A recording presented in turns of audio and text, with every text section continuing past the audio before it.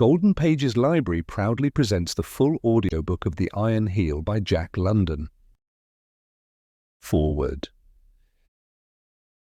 It cannot be said that the Everhard manuscript is an important historical document.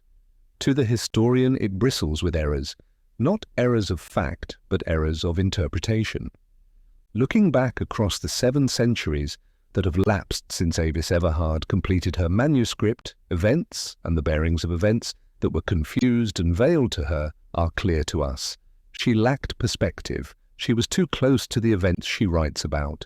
Nay, she was merged in the events she has described. Nevertheless, as a personal document, the Everhard manuscript is of inestimable value. But here again enter error of perspective and vitiation due to the bias of love. Yet we smile indeed and forgive Avis Everhard for the heroic lines upon which she modelled her husband. We know today that he was not so colossal, and that he loomed among the events of his times less largely than the manuscript would lead us to believe.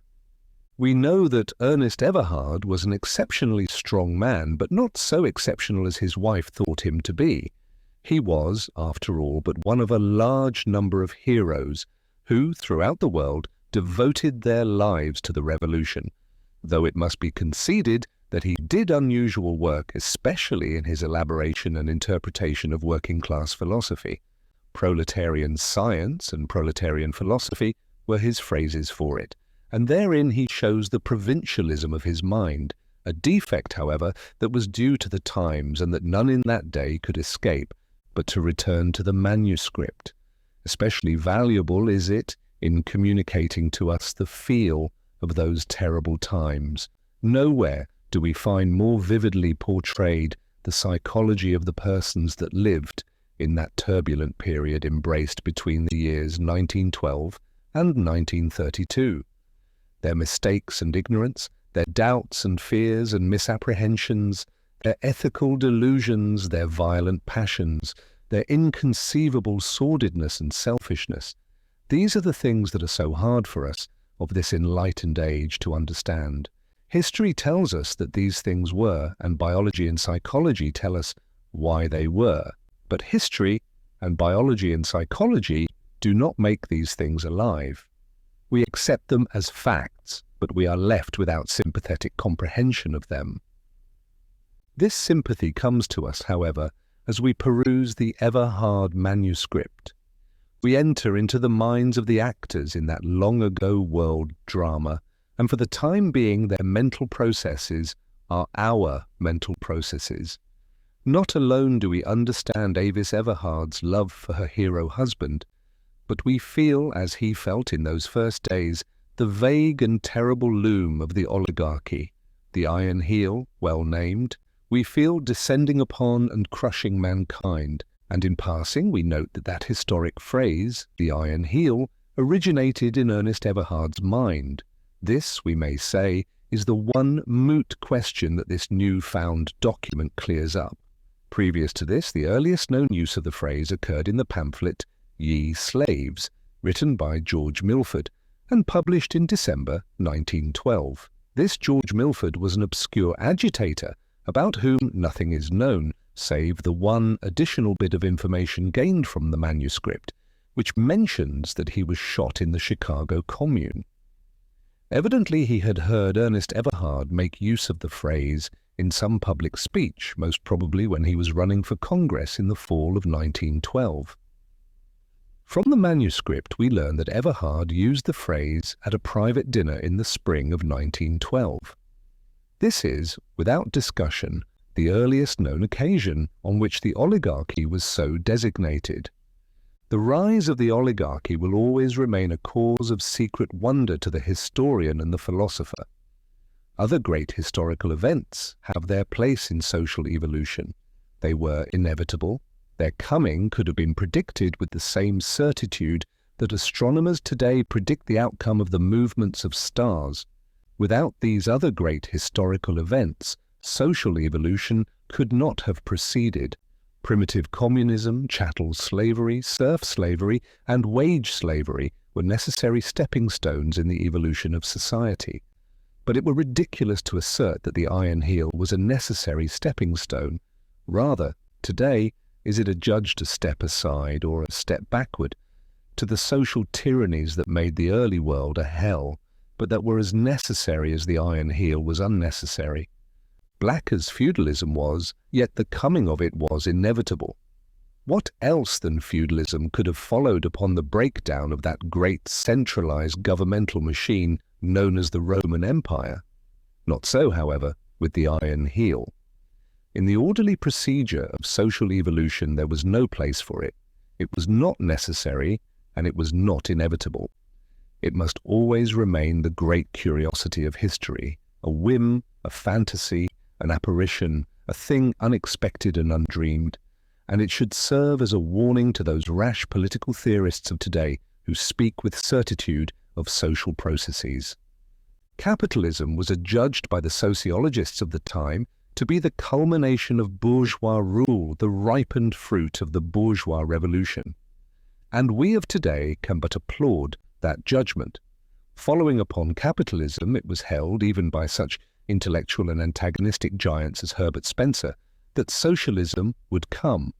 Out of the decay of self-seeking capitalism, it was held, would arise that flower of the ages, the brotherhood of man, instead of which, appalling alike to us who look back and to those that lived at the time, capitalism, rotten ripe, sent forth that monstrous offshoot, the oligarchy. Too late did the socialist movement of the early 20th century divine the coming of the oligarchy. Even as it was divined, the oligarchy was there, a fact established in blood, a stupendous and awful reality. Nor even then, as the Everhard manuscript well shows, was any permanence attributed to the Iron Heel. Its overthrow was a matter of a few short years, was the judgment of the revolutionists. It is true they realized that the peasant revolt was unplanned, and that the first revolt was premature. But they little realized that the second revolt, planned and mature, was doomed to equal futility and more terrible punishment. It is apparent that Avis Everhard completed the manuscript during the last days of preparation for the second revolt. Hence, the fact that there is no mention of the disastrous outcome of the second revolt. It is quite clear that she intended the manuscript for immediate publication as soon as the Iron Heel was overthrown, so that her husband, so recently dead, should receive full credit for all that he had ventured and accomplished. Then came the frightful crushing of the second revolt, and it is probable that in the moment of danger, ere she fled or was captured by the mercenaries, she hid the manuscript in the hollow oak at Wake Robin Lodge. Of Avis Everhard there is no further record. Undoubtedly she was executed by the mercenaries, and, as is well known, no record of such executions was kept by the Iron Heel. But little did she realize even then, as she hid the manuscript and prepared to flee, how terrible had been the breakdown of the second revolt. Little did she realize that the tortuous and distorted evolution of the next 3 centuries would compel a third revolt and a fourth revolt, and many revolts, all drowned in seas of blood, ere the world movement of labor should come into its own. And little did she dream that for 7 long centuries the tribute of her love to Ernest Everhard would repose undisturbed in the heart of the ancient oak of Wake Robin Lodge. Anthony Meredith, Aldous, November 27th, 419 Bomb. Chapter 1. My Eagle. The soft summer wind stirs the redwoods, and wild water ripples sweet cadences over its mossy stones. There are butterflies in the sunshine, and from everywhere arises the drowsy hum of bees. It is so quiet and peaceful, and I sit here and ponder, and am restless. It is the quiet that makes me restless. It seems unreal. All the world is quiet, but it is the quiet before the storm. I strain my ears and all my senses for some betrayal of that impending storm. Oh, that it may not be premature, that it may not be premature. Asterisk. The second revolt was largely the work of Ernest Everhard, though he cooperated, of course, with the European leaders. The capture and secret execution of Everhard was the great event of the spring of 1932 AD. Yet so thoroughly had he prepared for the revolt that his fellow conspirators were able, with little confusion or delay, to carry out his plans. It was after Everhard's execution that his wife went to Wake Robin Lodge, a small bungalow in the Sonoma Hills of California. Small wonder that I am restless. I think, and I cannot cease from thinking. I have been in the thick of life so long that I am oppressed by the peace and quiet, and I cannot forbear from dwelling upon that mad maelstrom of death and destruction so soon to burst forth. In my ears are the cries of the stricken, and I can see, as I have seen in the past, all the marring and mangling of the sweet, beautiful flesh, and the souls torn with violence from proud bodies and hurled to God. Thus do we poor humans attain our ends, striving through carnage and destruction to bring lasting peace and happiness upon the earth. Asterisk. Without doubt, she here refers to the Chicago Commune, and then I am lonely. When I do not think of what is to come, I think of what has been and is no more. My eagle, beating with tireless wings the void, soaring toward what was ever his sun, the flaming ideal of human freedom. I cannot sit idly by and wait the great event that is his making, though he is not here to see. He devoted all the years of his manhood to it, and for it he gave his life. It is his handiwork. He made it. Asterisk. With all respect to Avis Everhard, it must be pointed out that Everhard was but one of many able leaders who planned the Second Revolt.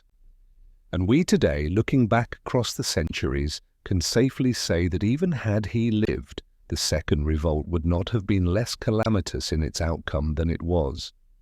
And so it is in this anxious time of waiting that I shall write of my husband. There is much light that I alone of all persons living can throw upon his character, and so noble a character cannot be blazoned forth too brightly. His was a great soul, and when my love grows unselfish, my chiefest regret is that he is not here to witness tomorrow's dawn.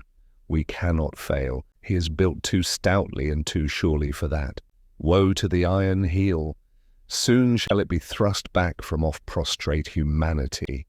When the word goes forth, the labour hosts of all the world shall rise. There has been nothing like it in the history of the world.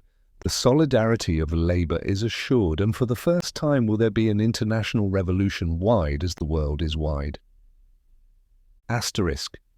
The Second Revolt was truly international. It was a colossal plan, too colossal to be wrought by the genius of one man alone. Labour in all the oligarchies of the world was prepared to rise at the signal. Germany, Italy, France, and all Australasia were labour countries, socialist states. They were ready to lend aid to the revolution.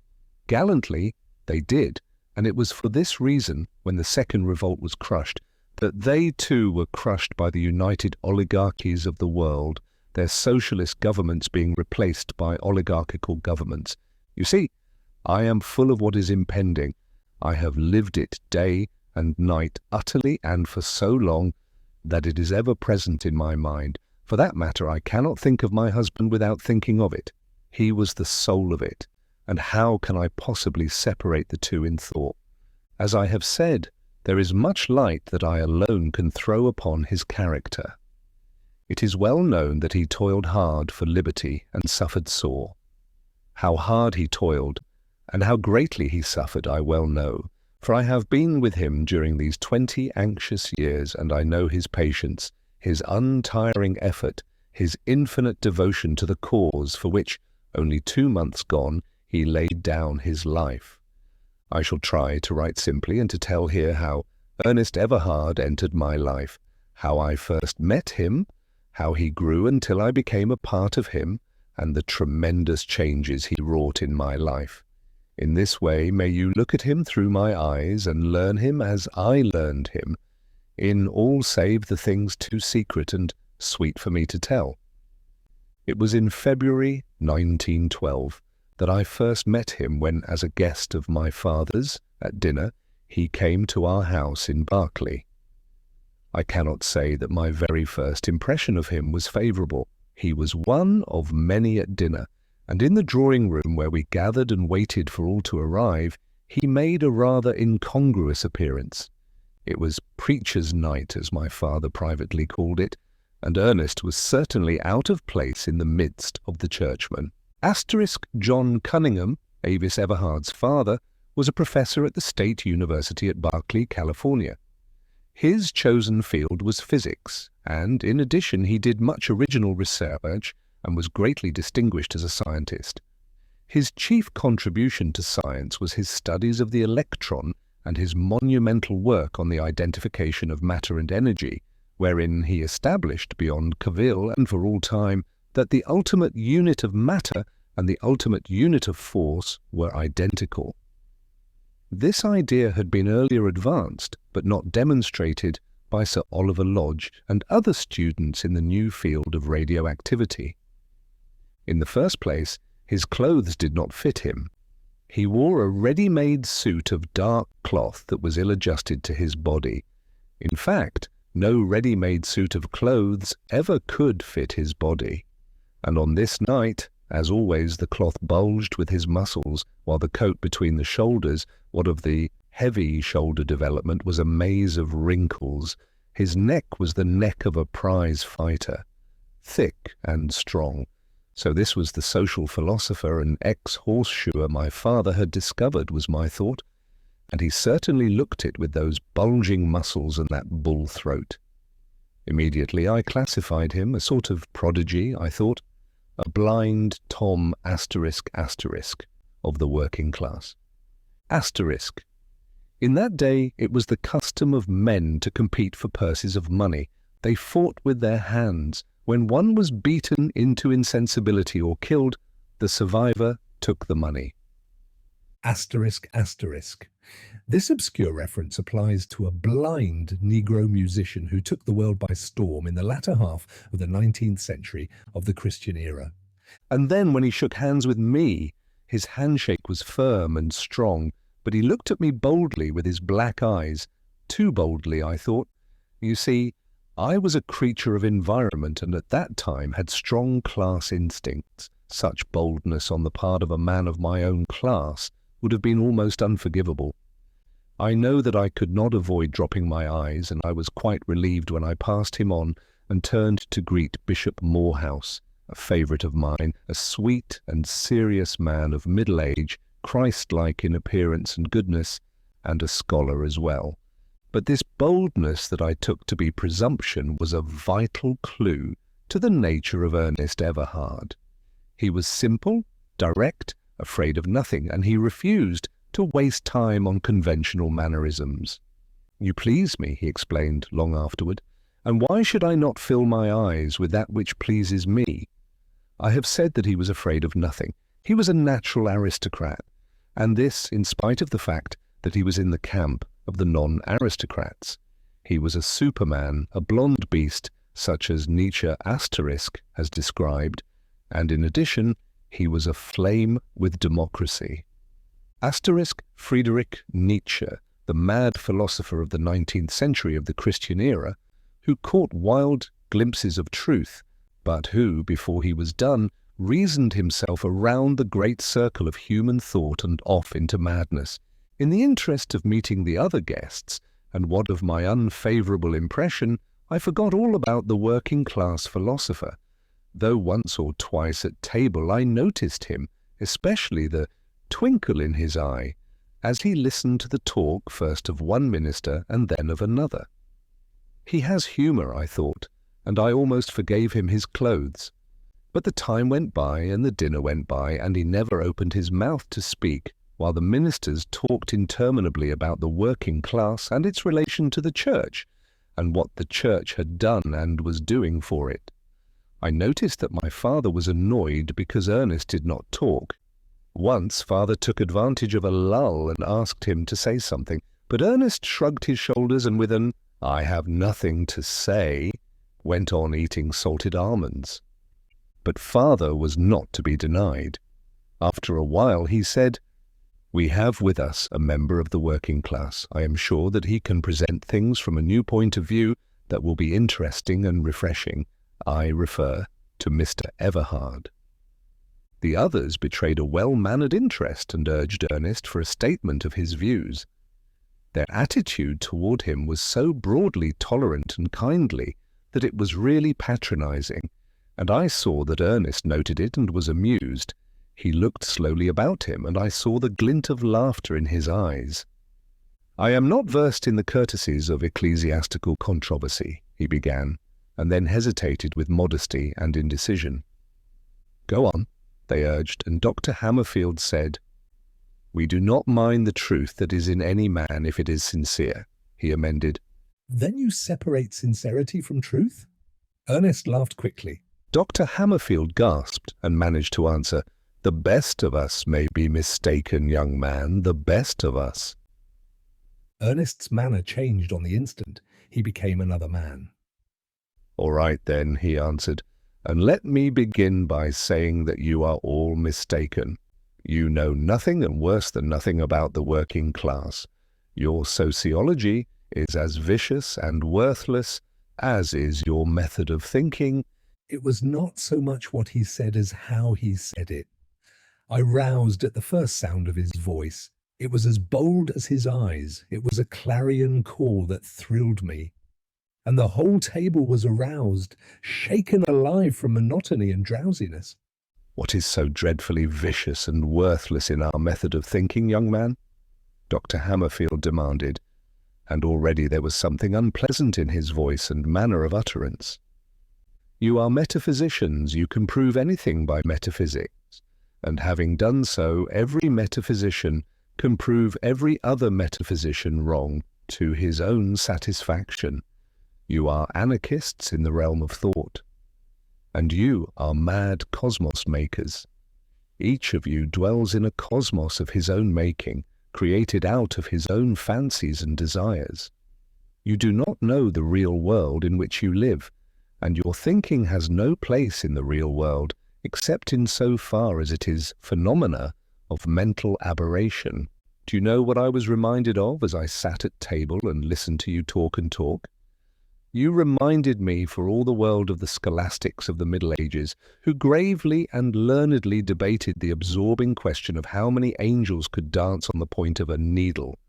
Why, my dear sirs, you are as remote from the intellectual life of the 20th century as an Indian medicine man making incantation in the primeval forest 10,000 years ago. As Ernest talked, he seemed in a fine passion. His face glowed, his eyes snapped and flashed, and his chin and jaw were eloquent with aggressiveness. But it was only a way he had. It always aroused people. His smashing, sledgehammer manner of attack invariably made them forget themselves, and they were forgetting themselves now. Bishop Morehouse was leaning forward and listening intently. Exasperation and anger were flushing the face of Dr. Hammerfield. And others were exasperated too, and some were smiling in an amused and superior way. As for myself, I found it most enjoyable. I glanced at father, and I was afraid he was going to giggle at the effect of this human bombshell he had been guilty of launching amongst us. "Your terms are rather vague," Dr. Hammerfield interrupted. "Just precisely what do you mean when you call us metaphysicians?" "I call you metaphysicians because you reason metaphysically," Ernest went on. "Your method of reasoning is the opposite to that of science. There is no validity to your conclusions. You can prove everything and nothing, and no two of you can agree upon anything. Each of you goes into his own consciousness to explain himself and the universe. As well may you lift yourselves by your own bootstraps as to explain consciousness by consciousness." "I do not understand," Bishop Morehouse said. "It seems to me that all things of the mind are metaphysical. That most exact and convincing of all sciences, mathematics, is sheerly metaphysical. Each and every thought process of the scientific reasoner is metaphysical. Surely you will agree with me?" As you say, you do not understand, Ernest replied. The metaphysician reasons deductively out of his own subjectivity. The scientist reasons inductively from the facts of experience. The metaphysician reasons from theory to facts. The scientist reasons from facts to theory. The metaphysician explains the universe by himself. The scientist explains himself by the universe. Thank God we are not scientists, Dr. Hammerfield murmured complacently. What are you then? Ernest demanded. Philosophers. There you go, Ernest laughed. You have left the real and solid earth and are up in the air with a word for a flying machine. Pray come down to earth and tell me precisely what you do mean by philosophy. Philosophy is... Dr. Hammerfield paused and cleared his throat. Something that cannot be defined comprehensively except to such minds and temperaments as are philosophical.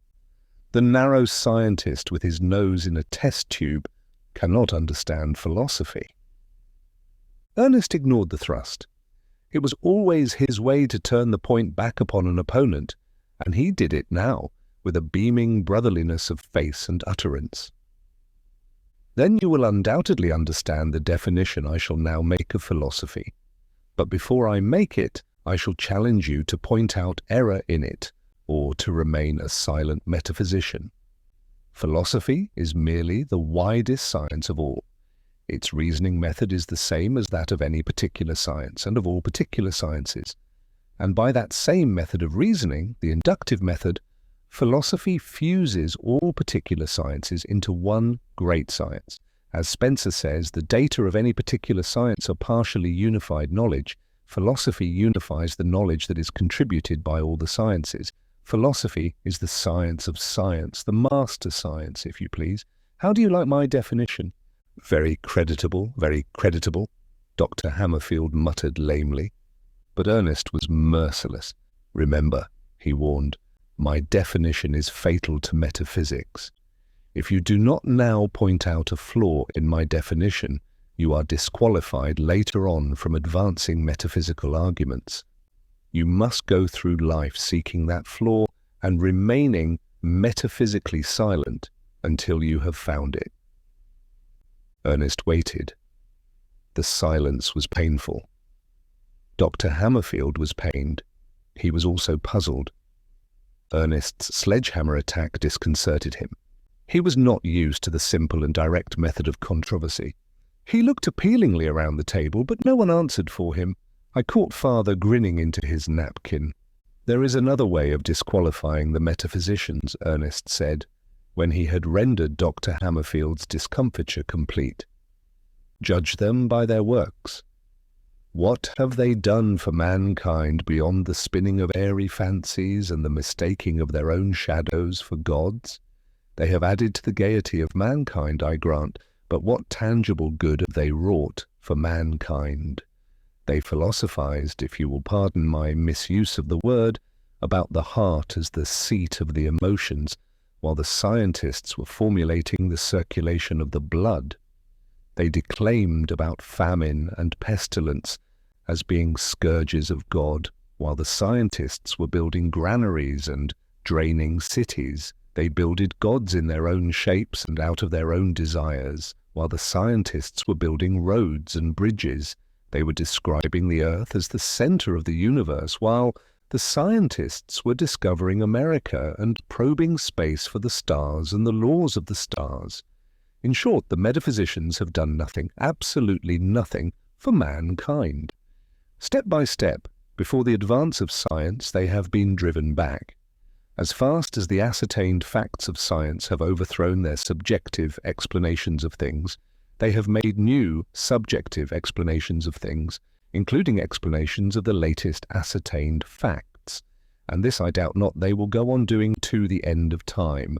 Gentlemen, a metaphysician is a medicine man.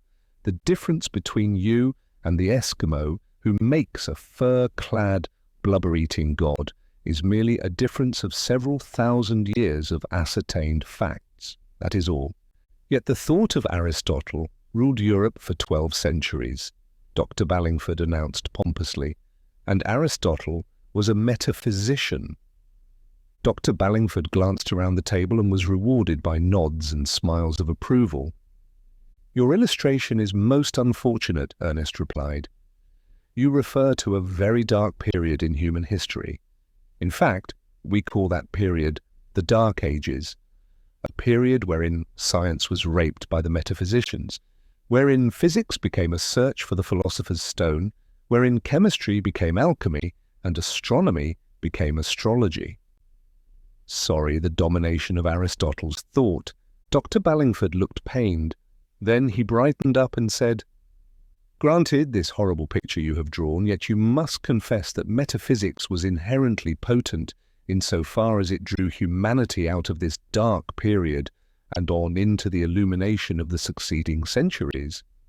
"Metaphysics had nothing to do with it," Ernest retorted. "What?" Dr. Hammerfield cried. "It was not the thinking and the speculation that led to the voyages of discovery." "Ah, my dear sir," Ernest smiled, "I thought you were disqualified. You have not yet picked out the flaw in my definition of philosophy. You are now on an unsubstantial basis. But it is the way of the metaphysicians, and I forgive you. No, I repeat, metaphysics had nothing to do with it. Bread and butter, silks and jewels, dollars and cents, and incidentally the closing up of the overland trade routes to India were the things that caused the voyages of discovery. With the fall of Constantinople in 1453, the Turks blocked the way of the caravans to India. The traders of Europe had to find another route. Here was the original cause for the voyages of discovery. Columbus sailed to find a new route to the Indies. It is so stated in all the history books. Incidentally, new facts were learned about the nature, size, and form of the earth, and the Ptolemaic system went glimmering. Dr. Hammerfield snorted. "You do not agree with me?" Ernest queried. "Then wherein am I wrong?" "I can only reaffirm my position," Dr. Hammerfield retorted tartly. "It is too long a story to enter into now." "No story is too long for the scientist," Ernest said sweetly. "That is why the scientist gets to places. That is why he got to America. I shall not describe the whole evening, though it is a joy to me to recall every moment, every detail of those first hours of my coming to know Ernest Everhard.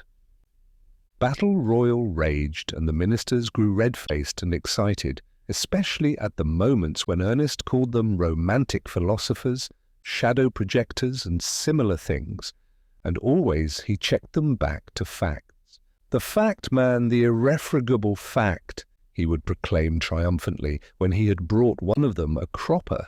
He bristled with facts. He tripped them up with facts, ambuscaded them with facts, bombarded them with broadsides of facts. "You seem to worship at the shrine of fact," Dr. Hammerfield taunted him. "There is no God but fact, and Mr. Everhard is its prophet," Dr. Ballingford paraphrased. Ernest smilingly acquiesced. "I'm like the man from Texas," he said. And on being solicited, he explained, "You see, the man from Missouri always says, 'You've got to show me,' but the man from Texas says, 'You've got to put it in my hand,' from which it is apparent that he is no metaphysician."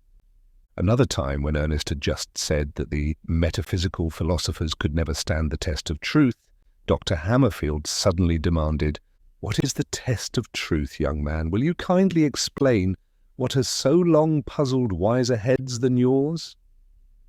"Certainly," Ernest answered. His cocksureness irritated them. "The wise heads have puzzled so sorely over truth because they went up into the air after it. Had they remained on the solid earth, they would have found it easily enough. Aye, they would have found that they themselves were precisely testing truth with every practical act and thought of their lives." The test, Dr. Hammerfield repeated impatiently. "Never mind the preamble. Give us that which we have sought so long. The test of truth. Give it us, and we will be as gods." There was an impolite and sneering scepticism in his words and manner that secretly pleased most of them at the table, though it seemed to bother Bishop Morehouse. Dr. Jordan Asterisk has stated it very clearly, Ernest said. His test of truth is, will it work? Will you trust your life to it? Asterisk, a noted educator of the late 19th and early 20th centuries of the Christian era. He was president of the Stanford University, a private benefaction of the Times. Pish, Dr. Hammerfield sneered. You have not taken Bishop Berkeley Asterisk into account. He has never been answered. Asterisk. An idealistic monist who long puzzled the philosophers of that time with his denial of the existence of matter, but whose clever argument was finally demolished when the new empiric facts of science were philosophically generalized. The noblest metaphysician of them all, Ernest laughed. But your example is unfortunate. As Berkeley himself attested, his metaphysics didn't work. Dr. Hammerfield was angry, righteously angry. It was as though he had caught Ernest in a theft or a lie. Young man, he trumpeted, that statement is on a par with all you have uttered tonight. It is a base and unwarranted assumption. I am quite crushed, Ernest murmured meekly. Only I don't know what hit me. You'll have to put it in my hand, Doctor. I will, Dr. Hammerfield spluttered. How do you know? You do not know that Bishop Berkeley attested that his metaphysics did not work. You have no proof. Young man, they have always worked. I take it as proof that Berkeley's metaphysics did not work because... Ernest paused calmly for a moment. Because Berkeley made an invariable practice of going through doors instead of walls. Because he trusted his life to solid bread and butter and roast beef. Because he shaved himself with a razor that worked when it removed the hair from his face. But those are actual things, Dr. Hammerfield cried. Metaphysics is of the mind. And they work in the mind? Ernest queried softly. The other nodded. And even a multitude of angels can dance on the point of a needle, in the mind? Ernest went on reflectively. And a blubber-eating, fur-clad god can exist and work. In the mind, and there are no proofs to the contrary. In the mind. I suppose, Doctor, you live in the mind. My mind to me a kingdom is, was the answer. That's another way of saying that you live up in the air, but you come back to earth at mealtime, I am sure. Or when an earthquake happens along. Or tell me, Doctor, do you have no apprehension, in an earthquake, that incorporeal body of yours will be hit by an immaterial brick? Instantly and quite unconsciously, Dr. Hammerfield's hand shot up to his head, where a scar disappeared under the hair. It happened that Ernest had blundered on an apposite illustration. Dr. Hammerfield had been nearly killed in the great earthquake Asterisk by a falling chimney. Everybody broke out into roars of laughter. Asterisk, the great earthquake of 1906, A.D. that destroyed San Francisco. Well, Ernest asked when the merriment had subsided. Proofs to the contrary, and in the silence he asked again, well? Then he added, still well, but not so well, that argument of yours. But Dr. Hammerfield was temporarily crushed, and the battle raged on in new directions. On point after point, Ernest challenged the ministers. When they affirmed that they knew the working class, he told them fundamental truths about the working class that they did not know, and challenged them for disproofs.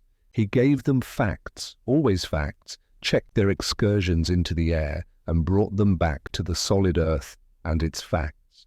How the scene comes back to me. I can hear him now with that war note in his voice, flaying them with his facts, each fact a lash that stung and stung again. And he was merciless. He took no quarter, and gave none. I can never forget the flaying he gave them at the end. Asterisk. This figure arises from the customs of the times, when, among men fighting to the death in their wild animal way, a beaten man threw down his weapons. It was at the option of the victor to slay him or spare him. You have repeatedly confessed tonight by direct avowal or ignorant statement that you do not know the working class, But you are not to be blamed for this. How can you know anything about the working class? You do not live in the same locality with the working class. You herd with the capitalist class in another locality, and why not? It is the capitalist class that pays you, that feeds you, that puts the very clothes on your backs that you are wearing tonight. And in return, you preach to your employers the brands of metaphysics that are especially acceptable to them. And the especially acceptable brands are acceptable because they do not menace the established order of society. Here there was a stir of dissent around the table. "Oh, I am not challenging your sincerity," Ernest continued. "You are sincere. You preach what you believe. There lies your strength and your value to the capitalist class.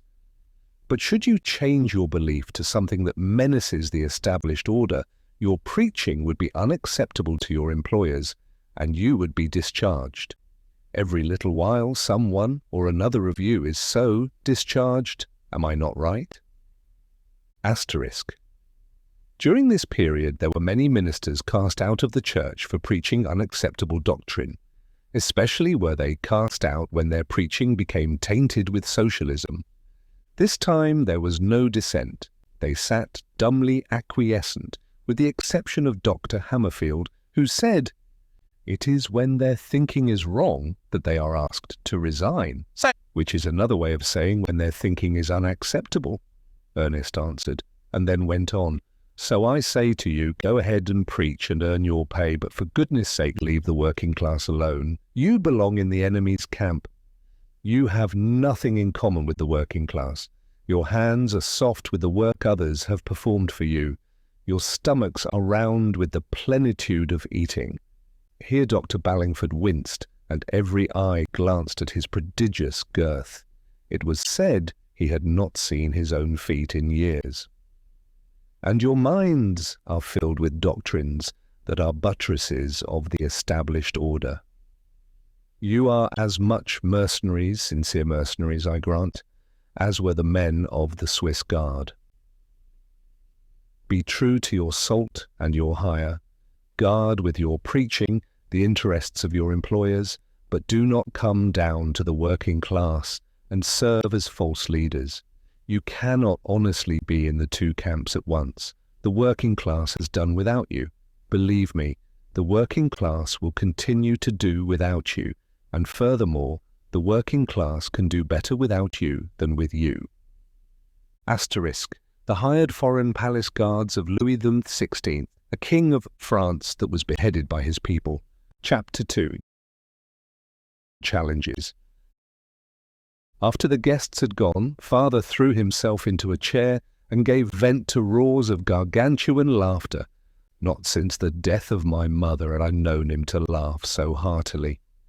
"I'll wager Dr. Hammerfield was never up against anything like it in his life," he laughed. "The courtesies of ecclesiastical controversy. Did you notice how he began like a lamb? Everhard, I mean, and how quickly he became a roaring lion. He has a splendidly disciplined mind. He would have made a good scientist if his energies had been directed that way. I need scarcely say that I was deeply interested in Ernest Everhard. It was not alone what he had said and how he had said it, but it was the man himself. I had never met a man like him. I suppose that was why, in spite of my 24 years, I had not married. I liked him, I had to confess it to myself, and my like for him was founded on things beyond intellect and argument. Regardless of his bulging muscles and prizefighter's throat, he impressed me as an ingenuous boy. I felt that under the guise of an intellectual swashbuckler was a delicate and sensitive spirit. I sensed this in ways I knew not, save that they were my woman's intuitions. There was something in that clarion call of his that went to my heart. It still rang in my ears, and I felt that I should like to hear it again, and to see again that glint of laughter in his eyes that belied the impassioned seriousness of his face. And there were further reaches of vague and indeterminate feelings that stirred in me. I almost loved him then, though I am confident had I never seen him again, that the vague feelings would have passed away and that I should easily have forgotten him. But I was not destined never to see him again. My father's newborn interest in sociology and the dinner parties he gave would not permit. Father was not a sociologist. His marriage with my mother had been very happy, and in the researches of his own science, physics, he had been very happy. But when mother died, his own work could not fill the emptiness. At first, in a mild way, he had dabbled in philosophy. Then, becoming interested, he had drifted on into economics and sociology. He had a strong sense of justice, and he soon became fired with a passion to redress wrong. It was with gratitude that I hailed these signs of a new interest in life, though I little dreamed what the outcome would be. With the enthusiasm of a boy, he plunged excitedly into these new pursuits, regardless of whither they led him. He had been used always to the laboratory, and so it was that he turned the dining room into a sociological laboratory. Here came to dinner all sorts and conditions of men, scientists, politicians, bankers, merchants, professors, labor leaders, socialists, and anarchists. He stirred them to discussion and analyzed their thoughts of life and society.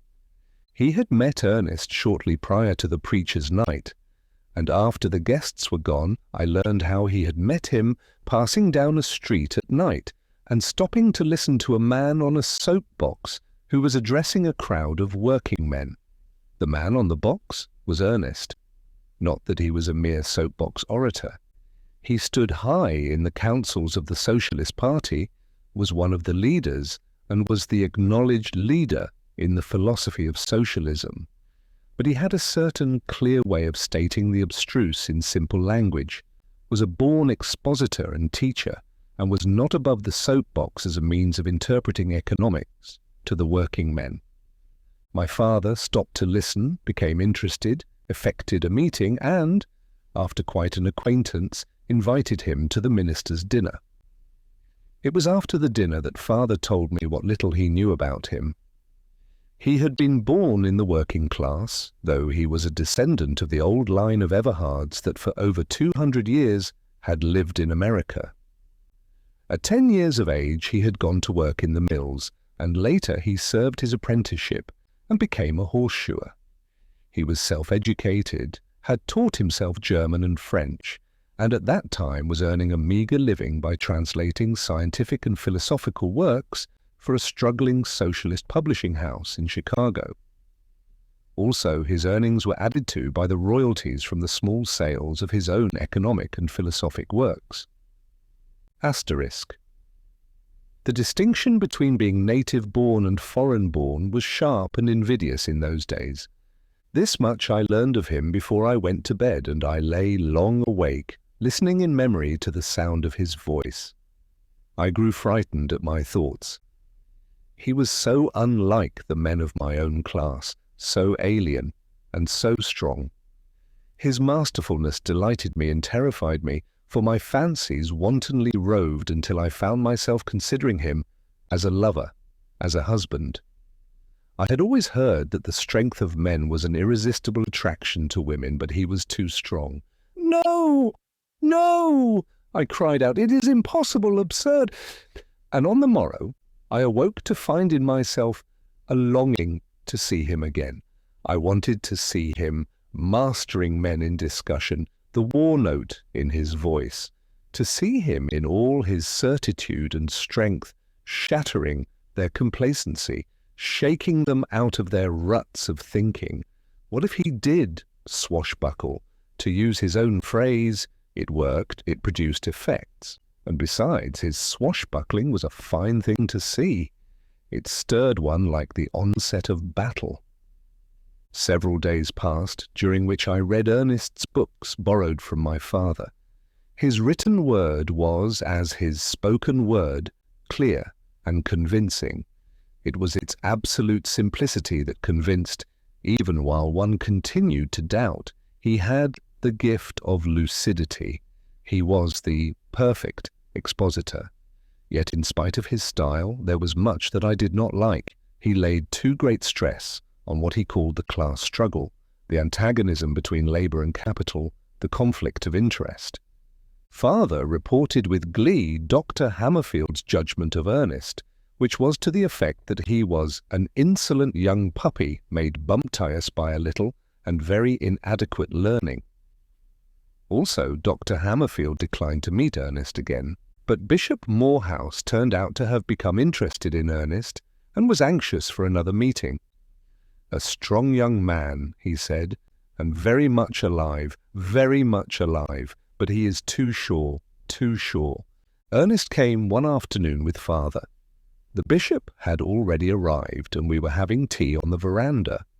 Ernest's continued presence in Berkeley, by the way, was accounted for by the fact that he was taking special courses in biology at the university, and also that he was hard at work on a new book entitled Philosophy and Revolution. Asterisk. This book continued to be secretly printed throughout the 3 centuries of the Iron Heel. There are several copies of various editions in the National Library of Aldous. The veranda seemed suddenly to have become small when Ernest arrived. Not that he was so very large, he stood only 5 feet 9 inches, but that he seemed to radiate an atmosphere of largeness. As he stopped to meet me, he betrayed a certain slight awkwardness that was strangely at variance with his bold-looking eyes and his firm, sure hand that clasped for a moment in greeting. And in that moment his eyes were just as steady and sure. There seemed a question in them this time, and as before he looked at me overlong. "I have been reading your working-class philosophy," I said, and his eyes lighted in a pleased way. "Of course," he answered. "You took into consideration the audience to which it was addressed." "I did, and it is because I did that I have a quarrel with you," I challenged. "I too have a quarrel with you, Mr. Everhard," Bishop Morehouse said. Ernest shrugged his shoulders whimsically and accepted a cup of tea. The bishop bowed and gave me precedence. "You foment class hatred," I said. "I consider it wrong and criminal to appeal to all that is narrow and brutal in the working class. Class hatred is anti-social and, it seems to me, anti-socialistic." "Not guilty," he answered. "Class hatred is neither in the text nor in the spirit of anything I have ever written." "Oh!" I cried reproachfully, and reached for his book and opened it. He sipped his tea and smiled at me while I ran over the pages. "Page 132, I read aloud. "The class struggle, therefore, presents itself in the present stage of social development between the wage-paying and the wage-paid classes." I looked at him triumphantly. "No mention there of class hatred," he smiled back. "But," I answered, "you say class struggle." "A different thing from class hatred," he replied. "And believe me, we foment no hatred. We say that the class struggle is a law of social development. We are not responsible for it. We do not make the class struggle, we merely explain it, as Newton explained gravitation. We explain the nature of the conflict of interest that produces the class struggle." "But there should be no conflict of interest," I cried. "I agree with you heartily," he answered. "That is what we socialists are trying to bring about, the abolition of the conflict of interest. Pardon me, let me read an extract." He took his book and turned back several pages. Page 126. "The cycle of class struggles, which began with the dissolution of rude tribal communism and the rise of private property, will end with the passing of private property in the means of social existence." "But I disagree with you," the bishop interposed, his pale, ascetic face betraying by a faint glow the intensity of his feelings. "Your premise is wrong. There is no such thing as a conflict of interest between labour and capital, or rather, there ought not to be." "Thank you," Ernest said gravely. "By that last statement you have given me back my premise." "But why should there be a conflict?" the bishop demanded warmly. Ernest shrugged his shoulders. "Because we are so made, I guess." But we are not so made, cried the other. Are you discussing the ideal man? Ernest asked, unselfish and godlike and so few in numbers as to be practically non-existent. Or are you discussing the common and ordinary average man? The common and ordinary man, was the answer. Who is weak and fallible, prone to error? Bishop Morehouse nodded. And petty and selfish? Again he nodded. Watch out, Ernest warned. I said selfish. The average man is selfish, the bishop affirmed valiantly. Wants all he can get? Wants all he can get. True, but deplorable. Then I've got you. Ernest's jaw snapped like a trap. Let me show you. Here is a man who works on the street railways.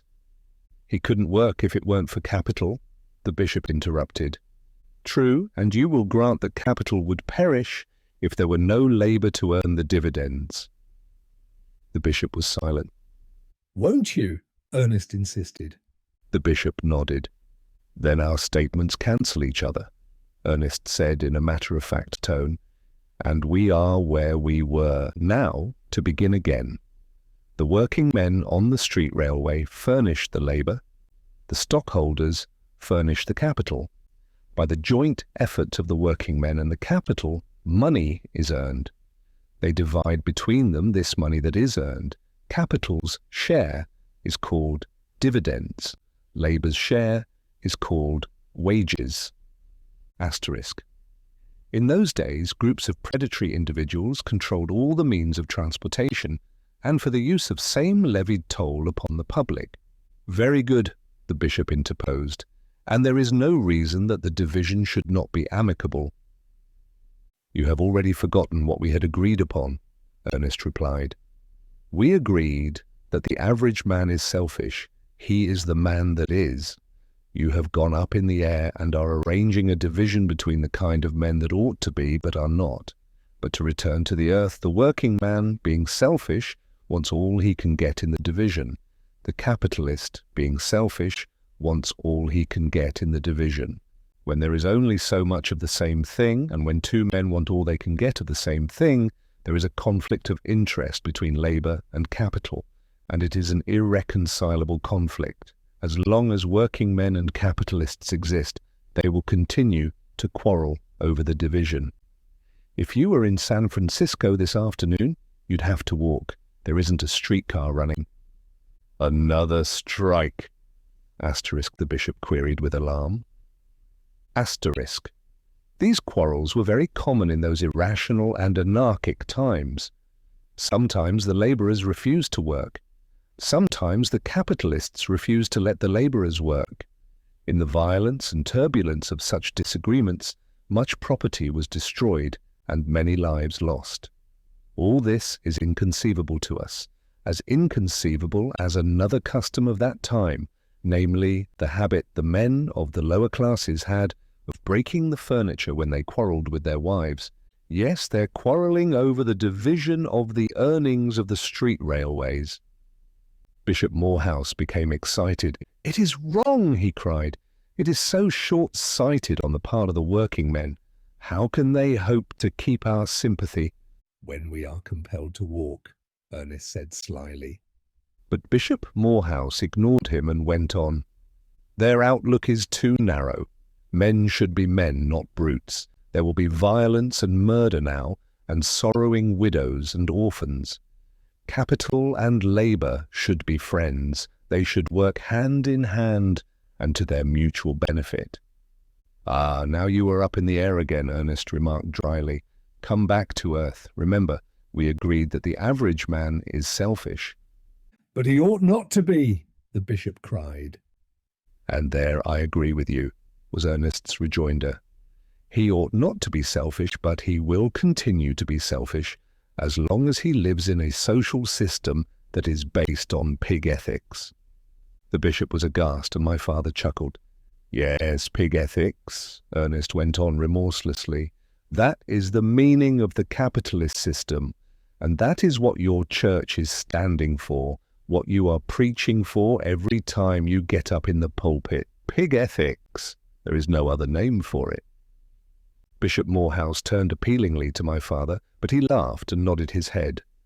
"I'm afraid Mr. Everhard is right," he said. "Laissez-faire, the let-alone policy of each for himself and devil, take the hindmost. As Mr. Everhard said the other night, the function you churchmen perform is to maintain the established order of society, and society is established on that foundation." "But that is not the teaching of Christ," cried the bishop. "The church is not teaching Christ these days," Ernest put in quickly. "That is why the working men will have nothing to do with the church. The church condones the frightful brutality and savagery with which the capitalist class treats the working class."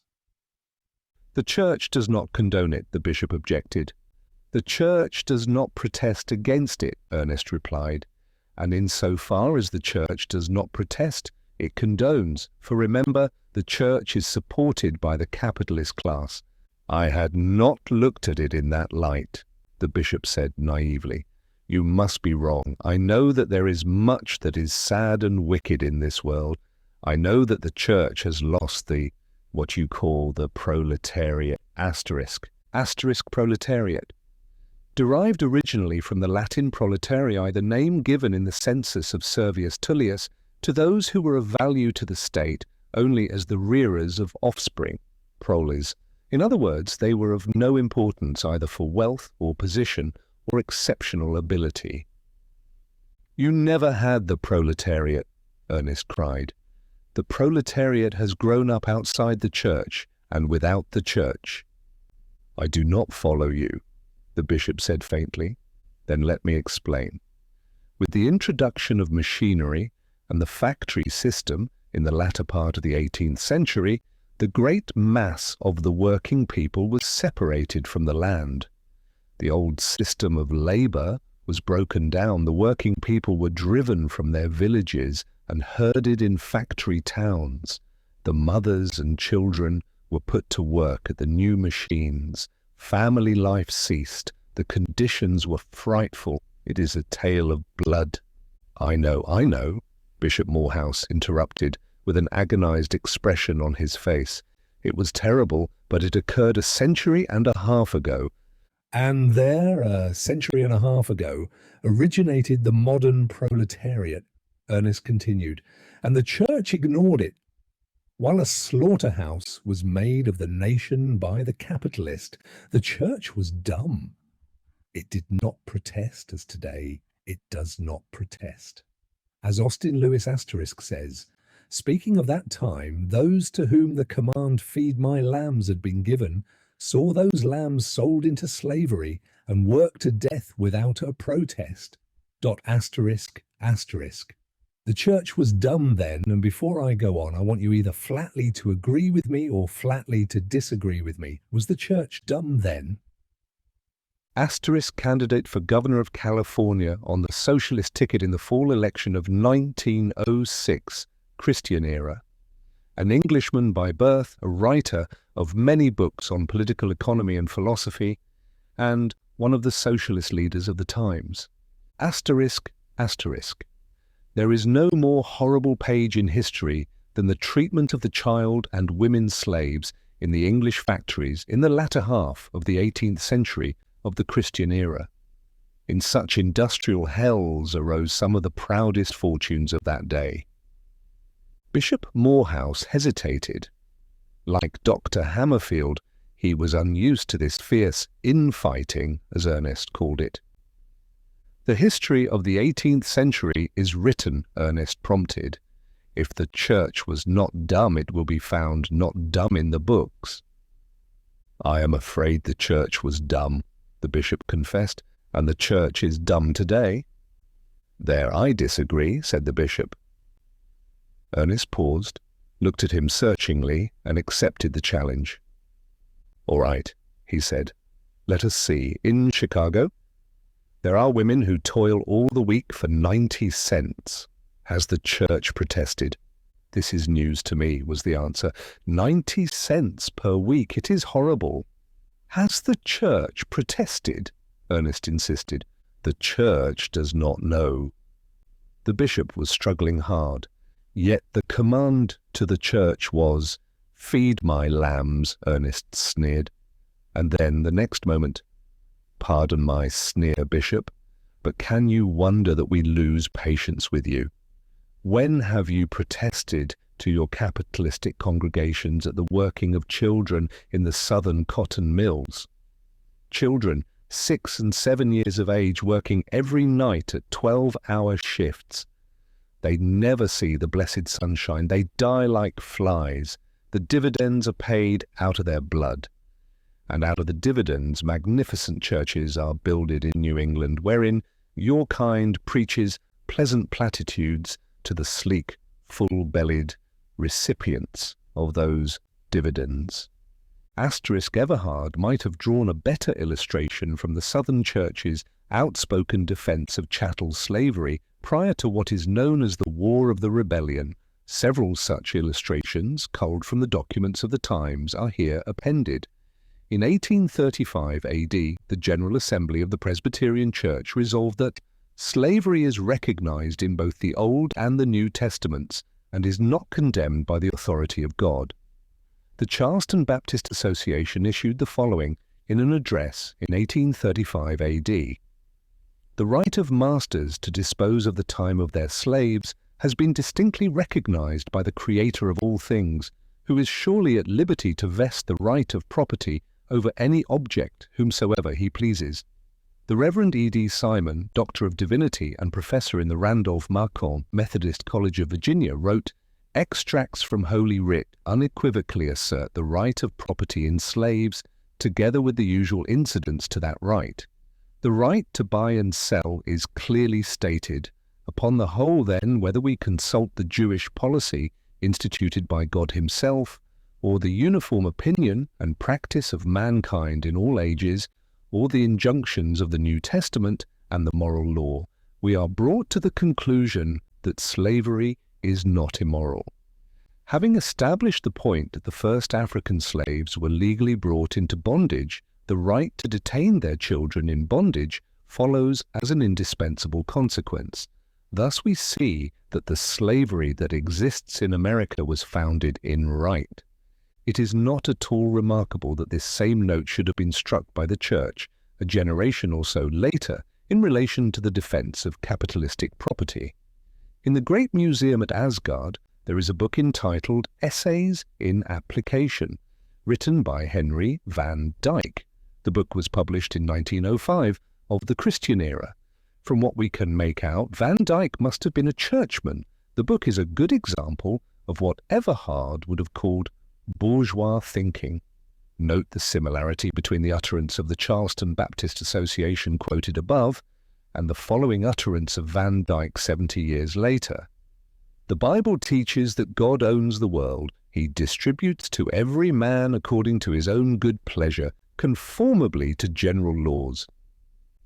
"I did not know," the bishop murmured faintly. His face was pale, and he seemed suffering from nausea. "Then you have not protested?" The bishop shook his head. "Then the church is dumb today as it was in the 18th century?" The bishop was silent, and for once Ernest forbore to press the point.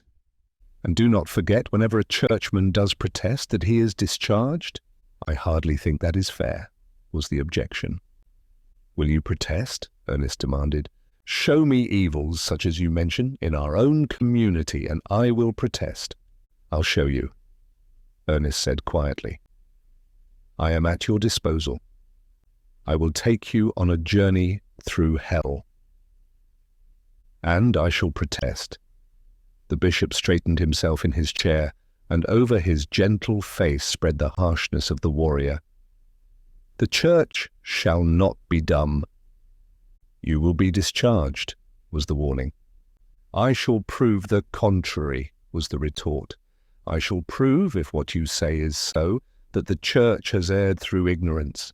And furthermore, I hold that whatever is horrible in industrial society is due to the ignorance of the capitalist class. It will mend all that is wrong as soon as it receives the message, and this message it shall be the duty of the church to deliver." Ernest laughed. He laughed brutally, and I was driven to the bishop's defense. Remember, I said, you see but one side of the shield. There is much good in us, though you give us credit for no good at all. Bishop Morehouse is right. The industrial wrong, terrible as you say it is due to ignorance. The divisions of society have become too widely separated. The wild Indian is not so brutal and savage as the capitalist class, he answered, and in that moment I hated him. You do not know us, I answered. We are not brutal and savage. Prove it, he challenged. How can I prove it to you? I was growing angry. He shook his head. I do not ask you to prove it to me. I ask you to prove it to yourself. I know, I said.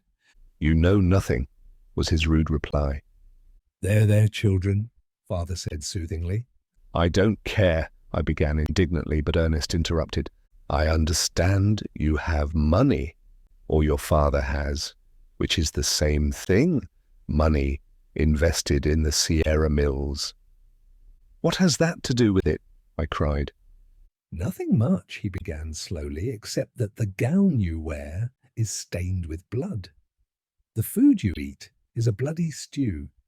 The blood of little children and of strong men is dripping from your very roof beams. I can close my eyes now and hear it drip, drop all about me. And suiting the action to the words, he closed his eyes and leaned back in his chair. I burst into tears of mortification and hurt vanity. I had never been so brutally treated in my life. Both the bishop and my father were embarrassed and perturbed. They tried to lead the conversation away into easier channels, but Ernest opened his eyes, looked at me, and waved them aside. His mouth was stern, and his eyes too, and in the latter there was no glint of laughter. What he was about to say, what terrible castigation he was going to give me, I never knew, for at that moment a man, passing along the sidewalk, stopped and glanced in at us. He was a large man, poorly dressed, and on his back was a great load of rattan and bamboo stands, chairs, and screens.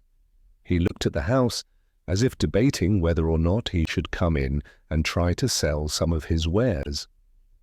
That man's name is Jackson, Ernest said. With that strong body of his, he should be at work and not peddling, I answered curtly. Asterisk. In that day there were many thousands of these poor merchants called peddlers. They carried their whole stock in trade from door to door. It was a most wasteful expenditure of energy. Distribution was as confused and irrational as the whole general system of society. Notice the sleeve of his left arm, Ernest said gently. I looked and saw that the sleeve was empty. It was some of the blood from that arm that I heard dripping from your roof beams, Ernest said with continued gentleness. He lost his arm in the Sierra Mills, and like a broken-down horse, you turned him out on the highway to die. When I say you, I mean the superintendent and the officials that you and the other stockholders pay to manage the mills for you. It was an accident. It was caused by his trying to save the company a few dollars. The toothed drum of the picker caught his arm. He might have let the small flint that he saw in the teeth go through. It would have smashed out a double row of spikes, but he reached for the flint, and his arm was picked and clawed to shreds from the fingertips to the shoulder. It was at night. The mills were working overtime. They paid a fat dividend that quarter. Jackson had been working many hours, and his muscles had lost their resiliency and snap. They made his movements a bit slow. That was why the machine caught him. He had a wife and 3 children. And what did the company do for him, I asked. Nothing. Oh yes, they did do something. They successfully fought the damage suit he brought when he came out of hospital. The company employs very efficient lawyers, you know. You have not told the whole story, I said with conviction. Or else you do not know the whole story. Maybe the man was insolent. Insolent! Ha! Ha! His laughter was Mephistophelian. Great God! Insolent, and with his arm chewed off. Nevertheless, he was a meek and lowly servant, and there is no record of his having been insolent. But the courts, I urged. The case would not have been decided against him had there been no more to the affair than you have mentioned. Colonel Ingram is leading counsel for the company. He is a shrewd lawyer. Ernest looked at me intently for a moment, then went on. I'll tell you what you do, Miss Cunningham. You investigate Jackson's case. I had already determined to, I said coldly. All right, he beamed good-naturedly, and I'll tell you where to find him. But I tremble for you when I think of all you are to prove by Jackson's arm. And so it came about that both the bishop and I accepted Ernest's challenges. They went away together, leaving me smarting with a sense of injustice that had been done me and my class. The man was a beast. I hated him then, and consoled myself with the thought that his behaviour was what was to be expected from a man of the working class. Chapter 3. Jackson's arm. Little did I dream the fateful part Jackson's arm was to play in my life. Jackson himself did not impress me when I hunted him out. I found him in a crazy, ramshackle asterisk house down near the bay on the edge of the marsh. Pools of stagnant water stood around the house, their surfaces covered with a green and putrid-looking scum, while the stench that arose from them was intolerable. Asterisk. An adjective descriptive of ruined and dilapidated houses in which great numbers of the working people found shelter in those days. They invariably paid rent, and, considering the value of such houses, enormous rent, to the landlords. I found Jackson the meek and lowly man he had been described. He was making some sort of rattan work, and he toiled on stolidly while I talked with him. But in spite of his meekness and lowliness, I fancied I caught the first note of a nascent bitterness in him when he said, "They might have given me a job as watchman or anyway." Asterisk. In those days, thievery was incredibly prevalent. Everybody stole property from everybody else. The lords of society stole legally or else legalized their stealing, while the poorer classes stole illegally. Nothing was safe unless guarded. Enormous numbers of men were employed as watchmen to protect property. The houses of the well-to-do were a combination of safe deposit vault and fortress. The appropriation of the personal belongings of others by our own children of today is looked upon as a rudimentary survival of the theft characteristic that in those early times was universal. I got little out of him. He struck me as stupid, and yet the deftness with which he worked with his one hand seemed to belie his stupidity. This suggested an idea to me. "How did you happen to get your arm caught in the machine?" I asked. He looked at me in a slow and pondering way and shook his head. "I don't know, it just happened." "Carelessness?" I prompted. "No," he answered, "I ain't for calling it that. I was working overtime, and I guess I was tired out some. I worked 17 years in them mills, and I've took notice that most of the accidents happens just before whistle blow. I'm willing to bet that more accidents happens in the hour before whistle blow than in all the rest of the day. A man ain't so quick after working steady for hours. I've seen too many of 'em cut up and gouged and chawed not to know." Asterisk.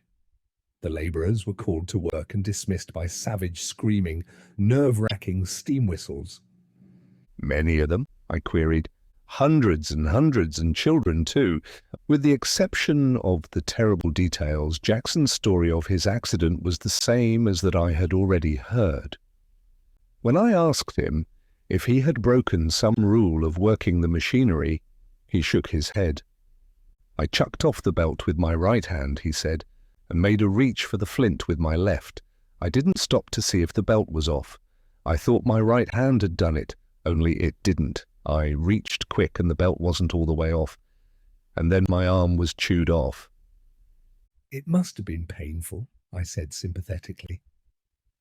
"The crunching of the bones wasn't nice," was his answer. His mind was rather hazy concerning the damage suit. Only one thing was clear to him, and that was that he had not got any damages.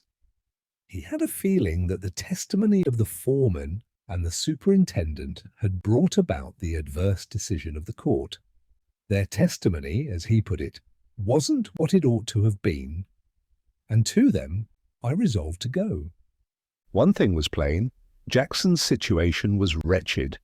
His wife was in ill health, and he was unable to earn, by his rattan work and peddling, sufficient food for the family. He was back in his rent, and the oldest boy, a lad of 11, had started to work in the mills. "They might have given me that watchman's job," were his last words as I went away. By the time I had seen the lawyer who had handled Jackson's case, and the 2 foremen and the superintendent at the mills who had testified, I began to feel that there was something after all in Ernest's contention. He was a weak and inefficient-looking man, the lawyer, and at sight of him I did not wonder that Jackson's case had been lost. My first thought was that it had served Jackson right for getting such a lawyer, but the next moment 2 of Ernest's statements came flashing into my consciousness. The company employs very efficient lawyers, and Colonel Ingram is a shrewd lawyer. I did some rapid thinking. It dawned upon me that of course the company could afford finer legal talent than could a working man like Jackson. But this was merely a minor detail. There was some very good reason, I was sure, why Jackson's case had gone against him. "Why did you lose the case?" I asked. The lawyer was perplexed and worried for a moment, and I found it in my heart to pity the wretched little creature. Then he began to whine. I do believe his whine was congenital.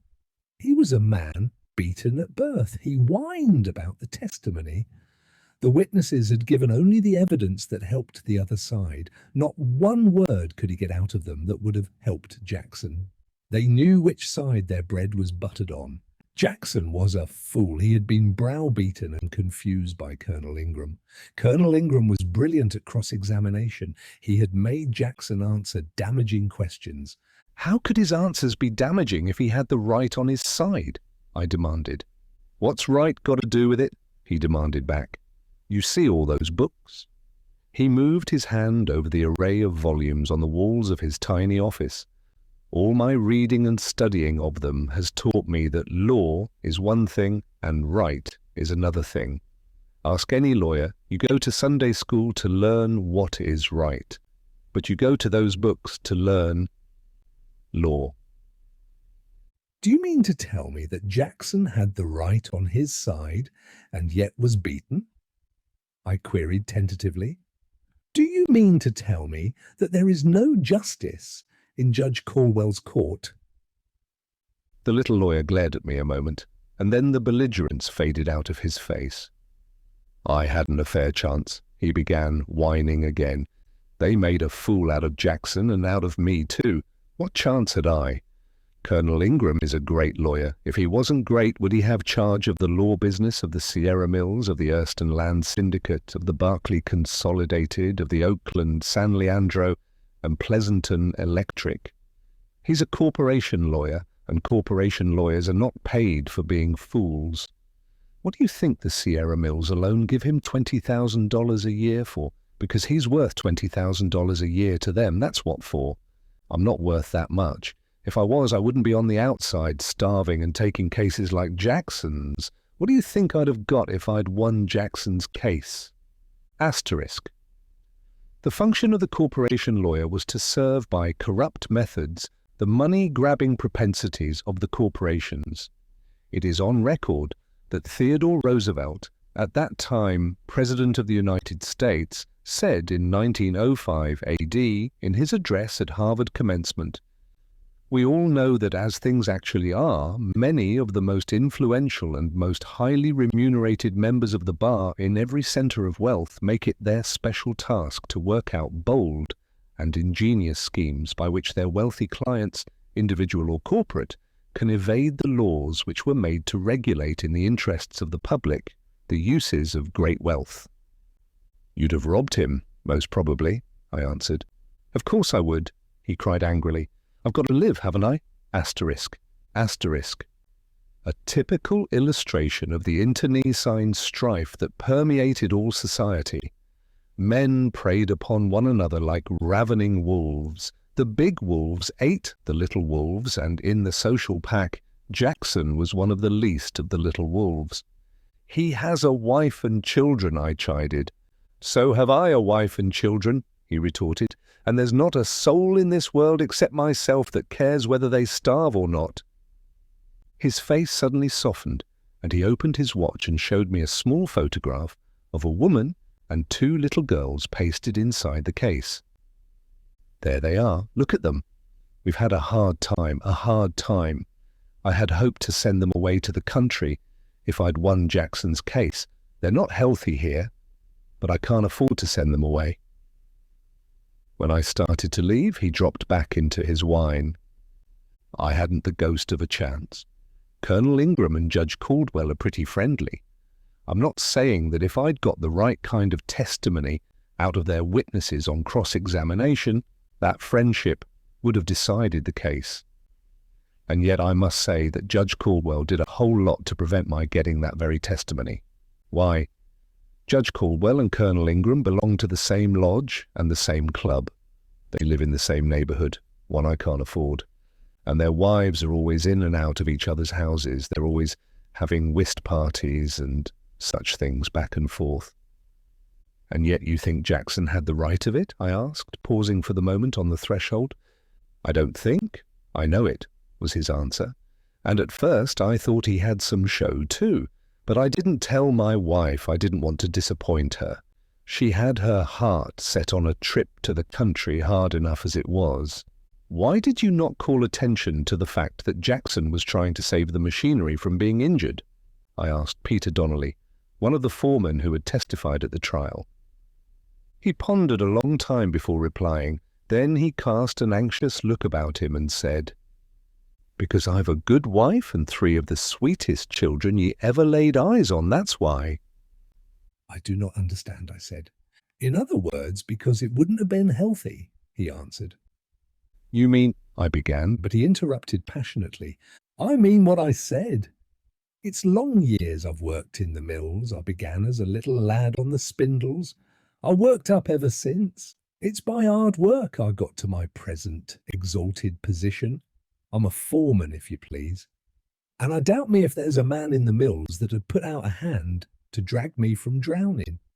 I used to belong to the union, but I've stayed by the company through 2 strikes. They called me Scab. There's not a man among them today to take a drink with me if I asked him. Do you see the scars on me head where I was struck with flying bricks? There ain't a child at the spindles but what would curse me name. Me only friend is the company. It's not me duty, but me bread and butter and the life of me children to stand by the mills. That's why. Was Jackson to blame? I asked. He should have got the damages. He was a good worker and never made trouble. Then you were not at liberty to tell the whole truth, as you had sworn to do? He shook his head. The truth, the whole truth, and nothing but the truth, I said solemnly. Again his face became impassioned, and he lifted it not to me but to heaven. I'd let me soul and body burn in everlasting hell for them children of mine, was his answer. Henry Dallas, the superintendent, was a vulpine-faced creature who regarded me insolently and refused to talk. Not a word could I get from him concerning the trial and his testimony. But with the other foreman I had better luck. James Smith was a hard-faced man, and my heart sank as I encountered him. He too gave me the impression that he was not a free agent. As we talked, I began to see that he was mentally superior to the average of his kind. He agreed with Peter Donnelly that Jackson should have got damages, and he went farther and called the action heartless and cold-blooded, that had turned the worker adrift after he had been made helpless by the accident. Also, he explained that there were many accidents in the mills, and that the company's policy was to fight to the bitter end all consequent damage suits. It means hundreds of thousands a year to the stockholders, he said. And as he spoke, I remembered the last dividend that had been paid my father, and the pretty gown for me and the books for him that had been bought out of that dividend. I remembered Ernest's charge that my gown was stained with blood, and my flesh began to crawl underneath my garments. When you testified at the trial, you didn't point out that Jackson received his accident through trying to save the machinery from damage? I said. No, I did not, was the answer, and his mouth set bitterly. I testified to the effect that Jackson injured himself by neglect and carelessness, and that the company was not in any way to blame or liable. Was it carelessness? I asked. Call it that, or anything you want to call it. The fact is, a man gets tired after he's been working for hours. I was becoming interested in the man. He certainly was of a superior kind. You are better educated than most working men, I said. I went through high school, he replied. I worked my way through doing janitor work. I wanted to go through the university. But my father died, and I came to work in the mills. I wanted to become a naturalist, he explained shyly, as though confessing a weakness. I love animals, but I came to work in the mills. When I was promoted to foreman, I got married. Then the family came, and, well, I wasn't my own boss anymore. What do you mean by that? I asked. I was explaining why I testified at the trial the way I did, why I followed instructions. Whose instructions? Colonel Ingram. He outlined the evidence I was to give, and it lost Jackson's case for him. He nodded, and the blood began to rise darkly in his face. And Jackson had a wife and 2 children dependent on him. I know, he said quietly, though his face was growing darker. Tell me, I went on, was it easy to make yourself over from what you were, say, in high school, to the man you must have become to do such a thing at the trial? The suddenness of his outburst startled and frightened me. He ripped Asterisk out a savage oath and clenched his fist as though about to strike me. Asterisk. It is interesting to note the virilities of language that were common speech in that day, as indicative of the life red of claw and fang that was then lived. Reference is here made, of course, not to the oath of Smith, but to the verb ripped used by Avis Everhard. I beg your pardon, he said the next moment. No, it was not easy, and now I guess you can go away. You've got all you wanted out of me. But let me tell you this before you go. It won't do you any good to repeat anything I've said. I'll deny it, and there are no witnesses. I'll deny every word of it, and if I have to, I'll do it under oath on the witness stand. After my interview with Smith, I went to my father's office in the chemistry building, and there encountered Ernest. It was quite unexpected, but he met me with his bold eyes and firm hand clasp, and with that curious blend of his awkwardness and ease. It was as though our last stormy meeting was forgotten, but I was not in the mood to have it forgotten. I have been looking up Jackson's case, I said abruptly. He was all interested attention and waited for me to go on, though I could see in his eyes the certitude that my convictions had been shaken. He seems to have been badly treated, I confessed. I think some of his blood is dripping from our roof beams. Of course, he answered, if Jackson and all his fellows were treated mercifully, the dividends would not be so large. I shall never be able to take pleasure in pretty gowns again, I added. I felt humble and contrite and was aware of a sweet feeling that Ernest was a sort of father-confessor. Then, as ever after, his strength appealed to me. It seemed to radiate a promise of peace and protection. Nor will you be able to take pleasure in sackcloth, he said gravely. There are the jute mills, you know, and the same thing goes on there. It goes on everywhere. Our boasted civilization is based upon blood, soaked in blood, and neither you nor I nor any of us can escape the scarlet stain. The men you talked with, who were they? I told him all that had taken place.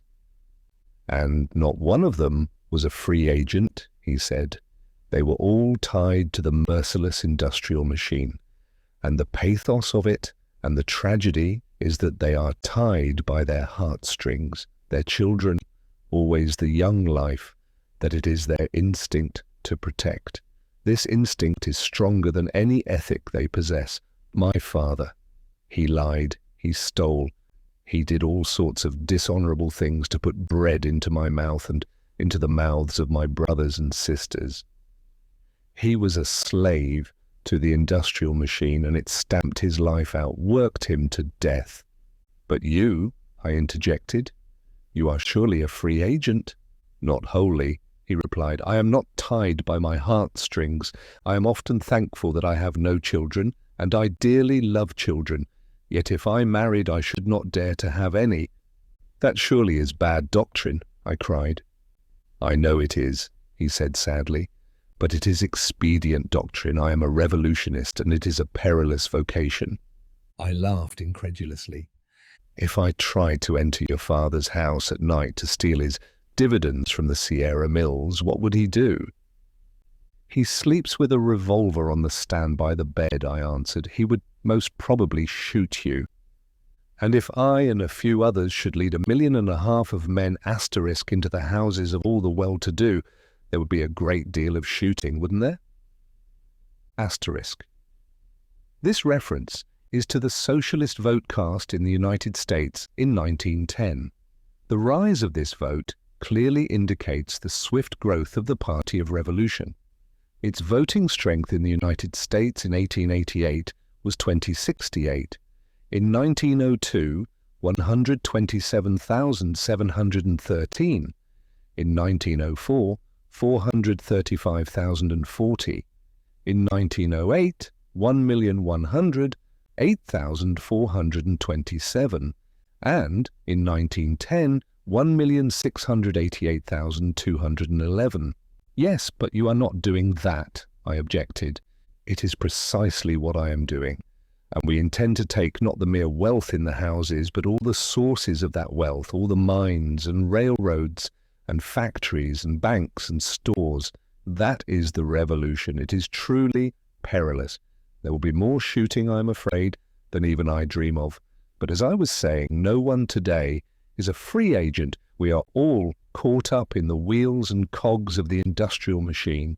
You found that you were, and that the men you talked with were. Talk with more of them. Go and see Colonel Ingram. Look up the reporters that kept Jackson's case out of the papers, and the editors that run the papers. You will find them all slaves of the machine.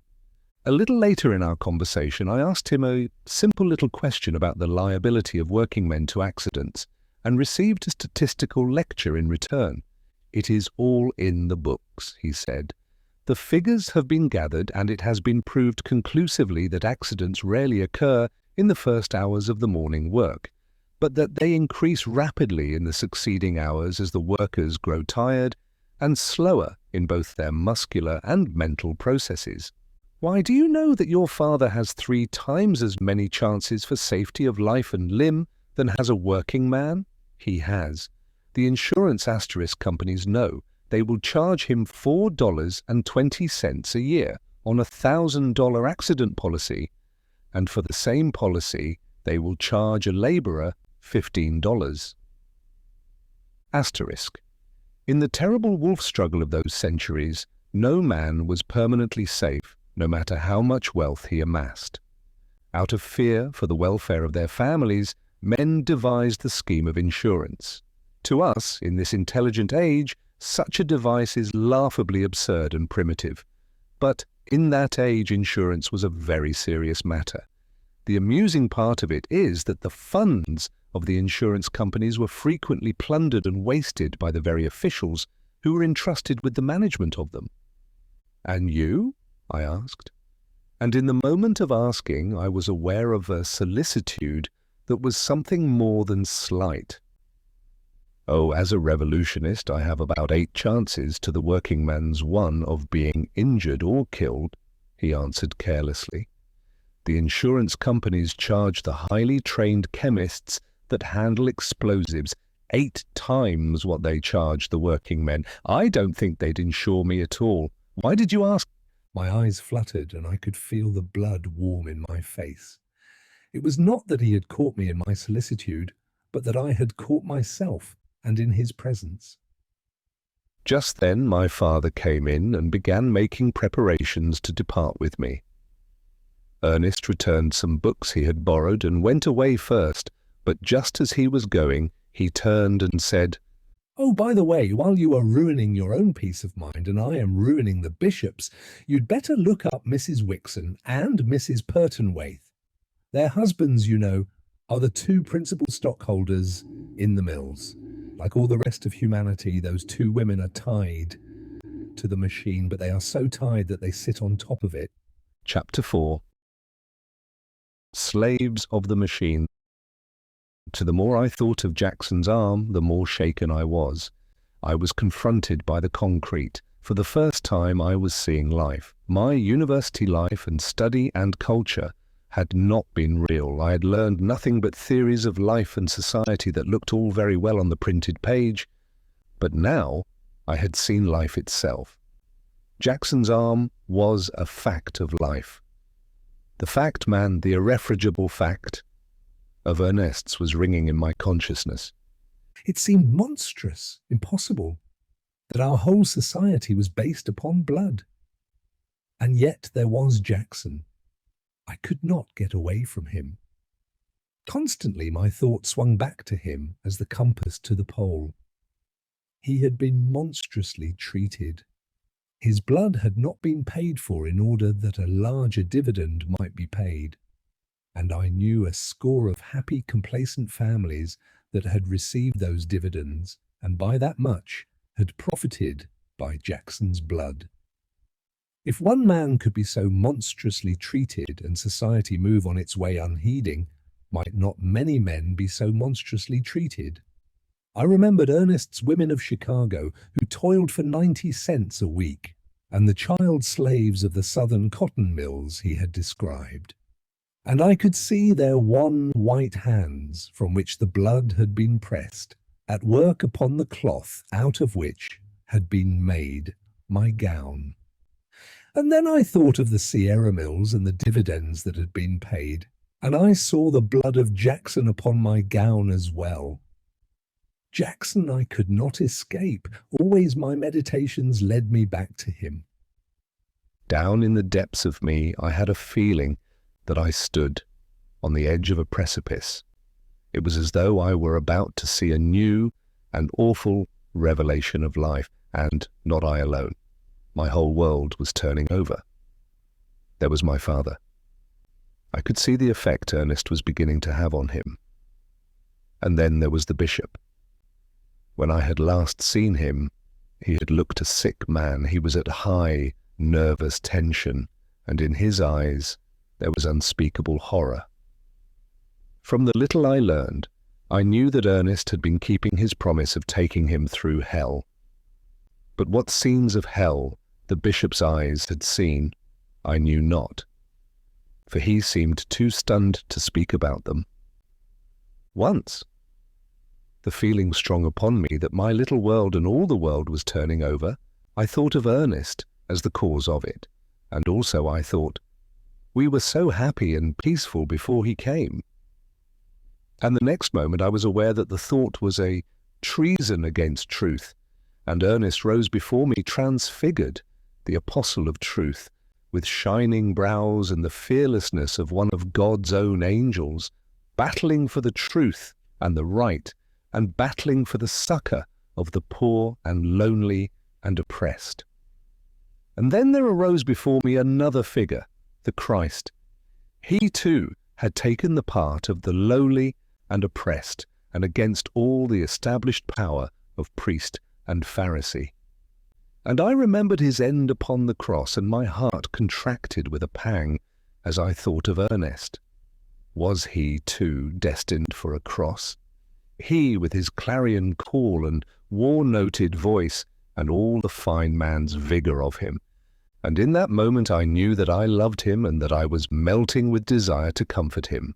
I thought of his life, a sordid, harsh, and meagre life it must have been, and I thought of his father, who had lied and stolen for him and been worked to death. And he himself had gone into the mills when he was 10. All my heart seemed bursting with desire to fold my arms around him and to rest his head on my breast, his head that must be weary with so many thoughts, and to give him rest, just rest, and easement and forgetfulness for a tender space. I met Colonel Ingram at a church reception. Him I knew well and had known well for many years. I trapped him behind large palms and rubber plants, though he did not know he was trapped. He met me with the conventional gaiety and gallantry. He was ever a graceful man, diplomatic, tactful, and considerate. And as for appearance, he was the most distinguished-looking man in our society. Beside him, even the venerable head of the university looked tawdry and small, and yet I found Colonel Ingram situated the same as the unlettered mechanics. He was not a free agent. He, too, was bound upon the wheel. I shall never forget the change in him when I mentioned Jackson's case. His smiling good nature vanished like a ghost. A sudden, frightful expression distorted his well-bred face. I felt the same alarm that I had felt when James Smith broke out, but Colonel Ingram did not curse. That was the slight difference that was left between the working man and him. He was famed as a wit, but he had no wit now, and unconsciously, this way and that, he glanced for avenues of escape. But he was trapped amid the palms and rubber trees. Oh, he was sick of the sound of Jackson's name. Why had I brought the matter up? He did not relish my joke. It was poor taste on my part and very inconsiderate. Did I not know that in his profession personal feelings did not count? He left his personal feelings at home when he went down to the office. At the office, he had only professional feelings. Should Jackson have received damages? I asked. Certainly, he answered. That is, personally, I have a feeling that he should, but that has nothing to do with the legal aspects of the case. He was getting his scattered wits slightly in hand. Tell me, has right anything to do with the law? I asked. You have used the wrong initial consonant, he smiled in answer. Might? I queried, and he nodded his head. And yet we are supposed to get justice by means of the law. That is the paradox of it, he countered. We do get justice. You are speaking professionally now, are you not? I asked. Colonel Ingram blushed, actually blushed, and again he looked anxiously about him for a way of escape, but I blocked his path and did not offer to move. Tell me, I said, when one surrenders his personal feelings to his professional feelings, may not the action be defined as a sort of spiritual mayhem? I did not get an answer. Colonel Ingram had ingloriously bolted, overturning a palm in his flight. Next I tried the newspapers. I wrote a quiet, restrained, dispassionate account of Jackson's case. I made no charges against the men with whom I had talked, nor for that matter did I even mention them.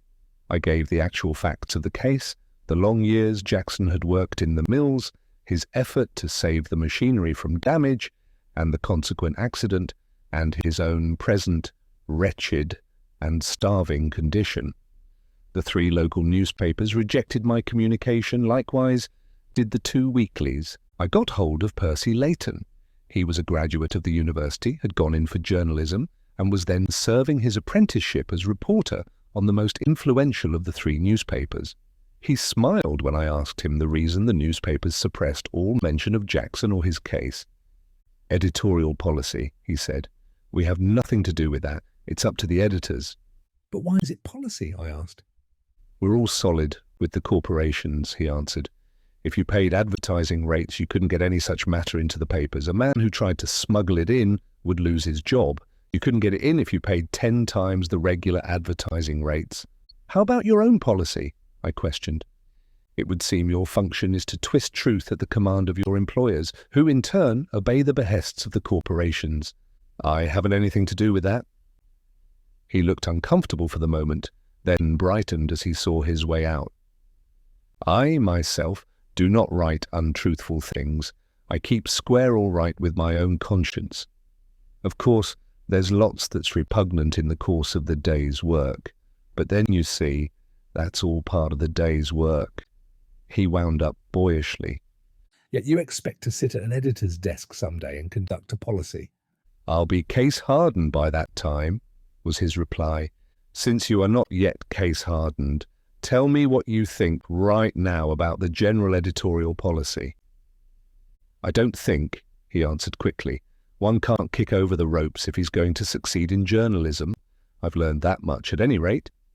And he nodded his young head sagely. But the right, I persisted. You don't understand the game. Of course it's all right, because it comes out all right. Don't you see? Delightfully vague, I murmured, but my heart was aching for the youth of him, and I felt that I must either scream or burst into tears.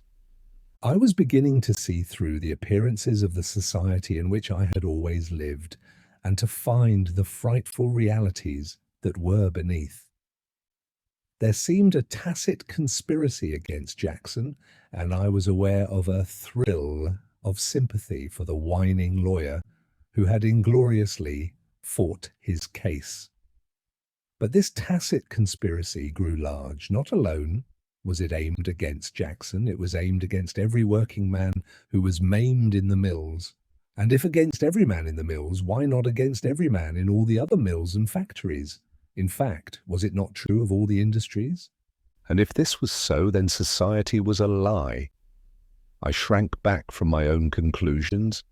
It was too terrible and awful to be true. But there was Jackson and Jackson's arm and the blood that stained my gown and dripped from my own roof beams. And there were many Jacksons, hundreds of them in the mills alone, as Jackson himself had said. Jackson I could not escape. I saw Mr. Wixon and Mr. Pertonwaithe, the two men who held most of the stock in the Sierra Mills. But I could not shake them as I had shaken the mechanics in their employ. I discovered that they had an ethic superior to that of the rest of society. It was what I may call the aristocratic ethic or the master ethic. They talked in large ways of policy, and they identified policy and right. And to me, they talked in fatherly ways, patronizing my youth and inexperience. They were the most hopeless of all I had encountered in my quest. They believed absolutely that their conduct was right. There was no question about it, no discussion. They were convinced that they were the saviors of society and that it was they who made happiness for the many. And they drew pathetic pictures of what would be the sufferings of the working class, were it not for the employment that they, and they alone, by their wisdom, provided for it. Before Avis Everhard was born, John Stuart Mill, in his essay On Liberty, wrote, "Wherever there is an ascendant class, a large portion of the morality emanates from its class interests and its class feelings of superiority." Fresh from these two masters, I met Ernest and related my experience. He looked at me with a pleased expression and said, "Really, this is fine. You are beginning to dig truth for yourself. It is your own empirical generalization, and it is correct. No man in the industrial machine is a free will agent except the large capitalist, and he isn't, if you'll pardon the Irishism. You see, the masters are quite sure that they are right in what they are doing. That is the crowning absurdity of the whole situation. They are so tied by their human nature that they can't do a thing unless they think it is right. They must have a sanction for their acts.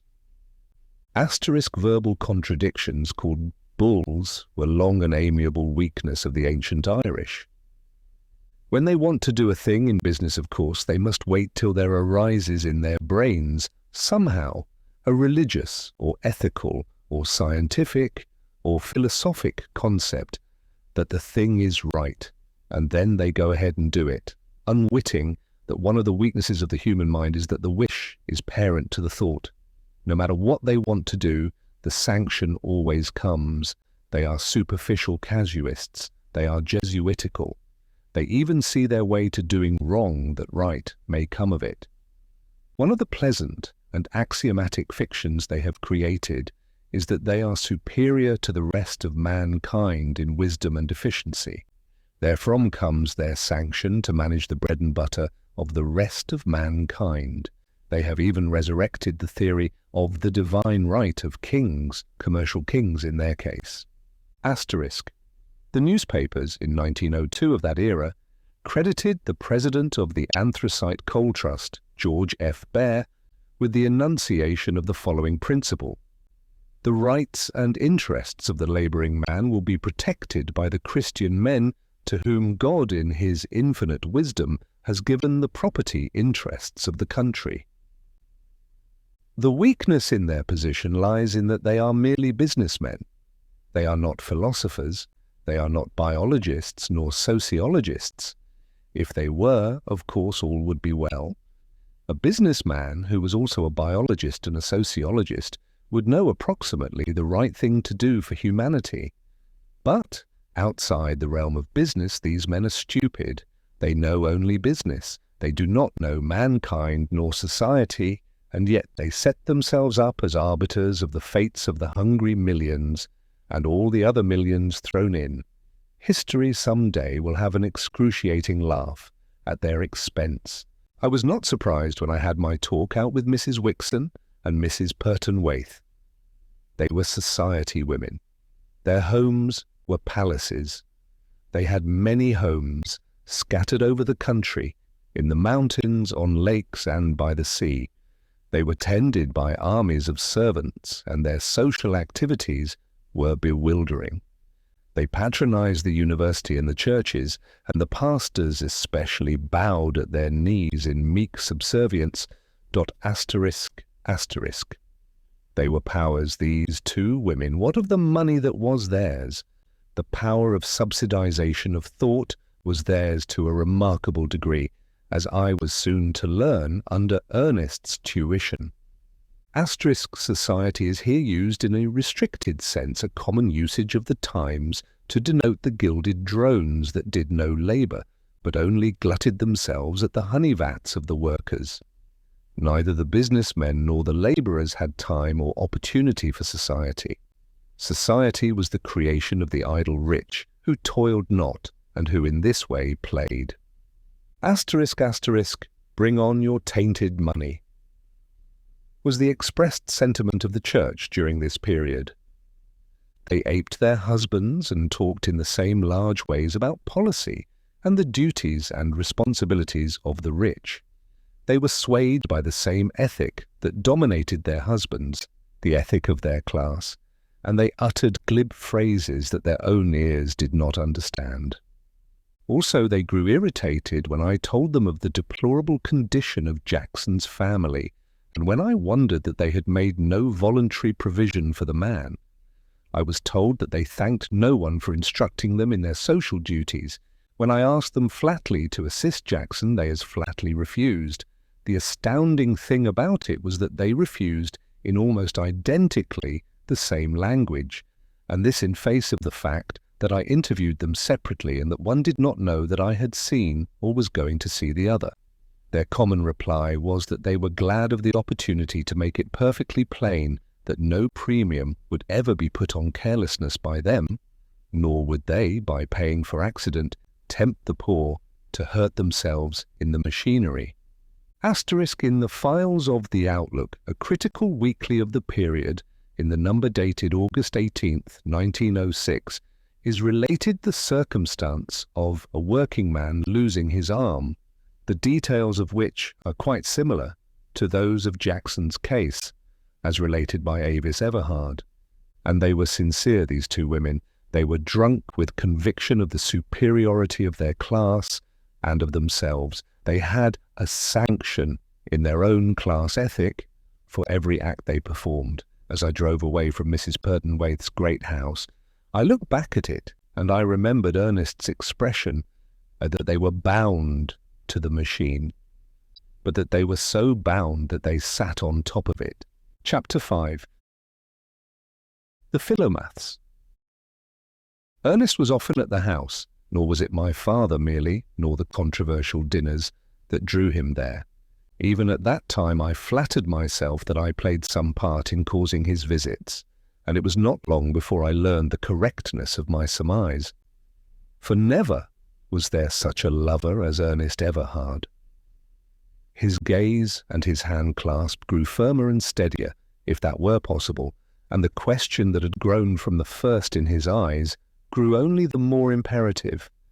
My impression of him the first time I saw him had been unfavourable. Then I had found myself attracted toward him. Next came my repulsion, when he so savagely attacked my class and me. After that, as I saw that he had not maligned my class, and that the harsh and bitter things he said about it were justified, I had drawn closer to him again. He became my oracle. For me, he tore the sham from the face of society and gave me glimpses of reality that were as unpleasant as they were undeniably true. As I have said, there was never such a lover as he. No girl could live in a university town till she was 24 and not have love experiences. I had been made love to by beardless sophomores and grey professors, and by the athletes and the football giants, but not one of them made love to me as Ernest did. His arms were around me before I knew. His lips were on mine before I could protest or resist.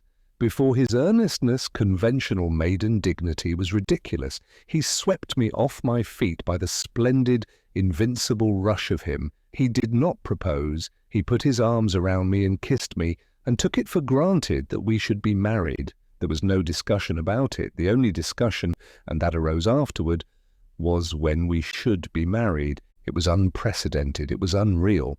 Yet in accordance with Ernest's test of truth, it worked. I trusted my life to it, and fortunate was the trust. Yet during those first days of our love, fear of the future came often to me when I thought of the violence and impetuosity of his love-making. Yet such fears were groundless. No woman was ever blessed with a gentler, tenderer husband. This gentleness and violence on his part was a curious blend, similar to the one in his carriage of awkwardness and ease. That slight awkwardness, he never got over it, and it was delicious. His behaviour in our drawing room reminded me of a careful bull in a china shop. Asterisk. In those days it was still the custom to fill the living rooms with bric-a-brac. They had not discovered simplicity of living. Such rooms were museums, entailing endless labour to keep clean. The dust demon was the lord of the household. There were a myriad devices for catching dust, and only a few devices for getting rid of it. It was at this time that vanished my last doubt of the completeness of my love for him, a subconscious doubt at most. It was at the Philomath Club, a wonderful night of battle, wherein Ernest bearded the masters in their lair. Now the Philomath Club was the most select on the Pacific coast. It was the creation of Miss Brentwood, an enormously wealthy old maid, and it was her husband and family and toy. Its members were the wealthiest in the community and the strongest-minded of the wealthy, with, of course, a sprinkling of scholars to give it intellectual tone. The Philomath had no clubhouse. It was not that kind of a club. Once a month its members gathered at some one of their private houses to listen to a lecture. The lecturers were usually, though not always, hired. If a chemist in New York made a new discovery in, say, radium, all his expenses across the continent were paid, and as well he received a princely fee for his time. The same with a returning explorer from the polar regions, or the latest literary or artistic success. No visitors were allowed while it was the Philomath's policy to permit none of its discussions to get into the papers. Thus great statesmen, and there had been such occasions, were able fully to speak their minds. I spread before me a wrinkled letter written to me by Ernest 20 years ago, and from it I copy the following. Your father is a member of the Philomath, so you are able to come. Therefore, come next Tuesday night. I promise you that you will have the time of your life.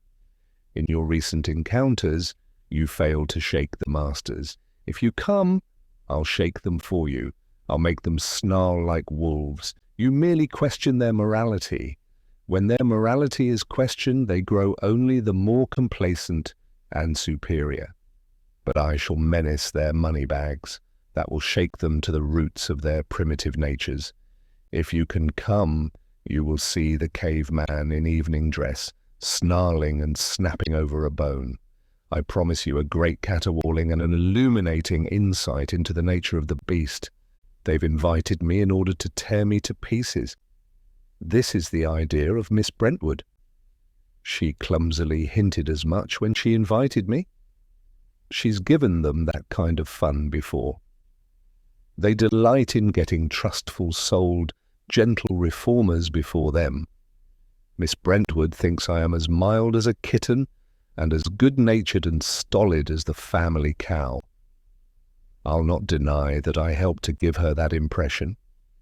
She was very tentative at first until she divined my harmlessness. I am to receive a handsome fee, $250, as befits the man who, though a radical, once ran for governor. Also, I am to wear evening dress. This is compulsory. I never was so apparelled in my life. I suppose I'll have to hire one somewhere, but I'd do more than that to get a chance at the Philomaths.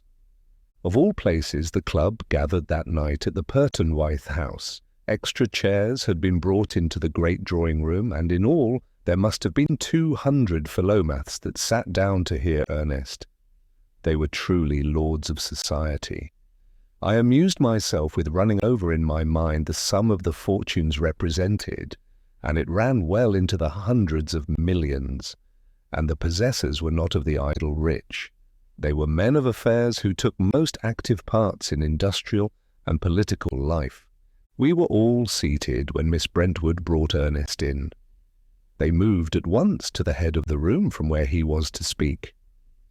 He was in evening dress, and what of his broad shoulders and kingly head, he looked magnificent. And then there was that faint and unmistakable touch of awkwardness in his movements. I almost think I could have loved him for that alone. And as I looked at him, I was aware of a great joy. I felt again the pulse of his palm on mine, the touch of his lips, and such pride was mine that I felt I must rise up and cry out to the assembled company. He is mine. He has held me in his arms, and I, mere I, have filled that mind of his to the exclusion of all his multitudinous and kingly thoughts. At the head of the room, Miss Brentwood introduced him to Colonel Van Gilbert, and I knew that the latter was to preside. Colonel Van Gilbert was a great corporation lawyer. In addition, he was immensely wealthy. The smallest fee he would deign to notice was $100,000. He was a master of law. The law was a puppet with which he played. He moulded it like clay, twisted and distorted it like a Chinese puzzle into any design he chose. In appearance and rhetoric he was old-fashioned, but in imagination and knowledge and resource he was as young as the latest statute. His first prominence had come when he broke the Shardwell will. His fee for this one act was $500,000. From then on he had risen like a rocket. He was often called the greatest lawyer in the country. Corporation lawyer, of course, and no classification of the three greatest lawyers in the United States could have excluded him. Asterisk. This breaking of wills was a peculiar feature of the period. With the accumulation of vast fortunes, the problem of disposing of these fortunes after death was a vexing one to the accumulators. Will-making and will-breaking became complementary trades. Like armour-making and gun-making, the shrewdest will-making lawyers were called in to make wills that could not be broken, but these wills were always broken, and very often by the very lawyers that had drawn them up. Nevertheless, the delusion persisted in the wealthy class that an absolutely unbreakable will could be cast, and so, through the generations, clients and lawyers pursued the illusion. It was a pursuit like unto that of the universal solvent of the medieval alchemists. He arose and began in a few well-chosen phrases that carried an undertone of faint irony to introduce Ernest.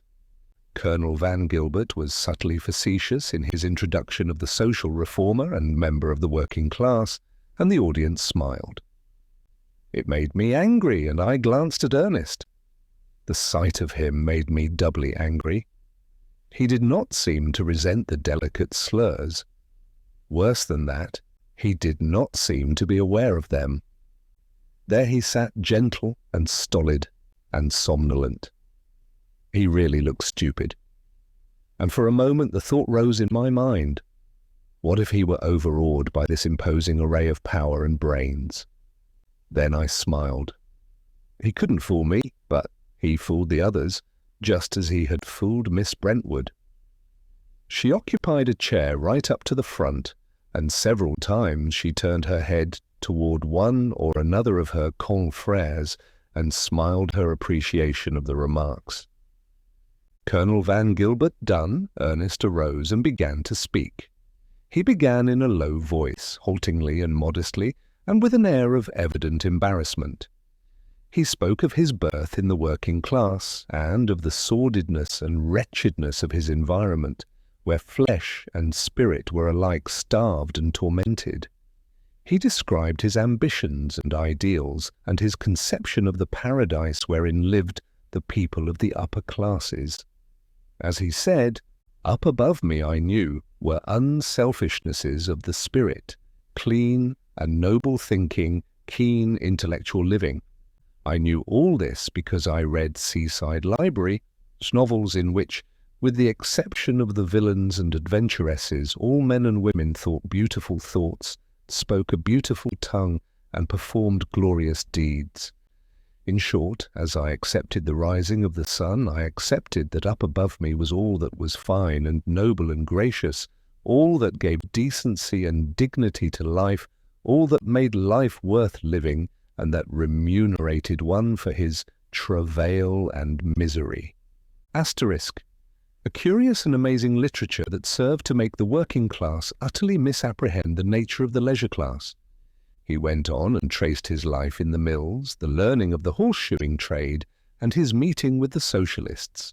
Among them, he said, he had found keen intellects and brilliant wits, ministers of the gospel who had been broken because their Christianity was too wide for any congregation of mammon worshippers, and professors who had been broken on the wheel of university subservience to the ruling class.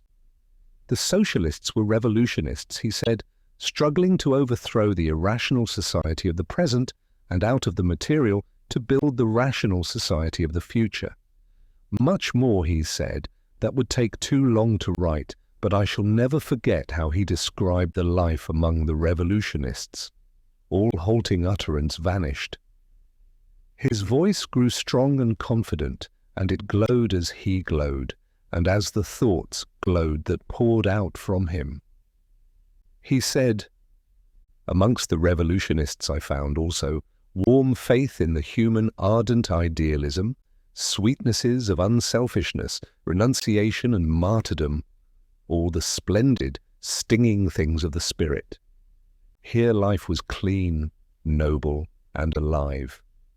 I was in touch with great souls who exalted flesh and spirit over dollars and cents, and to whom the thin wail of the starved slum child meant more than all the pomp and circumstance of commercial expansion and world empire. All about me were nobleness of purpose and heroism of effort, and my days and nights were sunshine and starshine, all fire and dew, with before my eyes ever burning and blazing the Holy Grail, Christ's own Grail, the warm human, long-suffering and maltreated, but to be rescued and saved at the last. As before I had seen him transfigured, so now he stood transfigured before me. His brows were bright with the divine that was in him, and brighter yet shone his eyes from the midst of the radiance that seemed to envelop him as a mantle. But the others did not see this radiance, and I assumed that it was due to the tears of joy and love that dimmed my vision. At any rate, Mr. Wixon, who sat behind me, was unaffected, for I heard him sneer aloud, "Utopian, asterisk." Asterisk. The people of that age were phrase slaves. The abjectness of their servitude is incomprehensible to us. There was a magic in words greater than the conjurer's art.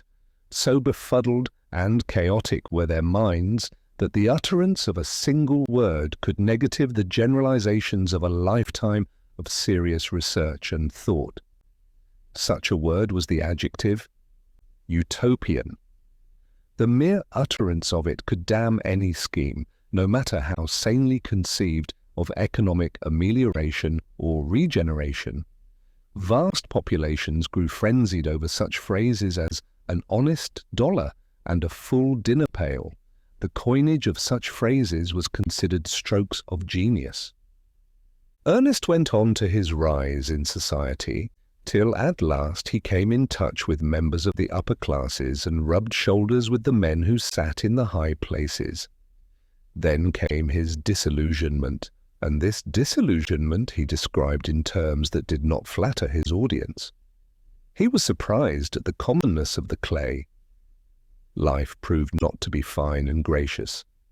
He was appalled by the selfishness he encountered, and what had surprised him even more than that was the absence of intellectual life.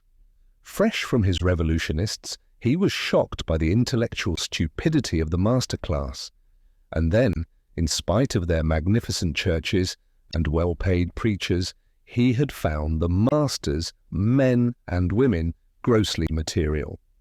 It was true that they prattled sweet little ideals and dear little moralities, but in spite of their prattle, the dominant key of the life they lived was materialistic, and they were without real morality. For instance, that which Christ had preached, but which was no longer preached.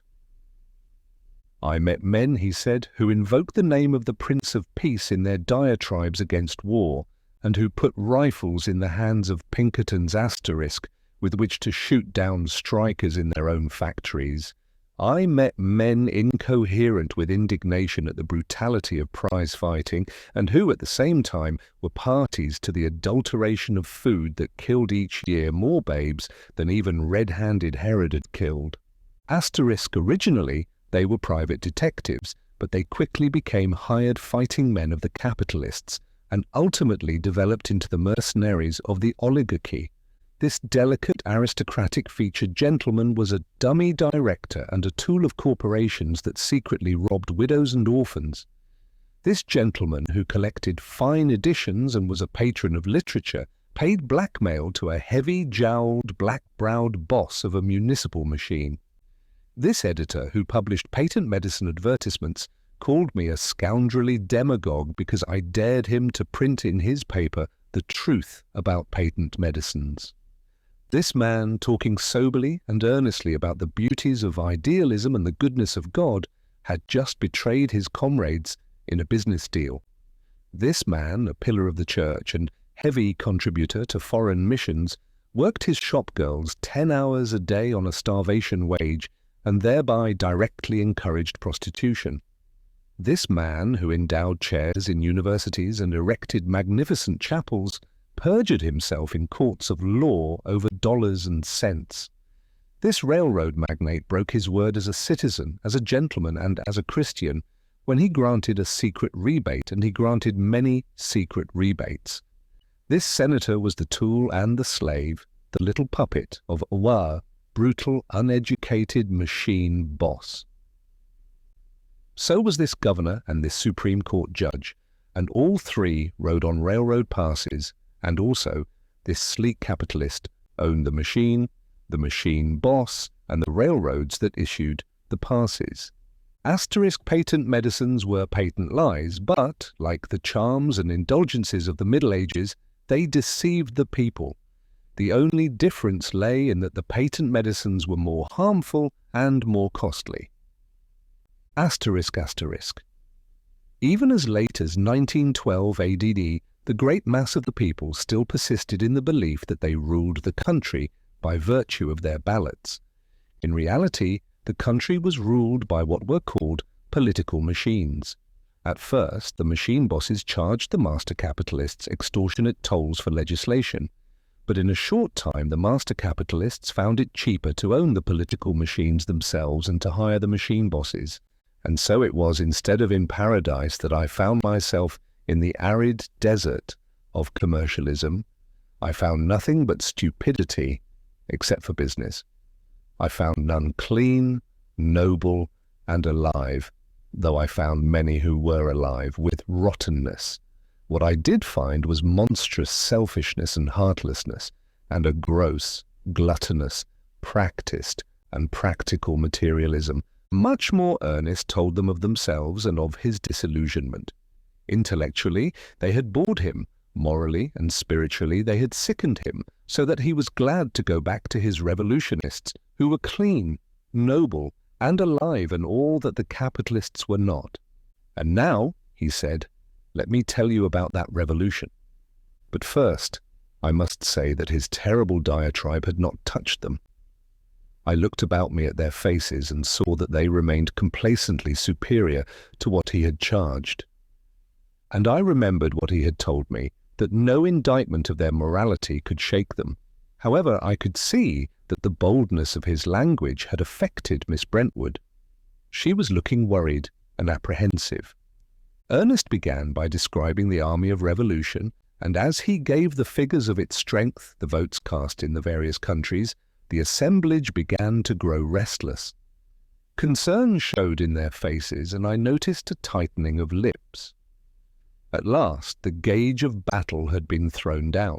He described the international organization of the Socialists that united the 1.5 million in the United States with the 23.5 million in the rest of the world. Such an army of revolution, he said, 25 million strong, is a thing to make rulers and ruling classes pause and consider. The cry of this army is, no quarter. We want all that you possess. We will be content with nothing less than all that you possess. We want in our hands the reins of power and the destiny of mankind. Here are our hands. They are strong hands. We are going to take your governments, your palaces, and all your purpled ease away from you. And in that day you shall work for your bread, even as the peasant in the field, or the starved and runty clerk in your metropolises. Here are our hands. They are strong hands. And as he spoke, he extended from his splendid shoulders his 2 great arms, and the horseshoer's hands were clutching the air like eagle's talons. He was the spirit of regnant labour as he stood there, his hands outreaching to rend and crush his audience. I was aware of a faintly perceptible shrinking on the part of the listeners before this figure of revolution, concrete, potential, and menacing. That is, the women shrank, and fear was in their faces. Not so with the men. They were of the active rich, and not the idle, and they were fighters. A low, throaty rumble arose, lingered on the air a moment, and ceased. It was the forerunner of the snarl, and I was to hear it many times that night, the token of the brute in man, the earnest of his primitive passions. And they were unconscious that they had made this sound. It was the growl of the pack, mouthed by the pack, and mouthed in all unconsciousness. And in that moment, as I saw the harshness form in their faces and saw the fight light flashing in their eyes, I realized that not easily would they let their lordship of the world be wrested from them. Ernest proceeded with his attack. He accounted for the existence of the 1.5 million of revolutionists in the United States by charging the capitalist class with having mismanaged society. He sketched the economic condition of the caveman and of the savage peoples of today, pointing out that they possessed neither tools nor machines, and possessed only a natural efficiency of one in producing power. Then he traced the development of machinery and social organization, so that today the producing power of civilized man was 1,000 times greater than that of the savage. 5 men, he said, can produce bread for 1,000. 1 man can produce cotton cloth for 250 people, woolens for 300, and boots and shoes for 1,000. One would conclude from this that under a capable management of society, modern civilized man would be a great deal better off than the caveman. But is he? Let us see. In the United States today, there are 15 million people living in poverty. And by poverty is meant that condition in life in which, through lack of food and adequate shelter, the mere standard of working efficiency cannot be maintained. In the United States today, in spite of all your so-called labor legislation, there are 3 millions of child labourers ... In 12 years their numbers have been doubled, and in passing I will ask you, managers of society, why you did not make public the census figures of 1910, and I will answer for you that you were afraid. The figures of misery would have precipitated the revolution that even now is gathering. Robert Hunter, in 1906, in a book entitled Poverty, pointed out that at that time there were 10 millions in the United States living in poverty. In the United States census of 1900, the last census, the figures of which were made public, the number of child labourers was placed at 1,752,187. But to return to my indictment, if modern man's producing power is 1,000 times greater than that of the caveman, why then in the United States today are there 15 million people who are not properly sheltered and properly fed? Why then in the United States today are there 3 million child labourers? It is a true indictment. The capitalist class has mismanaged. In face of the facts that modern man lives more wretchedly than the caveman, and that his producing power is 1,000 times greater than that of the caveman, no other conclusion is possible than that the capitalist class has mismanaged, that you have mismanaged, my masters, that you have criminally and selfishly mismanaged. And on this count, you cannot answer me here tonight, face to face, any more than can your whole class answer the 1.5 million of revolutionists in the United States. You cannot answer, I challenge you to answer. And furthermore, I dare to say to you now that when I have finished, you will not answer. On that point, you will be tongue-tied, though you will talk wordily enough about other things. You have failed in your management. You have made a shambles of civilization. You have been blind and greedy. You have risen up, as you today rise up, shamelessly in our legislative halls, and declared that profits were impossible without the toil of children and babes. Don't take my word for it. It is all in the records against you. You have lulled your conscience to sleep with prattle of sweet ideals and dear moralities. You are fat with power and possession, drunken with success, and you have no more hope against us than have the drones clustered about the honey vats when the worker bees spring upon them to end their rotund existence. You have failed in your management of society, and your management is to be taken away from you. 1.5 million of the men of the working class say that they are going to get the rest of the working class to join with them and take the management away from you. This is the revolution, my masters. Stop it if you can. For an appreciable lapse of time, Ernest's voice continued to ring through the great room. Then arose the throaty rumble I had heard before, and 12 men were on their feet, clamouring for recognition from Colonel Van Gilbert. I noticed Miss Brentwood's shoulders moving convulsively, and for the moment I was angry, for I thought that she was laughing at Ernest. And then I discovered that it was not laughter, but hysteria. She was appalled by what she had done in bringing this firebrand before her blessed Philomath Club. Colonel Van Gilbert did not notice the 12 men with passion-wrought faces who strove to get permission from him to speak.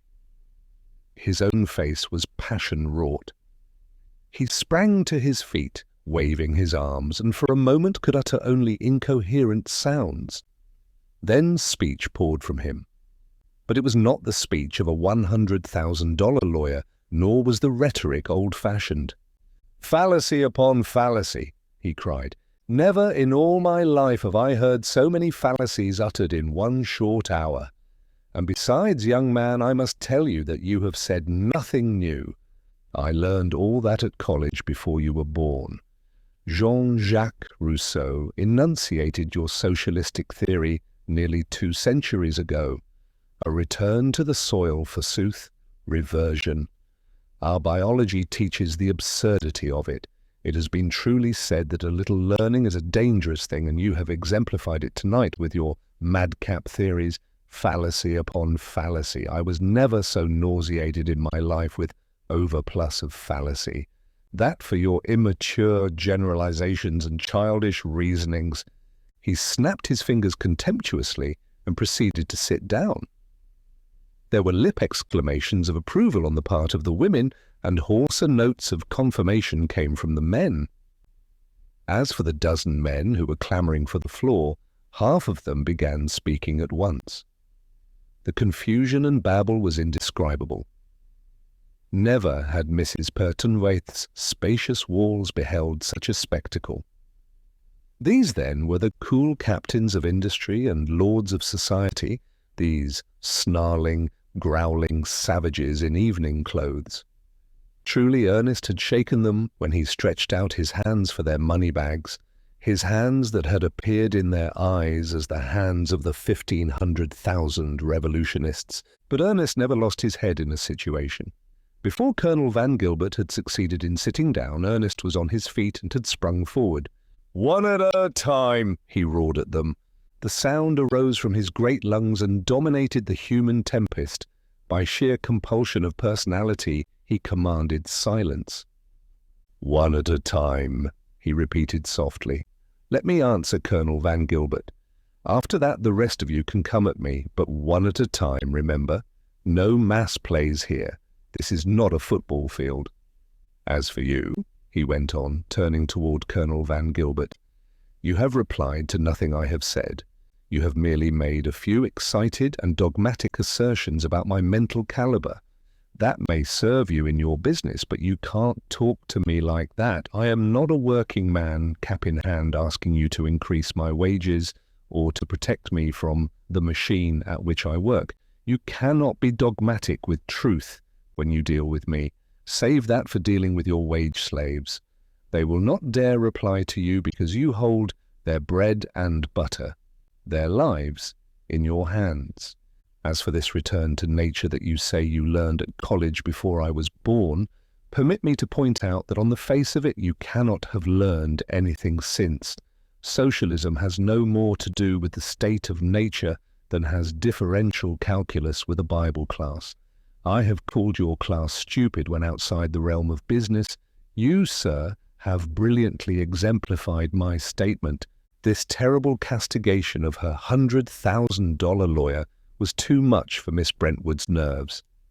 Her hysteria became violent, and she was helped, weeping and laughing, out of the room.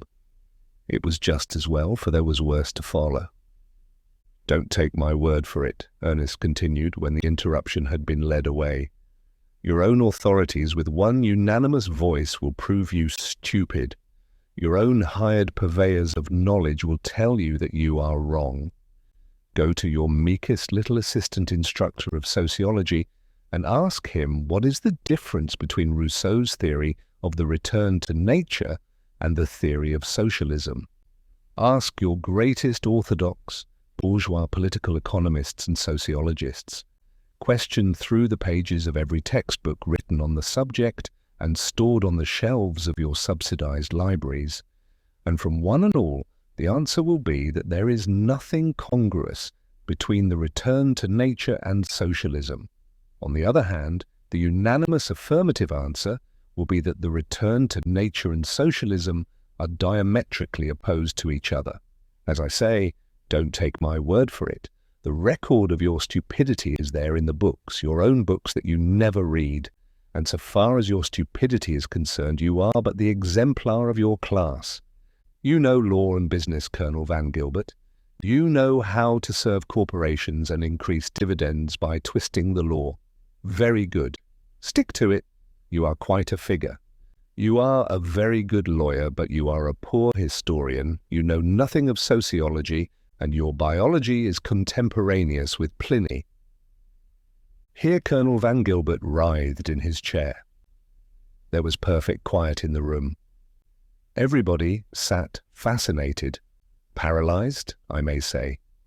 Such fearful treatment of the great Colonel Van Gilbert was unheard of, undreamed of, impossible to believe. the great Colonel Van Gilbert before whom judges trembled when he arose in court. But Ernest never gave quarter to an enemy. "This is, of course, no reflection on you," Ernest said. "Every man to his trade. Only you stick to your trade and I'll stick to mine.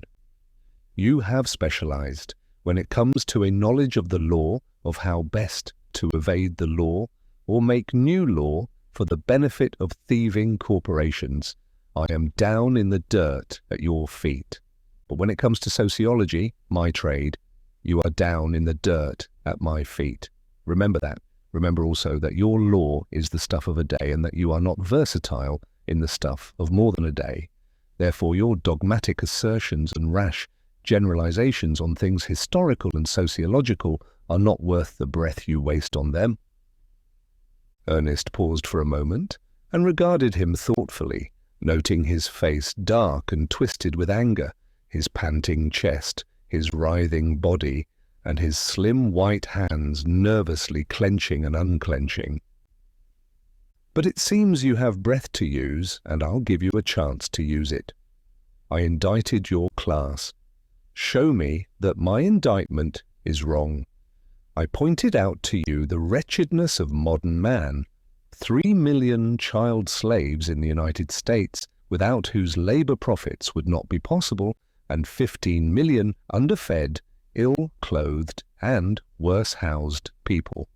I pointed out that modern man's producing power through social organization and the use of machinery was 1,000 times greater than that of the caveman, and I stated that from these two facts no other conclusion was possible than that the capitalist class had mismanaged. This was my indictment, and I specifically and at length challenged you to answer it.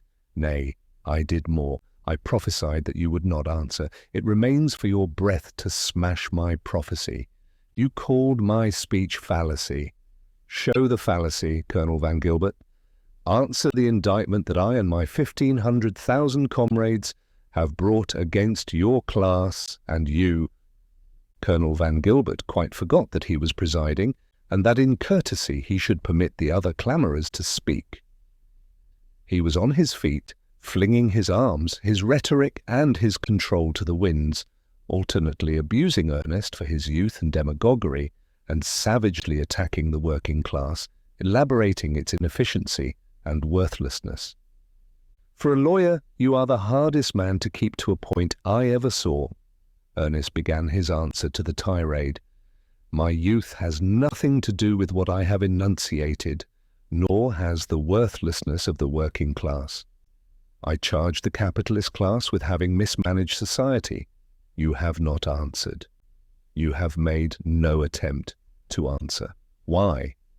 Is it because you have no answer? You are the champion of this whole audience. Everyone here, except me, is hanging on your lips for that answer. They are hanging on your lips for that answer because they have no answer themselves. As for me, as I said before, I know that you not only cannot answer, but that you will not attempt an answer." "This is intolerable," Colonel Van Gilbert cried out. "This is insult." "That you should not answer is intolerable," Ernest replied gravely.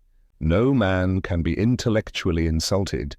Insult, in its very nature, is emotional. Recover yourself. Give me an intellectual answer to my intellectual charge that the capitalist class has mismanaged society." Colonel Van Gilbert remained silent, a sullen, superior expression on his face, such as will appear on the face of a man who will not bandy words with a ruffian. "Do not be downcast," Ernest said. "Take consolation in the fact that no member of your class has ever yet answered that charge." He turned to the other men who were anxious to speak. "And now it's your chance. Fire away, and do not forget that I here challenge you to give the answer that Colonel Van Gilbert has failed to give." It would be impossible for me to write all that was said in the discussion. I never realized before how many words could be spoken in 3 short hours. At any rate, it was glorious. The more his opponents grew excited, the more Ernest deliberately excited them. He had an encyclopedic command of the field of knowledge, and by a word or a phrase, by delicate rapier thrusts, he punctured them. He named the points of their illogic. This was a false syllogism. That conclusion had no connection with the premise, while that next premise was an impostor because it had cunningly hidden in it the conclusion that was being attempted to be proved. This was an error, that was an assumption, and the next was an assertion contrary to ascertained truth as printed in all the textbooks. And so it went. Sometimes he exchanged the rapier for the club and went smashing amongst their thoughts right and left. And always he demanded facts and refused to discuss theories, and his facts made for them a Waterloo. When they attacked the working class, he always retorted, "The pot call in the kettle black. That is no answer to the charge that your own face is dirty."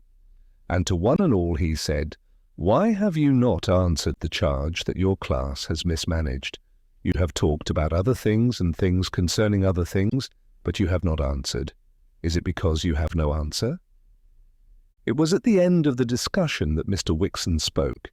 He was the only one that was cool, and Ernest treated him with a respect he had not accorded the others. "No answer is necessary," Mr. Wixon said with slow deliberation. "I have followed the whole discussion with amazement and disgust. I am disgusted with you gentlemen, members of my class.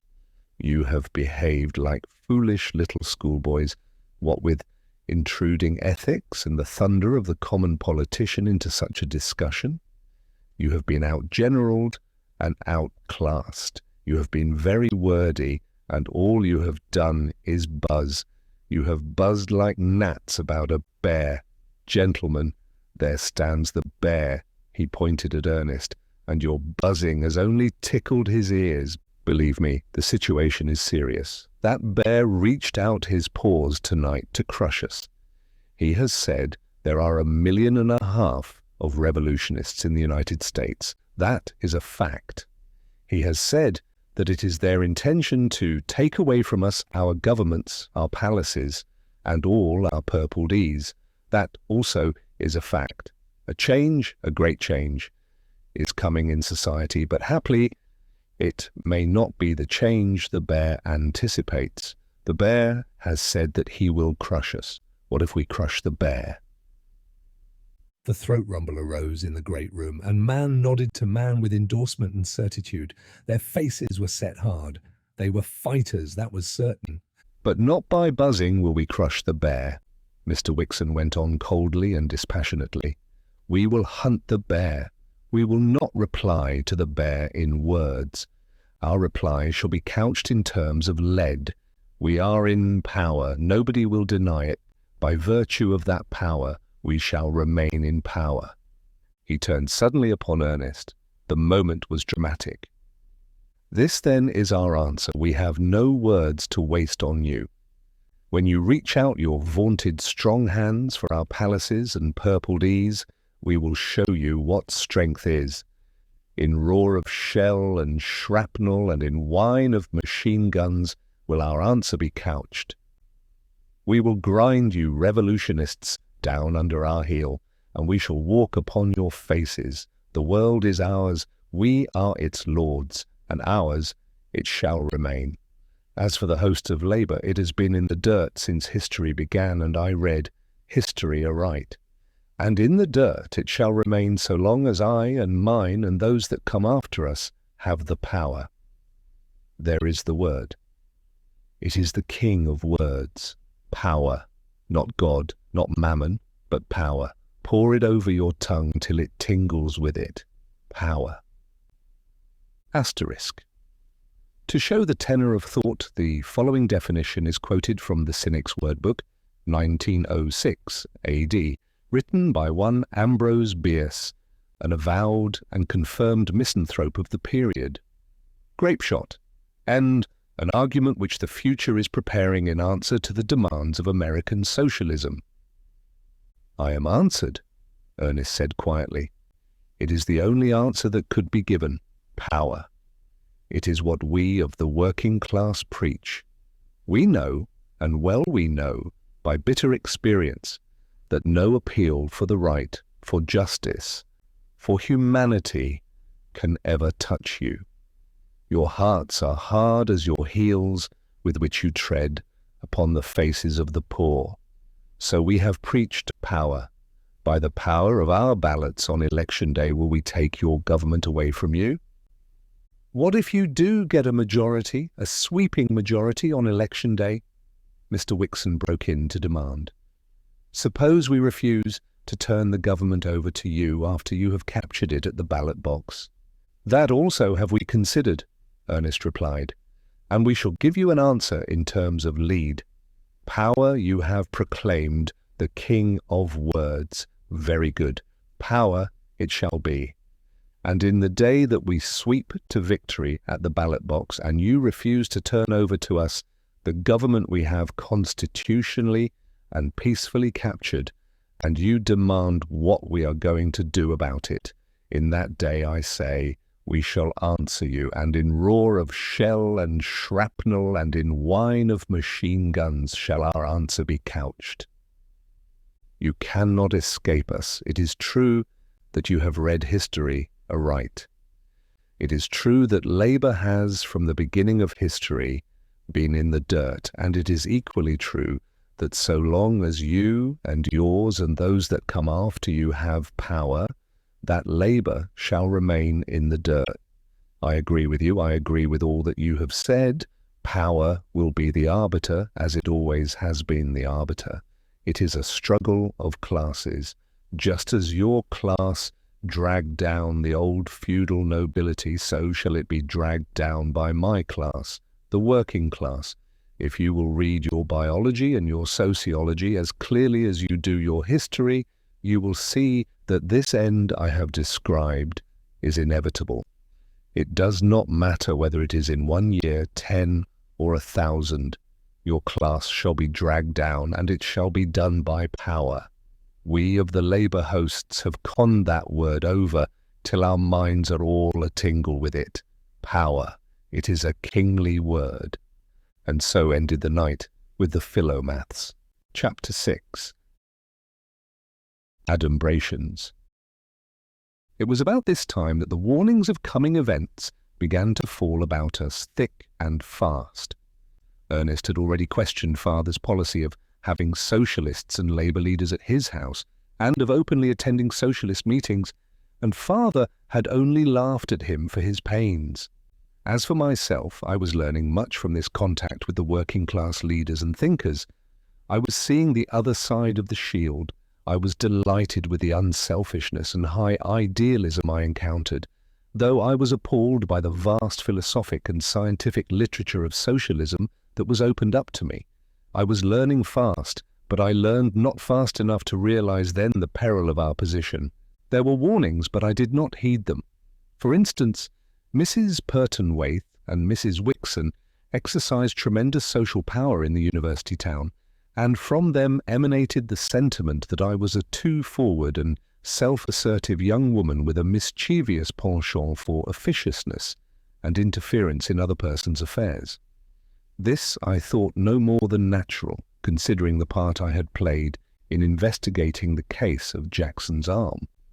But the effect of such a sentiment enunciated by two such powerful social arbiters I underestimated. True, I noticed a certain aloofness on the part of my general friends, but this I ascribed to the disapproval that was prevalent in my circles of my intended marriage with Ernest. It was not till some time afterward that Ernest pointed out to me clearly that this general attitude of my class was something more than spontaneous, that behind it were the hidden springs of an organized conduct. You have given shelter to an enemy of your class, he said, and not alone shelter, for you have given your love yourself. This is treason to your class. Think not that you will escape being penalized. But it was before this that Father returned one afternoon. Ernest was with me, and we could see that Father was angry, philosophically angry. He was rarely really angry, but a certain measure of controlled anger he allowed himself. He called it a tonic, and we could see that he was tonic angry when he entered the room. "What do you think?" he demanded. "I had luncheon with Wilcox." Wilcox was the superannuated president of the university, whose withered mind was stored with generalizations that were young in 1870, and which he had since failed to revise. "I was invited," Father announced. "I was sent for." He paused and we waited. "Oh, it was done very nicely, I'll allow, but I was reprimanded. Aye, and by that old fossil." "I'll wager I know what you were reprimanded for," Ernest said. "Not in 3 guesses," Father laughed. "One guess will do," Ernest retorted. "And it won't be a guess, it will be a deduction. You were reprimanded for your private life." "The very thing!" Father cried. "How did you guess?" "I knew it was coming. I warned you before about it." "Yes, you did," Father meditated. "But I couldn't believe it. At any rate, it is only so much more clinching evidence for my book." "It is nothing to what will come," Ernest went on, "if you persist in your policy of having these socialists and radicals of all sorts at your house, myself included. Just what old Wilcox said, and of all unwarranted things, he said it was in poor taste, utterly profitless, anyway, and not in harmony with university traditions and policy. He said much more of the same vague sort. And I couldn't pin him down to anything specific. I made it pretty awkward for him. And he could only go on repeating himself and telling me how much he honoured me. And all the world honoured me as a scientist. It wasn't an agreeable task for him. I could see he didn't like it. "He was not a free agent," Ernest said. "The leg bar is not always worn graciously." Asterisk leg bar. The African slaves were so manacled, also criminals. It was not until the coming of the Brotherhood of a Man that the leg bar passed out of use. Yes, I got that much out of him. He said the university needed ever so much more money this year than the state was willing to furnish, and that it must come from wealthy personages who could not but be offended by the swerving of the university from its high ideal of the passionless pursuit of passionless intelligence. When I tried to pin him down to what my home life had to do with swerving the university from its high ideal, he offered me a 2 years vacation on full pay in Europe for recreation and research. Of course, I couldn't accept it under the circumstances. "It would have been far better if you had," Ernest said gravely. "It was a bribe," Father protested, and Ernest nodded.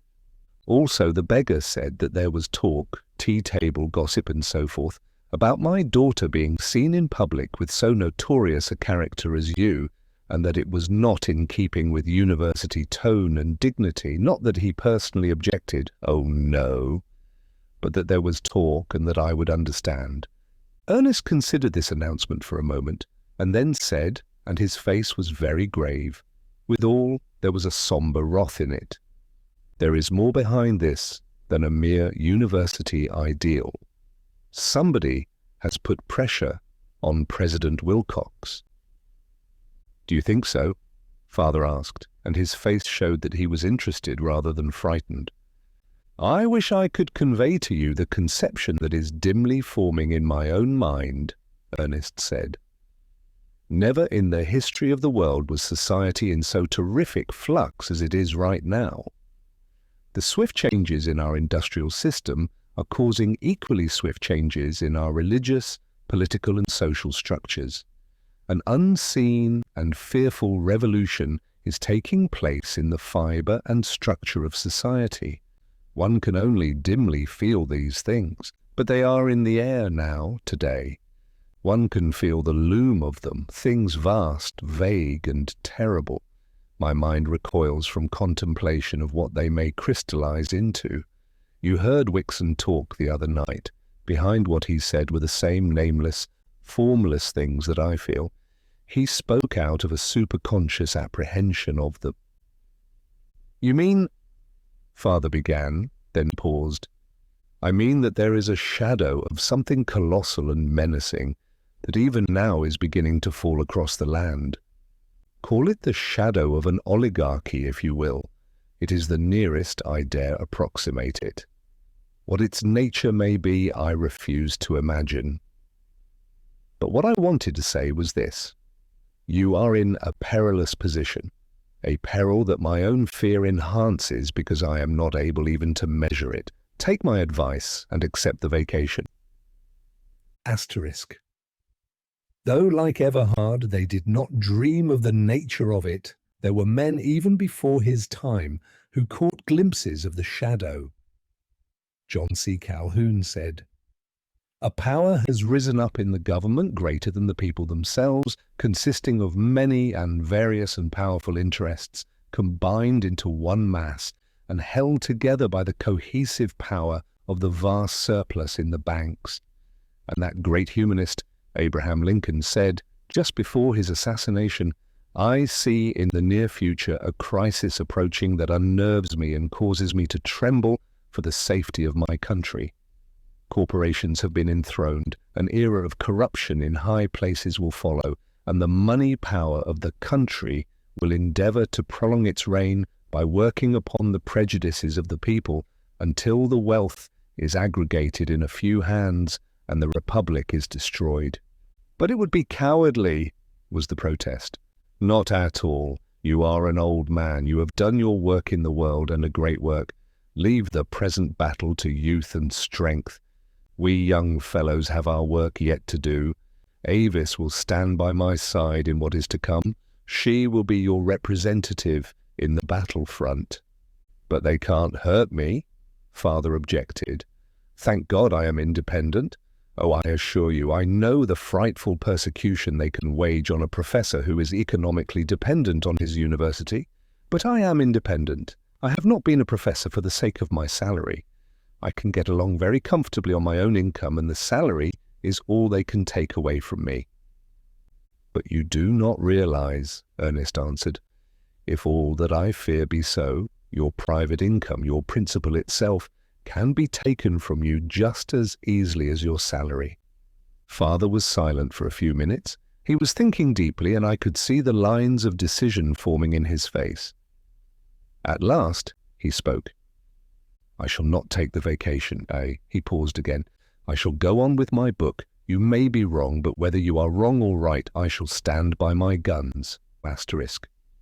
This book, Economics and Education, was published in that year. 3 copies of it are extant, 2 at Aldous and 1 at Asgard. It dealt in elaborate detail with one factor in the persistence of the established, namely the capitalistic bias of the universities and common schools. It was a logical and crushing indictment of the whole system of education that developed in the minds of the students only such ideas as were favorable to the capitalistic regime, to the exclusion of all ideas that were inimical and subversive. The book created a furor and was promptly suppressed by the oligarchy. All right, Ernest said. You are travelling the same path that Bishop Morehouse is, and toward a similar smash-up. You'll both be proletarians before you're done with it. The conversation turned upon the bishop, and we got Ernest to explain what he had been doing with him. He is soul-sick from the journey through hell I have given him. I took him through the homes of a few of our factory workers. I showed him the human wrecks cast aside by the industrial machine, and he listened to their life stories. I took him through the slums of San Francisco, and, in drunkenness, prostitution, and criminality, he learned a deeper cause than innate depravity. He's very sick, and worse than that, he has got out of hand. He is too ethical. He has been too severely touched, and as usual, he is unpractical. He is up in the air with all kinds of ethical delusions and plans for mission work among the cultured. He feels it is his bounden duty to resurrect the ancient spirit of the church and to deliver its message to the masters. He's overwrought. Sooner or later, he's going to break out, and then there's going to be a smash-up. What form it will take, I can't even guess. He is a pure, exalted soul, but he is so unpractical. He's beyond me. I can't keep his feet on the earth. And through the air he is rushing on to his Gethsemane. And after this, his crucifixion. Such high souls are made for crucifixion. And you? I asked, and beneath my smile was the seriousness of the anxiety of love. Not I, he laughed back. I may be executed or assassinated, but I shall never be crucified. I am planted too solidly and stolidly upon the earth. But why should you bring about the crucifixion of the bishop? I asked. You will not deny that you are the cause of it. Why should I leave one comfortable soul in comfort when there are millions in travail and misery? He demanded back. Then why did you advise father to accept the vacation? Because I am not a pure, exalted soul, was the answer. Because I am solid and stolid and selfish. Because I love you, and, like Ruth of old, thy people are my people. As for the bishop, he has no daughter. Besides, no matter how small the good, nevertheless his little inadequate wail would be productive of some good in the revolution, and every little bit counts. I could not agree with Ernest. I knew well the noble nature of Bishop Morehouse, and I could not conceive that his voice raised for righteousness would be no more than a little inadequate wail. But I did not yet have the harsh facts of life at my fingers' ends, as Ernest had. He saw clearly the futility of the bishop's great soul, as coming events were soon to show as clearly to me. It was shortly after this day that Ernest told me, as a good story, the offer he had received from the government, namely an appointment as United States Commissioner of Labor. I was overjoyed. The salary was comparatively large and would make safe our marriage. And then it surely was congenial work for Ernest, and furthermore my jealous pride in him made me hail the proffered appointment as a recognition of his abilities. Then I noticed the twinkle in his eyes. He was laughing at me. You are not going to decline? I quavered. It is a bribe, he said. Behind it is the fine hand of Wixon, and behind him the hands of greater men than he. It is an old trick, old as the class struggle is old, stealing the captains from the army of Labour. Poor betrayed Labour. If you but knew how many of its leaders have been bought out in similar ways in the past. It is cheaper, so much cheaper, to buy a general than to fight him and his whole army. There was, but I'll not call any names. I'm bitter enough over it, as it is.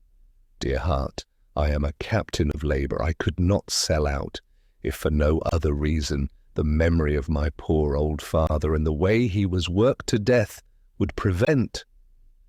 The tears were in his eyes, this great, strong hero of mine.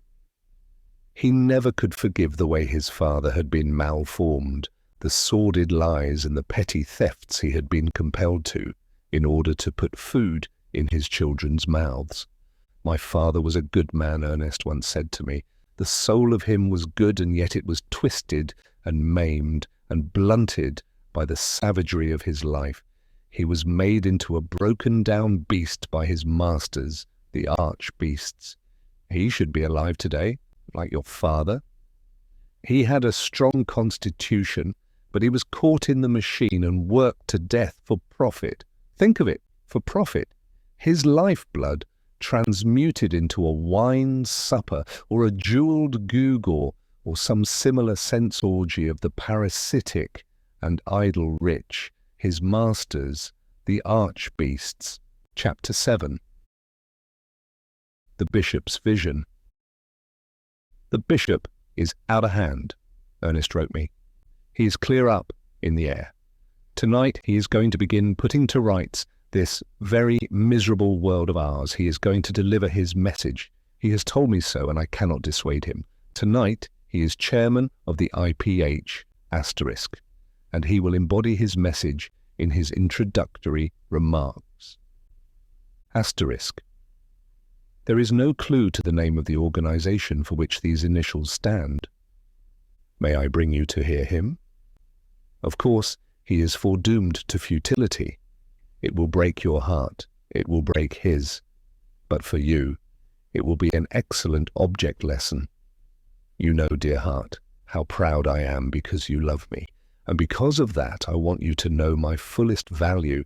I want to redeem in your eyes some small measure of my unworthiness, and so it is that my pride desires that you shall know my thinking is correct and right, my views are harsh. The futility of so noble a soul as the bishop will show you the compulsion for such harshness. So come tonight. Sad though this night's happening will be, I feel that it will but draw you more closely to me. The IPH held its convention that night in San Francisco. This convention had been called to consider public immorality and the remedy for it. Bishop Morehouse presided. He was very nervous as he sat on the platform, and I could see the high tension he was under. By his side were Bishop Dickinson, H. Jones, the head of the ethical department in the University of California, Mrs. W. Hurd, the great charity organizer, Philip Ward, the equally great philanthropist, and several lesser luminaries in the field of morality and charity. Bishop Morehouse arose and abruptly began. Asterisk. It took but a few minutes to cross by ferry from Berkeley to San Francisco. These and the other Bay cities practically composed one community. I was in my brougham, driving through the streets. It was night time. Now and then I looked through the carriage windows, and suddenly my eyes seemed to be opened, and I saw things as they really are. At first I covered my eyes with my hands to shut out the awful sight, and then, in the darkness, the question came to me. What is to be done? What is to be done? A little later the question came to me in another way. What would the Master do? And with the question, a great light seemed to fill the place, and I saw my duty sun clear as Saul saw his on the way to Damascus. I stopped the carriage, got out, and, after a few minutes' conversation, persuaded two of the public women to get into the brougham with me. If Jesus was right, then these two unfortunates were my sisters, and the only hope of their purification was in my affection and tenderness. I live in one of the loveliest localities of San Francisco. The house in which I live cost $100,000, and its furnishings, books, and works of art cost as much more. The house is a mansion. No, it is a palace, wherein there are many servants. I never knew what palaces were good for. I had thought they were to live in, but now I know. I took the two women of the street to my palace, and they are going to stay with me. I hope to fill every room in my palace with such sisters as they. The audience had been growing more and more restless and unsettled, and the faces of those that sat on the platform had been betraying greater and greater dismay and consternation. And at this point Bishop Dickinson arose, and with an expression of disgust on his face, fled from the platform and the hall. But Bishop Morehouse, oblivious to all, his eyes filled with his vision, continued, "O sisters and brothers, in this act of mine I find the solution of all my difficulties. I didn't know what broughams were made for, but now I know. They are made to carry the weak, the sick, and the aged. They are made to show honor to those who have lost the sense, even of shame. I did not know what palaces were made for, but now I have found a use for them. The palaces of the church should be hospitals and nurseries for those who have fallen by the wayside and are perishing." He made a long pause, plainly overcome by the thought that was in him, and nervous how best to express it. "I am not fit, dear brethren, to tell you anything about morality. I have lived in shame and hypocrisies too long to be able to help others, but my action with those women, sisters of mine, shows me that the better way is easy to find. To those who believe in Jesus and his gospel, there can be no other relation between man and man than the relation of affection. Love alone is stronger than sin, stronger than death. I therefore say to the rich among you that it is their duty to do what I have done and am doing. Let each one of you who is prosperous take into his house some thief and treat him as his brother, some unfortunate and treat her as his sister, and San Francisco will need no police force and no magistrates. The prisons will be turned into hospitals, and the criminal will disappear with his crime. We must give ourselves and not our money alone. We must do as Christ did. That is the message of the church today. We have wandered far from the Master's teaching. We are consumed in our own flesh pots. We have put mammon in the place of Christ. I have here a poem that tells the whole story. I should like to read it to you. It was written by an erring soul who yet saw clearly. It must not be mistaken for an attack upon the Catholic Church. It is an attack upon all churches, upon the pomp and splendor of all churches that have wandered from the Master's path and hedged themselves in from his lambs. Here it is. The silver trumpets rang across the dome, the people knelt upon the ground with awe.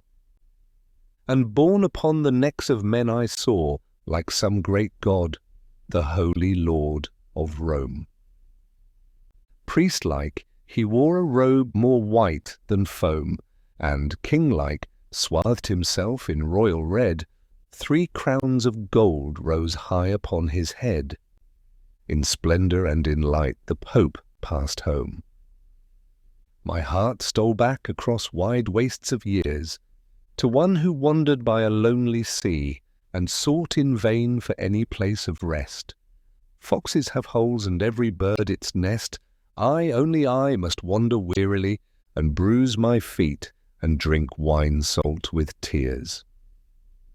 Asterisk Oscar Wilde, one of the lords of language of the 19th century of the Christian era. The audience was agitated but unresponsive, yet Bishop Morehouse was not aware of it. He held steadily on his way. And so I say to the rich among you and to all the rich, that bitterly you oppress the Master's lambs. You have hardened your hearts, you have closed your ears to the voices that are crying in the land, the voices of pain and sorrow that you will not hear but that some day will be heard. And so I say. But at this point, H. Jones and Philip Ward, who had already risen from their chairs, led the bishop off the platform while the audience sat breathless and shocked.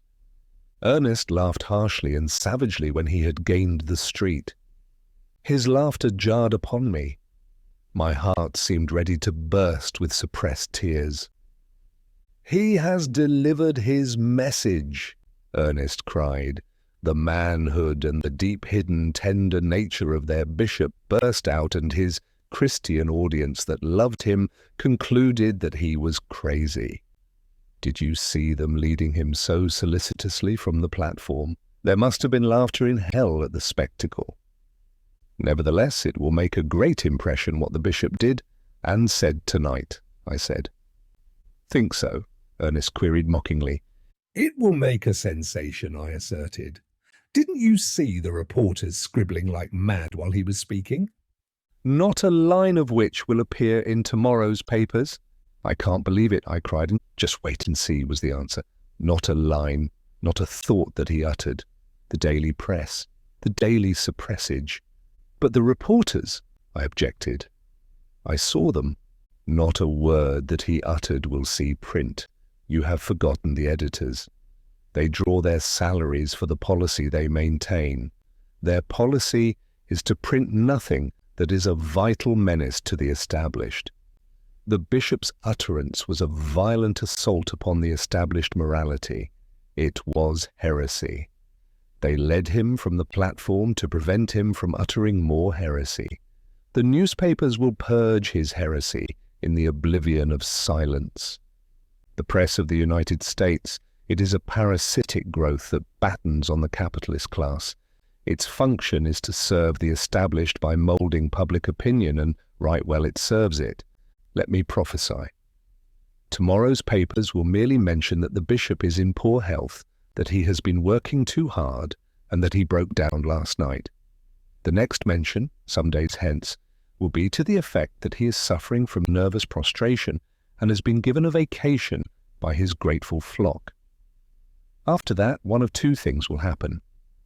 Either the bishop will see the error of his way and return from his vacation a well man in whose eyes there are no more visions, or else he will persist in his madness, and then you may expect to see in the papers, couched pathetically and tenderly, the announcement of his insanity.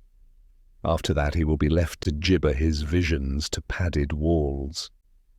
"Now there you go too far," I cried out.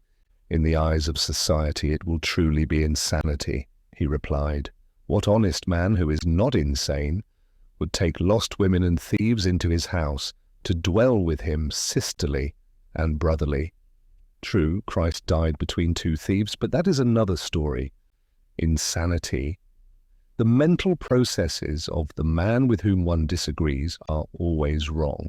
Therefore, the mind of the man is wrong. Where is the line between wrong mind and insane mind? It is inconceivable that any sane man can radically disagree with one's most sane conclusions. There is a good example of it in this evening's paper. Mary McKenna lives south of Market Street. She is a poor but honest woman. She is also patriotic, but she has erroneous ideas concerning the American flag and the protection it is supposed to symbolize. And here's what happened to her. Her husband had an accident and was laid up in hospital 3 months. In spite of taking in washing, she got behind in her rent. Yesterday, they evicted her. But first, she hoisted an American flag, and from under its folds, she announced that by virtue of its protection, they could not turn her out onto the cold street. What was done? She was arrested and arraigned for insanity.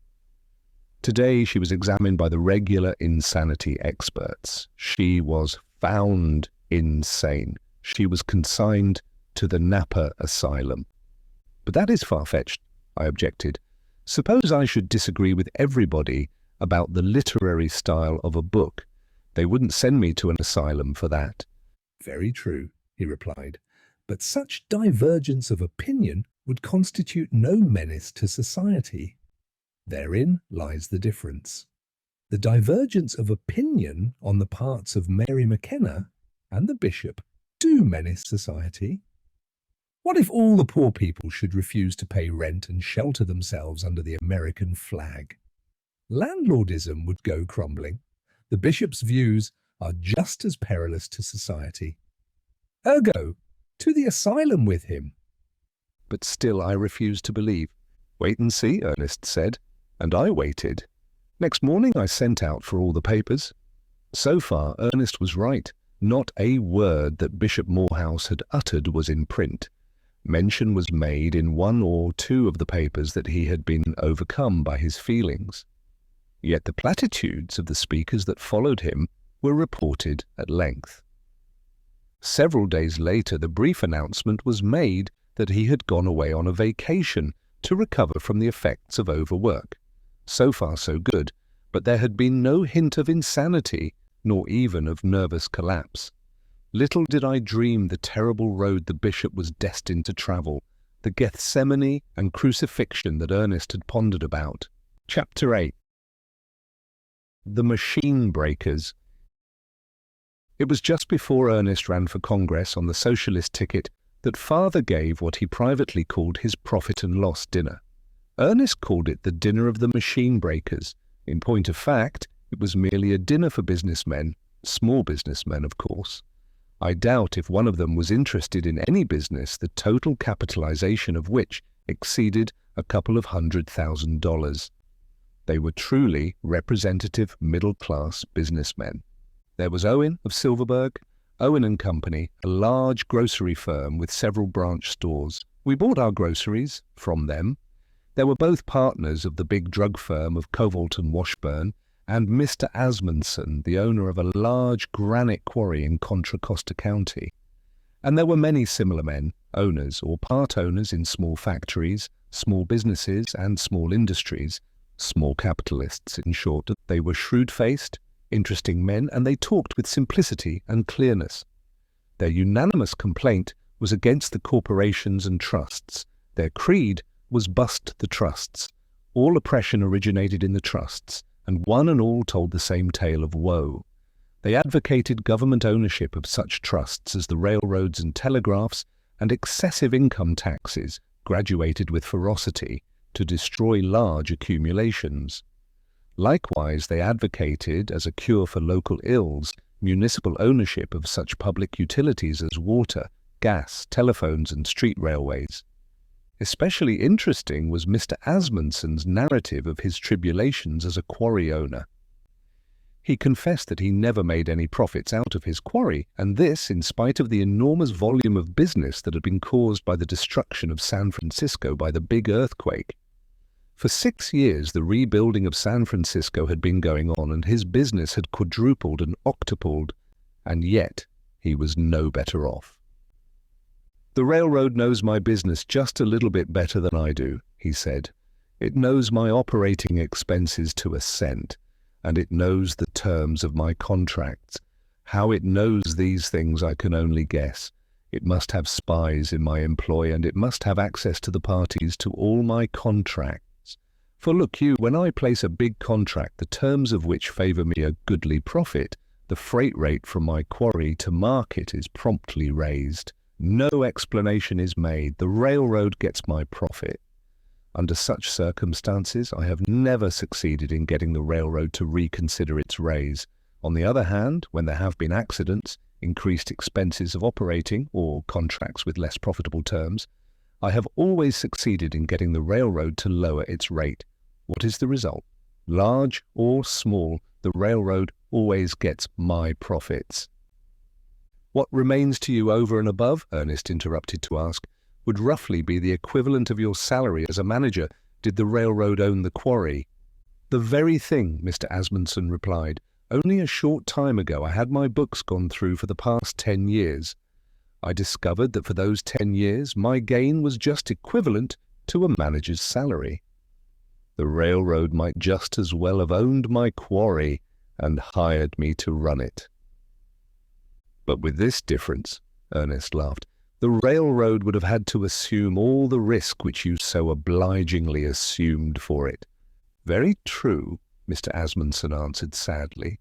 Having let them have their say, Ernest began asking questions right and left. He began with Mr. Owen. "You started a branch store here in Berkeley about 6 months ago?" "Yes," Mr. Owen answered. "And since then I've noticed that 3 little corner groceries have gone out of business. Was your branch store the cause of it?" Mr. Owen affirmed with a complacent smile. "They had no chance against us." "Why not?" "We had greater capital.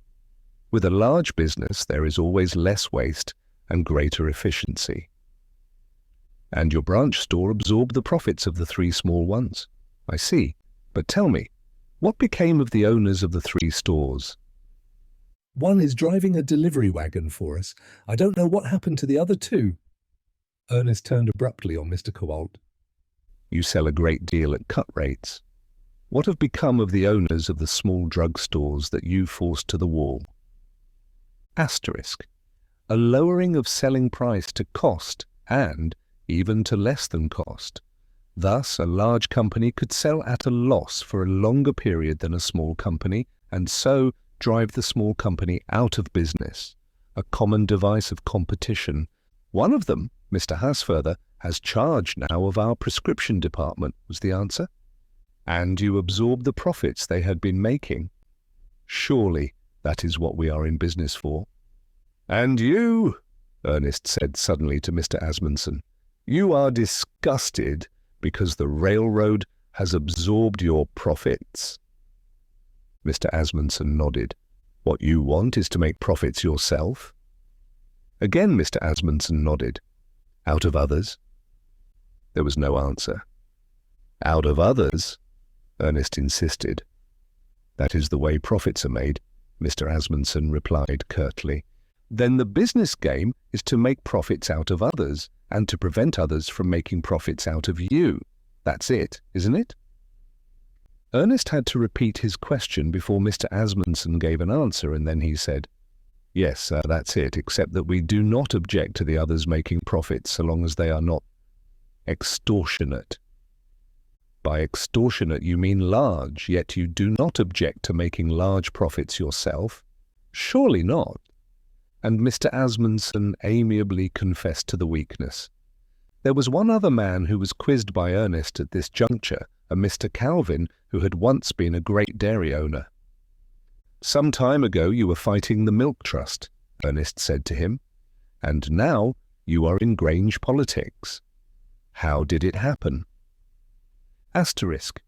Many efforts were made during this period to organize the perishing farmer class into a political party, the aim of which was destroy the trusts and corporations by drastic legislation.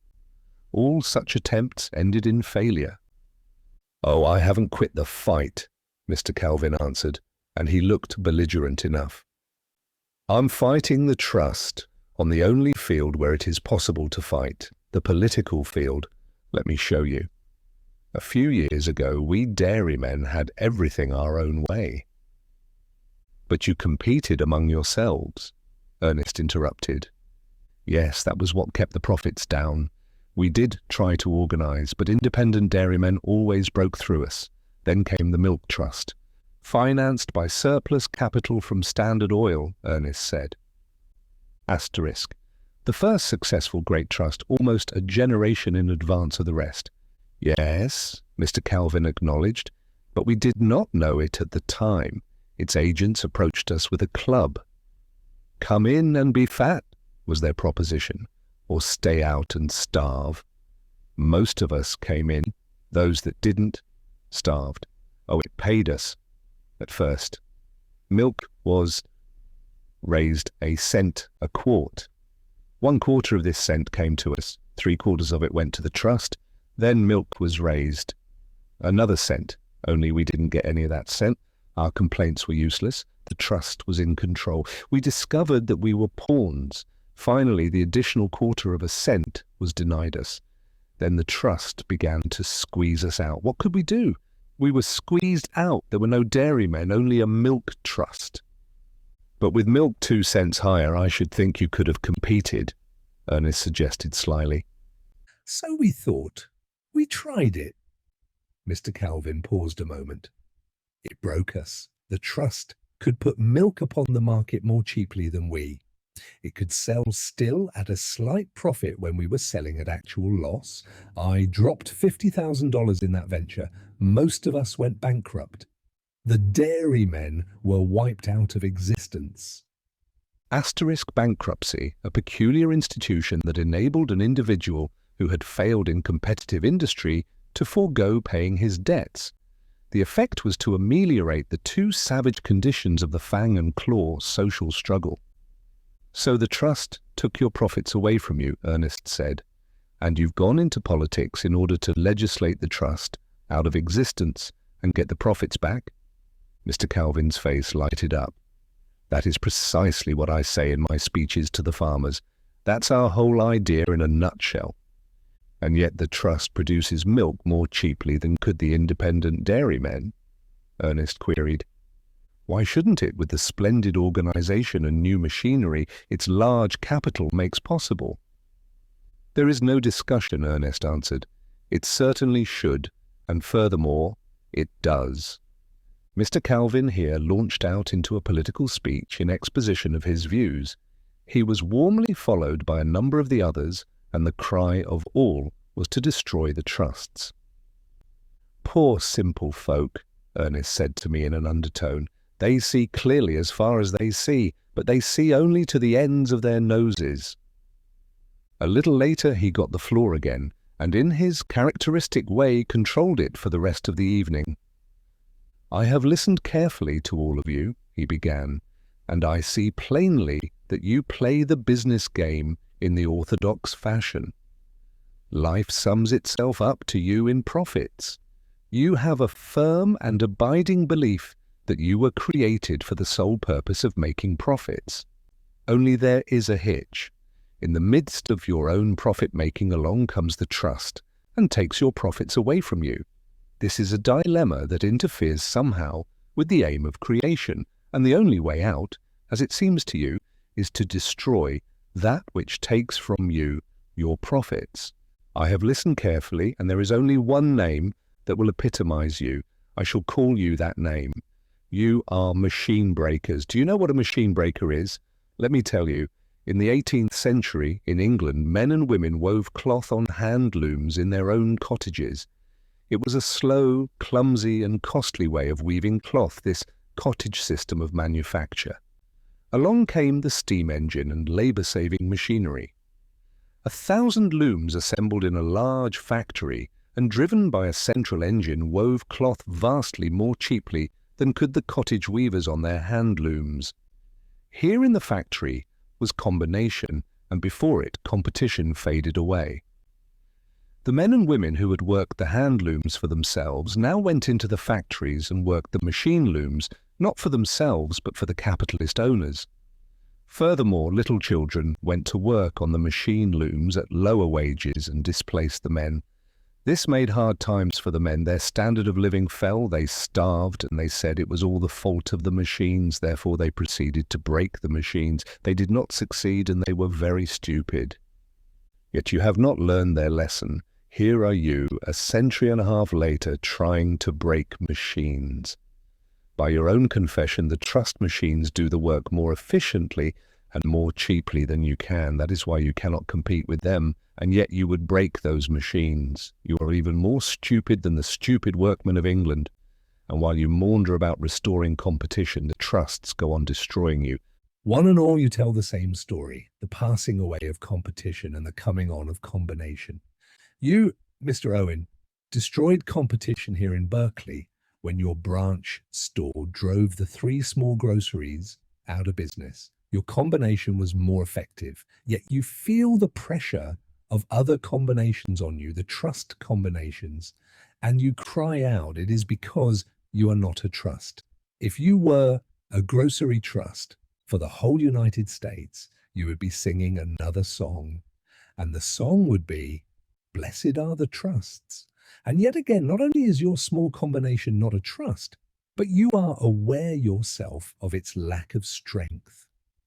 You are beginning to divine your own end.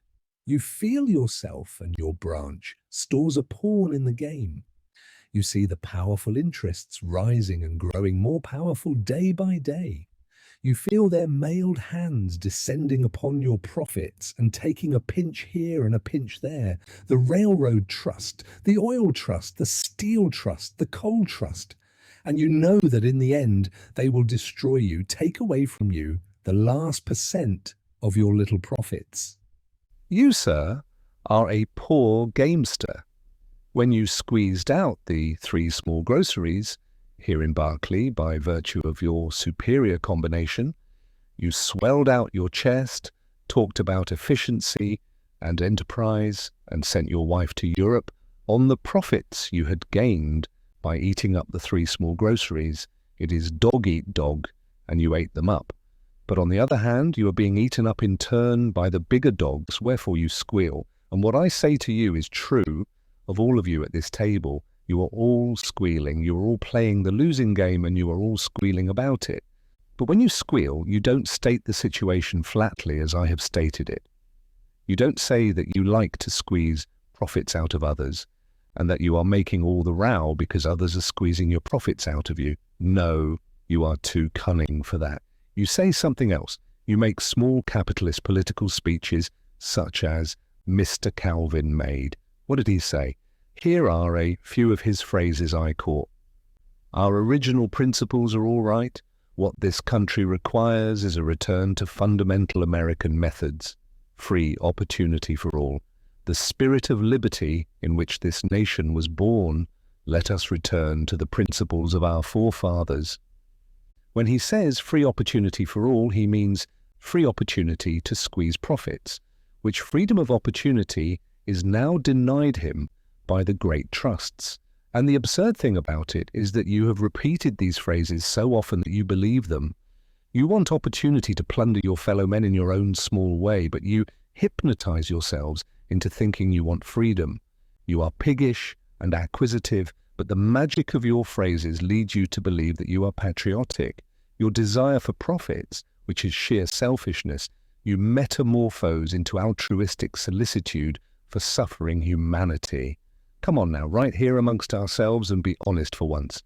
Look the matter in the face and state it in direct terms. There were flushed and angry faces at the table, and withal a measure of awe. They were a little frightened at this smooth-faced young fellow, and the swing and smash of his words, and his dreadful trait of calling a spade a spade. Mr. Calvin promptly replied, "And why not?" he demanded. "Why can we not return to ways of our fathers when this republic was founded?" "You have spoken much truth, Mr. Everhard, unpalatable though it has been. But here amongst ourselves let us speak out, let us throw off all disguise and accept the truth, as Mr. Everhard has flatly stated it. It is true that we smaller capitalists are after profits, and that the trusts are taking our profits away from us. It is true that we want to destroy the trusts in order that our profits may remain to us. And why can we not do it? Why not? I say, why not?" Now we come to the gist of the matter, Ernest said with a pleased expression. "I'll try to tell you why not, though the telling will be rather hard. You see, you fellows have studied business in a small way, but you have not studied social evolution at all. You are in the midst of a transition stage now in economic evolution, but you do not understand it, and that's what causes all the confusion. Why cannot you return? Because you can't. You can no more make water run uphill than can you cause the tide of economic evolution to flow back in its channel along the way it came. Joshua made the sun stand still upon Gibeon, but you would outdo Joshua. You would make the sun go backward in the sky. You would have time retrace its steps from noon to morning. In the face of labor-saving machinery, of organized production, of the increased efficiency of combination, you would set the economic sun back a whole generation or so to the time when there were no great capitalists, no great machinery, no railroads, a time when a host of little capitalists warred with each other in economic anarchy, and when production was primitive, wasteful, unorganized, and costly.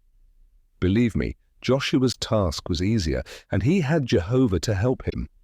But God has forsaken you small capitalists. The sun of the small capitalists is setting. It will never rise again, nor is it in your power even to make it stand still. You are perishing, and you are doomed to perish utterly from the face of society. This is the fiat of evolution. It is the word of God. Combination is stronger than competition. Primitive man was a puny creature hiding in the crevices of the rocks. He combined and made war upon his carnivorous enemies. They were competitive beasts. Primitive man was a combinative beast, and because of it, he rose to primacy over all the animals. And man has been achieving greater and greater combinations ever since.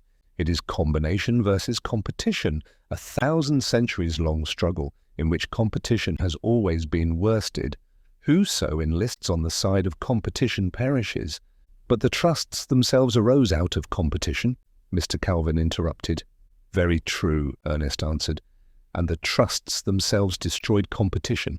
That, by your own word, is why you are no longer in the dairy business. The first laughter of the evening went around the table, and even Mr. Calvin joined in the laugh against himself. "And now, while we are on the trusts," Ernest went on, "let us settle a few things. I shall make certain statements, and if you disagree with them, speak up. Silence will mean agreement. Is it not true that a machine loom will weave more cloth and weave more cheaply than a hand loom?" He paused, but nobody spoke up. "Is it not then highly irrational to break the machine loom and go back to the clumsy and more costly hand loom method of weaving?" Heads nodded in acquiescence. "Is it not true that that known as a trust produces more efficiently and cheaply than can 1,000 competing small concerns?" Still no one objected. Then is it not irrational to destroy that cheap and efficient combination? No one answered for a long time. Then Mr. Cavolt spoke. "What are we to do then? he demanded. To destroy the trusts is the only way we can see to escape their domination. Ernest was all fire and aliveness on the instant. I'll show you another way, he cried. Let us not destroy those wonderful machines that produce efficiently and cheaply. Let us control them. Let us profit by their efficiency and cheapness. Let us run them for ourselves. Let us oust the present owners of the wonderful machines, and let us own the wonderful machines ourselves. That, gentlemen, is socialism, a greater combination than the trusts, a greater economic and social combination than any that has as yet appeared on the planet. It is in line with evolution. We meet combination with greater combination. It is the winning side. Come on over with us, socialists, and play on the winning side. Here arose dissent. There was a shaking of heads and mutterings arose. All right then, you prefer to be anachronisms, Ernest laughed. You prefer to play atavistic roles. You are doomed to perish, as all atavisms perish. Have you ever asked what will happen to you when greater combinations than even the present trusts arise? Have you ever considered where you will stand when the great trusts themselves combine into the combination of combinations, into the social, economic, and political trust? He turned abruptly and irrelevantly upon Mr. Calvin. Tell me, Ernest said, if this is not true, you are compelled to form a new political party because the old parties are in the hands of the trusts. The chief obstacle to your Grange propaganda is the trusts. Behind every obstacle you encounter, every blow that smites you, every defeat that you receive, is the hand of the trusts. Is this not so? Tell me. Mr. Calvin sat in uncomfortable silence. Go ahead, Ernest encouraged. It is true, Mr. Calvin confessed. We captured the state legislature of Oregon and put through splendid protective legislation, and it was vetoed by the governor, who was a creature of the trusts. We elected a governor of Colorado, and the legislature refused to permit him to take office. Twice we have passed a national income tax, and each time the Supreme Court smashed it as unconstitutional. The courts are in the hands of the trusts. We, the people, do not pay our judges sufficiently, but there will come a time when the combination of the trusts will control all legislation, when the combination of the trusts will itself be the government. Ernest interrupted. Never, never, were the cries that arose. Everybody was excited and belligerent. Tell me, Ernest demanded, what will you do when such a time comes? We will rise in our strength, Mr. Asmundsen cried, and many voices backed his decision. That will be civil war, Ernest warned them. So be it, civil war, was Mr. Asmundsen's answer, with the cries of all the men at the table behind him. We have not forgotten the deeds of our forefathers. For our liberties, we are ready to fight and die. Ernest smiled. Do not forget, he said, that we had tacitly agreed that liberty, in your case, gentlemen, means liberty to squeeze profits out of others. The table was angry, now fighting angry, but Ernest controlled the tumult and made himself heard. One more question. When you rise in your strength, remember, the reason for your rising will be that the government is in the hands of the trusts. Therefore, against your strength, the government will turn the regular army, the navy, the militia, the police, in short, the whole organized war machinery of the United States. Where will your strength be then? Dismay sat on their faces, and before they could recover, Ernest struck again. Do you remember, not so long ago, when our regular army was only 50,000? Year by year it has been increased, until today it is 300,000. Again he struck. Nor is that all. While you diligently pursued that favourite phantom of yours called profits, and moralized about that favourite fetish of yours called competition, even greater and more direful things have been accomplished by combination. There is the militia. It is our strength, cried Mr. Cobalt. With it we would repel the invasion of the regular army. You would go into the militia yourself, was Ernest's retort, and be sent to Maine or Florida or the Philippines or anywhere else to drown in blood your own comrades civil warring for their liberties, while from Kansas or Wisconsin or any other state your own comrades would go into the militia and come here to California to drown in blood your own civil warring. Now they were really shocked, and they sat wordless until Mr. Owen murmured, "We would not go into the militia, that would settle it. We would not be so foolish." Ernest laughed outright. You do not understand the combination that has been effected. You could not help yourself. You would be drafted into the militia. There is such a thing as civil law, Mr. Owen insisted. Not when the government suspends civil law. In that day when you speak of rising in your strength would be turned against yourself. Into the militia, you would go willy-nilly. Habeas corpus, I heard someone mutter just now. Instead of habeas corpus, you would get post-mortems. If you refused to go into the militia or to obey after you were in, you would be tried by drumhead court-martial and shot down like dogs. It is the law. It is not the law, Mr. Calvin asserted positively. There is no such law. Young man, you have dreamed all this. Why, you spoke of sending the militia to the Philippines. That is unconstitutional. The Constitution especially states that the militia cannot be sent out of the country. What's the Constitution got to do with it? Ernest demanded. The courts interpret the Constitution, and the courts, as Mr. Asmundsen agreed, are the creatures of the trusts. Besides, it is, as I have said, the law. It has been the law for years, for 9 years, gentlemen, that we can be drafted into the militia. Mr. Calvin asked incredulously, that they can shoot us by drumhead court-martial if we refuse? Yes, Ernest answered, precisely that. How is it that we have never heard of this law? My father asked, and I could see that it was likewise new to him. For 2 reasons, Ernest said.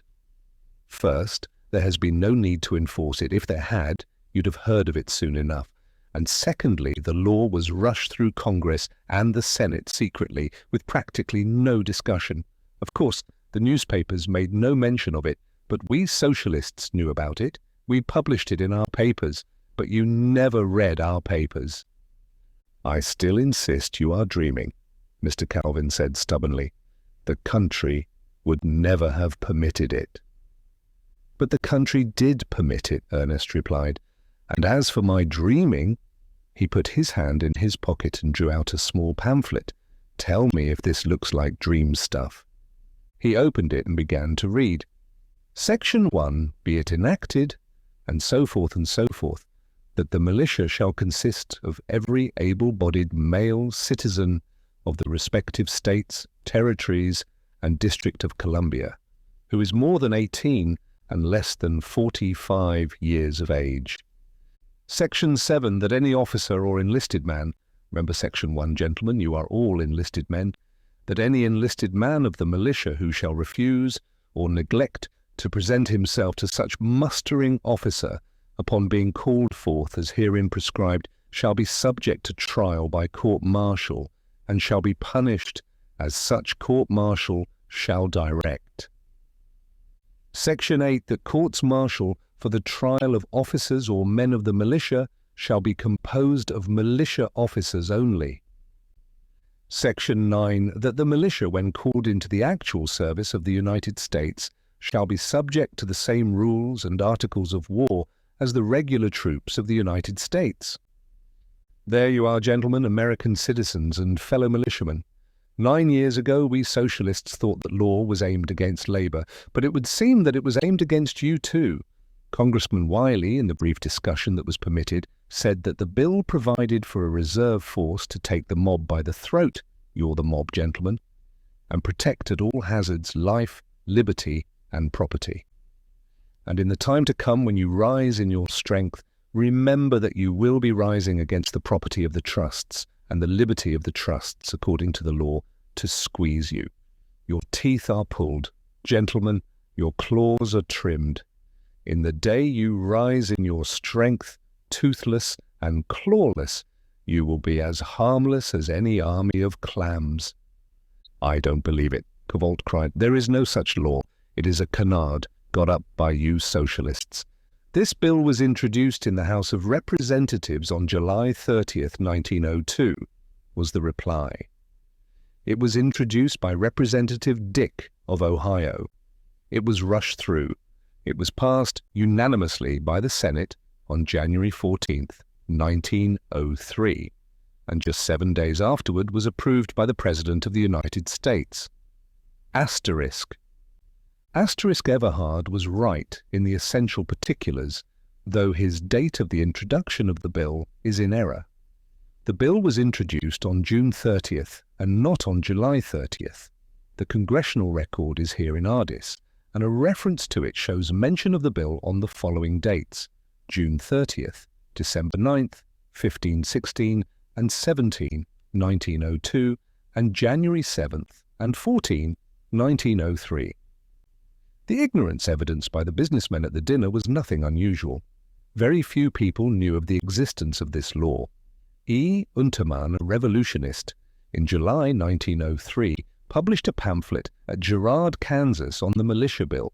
This pamphlet had a small circulation among working men, but already had the segregation of classes proceeded so far that the members of the middle class never heard of the pamphlet at all and so remained in ignorance of the law. Chapter 9. The Mathematics of a Dream. In the midst of the consternation his revelation had produced, Ernest began again to speak. "You have said, a dozen of you tonight, that socialism is impossible. You have asserted the impossible. Now let me demonstrate the inevitable. Not only is it inevitable that you small capitalists shall pass away, but it is inevitable that the large capitalists and the trusts also shall pass away. Remember, the tide of evolution never flows backward. It flows on, and it flows from competition to combination, and from little combination to large combination, and from large combination to colossal combination, and it flows on to socialism, which is the most colossal combination of all. You tell me that I dream. Very good. I'll give you the mathematics of my dream. And here, in advance, I challenge you to show that my mathematics are wrong. I shall develop the inevitability of the breakdown of the capitalist system, and I shall demonstrate mathematically why it must break down. Here goes, and bear with me if at first I seem irrelevant. Let us, first of all, investigate a particular industrial process, and whenever I state something with which you disagree, please interrupt me. Here is a shoe factory. This factory takes leather and makes it into shoes. Here is $100 worth of leather. It goes through the factory and comes out in the form of shoes worth, let us say, $200. What has happened? $100 has been added to the value of the leather. How was it added? Let us see. Capital and labor added this value of $100. Capital furnished the factory, the machines, and paid all the expenses. Labor furnished labor. By the joint effort of capital and labor, $100 of value was added. Are you all agreed so far? Heads nodded around the table in affirmation. Labor and capital, having produced this $100, now proceed to divide it. The statistics of this division are fractional, so let us, for the sake of convenience, make them roughly approximate. Capital takes $50 as its share, and labor gets in wages $50 as its share. We will not enter into the squabbling over the division. No matter how much squabbling takes place in one percentage or another, the division is arranged. And take notice here that what is true of this particular industrial process is true of all industrial processes. Am I right? Asterisk Everhard here clearly develops the cause of all the labor troubles of that time. In the division of the joint product, capital wanted all it could get, and labor wanted all it could get. This quarrel over the division was irreconcilable. So long as the system of capitalistic production existed, labor and capital continued to quarrel over the division of the joint product. It is a ludicrous spectacle to us, but we must not forget that we have 7 centuries advantage over those that lived in that time. Again, the whole table agreed with Ernest. Now suppose Labour, having received its $50, wanted to buy back shoes. It could only buy back $50 worth. That's clear, isn't it? And now we shift from this particular process to the sum total of all industrial processes in the United States, which includes the leather itself, raw material, transportation, selling, everything. We will say, for the sake of round figures, that the total production of wealth in the United States is 1 year is $4 billion.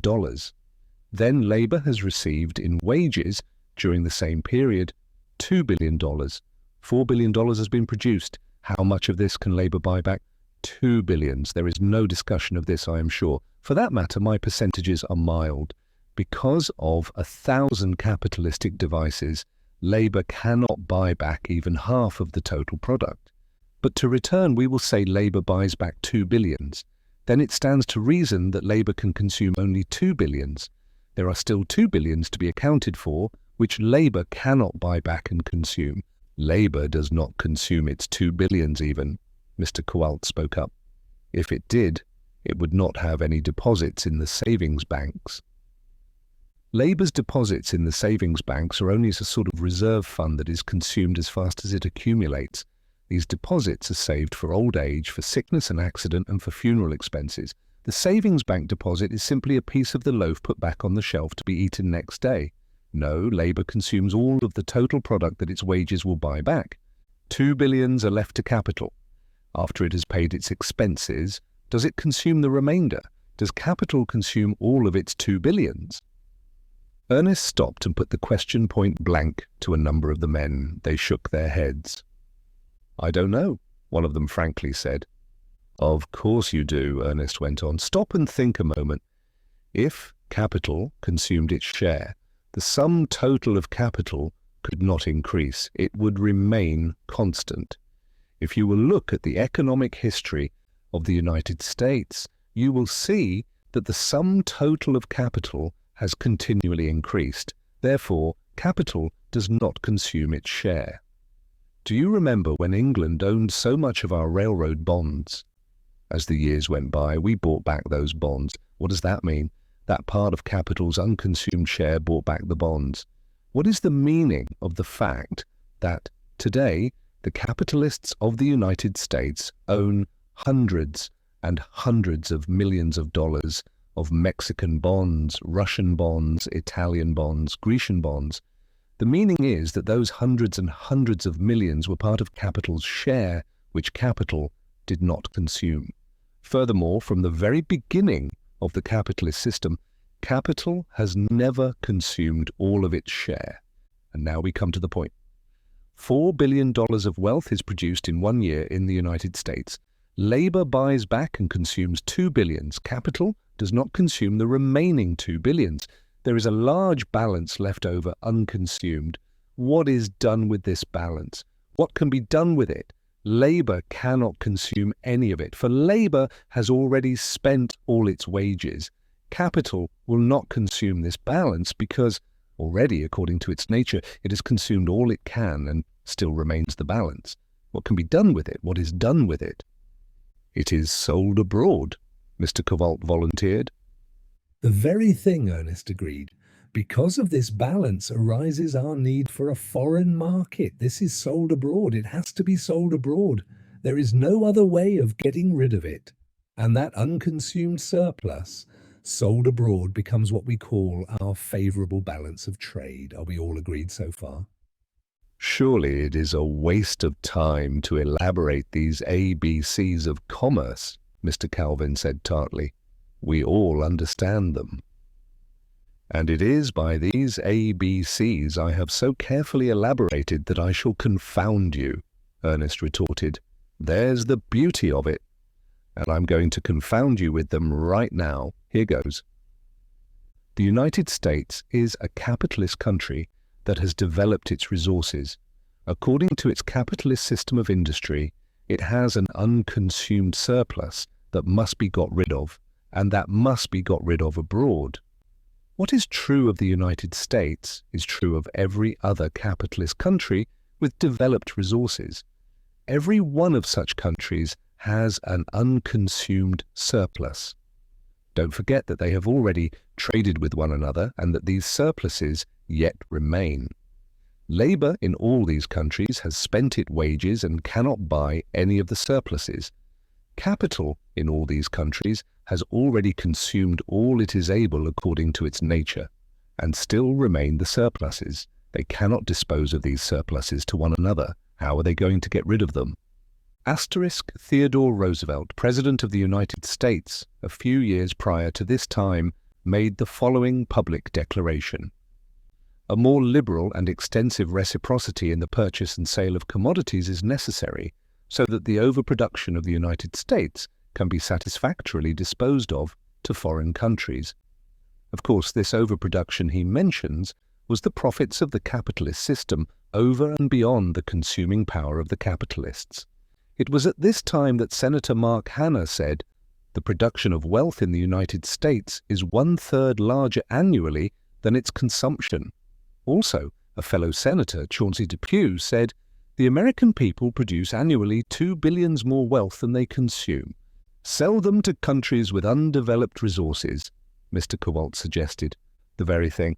You see, my argument is so clear and simple that in your own minds you carry it on for me. And now for the next step. Suppose the United States disposes of its surplus to a country with undeveloped resources, like, say, Brazil. Remember, this surplus is over and above trade, which articles of trade have been consumed.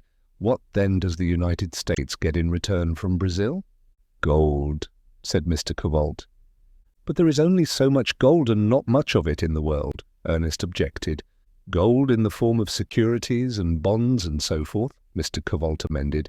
Now you've struck it, Ernest said. From Brazil, the United States, in return for her surplus, gets bonds and securities. And what does that mean? It means that the United States is coming to own railroads in Brazil, factories, mines and lands in Brazil. And what is the meaning of that in turn? Mr. Kowalt pondered and shook his head. I'll tell you, Ernest continued. It means that the resources of Brazil are being developed. And now, the next point. When Brazil, under the capitalist system, has developed her resources, she will herself have an unconsumed surplus. Can she get rid of this surplus to the United States? No, because the United States has herself a surplus. Can the United States do what she previously did, get rid of her surplus to Brazil? No, for Brazil now has a surplus too. What happens? The United States and Brazil must both seek out other countries with undeveloped resources in order to unload the surpluses on them. But by the very process of unloading the surpluses, the resources of those countries are in turn developed. Soon they have surpluses and are seeking other countries on which to unload. Now, gentlemen, follow me. The planet is only so large. There are only so many countries in the world. What will happen when every country in the world, down to the smallest and last, with a surplus in its hands, stands confronting every other country with surpluses in their hands? He paused and regarded his listeners. The bepuzzlement in their faces was delicious. Also, there was awe in their faces. Out of abstractions, Ernest had conjured a vision and made them see it. They were seeing it then as they sat there, and they were frightened by it. "We started with a BC, Mr. Calvin," Ernest said slyly. "I have now given you the rest of the alphabet. It is very simple. That is the beauty of it. You surely have the answer forthcoming. What then, when every country in the world has an unconsumed surplus? Where will your capitalist system be then?" But Mr. Calvin shook a troubled head. He was obviously questing back through Ernest's reasoning in search of an error. "Let me briefly go over the ground with you again," Ernest said. "We began with a particular industrial process, the shoe factory.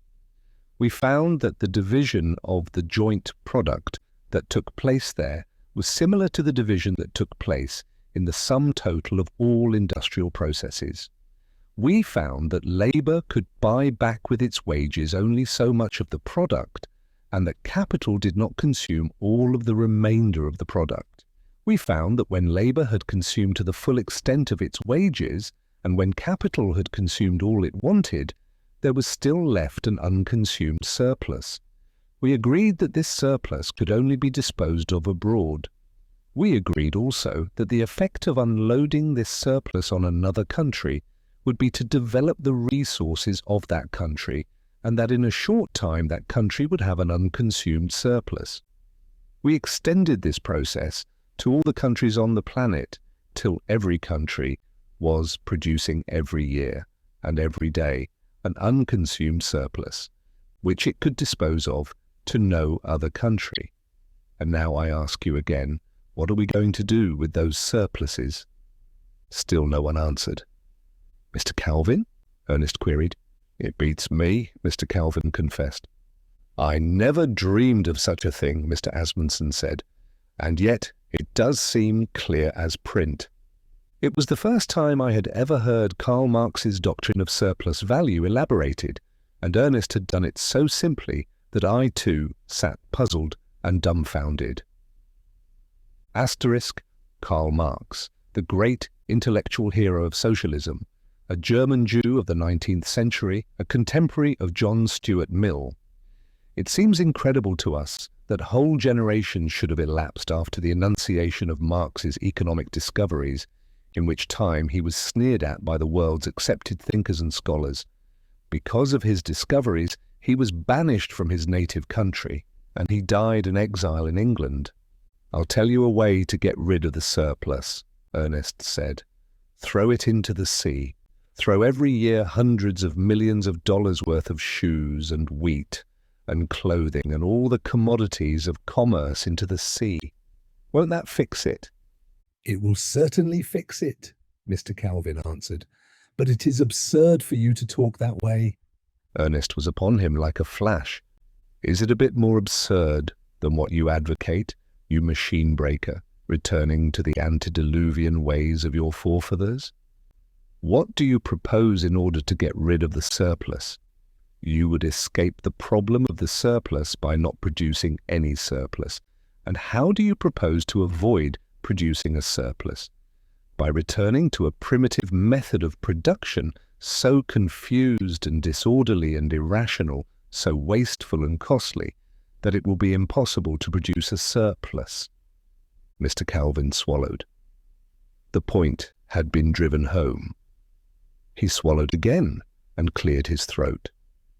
You are right, he said. I stand convicted. It is absurd, but we've got to do something. It is a case of life and death for us of the middle class. We refuse to perish. We elect to be absurd and to return to the truly crude and wasteful methods of our forefathers. We will put back industry to its pre-trust stage. We will break the machines. And what are you going to do about it? But you can't break the machines, Ernest replied. You cannot make the tide of evolution flow backward. Opposed to you are two great forces, each of which is more powerful than you of the middle class. The large capitalists, the trusts, in short, will not let you turn back. They don't want the machines destroyed. And greater than the trusts and more powerful is labor. It will not let you destroy the machines. The ownership of the world, along with the machines, lies between the trusts and labor. That is the battle alignment. Neither side wants the destruction of the machines, but each side wants to possess the machines. In this battle, the middle class has no place. The middle class is a pygmy between two giants. Don't you see?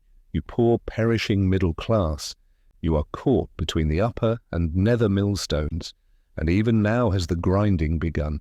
I have demonstrated to you mathematically the inevitable breakdown of the capitalist system.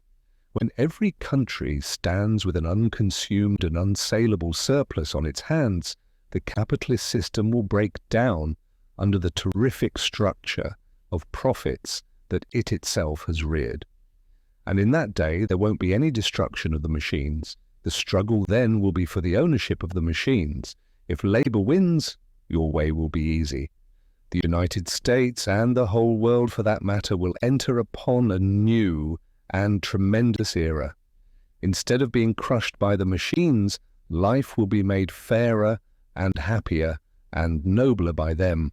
You of the destroyed middle class, along with labour, there will be nothing but labour then. So you and all the rest of labour will participate in the equitable distribution of the products of the wonderful machines. And we, all of us, will make new and more wonderful machines. And there won't be any unconsumed surplus because there won't be any profits. But suppose the trusts win in this battle over the ownership of the machines and the world? Mr. Covault asked. Then, Ernest answered, you and Labour and all of us will be crushed under the iron heel of a despotism as relentless and terrible as any despotism that has blackened the pages of the history of man. That will be a good name for that despotism, the Iron Heel. Asterisk. Asterisk. The earliest known use of that name to designate the oligarchy. There was a long pause, and every man at the table meditated in ways unwanted and profound. But this socialism of yours is a dream, Mr. Calvin said, and repeated, a dream. I'll show you something that isn't a dream then, Ernest answered, and that's something I shall call the oligarchy. You call it the plutocracy. We both mean the same thing, the large capitalists or the trusts. Let us see where the power lies today, and in order to do so, let us apportion society into its class divisions.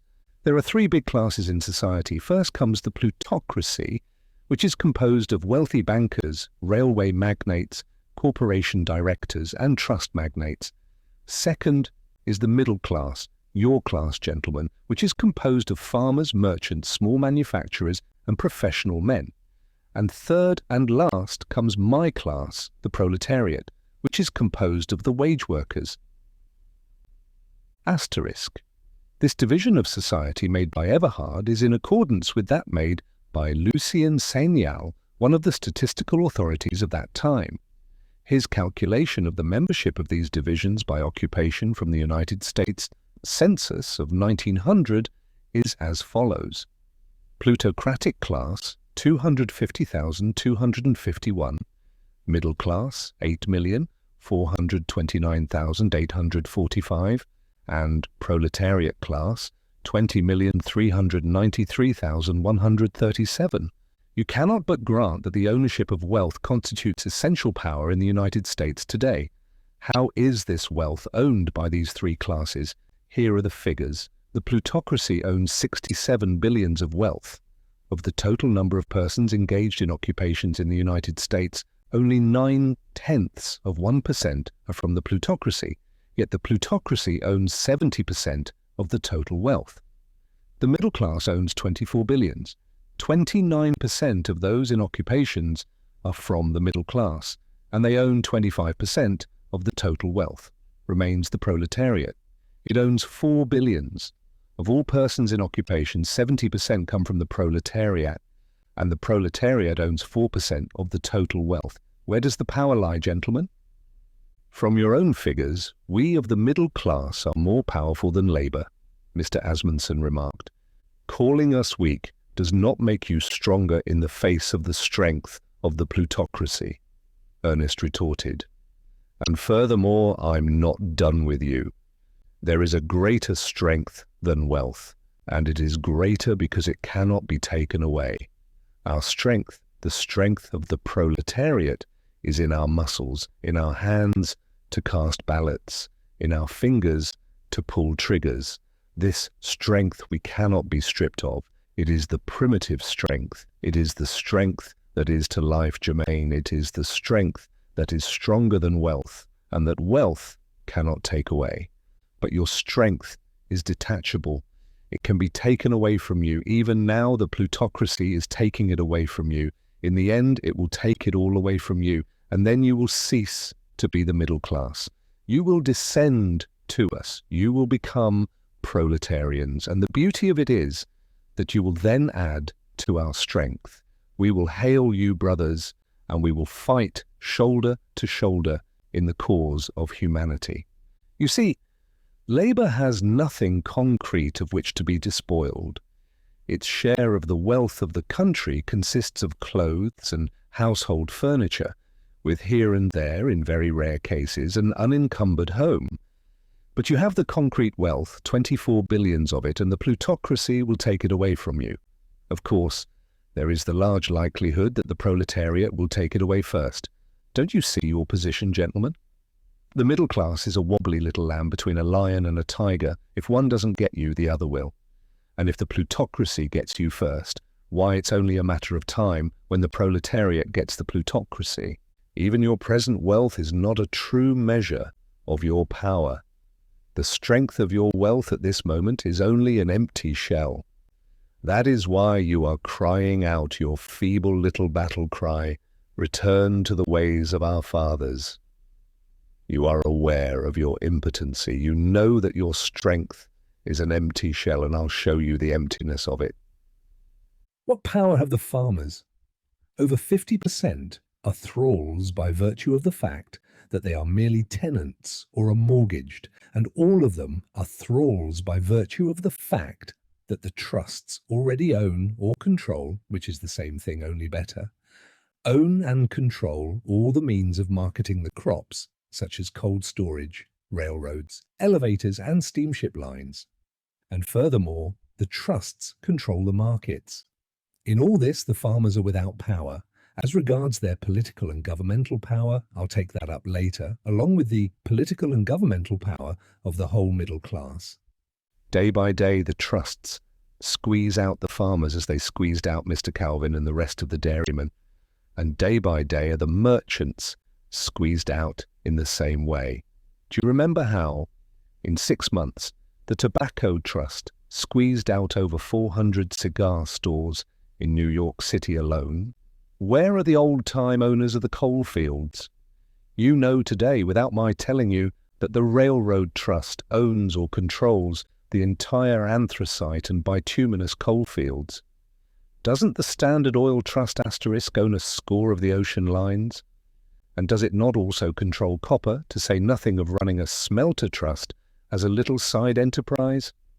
There are 10,000 cities in the United States tonight lighted by the companies owned or controlled by Standard Oil, and in as many cities, all the electric transportation, urban, suburban and interurban, is in the hands of Standard Oil. The small capitalists who were in these thousands of enterprises are gone. You know that. It's the same way that you are going. * Standard Oil and Rockefeller, see upcoming footnote. Rockefeller began as a member. The small manufacturer is like the farmer, and small manufacturers and farmers today are reduced, to all intents and purposes, to feudal tenure. For that matter, the professional men and the artists are at this present moment villains in everything but name, while the politicians are henchmen. Why do you, Mr. Calvin, work all your nights and days to organize the farmers, along with the rest of the middle class, into a new political party? Because the politicians of the old parties will have nothing to do with your atavistic ideas, and with your atavistic ideas they will have nothing to do, because they are what I said they are, henchmen, retainers of the plutocracy. I spoke of the professional men and the artists as villains. What else are they? One and all, the professors, the preachers, and the editors hold their jobs by serving the plutocracy, and their service consists of propagating only such ideas as are either harmless to or commendatory of the plutocracy. Whenever they propagate ideas that menace the plutocracy, they lose their jobs, in which case, if they have not provided for the rainy day, they descend into the proletariat and either perish or become working-class agitators. And don't forget that it is the press, the pulpit, and the university that mould public opinion, set the thought pace of the nation. As for the artists, they merely pander to the little less than ignoble tastes of the plutocracy. But after all, wealth in itself is not the real power. It is the means to power, and power is governmental. Who controls the government today? The proletariat with its 20 millions engaged in occupations? Even you laugh at the idea. Does the middle class, with its 8 million occupied members, no more than the proletariat? Who then controls the government? The plutocracy, with its paltry 250,000 of occupied members. But this 250,000 does not control the government, though it renders yeoman service. It is the brain of the plutocracy that controls the government, and this brain consists of 7 small and powerful groups of men. And do not forget that these groups are working today practically in unison. Even as late as 1907, it was considered that 11 groups dominated the country, but this number was reduced by the amalgamation of the 5 railroad groups into a supreme combination of all the railroads. These 5 groups so amalgamated, along with their financial and political allies, were 1. James J. Hill with his control of the Northwest, 2. the Pennsylvania Railway Group, Schiff, financial manager, with big banking firms of Philadelphia and New York, 3. Harriman with Frick for counsel, and Odell as political lieutenant, controlling the central continental, southwestern, and southern Pacific coastlines of transportation, 4. the Gould family railway interests, and 5. Moore, Reed, and Leeds, known as the Rock Island crowd. These strong oligarchs arose out of the conflict of competition and travelled the inevitable road toward combination. Let me point out the power of but one of them, the railroad group. It employs 40,000 lawyers to defeat the people in the courts. It issues countless thousands of free passes to judges, bankers, editors, ministers, university men, members of state legislatures, and of Congress. It maintains luxurious lobbies at every state capital and at the national capital, and in all the cities and towns of the land it employs an immense army of pettifoggers and small politicians whose business is to attend primaries, pack conventions, get on juries, bribe judges, and in every way to work for its interests. Asterisk lobby, a peculiar institution for bribing, bulldozing, and corrupting the legislators who were supposed to represent the people's interests. A decade before this speech of Everhard's, the New York Board of Trade issued a report from which the following is quoted. The railroads control absolutely the legislatures of a majority of the states of the Union. They make and unmake United States senators, congressmen, and governors, and are practically dictators of the governmental policy of the United States. Gentlemen, I have merely sketched the power of one of the 7 groups that constitute the brain of the plutocracy. Your 24 billions of wealth does not give you 25 cents worth of governmental power. It is an empty shell, and soon even the empty shell will be taken away from you. The plutocracy has all power in its hands today. It today makes the laws, for it owns the Senate, Congress, the courts, and the state legislatures. And not only that, behind law must be force to execute the law. Today, the plutocracy makes the law, and to enforce the law, it has at its beck and call the police, the army, the navy, and lastly, the militia, which is you and me and all of us. Rockefeller began as a member of the proletariat, and through thrift and cunning succeeded in developing the first perfect trust, namely that known as Standard Oil. We cannot forbear giving the following remarkable page from the history of the Times to show how the need for reinvestment of the Standard Oil surplus crushed out small capitalists and hastened the breakdown of the capitalist system. David Graham Phillips was a radical writer of the period, and the quotation by him is taken from a copy of the Saturday Evening Post, dated October 4th, 1902 AD. This is the only copy of this publication that has come down to us, and yet, from its appearance and content, we cannot but conclude that it was one of the popular periodicals with a large circulation. The quotation here follows. About 10 years ago, Rockefeller's income was given as 30 millions by an excellent authority. He had reached the limit of profitable investment of profits in the oil industry. Here, then, were these enormous sums in cash pouring in, more than $2 million a month for John Davison Rockefeller alone. The problem of reinvestment became more serious. It became a nightmare. The oil income was swelling, and the number of sound investments limited, even more limited than it is now. It was through no special eagerness for more gains that the Rockefellers began to branch out from oil into other things.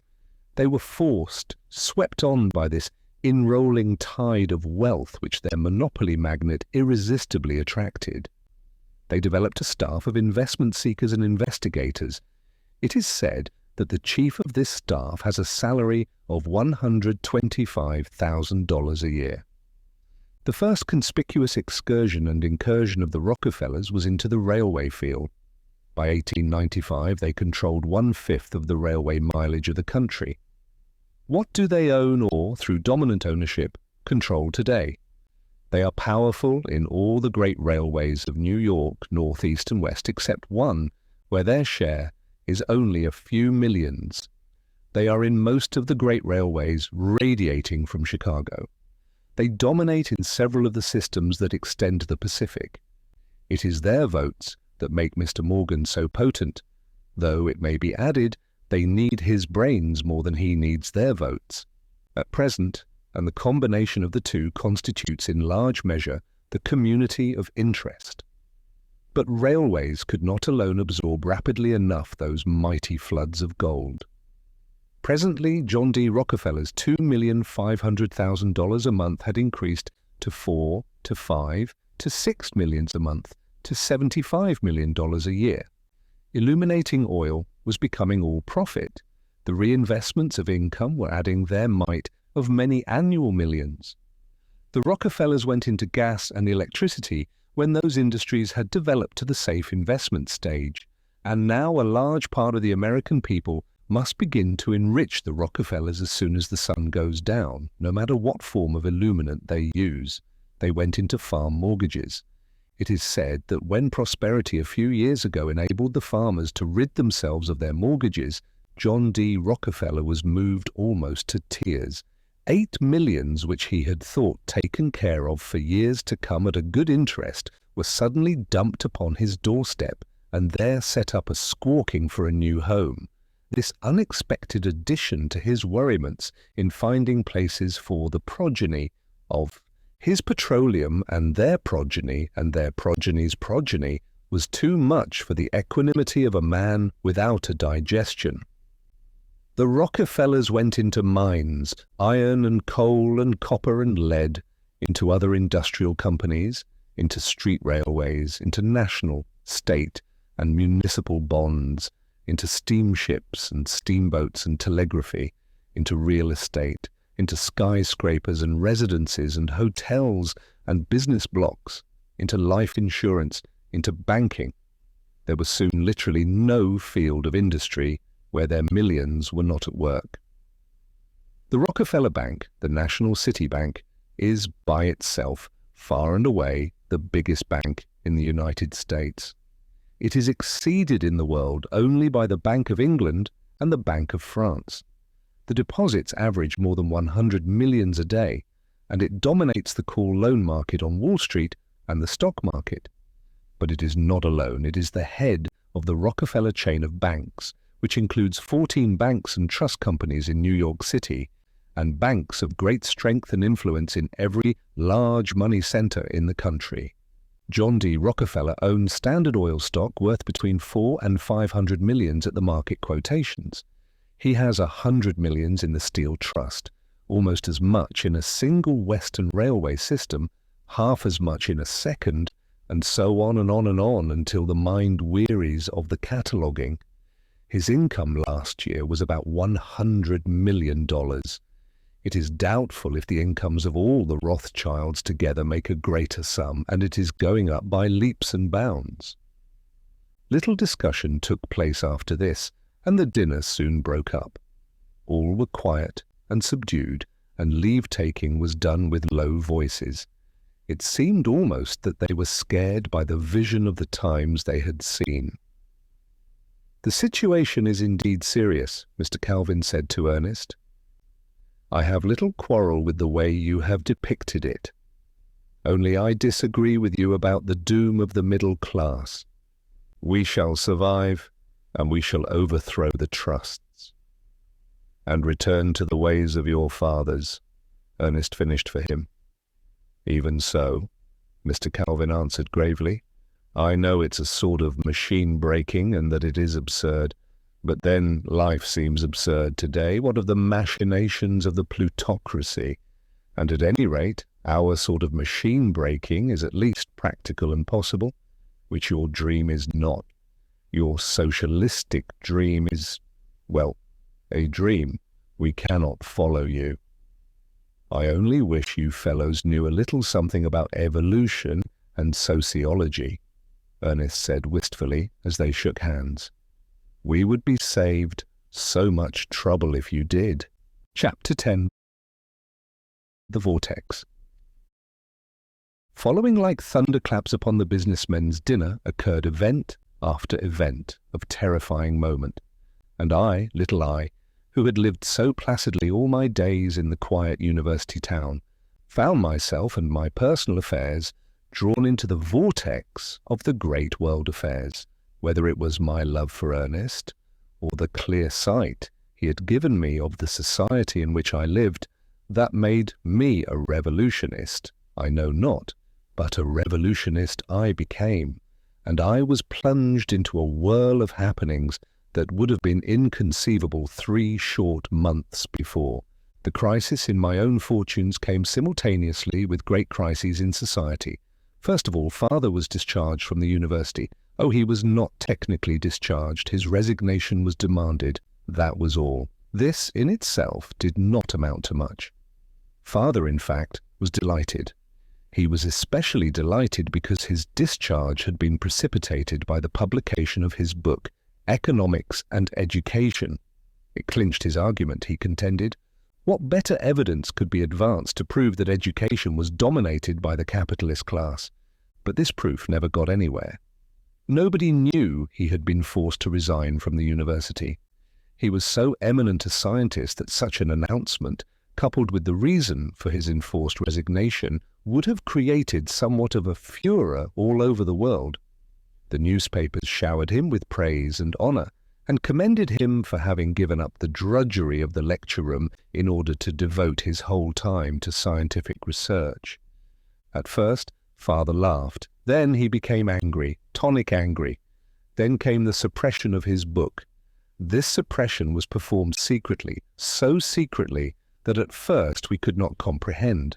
The publication of the book had immediately caused a bit of excitement in the country. Father had been politely abused in the capitalist press, the tone of the abuse being to the effect that it was a pity so great a scientist should leave his field and invade the realm of sociology, about which he knew nothing, and wherein he had promptly become lost. This lasted for a week while father chuckled and said the book had touched a sore spot on capitalism. And then, abruptly, the newspapers and the critical magazines ceased saying anything about the book at all. Also, and with equal suddenness, the book disappeared from the market. Not a copy was obtainable from any bookseller. Father wrote to the publishers and was informed that the plates had been accidentally injured. An unsatisfactory correspondence followed. Driven finally to an unequivocal stand, the publishers stated that they could not see their way to putting the book into type again, but that they were willing to relinquish their rights in it. "And you won't find another publishing house in the country to touch it," Ernest said. "And if I were you, I'd hunt cover right now. You've merely got a foretaste of the iron heel." But father was nothing if not a scientist. He never believed in jumping to conclusions. A laboratory experiment was no experiment if it were not carried through in all its details. So he patiently went the round of the publishing houses. They gave a multitude of excuses, but not one house would consider the book. When father became convinced that the book had actually been suppressed, he tried to get the fact into the newspapers, but his communications were ignored. At a political meeting of the Socialists, where many reporters were present, father saw his chance. He arose and related the history of the suppression of the book. He laughed next day when he read the newspapers, and then he grew angry to a degree that eliminated all tonic qualities. The papers made no mention of the book, but they misreported him beautifully. They twisted his words and phrases away from the context and turned his subdued and controlled remarks into a howling anarchistic speech. It was done artfully. One instance in particular I remember. He had used the phrase social revolution. The reporter merely dropped out social. This was sent out all over the country in an Associated Press dispatch, and from all over the country arose a cry of alarm.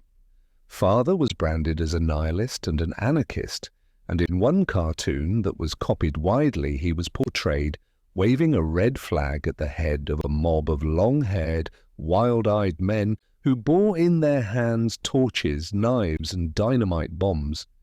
He was assailed terribly in the press, in long and abusive editorials, for his anarchy, and hints were made of mental breakdown on his part. This behavior, on the part of the capitalist press, was nothing new, Ernest told us. It was the custom, he said, to send reporters to all the socialist meetings for the express purpose of misreporting and distorting what was said in order to frighten the middle class away from any possible affiliation with the proletariat. And repeatedly Ernest warned Father to cease fighting and to take to cover. The socialist press of the country took up the fight, however, and throughout the reading portion of the working class it was known that the book had been suppressed. But this knowledge stopped with the working class. Next, the Appeal to Reason, a big socialist publishing house, arranged with Father to bring out the book.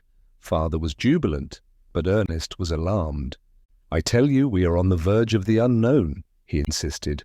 "Big things are happening secretly all around us. We can feel them. We do not know what they are, but they are there. The whole fabric of society is a-tremble with them. Don't ask me, I don't know myself, but out of this flux of society something is about to crystallize. It is crystallizing now. The suppression of the book is a precipitation.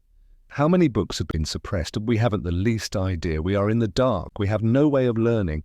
Watch out next for the suppression of the socialist press and socialist publishing houses. I'm afraid it's coming. We are going to be throttled." Ernest had his hand on the pulse of events, even more closely than the rest of the socialists, and within 2 days the first blow was struck. The Appeal to Reason was a weekly, and its regular circulation amongst the proletariat was 750,000. Also, it very frequently got out special editions of from 2 to 5 millions. These great editions were paid for and distributed by the small army of voluntary workers who had marshalled around the Appeal. The first blow was aimed at these special editions, and it was a crushing one. By an arbitrary ruling of the post office, these editions were decided to be not the regular circulation of the paper, and for that reason were denied admission to the mails. A week later, the post office department ruled that the paper was seditious and barred it entirely from the mails. This was a fearful blow to the socialist propaganda. The Appeal was desperate. It devised a plan of reaching its subscribers through the express companies, but they declined to handle it. This was the end of the Appeal. But not quite. It prepared to go on with its book publishing.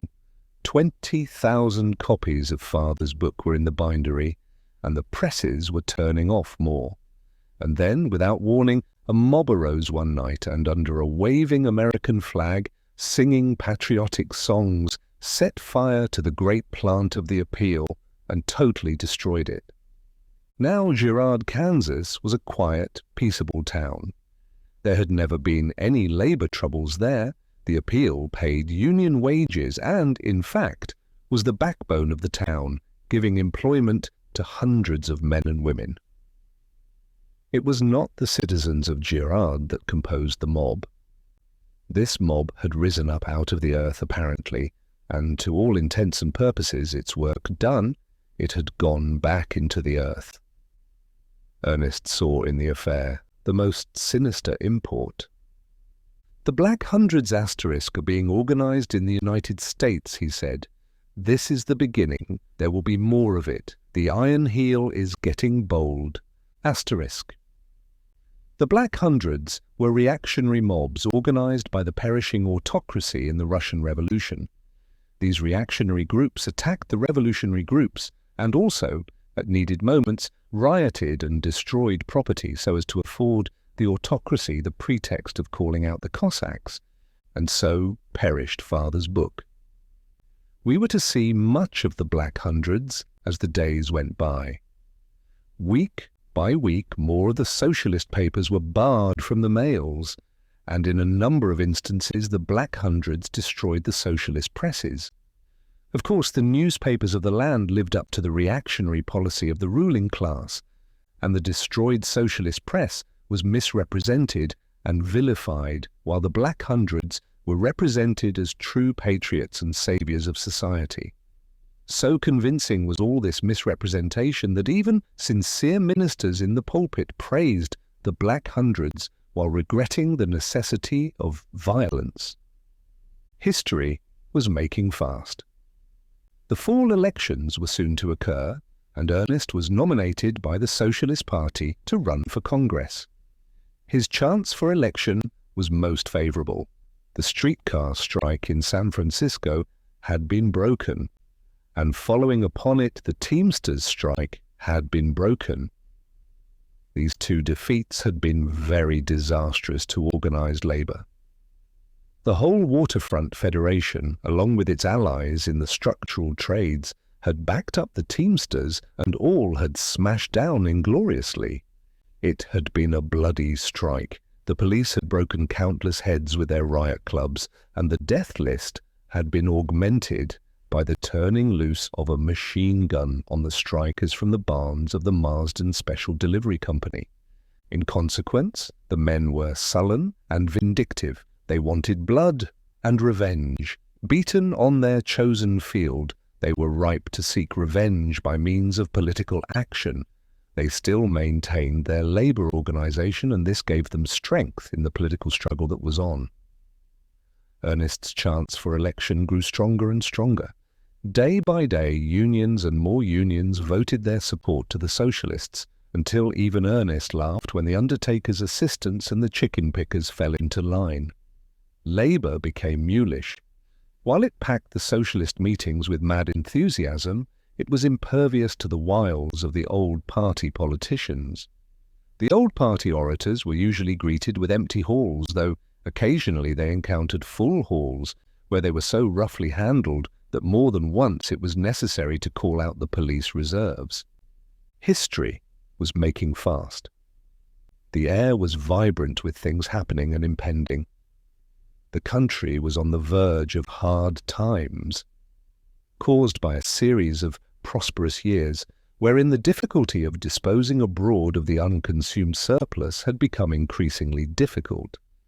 Industries were working short time. Many great factories were standing idle against the time when the surplus should be gone, and wages were being cut right and left. Asterisk under the capitalist regime, these periods of hard times were as inevitable as they were absurd. Prosperity always brought calamity. This, of course, was due to the excess of unconsumed profits that was piled up. Also, the great machinist strike had been broken. 200,000 machinists, along with their 500,000 allies in the metalworking trades, had been defeated in as bloody a strike as had ever marred the United States. Pitched battles had been fought with the small armies of armed strike breakers put in the field by the employers' associations. The Black Hundreds, appearing in scores of wide-scattered places, had destroyed property, and, in consequence, 100,000 regular soldiers of the United States has been called out to put a frightful end to the whole affair. A number of the labour leaders had been executed. Many others had been sentenced to prison, while thousands of the rank and file of the strikers had been herded into bullpens and abominably treated by the soldiers. Asterisk, strike breakers. These were, in purpose and practice and everything except name, the private soldiers of the capitalists. They were thoroughly organised and well-armed, and they were held in readiness to be hurled in special trains to any part of the country where labour went on strike or was locked out by the employers. Only those curious times could have given rise to the amazing spectacle of one, Farley, a notorious commander of strike breakers, who in 1906 swept across the United States in special trains from New York to San Francisco with an army of 2,500 men fully armed and equipped to break a strike of the San Francisco streetcar men. Such an act was in direct violation of the laws of the land. The fact that this act, and thousands of similar acts, went unpunished goes to show how completely the judiciary was the creature of the plutocracy. Bullpen, in a miners' strike in Idaho in the latter part of the 19th century, it happened that many of the strikers were confined in a bullpen by the troops. The practice and the name continued in the 20th century. The years of prosperity were now to be paid for. All markets were glutted, all markets were falling, and amidst the general crumble of prices, the price of labor crumbled fastest of all. The land was convulsed with industrial dissensions. Labor was striking here, there, and everywhere, and where it was not striking, it was being turned out by the capitalists. The papers were filled with tales of violence and blood, and through it all, the Black Hundreds played their part. Riot, arson, and wanton destruction of property was their function, and well, they performed it. The whole regular army was in the field, called there by the actions of the Black Hundreds. All cities and towns were like armed camps, and laborers were shot down like dogs. Out of the vast army of the unemployed, the strikebreakers were recruited, and when the strikebreakers were worsted by the labor unions, the troops always appeared and crushed the unions. Then there was the militia. As yet, it was not necessary to have recourse to the secret militia law. Only the regularly organized militia was out, and it was out everywhere. And in this time of terror, the regular army was increased an additional 100,000 by the government. The name only, and not the idea, was imported from Russia. The Black Hundreds were a development out of the secret agents of the capitalists, and their use arose in the labor struggles of the 19th century. There is no discussion of this. No less an authority of the times than Carroll D. Wright, United States Commissioner of Labor, is responsible for the statement. From his book entitled The Battles of Labor is quoted the declaration that in some of the great historic strikes, the employers themselves have instigated acts of violence, that manufacturers have deliberately provoked strikes in order to get rid of surplus stock, and that freight cars have been burned by employers' agents during railroad strikes in order to increase disorder. It was out of these secret agents of the employers that the Black Hundreds arose, and it was they, in turn, that later became that terrible weapon of the oligarchy, the agents provocateurs. Never had labor received such an all-around beating. The great captains of industry, the oligarchs, had for the first time thrown their full weight into the breach the struggling employers' associations had made. These associations were practically middle-class affairs, and now, compelled by hard times and crashing markets, and aided by the great captains of industry, they gave organized labor an awful and decisive defeat. It was an all-powerful alliance, but it was an alliance of the lion and the lamb, as the middle class was soon to learn. Labor was bloody and sullen but crushed. Yet its defeat did not put an end to the hard times. The banks, themselves constituting one of the most important forces of the oligarchy, continued to call in credits. The Wall Street Asterisk Group turned the stock market into a maelstrom where the values of all the land crumbled away almost to nothingness. And out of all the rack and ruin rose the form of the nascent oligarchy, imperturbable, indifferent, and sure. Its serenity and certitude was terrifying.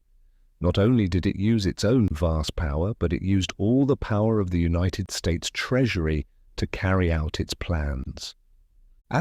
Wall Street, so named from a street in ancient New York where was situated the stock exchange, and where the irrational organization of society permitted underhanded manipulation of all the industries of the country.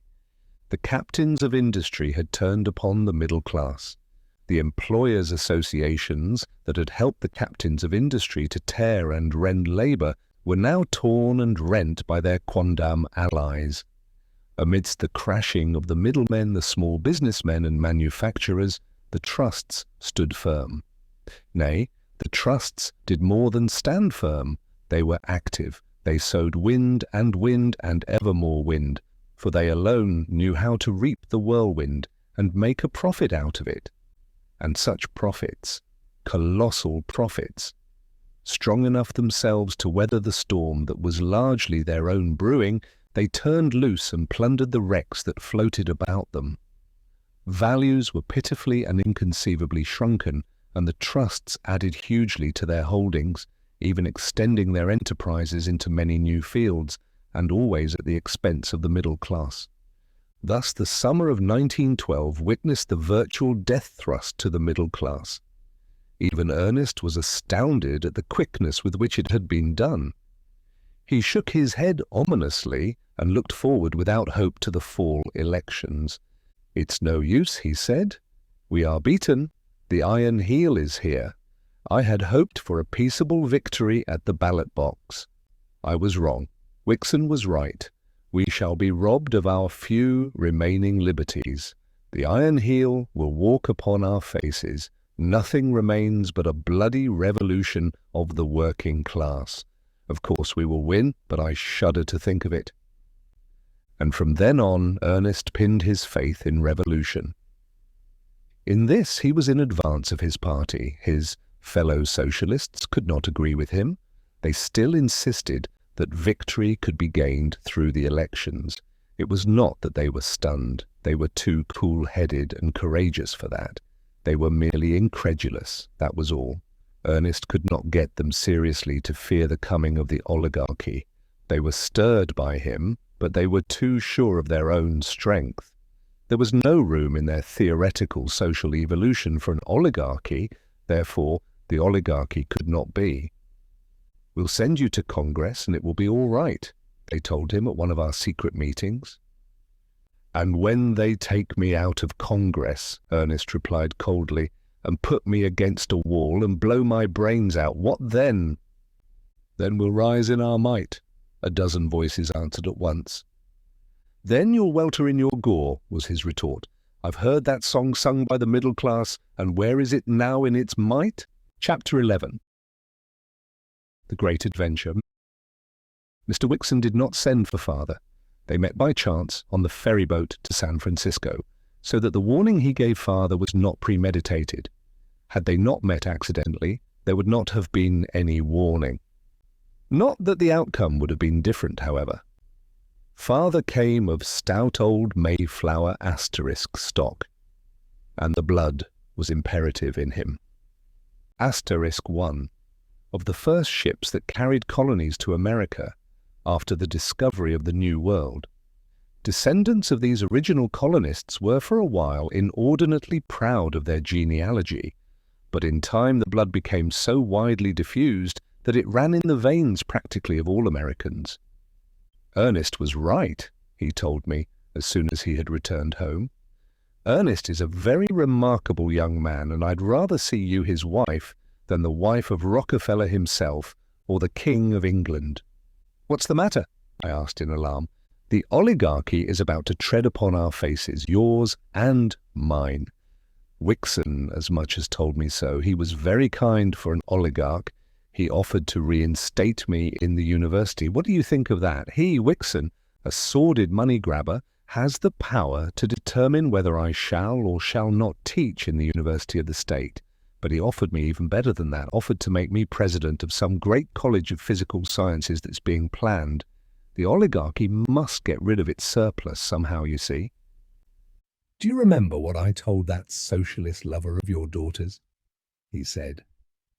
"I told him that we would walk upon the faces of the working class, and so we shall.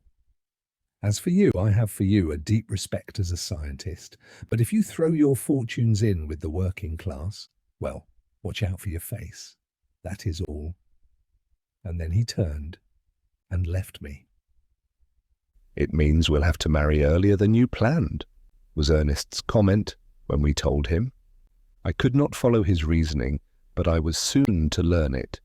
It was at this time that the quarterly dividend of the Sierra Mills was paid, or rather should have been paid, for father did not receive his. After waiting several days, father wrote to the secretary. Promptly came the reply that there was no record on the books of father's owning any stock, and a polite request for more explicit information. "I'll make it explicit enough, confound him," father declared, and departed for the bank to get the stock in question from his safe deposit box. "Ernest is a very remarkable man," he said, when he got back and while I was helping him off with his overcoat. "I repeat, my daughter, that young man of yours is a very remarkable young man." I had learned whenever he praised Ernest in such fashion to expect disaster. "They have already walked upon my face," father explained. "There was no stock. The box was empty. You and Ernest will have to get married pretty quickly." Father insisted on laboratory methods. He brought the Sierra Mills into court, but he could not bring the books of the Sierra Mills into court. He did not control the courts, and the Sierra Mills did. That explained it all. He was thoroughly beaten by the law, and the bare-faced robbery held good. It is almost laughable now when I look back on it, the way father was beaten. He met Wixon accidentally on the street in San Francisco, and he told Wixon that he was a damned scoundrel.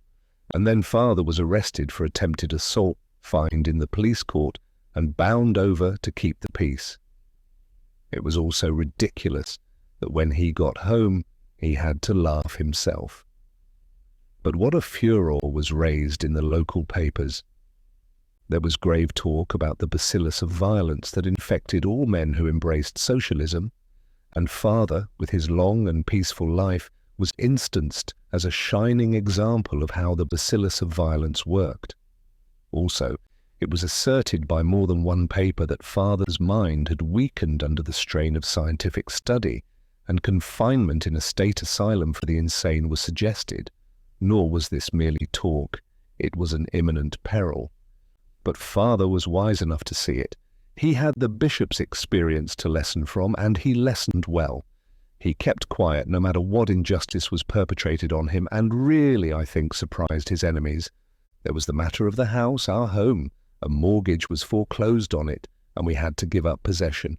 Of course, there wasn't any mortgage, and never had been any mortgage. The ground had been bought outright, and the house had been paid for when it was built. And house and lot had always been free and unencumbered. Nevertheless, there was the mortgage properly and legally drawn up and signed, with a record of the payments of interest through a number of years. Father made no outcry. As he had been robbed of his money, so was he now robbed of his home, and he had no recourse. The machinery of society was in the hands of those who were bent on breaking him. He was a philosopher at heart, and he was no longer even angry. "I am doomed to be broken," he said to me, "but that is no reason that I should not try to be shattered as little as possible. These old bones of mine are fragile, and I've learned my lesson. God knows I don't want to spend my last days in an insane asylum." Which reminds me of Bishop Morehouse, whom I have neglected for many pages. But first, let me tell of my marriage. In the play of events, my marriage sinks into insignificance, I know, so I shall barely mention it. "Now we shall become real proletarians," father said, when we were driven from our home. I have often envied that young man of yours for his actual knowledge of the proletariat. Now I shall see and learn for myself. Father must have had strong in him the blood of adventure. He looked upon our catastrophe in the light of an adventure. No anger nor bitterness possessed him. He was too philosophic and simple to be vindictive, and he lived too much in the world of mind to miss the creature comforts we were giving up. So it was when we moved to San Francisco into 4 wretched rooms in the slums south of Market Street that he embarked upon the adventure with the joy and enthusiasm of a child, combined with the clear sight and mental grasp of an extraordinary intellect. He really never crystallized mentally. He had no false sense of values. Conventional or habitual values meant nothing to him. The only values he recognized were mathematical and scientific facts. My father was a great man. He had the mind and the soul that only great men have. In ways, he was even greater than Ernest, than whom I have known none greater. Even I found some relief in our change of living.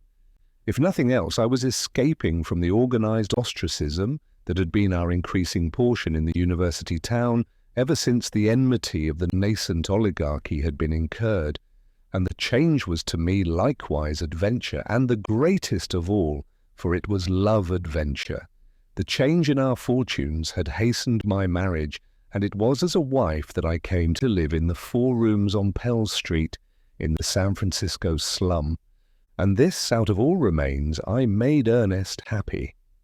I came into his stormy life not as a new, perturbing force, but as one that made toward peace and repose. I gave him rest. It was the guerdon of my love for him. It was the one infallible token that I had not failed. To bring forgetfulness or the light of gladness into those poor, tired eyes of his, what greater joy could have blessed me than that, those dear, tired eyes? He toiled as few men ever toiled, and all his lifetime he toiled for others. That was the measure of his manhood. He was a humanist and a lover, and he, with his incarnate spirit of battle, his gladiator body and his eagle spirit, he was as gentle and tender to me as a poet. He was a poet, a singer in deeds, and all his life he sang the song of man, and he did it out of sheer love of man, and for man he gave his life and was crucified. And all this he did with no hope of future reward. In his conception of things there was no future life. He who fairly burnt with immortality denied himself immortality. Such was the paradox of him. He, so warm in spirit, was dominated by that cold and forbidding philosophy, materialistic monism. I used to refute him by telling him that I measured his immortality by the wings of his soul, and that I should have to live endless eons in order to achieve the full measurement. Whereat he would laugh, and his arms would leap out to me, and he would call me his sweet metaphysician, and the tiredness would pass out of his eyes, and into them would flood the happy love light that was in itself a new and sufficient advertisement of his immortality. Also, he used to call me his dualist, and he would explain how Kant, by means of pure reason, had abolished reason in order to worship God. And he drew the parallel and included me guilty of a similar act. And when I pleaded guilty, but defended the act as highly rational, he but pressed me closer and laughed as only one of God's own lovers could laugh. I was wont to deny that heredity and environment could explain his own originality and genius any more than could the cold, groping finger of science catch and analyze and classify that elusive essence that lurked in the constitution of life itself. I held that space was an apparition of God, and that soul was a projection of the character of God, and when he called me his sweet metaphysician, I called him my immortal materialist. And so we loved and were happy, and I forgave him his materialism because of his tremendous work in the world, performed without thought of soul gain thereby, and because of his so exceeding modesty of spirit that prevented him from having pride and regal consciousness of himself and his soul. But he had pride. How could he have been an eagle and not have pride? His contention was that it was finer for a finite mortal speck of life to feel godlike than for a god to feel godlike, and so it was that he exalted what he deemed his mortality. He was fond of quoting a fragment from a certain poem. He had never seen the whole poem, and he had tried vainly to learn its authorship. I here give the fragment, not alone because he loved it, but because it epitomized the paradox that he was in the spirit of him, and his conception of his spirit. For how can a man with thrilling and burning and exaltation recite the following and still be mere mortal earth, a bit of fugitive force, an evanescent form? Here it is. Joy upon joy and gain upon gain are the destined rights of my birth, and I shout the praise of my endless days to the echoing edge of the earth, though I suffer all deaths that a man can die. To the uttermost end of time I have deep drained this, my cup of bliss, in every age and clime. The froth of pride, the tang of power, the sweet of womanhood, I drain the lees upon my knees, for oh, the draught is good. I drink to life, I drink to death, and smack my lips with song, for when I die, another eye shall pass the cup along. The man you drove from Eden's grove was I, my lord, was I, and I shall be there when the earth and the air are rent from sea to sky, for it is my world, my gorgeous world, the world of my dearest woes, from the first faint cry of the newborn to the rack of the woman's throes, packed with the pulse of an unborn race, torn with a world's desire. The surging flood of my wild young blood would quench the judgment fire. I am man, man, man, from the tingling flesh to the dust of my earthly goal, from the nestling gloom of the pregnant womb to the sheen of my naked soul, bone of my bone and flesh of my flesh. The whole world leaps to my will, and the unslaked thirst of an Eden cursed shall harrow the earth for its fill.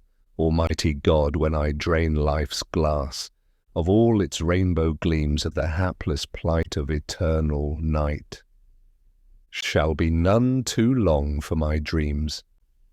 The man you drove from Eden's grove was I, my lord, was I, and I shall be there when the earth and the air are rent from sea to sky, for it is my world, my gorgeous world, the world of my dear delight. From the brightest gleam of the Arctic stream to the dusk of my own love night. Ernest always overworked. His wonderful constitution kept him up. But even that constitution could not keep the tired look out of his eyes. His dear, tired eyes. He never slept more than 4½ hours a night, yet he never found time to do all the work he wanted to do. He never ceased from his activities as a propagandist and was always scheduled long in advance for lectures to working men's organizations. Then there was the campaign. He did a man's full work in that alone. With the suppression of the socialist publishing houses, his meagre royalties ceased, and he was hard put to make a living, for he had to make a living in addition to all his other labor. He did a great deal of translating for the magazines on scientific and philosophic subjects, and, coming home late at night, worn out from the strain of the campaign, he would plunge into his translating and toil on well into the morning hours. And in addition to everything, there was his studying. To the day of his death he kept up his studies, and he studied prodigiously. And yet he found time in which to love me and make me happy. But this was accomplished only through my merging my life completely into his. I learned shorthand and typewriting and became his secretary. He insisted that I succeeded in cutting his work in half, and so it was that I schooled myself to understand his work. Our interests became mutual, and we worked together and played together.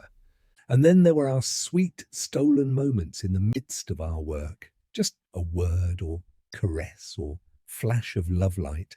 And our moments were sweeter for being stolen, for we lived on the heights where the air was keen and sparkling, where the toil was for humanity, and where sordidness and selfishness never entered. We loved love, and our love was never smirched by anything less than the best. And this out of all remains, I did not fail. I gave him rest, he who worked so hard for others, my dear, tired-eyed mortalist. Chapter 12. The Bishop. It was after my marriage that I chanced upon Bishop Morehouse, but I must give the events in their proper sequence. After his outbreak at the IPH convention, the bishop, being a gentle soul, had yielded to the friendly pressure brought to bear upon him. and had gone away on a vacation, but he returned more fixed than ever in his determination to preach the message of the church. To the consternation of his congregation, his first sermon was quite similar to the address he had given before the convention. Again he said, and at length and with distressing detail, that the church had wandered away from the Master's teaching and that Mammon had been instated in the place of Christ, and the result was, willy-nilly, that he was led away to a private sanitarium for mental disease, while in the newspapers appeared pathetic accounts of his mental breakdown and of the saintliness of his character. He was held a prisoner in the sanitarium. I called repeatedly but was denied access to him, and I was terribly impressed by the tragedy of a sane, normal, saintly man being crushed by the brutal will of society. For the bishop was sane and pure and noble. As Ernest said, all that was the matter with him was that he had incorrect notions of biology and sociology, and because of his incorrect notions he had not gone about it in the right way to rectify matters. What terrified me was the bishop's helplessness. If he persisted in the truth as he saw it, he was doomed to an insane ward, and he could do nothing. His money, his position, his culture could not save him.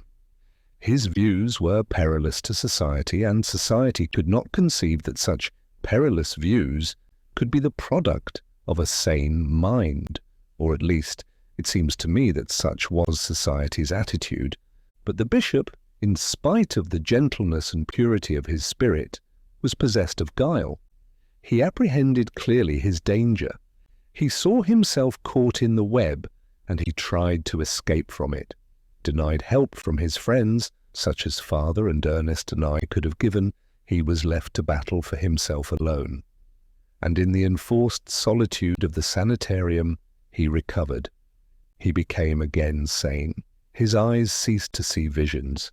His brain was purged of the fancy that it was the duty of society to feed the Master's lambs. As I say, he became well, quite well, and the newspapers and the church people hailed his return with joy.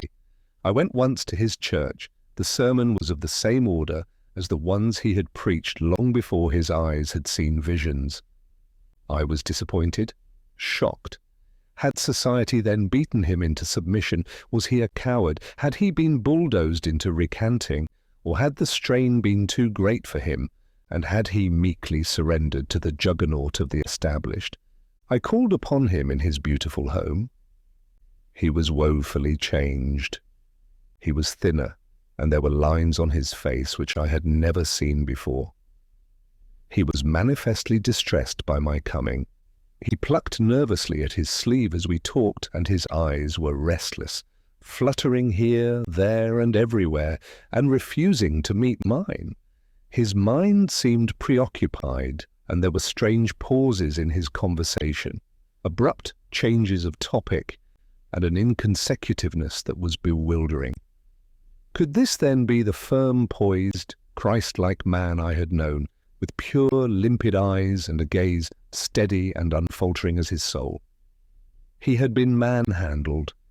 He had been cowed into subjection. His spirit was too gentle.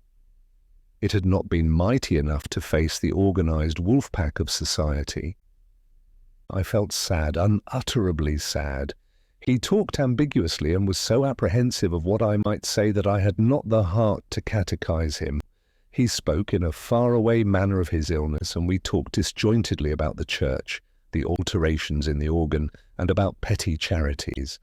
And he saw me depart with such evident relief that I should have laughed had not my heart been so full of tears. The poor little hero, if I had only known! He was battling like a giant, and I did not guess it. Alone, all alone, in the midst of millions of his fellow men, he was fighting his fight, torn by his horror of the asylum and his fidelity to truth and the right. He clung steadfastly to truth and the right. But so alone was he that he did not dare to trust even me. He had learned his lesson well, too well, but I was soon to know. One day the bishop disappeared. He had told nobody that he was going away, and as the days went by and he did not reappear, there was much gossip to the effect that he had committed suicide while temporarily deranged. But this idea was dispelled when it was learned that he had sold all his possessions, his city mansion, his country house at Menlo Park, his paintings and collections, and even his cherished library. It was patent that he had made a clean and secret sweep of everything before he disappeared. This happened during the time when calamity had overtaken us in our own affairs, and it was not till we were well settled in our new home that we had opportunity really to wonder and speculate about the bishop's doings. And then everything was suddenly made clear. Early one evening, while it was yet twilight, I had run across the street and into the butcher shop to get some chops for Ernest's supper. We called the last meal of the day supper in our new environment. Just at the moment I came out of the butcher shop, a man emerged from the corner grocery that stood alongside. A queer sense familiarity made me look again, but the man had turned and was walking rapidly away. There was something about the slope of the shoulders and the fringe of silver hair between coat collar and slouch hat that aroused vague memories. Instead of crossing the street, I hurried after the man. I quickened my pace, trying not to think the thoughts that formed unbidden in my brain. No, it was impossible. It could not be. Not in those faded overalls, too long in the legs and frayed at the bottoms. I paused, laughed at myself, and almost abandoned the chase. But the haunting familiarity of those shoulders and that silver hair. Again I hurried on. As I passed him, I shot a keen look at his face. Then I whirled around abruptly and confronted the bishop. He halted with equal abruptness and gasped. A large paper bag in his right hand fell to the sidewalk. It burst, and about his feet and mine bounced and rolled a flood of potatoes. He looked at me with surprise and alarm. Then he seemed to wilt away. The shoulders drooped with dejection, and he uttered a deep sigh. I held out my hand. He shook it, but his hand felt clammy. He cleared his throat in embarrassment, and I could see the sweat starting out on his forehead. It was evident that he was badly frightened. "The potatoes," he murmured faintly. "They are precious." Between us we picked them up and replaced them in the broken bag, which he now held carefully in the hollow of his arm. I tried to tell him my gladness at meeting him, and that he must come right home with me. "Father will be rejoiced to see you," I said. "We live only a stone's throw away." "I can't," he said. "I must be going. Goodbye." He looked apprehensively about him as though dreading discovery, and made an attempt to walk on. "Tell me where you live, and I shall call later," he said, when he saw that I walked beside him and that it was my intention to stick to him now that he was found. "No," I answered firmly. "You must come now." He looked at the potatoes spilling on his arm and at the small parcels on his other arm. "Really, it is impossible," he said. "Forgive me for my rudeness. If you only knew." He looked as if he were going to break down, but the next moment he had himself in control. "Besides this food," he went on, "it is a sad case. It is terrible. She is an old woman. I must take it to her at once. She is suffering from want of it. I must go at once. You understand? Then I will return, I promise you." "Let me go with you," I volunteered. "Is it far?" He sighed again and surrendered. "Only 2 blocks," he said. "Let us hasten."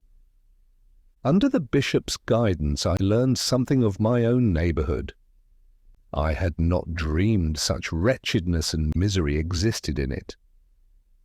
Of course, this was because I did not concern myself with charity.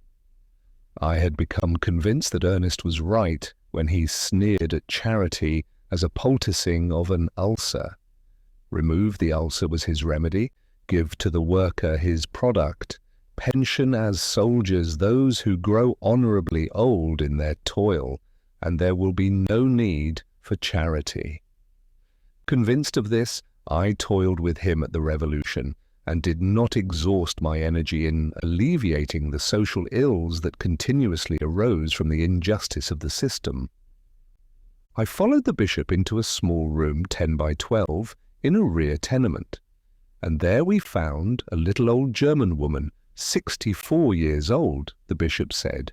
She was surprised at seeing me, but she nodded a pleasant greeting and went on sewing on the pair of men's trousers in her lap. Beside her, on the floor, was a pile of trousers. The bishop discovered there was neither coal nor kindling and went out to buy some. I took up a pair of trousers and examined her work.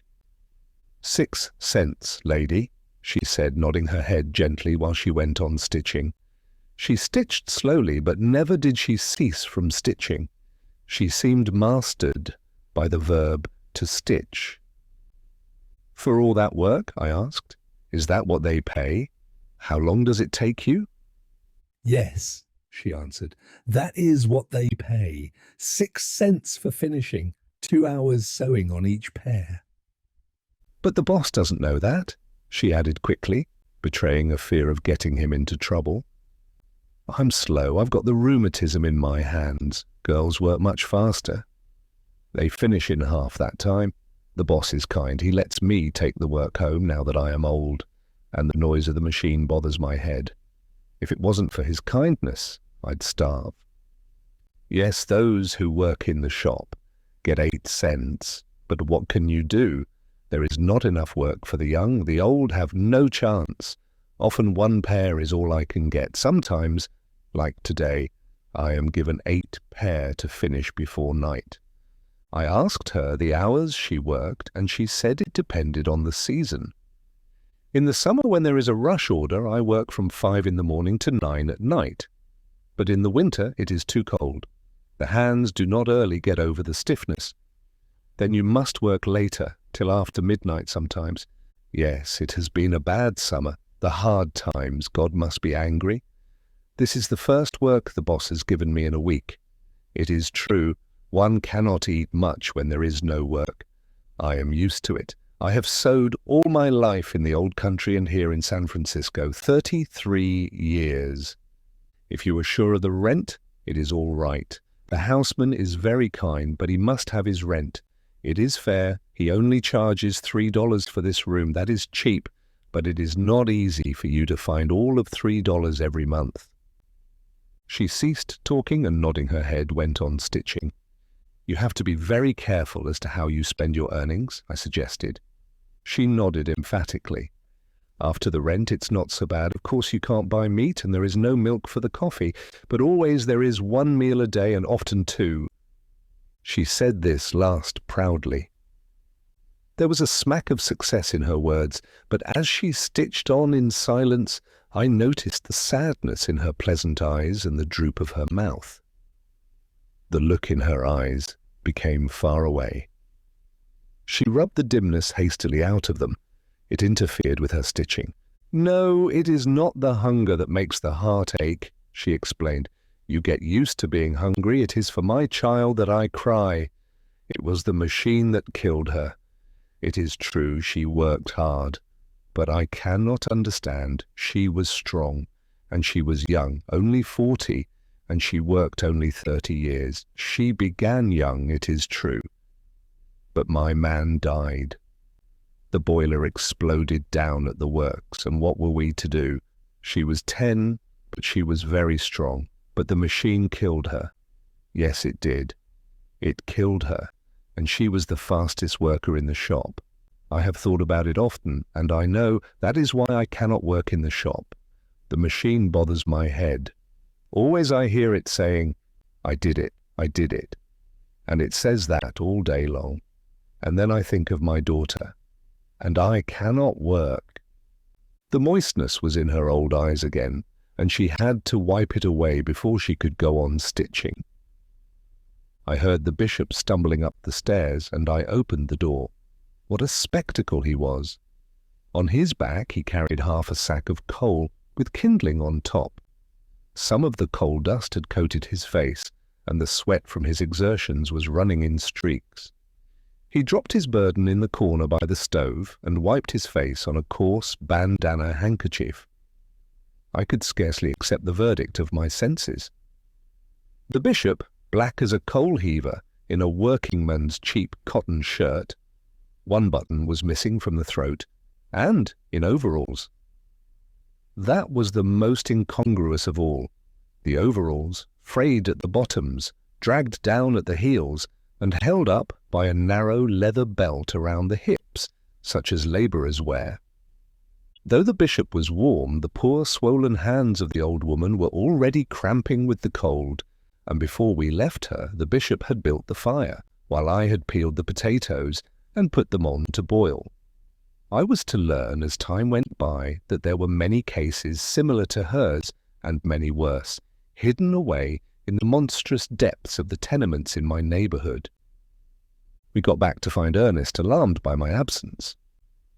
After the first surprise of greeting was over, the bishop leaned back in his chair, stretched out his overall-covered legs, and actually sighed a comfortable sigh. We were the first of his old friends he had met since his disappearance, he told us, and during the intervening weeks he must have suffered greatly from loneliness. He told us much, though he told us more of the joy he had experienced in doing the Master's bidding. For truly now, he said, I am feeding his lambs, and I have learned a great lesson. The soul cannot be ministered to till the stomach is appeased. His lambs must be fed bread and butter and potatoes and meat. After that, and only after that, are their spirits ready for more refined nourishment. He ate heartily of the supper I cooked. Never had he had such an appetite at our table in the old days. We spoke of it, and he said that he had never been so healthy in his life. I walk always now, he said, and a blush was on his cheek at the thought of the time when he rode in his carriage as though it were a sin not lightly to be laid.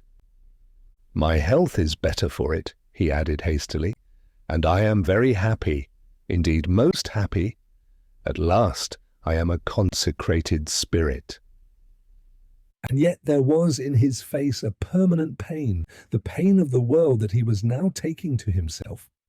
He was seeing life in the raw, and it was a different life from what he had known within the printed books of his library. And you are responsible for all this, young man, he said directly to Ernest. Ernest was embarrassed and awkward. I warned you, he faltered. No, you misunderstand, the bishop answered. I speak not in reproach, but in gratitude. I have you to thank for showing me my path. You led me from theories about life to life itself. You pulled aside the veils from the social shams.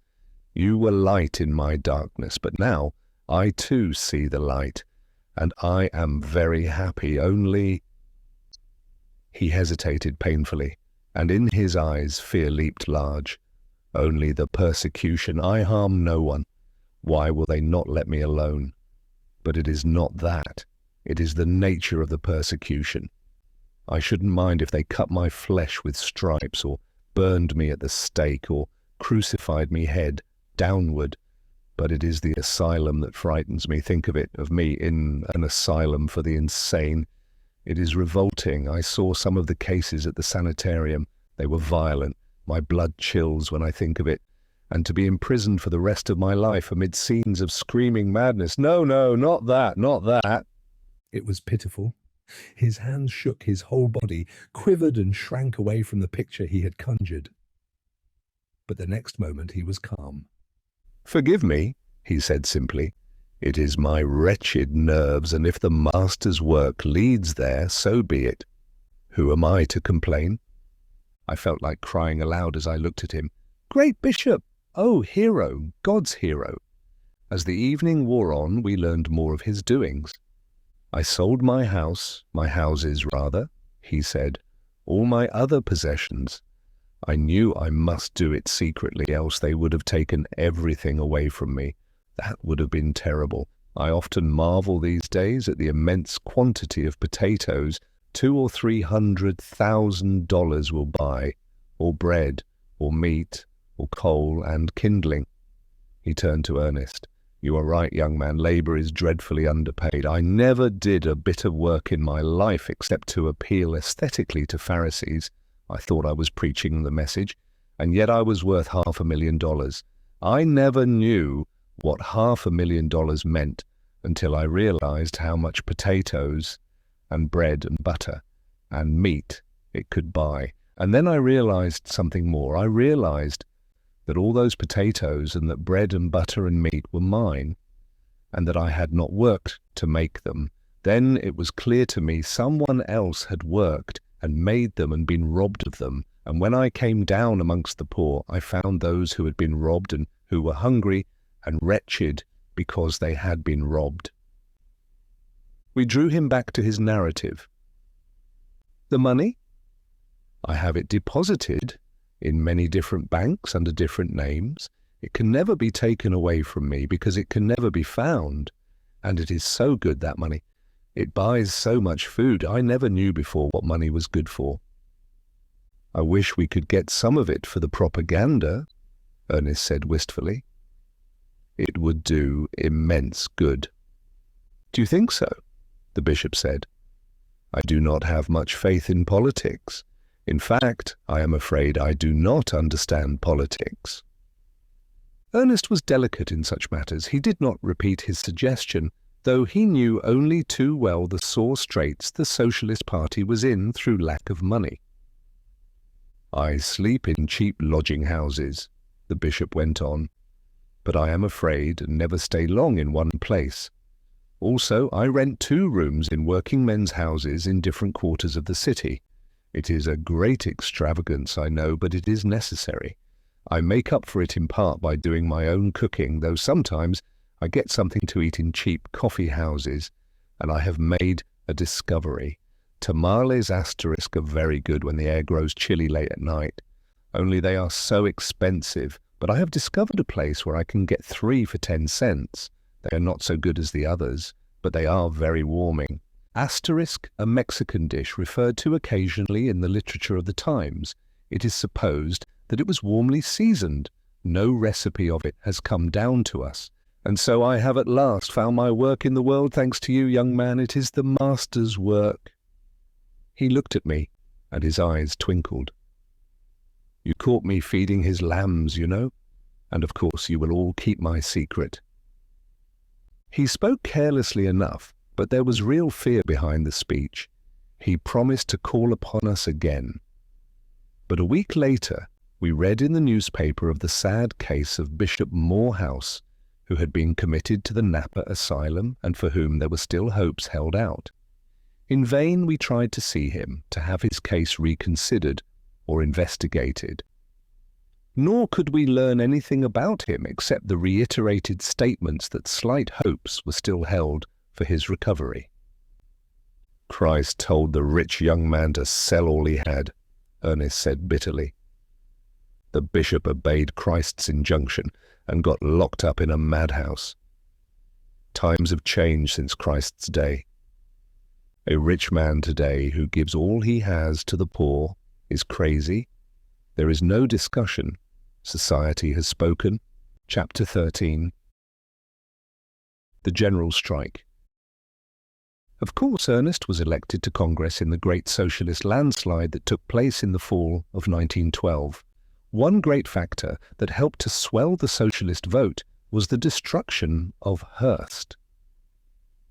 This the plutocracy found an easy task. It cost Hearst $18 million a year to run his various papers, and this sum and more he got back from the middle class in payment for advertising. The source of his financial strength lay wholly in the middle class. The trusts did not advertise ... To destroy Hearst, all that was necessary was to take away from him his advertising. William Randolph Hearst, a young California millionaire who became the most powerful newspaper owner in the country. His newspapers were published in all the large cities, and they appealed to the perishing middle class and to the proletariat. So large was his following that he managed to take possession of the empty shell of the old Democratic Party. He occupied an anomalous position, preaching an emasculated socialism combined with a nondescript sort of petty bourgeois capitalism. It was oil and water, and there was no hope for him, though for a short period he was a source of serious apprehension to the plutocrats. Asterisk, asterisk. The cost of advertising was amazing in those helter-skelter times. Only the small capitalists competed, and therefore they did the advertising. There being no competition where there was a trust, there was no need for the trust to advertise. The whole middle class had not yet been exterminated. The sturdy skeleton of it remained, but it was without power. The small manufacturers and small businessmen who still survived were at the complete mercy of the plutocracy. They had no economic nor political souls of their own. When the fiat of the plutocracy went forth, they withdrew their advertisements from the Hearst papers. Hearst made a gallant fight. He brought his papers out at a loss of $1.5 million each month. He continued to publish the advertisements for which he no longer received pay. Again the fiat of the plutocracy went forth, and the small businessmen and manufacturers swamped him with a flood of notices that he must discontinue running their old advertisements. Hearst persisted. Injunctions were served on him. Still he persisted. He received 6 months' imprisonment for contempt of court in disobeying the injunctions, while he was bankrupted by countless damage suits. He had no chance. The plutocracy had passed sentence on him. The courts were in the hands of the plutocracy to carry the sentence out. And with Hearst crashed also to destruction the Democratic Party that he had so recently captured. With the destruction of Hearst and the Democratic Party, there were only 2 paths for his following to take. One was into the Socialist Party, the other was into the Republican Party. Then it was that we socialists reaped the fruit of Hearst's pseudo-socialistic preaching, for the great majority of his followers came over to us. The expropriation of the farmers that took place at this time would also have swelled our vote had it not been for the brief and futile rise of the Grange Party. Ernest and the socialist leaders fought fiercely to capture the farmers, but the destruction of the socialist press and publishing houses constituted too great a handicap, while the mouth-to-mouth propaganda had not yet been perfected. So it was that politicians like Mr. Calvin, who were themselves farmers long since expropriated, captured the farmers and threw their political strength away in a vain campaign.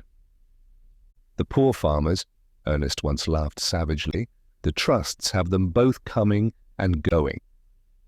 And that was really the situation. The 7 great trusts working together had pooled their enormous surpluses and made a farm trust. The railroads controlling rates and the bankers and stock exchange gamesters controlling prices had long since bled the farmers into indebtedness. The bankers, and all the trusts for that matter, had likewise long since loaned colossal amounts of money to the farmers. The farmers were in the net. All that remained to be done was the drawing in of the net. This the Farm Trust proceeded to do. The hard times of 1912 had already caused a frightful slump in the farm markets. Prices were now deliberately pressed down to bankruptcy, while the railroads, with extortionate rates, broke the back of the farmer camel. Thus the farmers were compelled to borrow more and more, while they were prevented from paying back old loans. Then ensued the great foreclosing of mortgages and enforced collection of notes. The farmers simply surrendered the land to the Farm Trust. There was nothing else for them to do. And having surrendered the land, the farmers next went to work for the Farm Trust, becoming managers, superintendents, foremen, and common labourers. They worked for wages, they became villains, in short, serfs bound to the soil by a living wage. They could not leave their masters, for their masters composed the plutocracy. They could not go to the cities, for there also the plutocracy was in control. They had but one alternative: to leave the soil and become vagrants, in brief, to starve. And even there they were frustrated, for stringent vagrancy laws were passed and rigidly enforced. Of course, here and there farmers, and even whole communities of farmers, escaped expropriation by virtue of exceptional conditions, but they were merely strays and did not count and they were gathered in anyway during the following year. Asterisk. The destruction of the Roman yeomanry proceeded far less rapidly than the destruction of the American farmers and small capitalists. There was momentum in the 20th century, while there was practically none in ancient Rome. Numbers of the farmers, impelled by an insane lust for the soil and willing to show what beasts they could become, tried to escape expropriation by withdrawing from any and all market dealing. They sold nothing, they bought nothing. Among themselves a primitive barter began to spring up. Their privation and hardships were terrible, but they persisted. It became quite a movement, in fact. The manner in which they were beaten was unique and logical and simple. The plutocracy, by virtue of its possession of the government, raised their taxes. It was the weak joint in their armour. Neither buying nor selling, they had no money, and in the end their land was sold to pay the taxes. Thus it was that in the fall of 1912 the socialist leaders, with the exception of Ernest, decided that the end of capitalism had come. What of the hard times and the consequent vast army of the unemployed? What of the destruction of the farmers and the middle class? And what of the decisive defeat administered all along the line to the labour unions? The socialists were really justified in believing that the end of capitalism had come, and in themselves throwing down the gauntlet to the plutocracy. Alas, how we underestimated the strength of the enemy. Everywhere the socialists proclaimed their coming victory at the ballot box, while in unmistakable terms they stated the situation. The plutocracy accepted the challenge. It was the plutocracy weighing and balancing that defeated us by dividing our strength. It was the plutocracy, through its secret agents, that raised the cry that socialism was sacrilegious and atheistic. It was the plutocracy that whipped the churches, and especially the Catholic Church, into line and robbed us of a portion of the labour vote. And it was the plutocracy, through its secret agents of course, that encouraged the Grange Party and even spread it to the cities into the ranks of the dying middle class. Nevertheless, the socialist landslide occurred, but instead of a sweeping victory with chief executive officers and majorities in all legislative bodies, we found ourselves in the minority.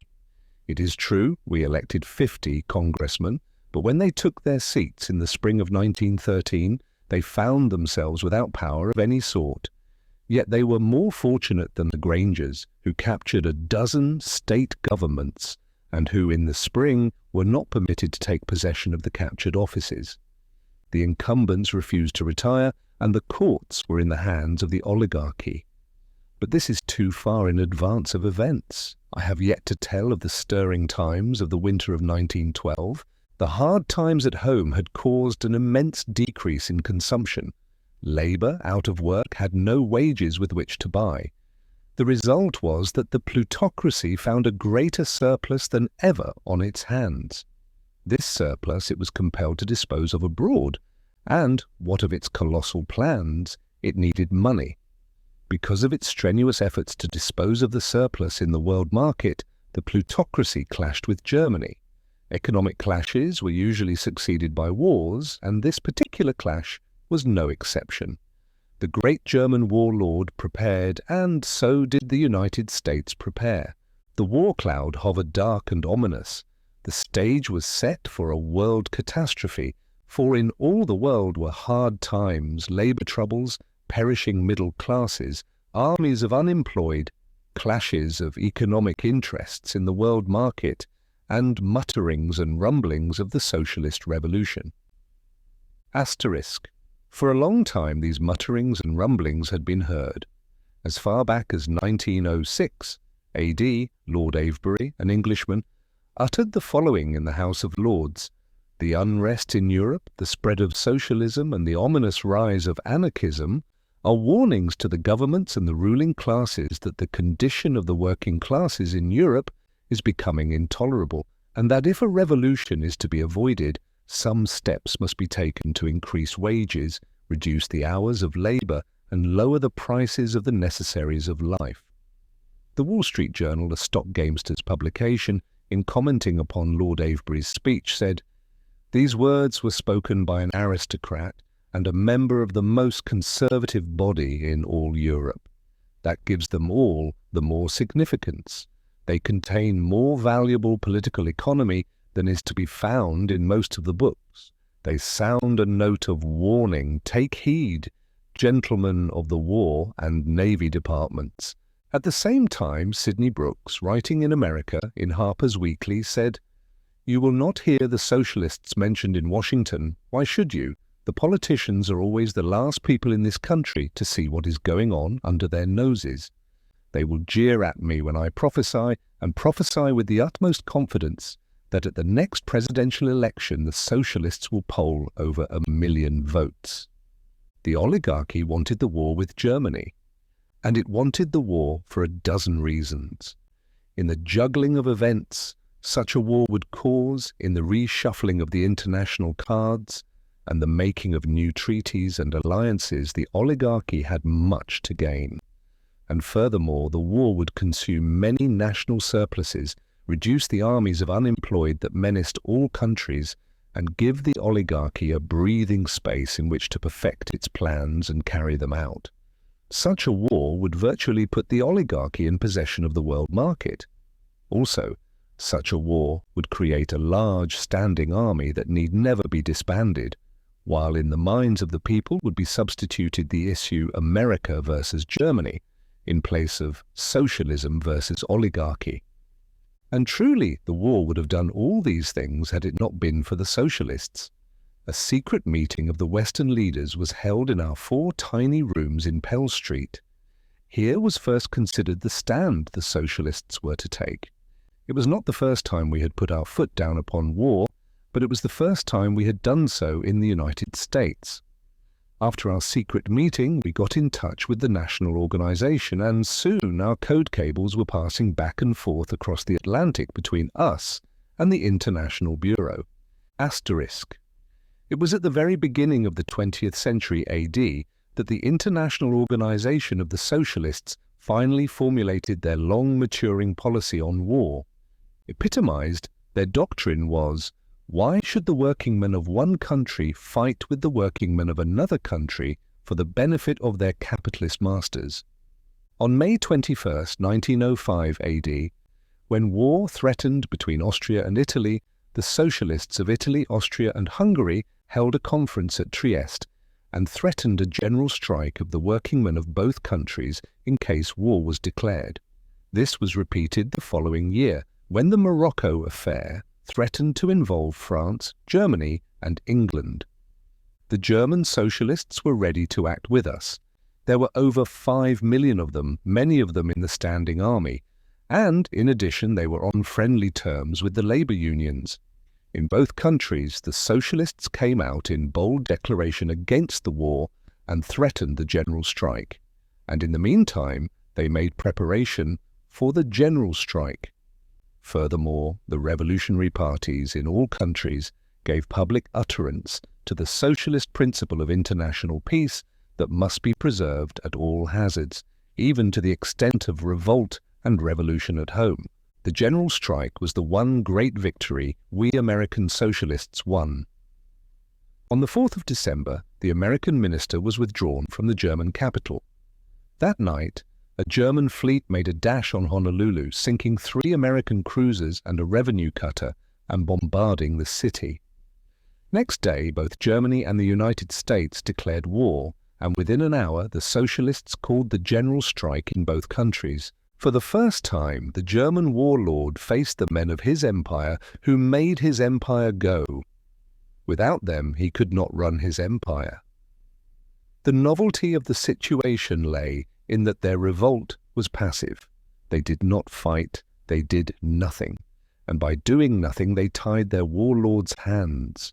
He would have asked for nothing better than an opportunity to loose his war dogs on his rebellious proletariat, but this was denied him. He could not loose his war dogs. Neither could he mobilize his army to go forth to war, nor could he punish his recalcitrant subjects. Not a wheel moved in his empire. Not a train ran, not a telegraphic message went over the wires, for the telegraphers and railroad men had ceased work along with the rest of the population. And as it was in Germany, So it was in the United States.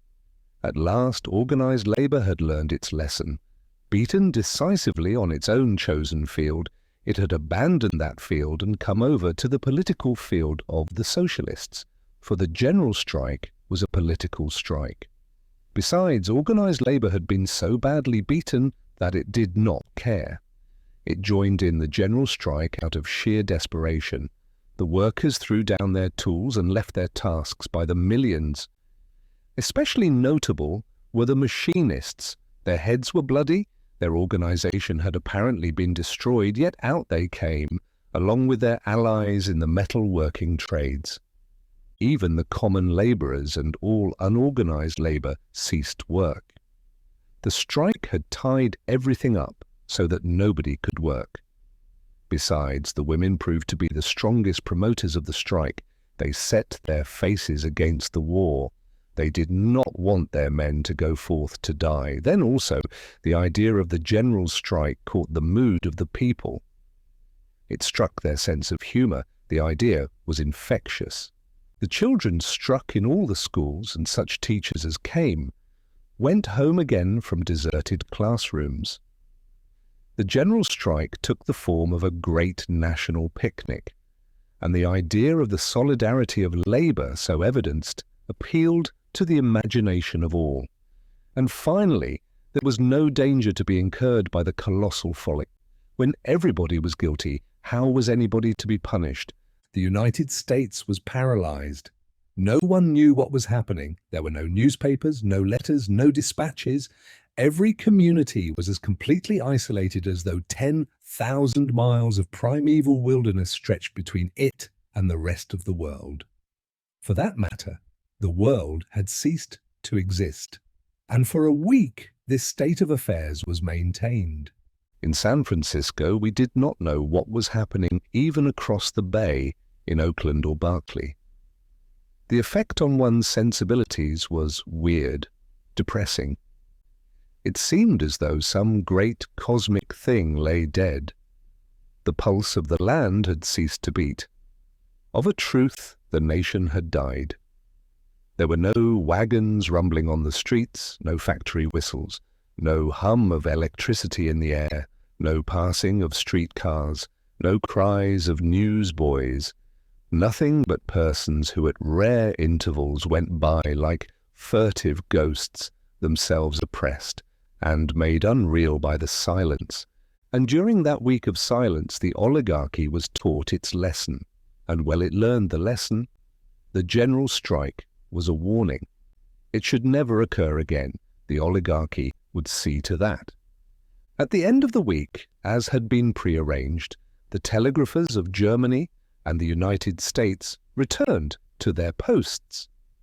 Through them, the socialist leaders of both countries presented their ultimatum to the rulers.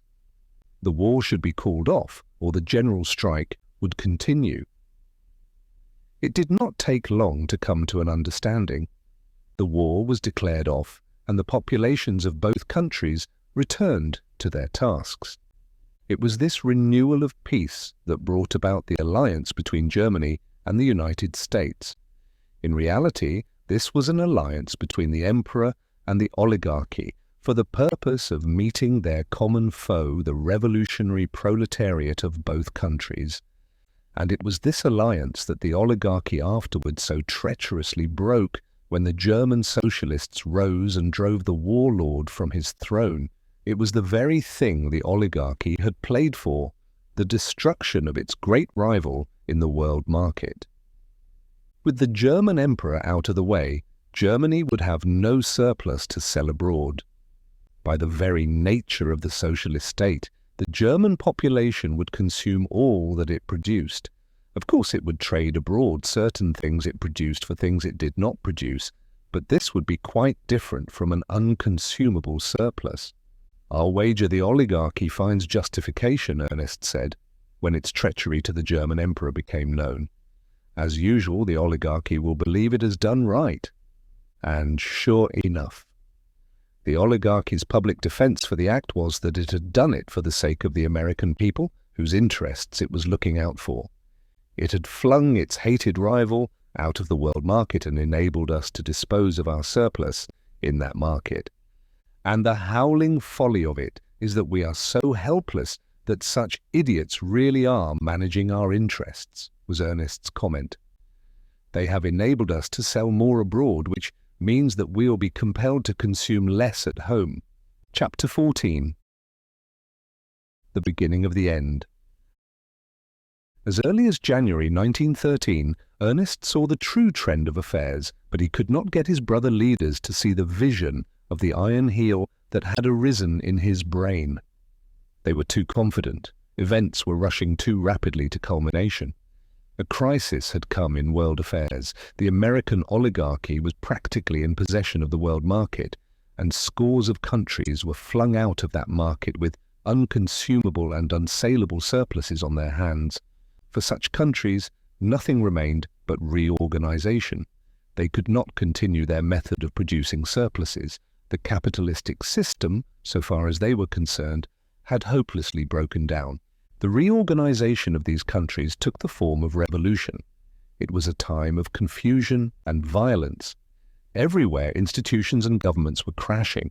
Everywhere, with the exception of 2 or 3 countries, the erstwhile capitalist masters fought bitterly for their possessions. But the governments were taken away from them by the militant proletariat. At last was being realized Karl Marx's classic.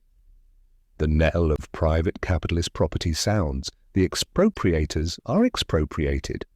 And as fast as capitalistic governments crashed, cooperative commonwealths arose in their place. Why does the United States lag behind? Get busy, you American revolutionists. What's the matter with America? Were the messages sent to us by our successful comrades in other lands? But we could not keep up. The oligarchy stood in the way. Its bulk, like that of some huge monster, blocked our path. Wait till we take office in the spring, we answered. Then you'll see. Behind this lay our secret. We had won over the Grangers, and in the spring a dozen states would pass into their hands by virtue of the elections of the preceding 4. At once would be instituted a dozen cooperative Commonwealth states. After that, the rest would be easy. But what if the Grangers failed to get possession? Ernest demanded. And his comrades called him a calamity howler. But this failure to get possession was not the chief danger that Ernest had in mind. What he foresaw was the defection of the great labour unions and the rise of the castes. Ghent has taught the oligarchs how to do it, Ernest said. I'll wager they've made a textbook out of his benevolent feudalism. Asterisk. Asterisk, Our Benevolent Feudalism, a book published in 1902 AD by W.J. Ghent. It has always been insisted that Ghent put the idea of the oligarchy into the minds of the great capitalists. This belief persists throughout the literature of the 3 centuries of the Iron Heel, and even in the literature of the 1st century of the Brotherhood of Man. Today we know better, but our knowledge does not overcome the fact that Ghent remains the most abused innocent man in all history. Never shall I forget the night when, after a hot discussion with half a dozen labour leaders, Ernest turned to me and said quietly, "That settles it. The Iron Heel has won. The end is in sight." This little conference in our home was unofficial, but Ernest, like the rest of his comrades, was working for assurances from the labour leaders that they would call out their men in the next general strike. O'Connor, the president of the Association of Machinists, had been foremost of the 6 leaders present in refusing to give such assurance. You have seen that you were beaten soundly at your old tactics of strike and boycott, Ernest urged. O'Connor and the others nodded their heads. And you saw what a general strike would do, Ernest went on. We stopped the war with Germany. Never was there so fine a display of the solidarity and the power of labour. Labour can and will rule the world. If you continue to stand with us, we'll put an end to the reign of capitalism. It is your only hope. And what is more, you know it. There is no other way out. No matter what you do under your old tactics, you are doomed to defeat, if for no other reason because the masters control the courts. Asterisk. Asterisk. As a sample of the decisions of the courts adverse to labour, the following instances are given. In the coal mining regions, the employment of children was notorious. In 1905 AD, Labour succeeded in getting a law passed in Pennsylvania, providing that proof of the age of the child and of certain educational qualifications must accompany the oath of the parent. This was promptly declared unconstitutional by the Luzerne County Court, on the ground that it violated the 14th Amendment in that it discriminated between individuals of the same class, namely children above 14 years of age and children below. The state court sustained the decision. The New York Court of Special Sessions in 1905 AD declared unconstitutional the law prohibiting minors and women from working in factories after 9 o'clock at night, the ground taken being that such a law was class legislation. Again, the bakers of that time were terribly overworked. The New York legislature passed a law restricting work in bakeries to 10 hours a day. In 1906 AD, the Supreme Court of the United States declared this law to be unconstitutional. In part, the decision read, "There is no reasonable ground for interfering with the liberty of persons or the right of free contract by determining the hours of labour in the occupation of a baker." "You run ahead too fast," O'Connor answered. "You don't know all the ways out. There is another way out. We know what we're about. We're sick of strikes. They've got us beaten that way to a frazzle. But I don't think we'll ever need to call our men out again." "What is your way out?" Ernest demanded bluntly. O'Connor laughed and shook his head. "I can tell you this much. We've not been asleep, and we're not dreaming now." "There's nothing to be afraid of or ashamed of, I hope," Ernest challenged. "I guess we know our business best," was the retort.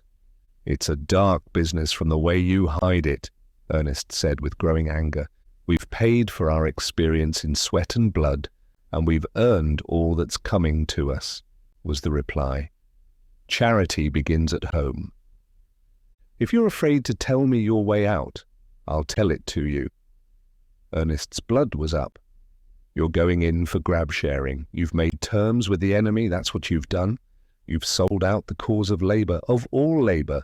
You are leaving the battlefield like cowards." "I'm not saying anything," O'Connor answered sullenly. "Only I guess we know what's best for us a little bit better than you do." And you don't care a cent for what is best for the rest of Labour. You kick it into the ditch. "I'm not saying anything," O'Connor replied, "except that I'm president of the Machinists Association, and it's my business to consider the interests of the men I represent. That's all." And then, when the Labour leaders had left, Ernest, with the calmness of defeat, outlined to me the course of events to come.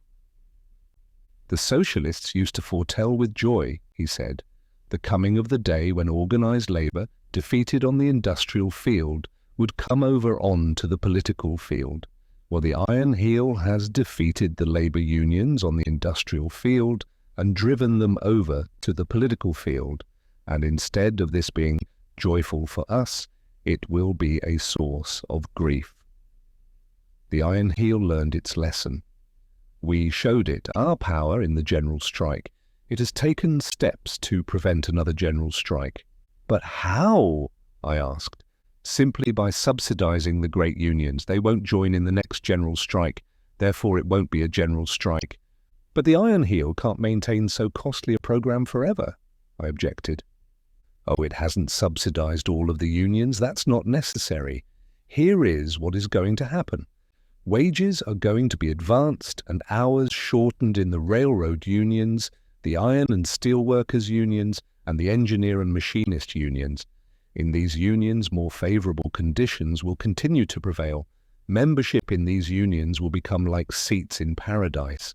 Still, I don't see, I objected. What is to become of the other unions? There are far more unions outside of this combination than in it. The other unions will be ground out of existence, all of them. For don't you see, the railway men, machinists and engineers, iron and steel workers do all of the vitally essential work in our machine civilization. Assured of their faithfulness, the iron heel can snap its fingers at all the rest of labor. Iron, steel, coal, machinery and transportation constitute the backbone of the whole industrial fabric. But coal, I queried. There are nearly 1 million coal miners. They are practically unskilled labor. They will not count. Their wages will go down and their hours will increase. They will be slaves like all the rest of us, and they will become about the most bestial of all of us. They will be compelled to work just as the farmers are compelled to work now for the masters who robbed them of their land. And the same with all the other unions outside the combination. Watch them wobble and go to pieces, and their members become slaves, driven to toil by empty stomachs and the law of the land. Do you know what will happen to Farley Asterisk and his strike breakers? I'll tell you. Strike breaking as an occupation will cease. There won't be any more strikes. In place of strikes will be slave revolts. Farley and his gang will be promoted to slave driving. Oh, it won't be called that. It will be called enforcing the law of the land that compels the laborers to work. It simply prolongs the fight. This treachery of the big unions. Heaven only knows now where and when the revolution will triumph. Asterisk James Farley, a notorious strikebreaker of the period, a man more courageous than ethical and of undeniable ability. He rose high under the rule of the iron heel and finally was translated into the oligarch class. He was assassinated in 1932 by Sarah Jenkins, whose husband, 30 years before, had been killed by Farley's strikebreakers. But with such a powerful combination as the oligarchy and the big unions, is there any reason to believe that the revolution will ever triumph? I queried. May not the combination endure forever? He shook his head. One of our generalizations is that every system founded upon class and caste contains within itself the germs of its own decay. When a system is founded upon class, how can caste be prevented? The iron heel will not be able to prevent it, and in the end, caste will destroy the iron heel. The oligarchs have already developed caste among themselves, but wait until the favored unions develop caste. The iron heel will use all its power to prevent it, but it will fail. In the favored unions are the flower of the American working men. They are strong, efficient men. They have become members of those unions through competition for place. Every fit workman in the United States will be possessed by the ambition to become a member of the favored unions. The oligarchy will encourage such ambition and the consequent competition. Thus will the strong men, who might else be revolutionists, be won away and their strength used to bolster the oligarchy. On the other hand, the labor castes, the members of the favored unions, will strive to make their organizations into close corporations, and they will succeed. Membership in the labor castes will become hereditary. Sons will succeed fathers, and there will be no inflow of new strength from that eternal reservoir of strength, the common people. This will mean deterioration of the labor castes, and in the end they will become weaker and weaker. At the same time, as an institution, they will become temporarily all-powerful.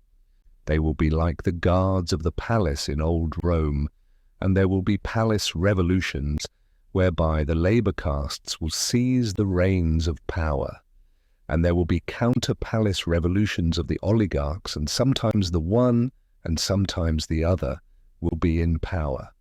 And through it all, the inevitable caste weakening will go on, so that in the end the common people will come into their own.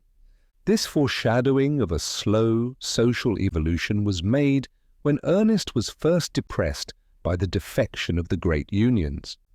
I never agreed with him in it, and I disagree now, as I write these lines, more heartily than ever. For even now, though Ernest is gone, we are on the verge of the revolt that will sweep all oligarchies away. Yet I have here given Ernest's prophecy because it was his prophecy. In spite of his belief in it, he worked like a giant against it, and he, more than any man, has made possible the revolt that even now waits the signal to burst forth. Everhard's social foresight was remarkable.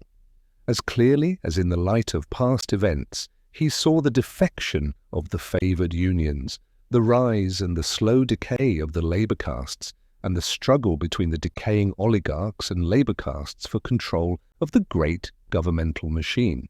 But if the oligarchy persists, I asked him that evening, what will become of the great surpluses that will fall to its share every year?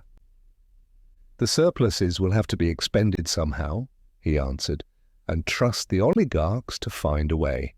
Magnificent roads will be built. There will be great achievements in science and especially in art.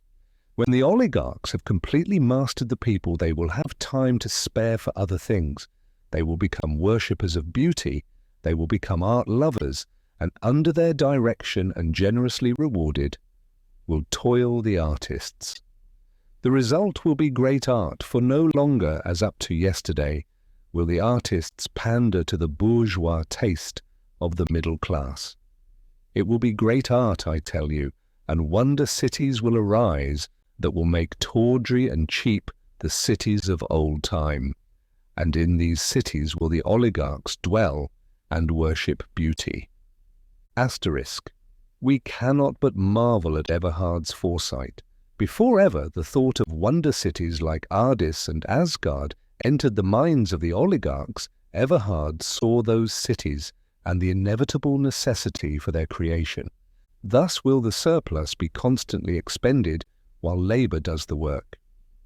The building of these great works and cities will give a starvation ration to millions of common labourers, for the enormous bulk of the surplus will compel an equally enormous expenditure, and the oligarchs will build for 1,000 years, aye, for 10,000 years. They will build as the Egyptians and the Babylonians never dreamed of building, and when the oligarchs have passed away, their great roads and their wonder cities will remain for the brotherhood of labour to tread upon and dwell within. Asterisk. And since that day of prophecy have passed away the 3 centuries of the Iron Heel and the 4 centuries of the brotherhood of man, and today we tread the roads and dwell in the cities that the oligarchs built. It is true we are even now building still more wonderful wonder cities, but the wonder cities of the oligarchs endure, and I write these lines in Aldous, one of the most wonderful of them all. These things the oligarchs will do because they cannot help doing them. These great works will be the form their expenditure of the surplus will take, and in the same way that the ruling classes of Egypt of long ago expended the surplus they robbed from the people by the building of temples and pyramids. Under the oligarchs will flourish not a priest class but an artist class, and in place of the merchant class of bourgeoisie will be the labour castes, and beneath will be the abyss, wherein will fester and starve and rot, and ever renew itself the common people, the great bulk of the population. And in the end, who knows in what day, the common people will rise up out of the abyss. The labour castes and the oligarchy will crumble away, and then, at last, after the travail of the centuries, will it be the day of the common man. I had thought to see that day, but now I know that I shall never see it. He paused and looked at me and added, Social evolution is exasperatingly slow, isn't it, sweetheart? My arms were about him and his head was on my breast. Sing me to sleep, he murmured whimsically. I have had a visioning and I wish to forget. Chapter 15. Last Days. It was near the end of January 1913 that the changed attitude of the oligarchy toward the favoured unions was made public. The newspapers published information of an unprecedented rise in wages and shortening of hours for the railroad employees, the iron and steel workers, and the engineers and machinists. But the whole truth was not told. The oligarchs did not dare permit the telling of the whole truth. In reality, the wages had been raised much higher, and the privileges were correspondingly greater. All this was secret, but secrets will out. Members of the favoured unions told their wives, and the wives gossiped, and soon all the labour world knew what had happened. It was merely the logical development of what in the 19th century had been known as grab-sharing. In the industrial warfare of that time, profit-sharing had been tried. That is, the capitalists had striven to placate the workers by interesting them financially in their work. But profit-sharing as a system was ridiculous and impossible. Profit-sharing could be successful only in isolated cases in the midst of a system of industrial strife. For if all labour and all capital shared profits, the same conditions would obtain as did obtain when there was no profit-sharing. So, out of the unpractical idea of profit-sharing arose the practical idea of grab-sharing. Give us more pay and charge it to the public was the slogan of the strong unions. And here and there this selfish policy worked successfully. In charging it to the public, it was charged to the great mass of unorganized labour and of weakly organized labour. These workers actually paid the increased wages of their stronger brothers, who were members of unions that were labour monopolies. This idea, as I say, was merely carried to its logical conclusion on a large scale by the combination of the oligarchs and the favoured unions. All the railroad unions entered into this combination with the oligarchs, and it is of interest to note that the first definite application of the policy of profit-grabbing was made by a railroad union in the 19th century AD, namely the Brotherhood of Locomotive Engineers. P.M. Arthur was, for 20 years, Grand Chief of the Brotherhood. After the strike on the Pennsylvania Railroad in 1877, he broached a scheme to have the locomotive engineers make terms with the railroads and to go it alone so far as the rest of the labour unions were concerned. This scheme was eminently successful. It was as successful as it was selfish, and out of it was coined the word Arthurization to denote grab-sharing on the part of labour unions. This word Arthurization has long puzzled the etymologists, but its derivation, I hope, is now made clear. As soon as the secret of the defection of the favoured unions leaked out, there were rumblings and mutterings in the labour world. Next, the favoured unions withdrew from the international organisations and broke off all affiliations. Then came trouble and violence. The members of the favoured unions were branded as traitors and, in saloons and brothels, on the streets and at work, and, in fact, everywhere, they were assaulted by the comrades they had so treacherously deserted. Countless heads were broken, and there were many killed. No member of the favoured unions was safe. They gathered together in bands in order to go to work or to return from work. They walked always in the middle of the street. On the sidewalk, they were liable to have their skulls crushed by bricks and cobblestones thrown from windows and housetops.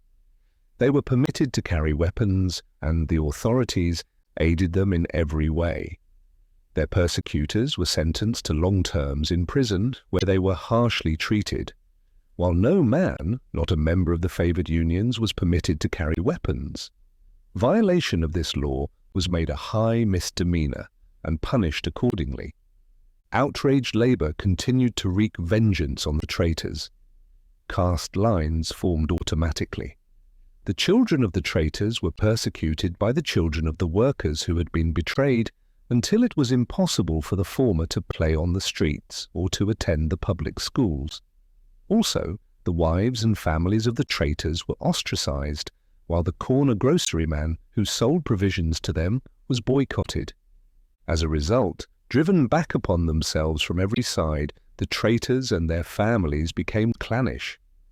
Finding it impossible to dwell in safety in the midst of the betrayed proletariat, they moved into new localities inhabited by themselves alone. In this they were favoured by the oligarchs. Good dwellings, modern and sanitary, were built for them, surrounded by spacious yards, and separated here and there by parks and playgrounds. Their children attended schools especially built for them, and in these schools manual training and applied science were specialized upon. Thus, and unavoidably at the very beginning, out of this segregation arose caste. The members of the favored unions became the aristocracy of labor. They were set apart from the rest of labor. They were better housed, better clothed, better fed, better treated. They were grab-sharing with a vengeance. In the meantime, the rest of the working class was more harshly treated. Many little privileges were taken away from it, while its wages and its standard of living steadily sank down. Incidentally, its public schools deteriorated, and education slowly ceased to be compulsory. The increase in the younger generation of children who could not read nor write was perilous. The capture of the world market by the United States had disrupted the rest of the world. Institutions and governments were everywhere crashing or transforming. Germany, Italy, France, Australia, and New Zealand were busy forming cooperative commonwealths. The British Empire was falling apart. England's hands were full. In India, revolt was in full swing. The cry in all Asia was Asia for the Asiatics. And behind this cry was Japan, ever urging and aiding the yellow and brown races against the white. And while Japan dreamed of continental empire and strove to realize the dream, she suppressed her own proletarian revolution. It was a simple war of the castes, coolie versus samurai, and the coolie socialists were executed by tens of thousands. 40,000 were killed in the street fighting of Tokyo and in the futile assault on the Mikado's palace. Kobe was a shambles. The slaughter of the cotton operatives by machine guns became classic as the most horrific execution ever achieved by modern war machines. Most savage of all was the Japanese oligarchy that arose. Japan dominated the East and took to herself the whole Asiatic portion of the world market, with the exception of India. England managed to crush her own proletarian revolution and to hold on to India, though she was brought to the verge of exhaustion. Also, she was compelled to let her great colonies slip away from her. So it was that the Socialists succeeded in making Australia and New Zealand into cooperative commonwealths, and it was for the same reason that Canada was lost to the mother country. But Canada crushed her own socialist revolution, being aided in this by the Iron Heel. At the same time, the Iron Heel helped Mexico and Cuba to put down revolt. The result was that the Iron Heel was firmly established in the New World. It had welded into one compact political mass the whole of North America from the Panama Canal to the Arctic Ocean. And England, at the sacrifice of her great colonies, had succeeded only in retaining India. But this was no more than temporary. The struggle with Japan and the rest of Asia for India was merely delayed. England was destined shortly to lose India, while behind that event loomed the struggle between a united Asia and the world. And while all the world was torn with conflict, we of the United States were not placid and peaceful. The defection of the great unions had prevented our proletarian revolt, but violence was everywhere. In addition to the labor troubles and the discontent of the farmers and of the remnant of the middle class, a religious revival had blazed up. An offshoot of the Seventh-day Adventists sprang into sudden prominence, proclaiming the end of the world. "Confusion thrice confounded!" Ernest cried. "How can we hope for solidarity with all these cross-purposes and conflicts?" And truly, the religious revival assumed formidable proportions. The people, what of their wretchedness and of their disappointment in all things earthly, were ripe and eager for a heaven where industrial tyrants entered no more than camels passed through needle eyes. Wild-eyed itinerant preachers swarmed over the land, and despite the prohibition of the civil authorities and the persecution for disobedience, the flames of religious frenzy were fanned by countless camp meetings.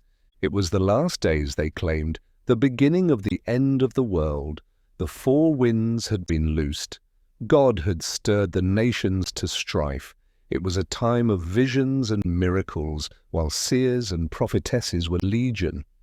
The people ceased work by hundreds of thousands and fled to the mountains. there to await the imminent coming of God and the rising of the 140 and 4,000 to heaven. But in the meantime God did not come, and they starved to death in great numbers.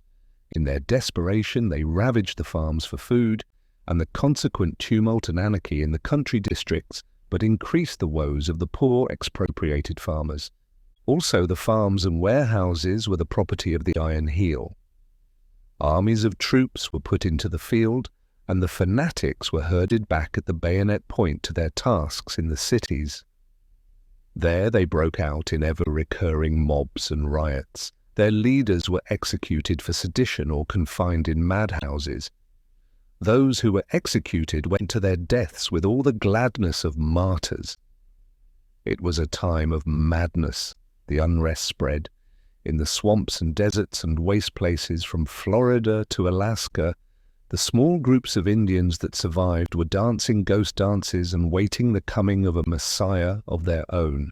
And through it all, with a serenity and certitude that was terrifying, continued to rise the form of that monster of the ages, the oligarchy. With iron hand and iron heel, it mastered the surging millions. Out of confusion brought order, out of the very chaos wrought its own foundation and structure. "Just wait till we get in," the Grangers said. "Calvin said it to us in our Pell Street quarters. Look at the states we've captured. With you socialists to back us, we'll make them sing another song when we take office." "The millions of the discontented and the impoverished are ours," the socialists said. "The Grangers have come over to us, the farmers, the middle class, and the labourers. The capitalist system will fall to pieces. In another month, we send 50 men to Congress. 2 years hence, every office will be ours, from the president down to the local dog catcher."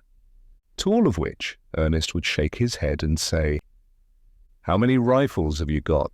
Do you know where you can get plenty of lead? When it comes to powder, chemical mixtures are better than mechanical mixtures. You take my word." Chapter 16. The End. When it came time for Ernest and me to go to Washington, Father did not accompany us. He had become enamored of proletarian life.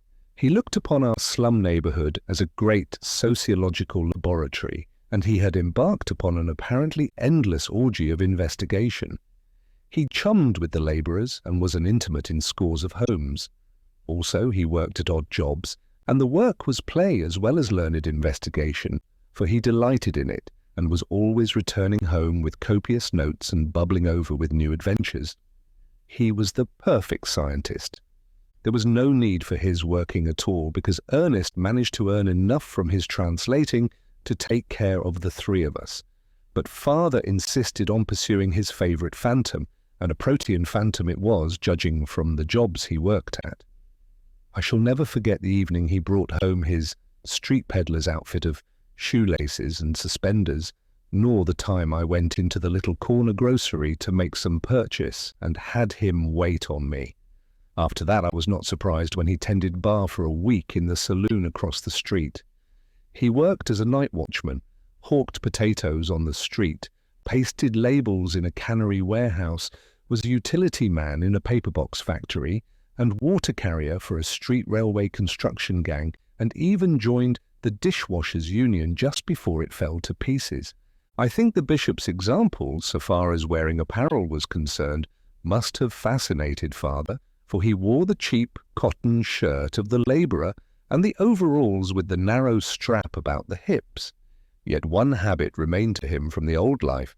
He always dressed for dinner, or supper rather. I could be happy anywhere with Ernest, and Father's happiness in our changed circumstances rounded out my own happiness. When I was a boy, Father said, I was very curious. I wanted to know why things were and how they came to pass. That was why I became a physicist. The life in me today is just as curious as it was in my boyhood, and it's the being curious that makes life worth living. Sometimes he ventured north of Market Street into the shopping and theatre district, where he sold papers, ran errands, and opened cabs. There, one day, closing a cab, he encountered Mr. Wixon.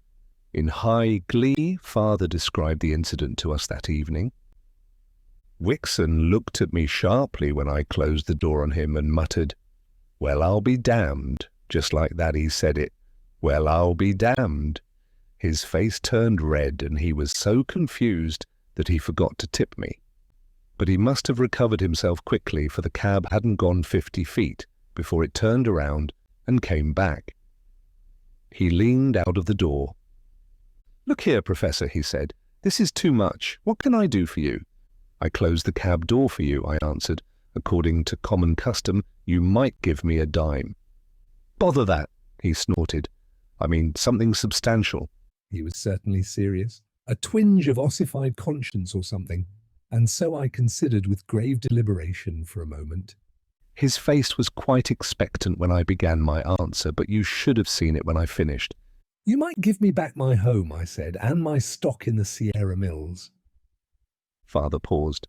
"What did he say?" I questioned eagerly.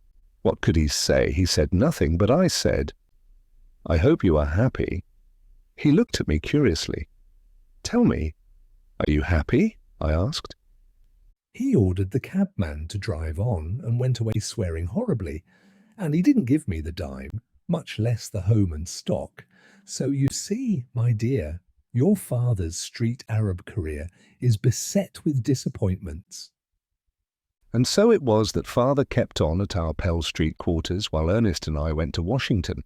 Except for the final consummation, the old order had passed away and the final consummation was nearer than I dreamed. Contrary to our expectation, no obstacles were raised to prevent the Socialist congressmen from taking their seats. Everything went smoothly, and I laughed at Ernest when he looked upon the very smoothness as something ominous. We found our Socialist comrades confident, optimistic of their strength, and of the things they would accomplish. A few Grangers who had been elected to Congress increased our strength, and an elaborate program of what was to be done was prepared by the united forces. In all of which Ernest joined loyally and energetically, though he could not forbear now and again from saying, apropos of nothing in particular, "When it comes to powder, chemical mixtures are better than mechanical mixtures, you take my word." The trouble arose first with the Grangers in the various states they had captured at the last election. There were a dozen of these states, but the Grangers who had been elected were not permitted to take office. The incumbents refused to get out. It was very simple. They merely charged illegality in the elections and wrapped up the whole situation in the interminable red tape of the law. The Grangers were powerless. The courts were in the hands of their enemies. This was the moment of danger. If the cheated Grangers became violent, all was lost. How we Socialists worked to hold them back. There were days and nights when Ernest never closed his eyes in sleep. The big leaders of the Grangers saw the peril and were with us to a man. But it was all of no avail. The oligarchy wanted violence, and it set its agents provocateurs to work. Without discussion, it was the agents provocateurs who caused the peasant revolt. In a dozen states the revolt flared up. The expropriated farmers took forcible possession of the state governments. Of course this was unconstitutional, and of course the United States put its soldiers into the field. Everywhere the agents provocateurs urged the people on. These emissaries of the Iron Heel disguised themselves as artisans, farmers, and farm laborers. In Sacramento, the capital of California, the Grangers had succeeded in maintaining order. Thousands of secret agents were rushed to the devoted city. In mobs composed wholly of themselves, they fired and looted buildings and factories. They worked the people up until they joined them in the pillage. Liquor in large quantities was distributed among the slum classes further to inflame their minds. And then, when all was ready, appeared upon the scene the soldiers of the United States, who were, in reality, the soldiers of the Iron Heel. 11,000 men, women, and children were shot down on the streets of Sacramento or murdered in their houses. The national government took possession of the state government, and all was over for California. And, as with California, so elsewhere. Every Granger state was ravaged with violence and washed in blood. First, disorder was precipitated by the secret agents and the Black Hundreds. Then the troops were called out. Rioting and mob rule reigned throughout the rural districts. Day and night the smoke of burning farms, warehouses, villages, and cities filled the sky. Dynamite appeared. Railroad bridges and tunnels were blown up, and trains were wrecked. The poor farmers were shot and hanged in great numbers. Reprisals were bitter, and many plutocrats and army officers were murdered. Blood and vengeance were in men's hearts. The regular troops fought the farmers as savagely as had they been Indians, and the regular troops had cause. 2,800 of them had been annihilated in a tremendous series of dynamite explosions in Oregon, and in a similar manner, a number of train loads at different times and places had been destroyed. So it was that the regular troops fought for their lives as well as did the farmers. As for the militia law of 1903 was put into effect, and the workers of one state were compelled, under pain of death, to shoot down their comrade workers in other states. Of course, the militia law did not work smoothly at first. Many militia officers were murdered, and many militiamen were executed by drumhead court-martial. Ernest's prophecy was strikingly fulfilled in the cases of Mr. Cowalt and Mr. Asmundsen. Both were eligible for the militia, and both were drafted to serve in the punitive expedition that was dispatched from California against the farmers of Missouri. Mr. Cowalt and Mr. Asmundsen refused to serve. They were given short shrift. Drumhead court-martial was their portion, and military execution their end. They were shot with their backs to the firing squad. Many young men fled into the mountains to escape serving in the militia. There they became outlaws, and it was not until more peaceful times that they received their punishment. It was drastic. The government issued a proclamation for all law-abiding citizens to come in from the mountains for a period of 3 months. When the proclaimed date arrived, 500,000 soldiers were sent into the mountainous districts everywhere. There was no investigation, no trial. Wherever a man was encountered, he was shot down on the spot. The troops operated on the basis that no man, not an outlaw, remained in the mountains. Some bands in strong positions fought gallantly, but in the end every deserter from the militia met death. A more immediate lesson, however, was impressed on the minds of the people by the punishment meted out at the Kansas militia. The Great Kansas Mutiny occurred at the very beginning of military operations against the Grangers. 6,000 of the militia mutinied. They had been, for several weeks, very turbulent and sullen, and for that reason had been kept in camp. Their open mutiny, however, was without doubt precipitated by the agents provocateurs. On the night of the 22 days of April they arose and murdered their officers, only a small remnant of the latter escaping. This was beyond the scheme of the Iron Heel, for the agents provocateurs had done their work too well. But everything was grist to the Iron Heel. It had prepared for the outbreak, and the killing of so many officers gave it justification for what followed. As by magic, 40,000 soldiers of the regular army surrounded the malcontents. It was a trap. The wretched militiamen found that their machine guns had been tampered with, and that the cartridges from the captured magazines did not fit their rifles. They hoisted the white flag of surrender, but it was ignored. There were no survivors. The entire 6,000 were annihilated. Common shell and shrapnel were thrown in upon them from a distance, and when, in their desperation, they charged the encircling lines, they were mowed down by the machine guns. I talked with an eyewitness, and he said that the nearest any militiaman approached the machine guns was 150 yards. The earth was carpeted with the slain, and a final charge of cavalry, with trampling of horses' hooves, revolvers and sabres, crushed the wounded into the ground. Simultaneously with the destruction of the Grangers came the revolt of the coal miners. It was the expiring effort of organized labor. 750,000 of miners went out on strike, but they were too widely scattered over the country to advantage from their own strength. They were segregated in their own districts and beaten into submission. This was the first great slave drive. Pocock * won his spurs as a slave driver and earned the undying hatred of the proletariat. Countless attempts were made upon his life, but he seemed to bear a charmed existence. It was he who was responsible for the introduction of the Russian passport system among the miners and the denial of their right of removal from one part of the country to another. Albert Pocock, another of the notorious strike breakers of earlier years, who, to the day of his death, successfully held all the coal miners of the country to their task. He was succeeded by his son Louis Pocock, and for 5 generations this remarkable line of slave drivers handled the coal mines. The elder Pocock, known as Pocock First, has been described as follows: a long, lean head, semicircled by a fringe of brown and grey hair, with big cheekbones and a heavy chin, a pale face, lustreless grey eyes, a metallic voice, and a languid manner. He was born of humble parents and began his career as a bartender.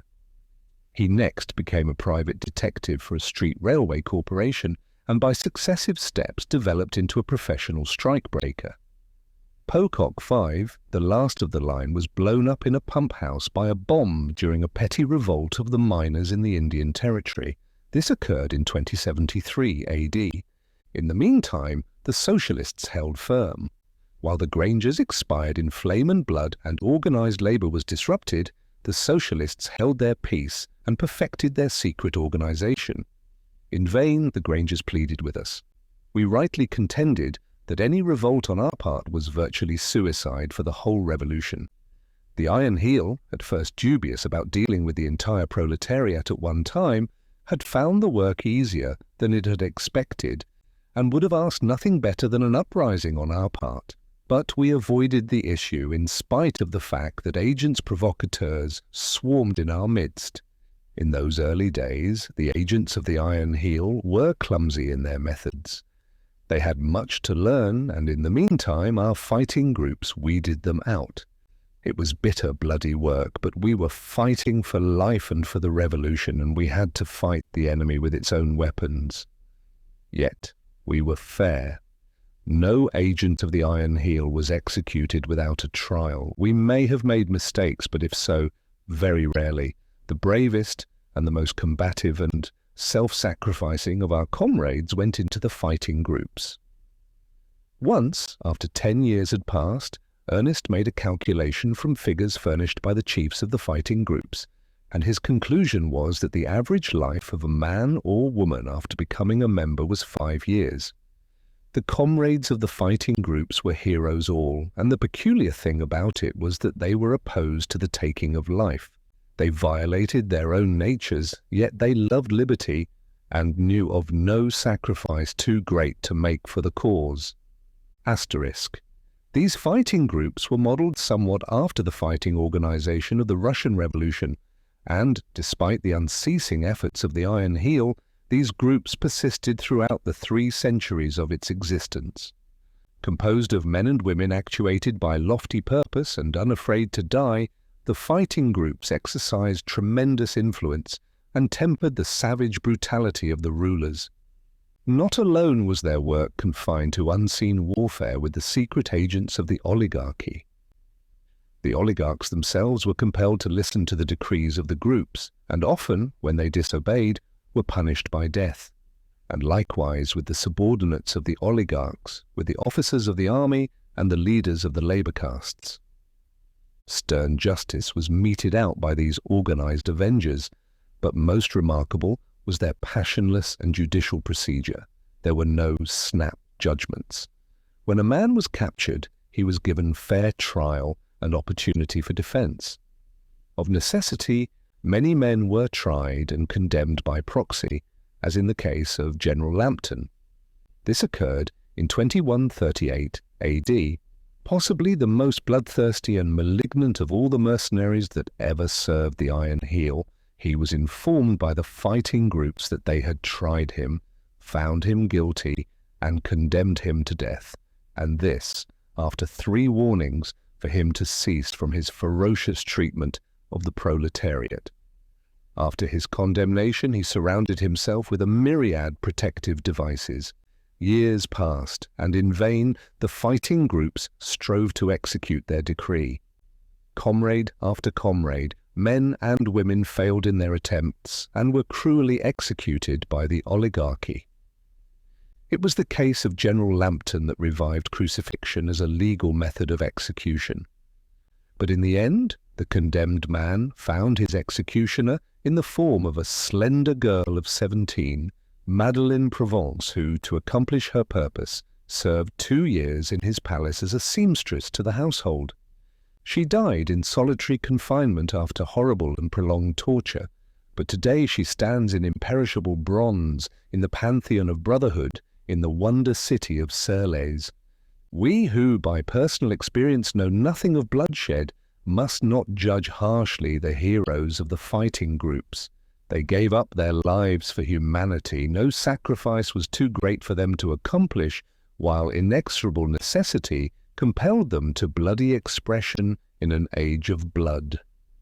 The fighting groups constituted the one thorn in the side of the Iron Heel that the Iron Heel could never remove. Everhard was the father of this curious army, and its accomplishments and successful persistence for 300 years bear witness to the wisdom with which he organized, and the solid foundation he laid for the succeeding generations to build upon. In some respects, despite his great economic and sociological contributions and his work as a general leader in the revolution, his organization of the fighting groups must be regarded as his greatest achievement. The task we set ourselves was threefold. First, the weeding out from our circles of the secret agents of the oligarchy. Second, the organizing of the fighting groups, and outside of them, of the general secret organization of the revolution. And third, the introduction of our own secret agents into every branch of the oligarchy, into the labor castes, and especially among the telegraphers and secretaries and clerks, into the army, the agents provocateurs, and the slave drivers. It was slow work and perilous, and often were our efforts rewarded with costly failures. The Iron Heel had triumphed in open warfare, but we held our own in the new warfare, strange and awful and subterranean, that we instituted. All was unseen, much was unguessed. The blind fought the blind, and yet through it all was order, purpose, control.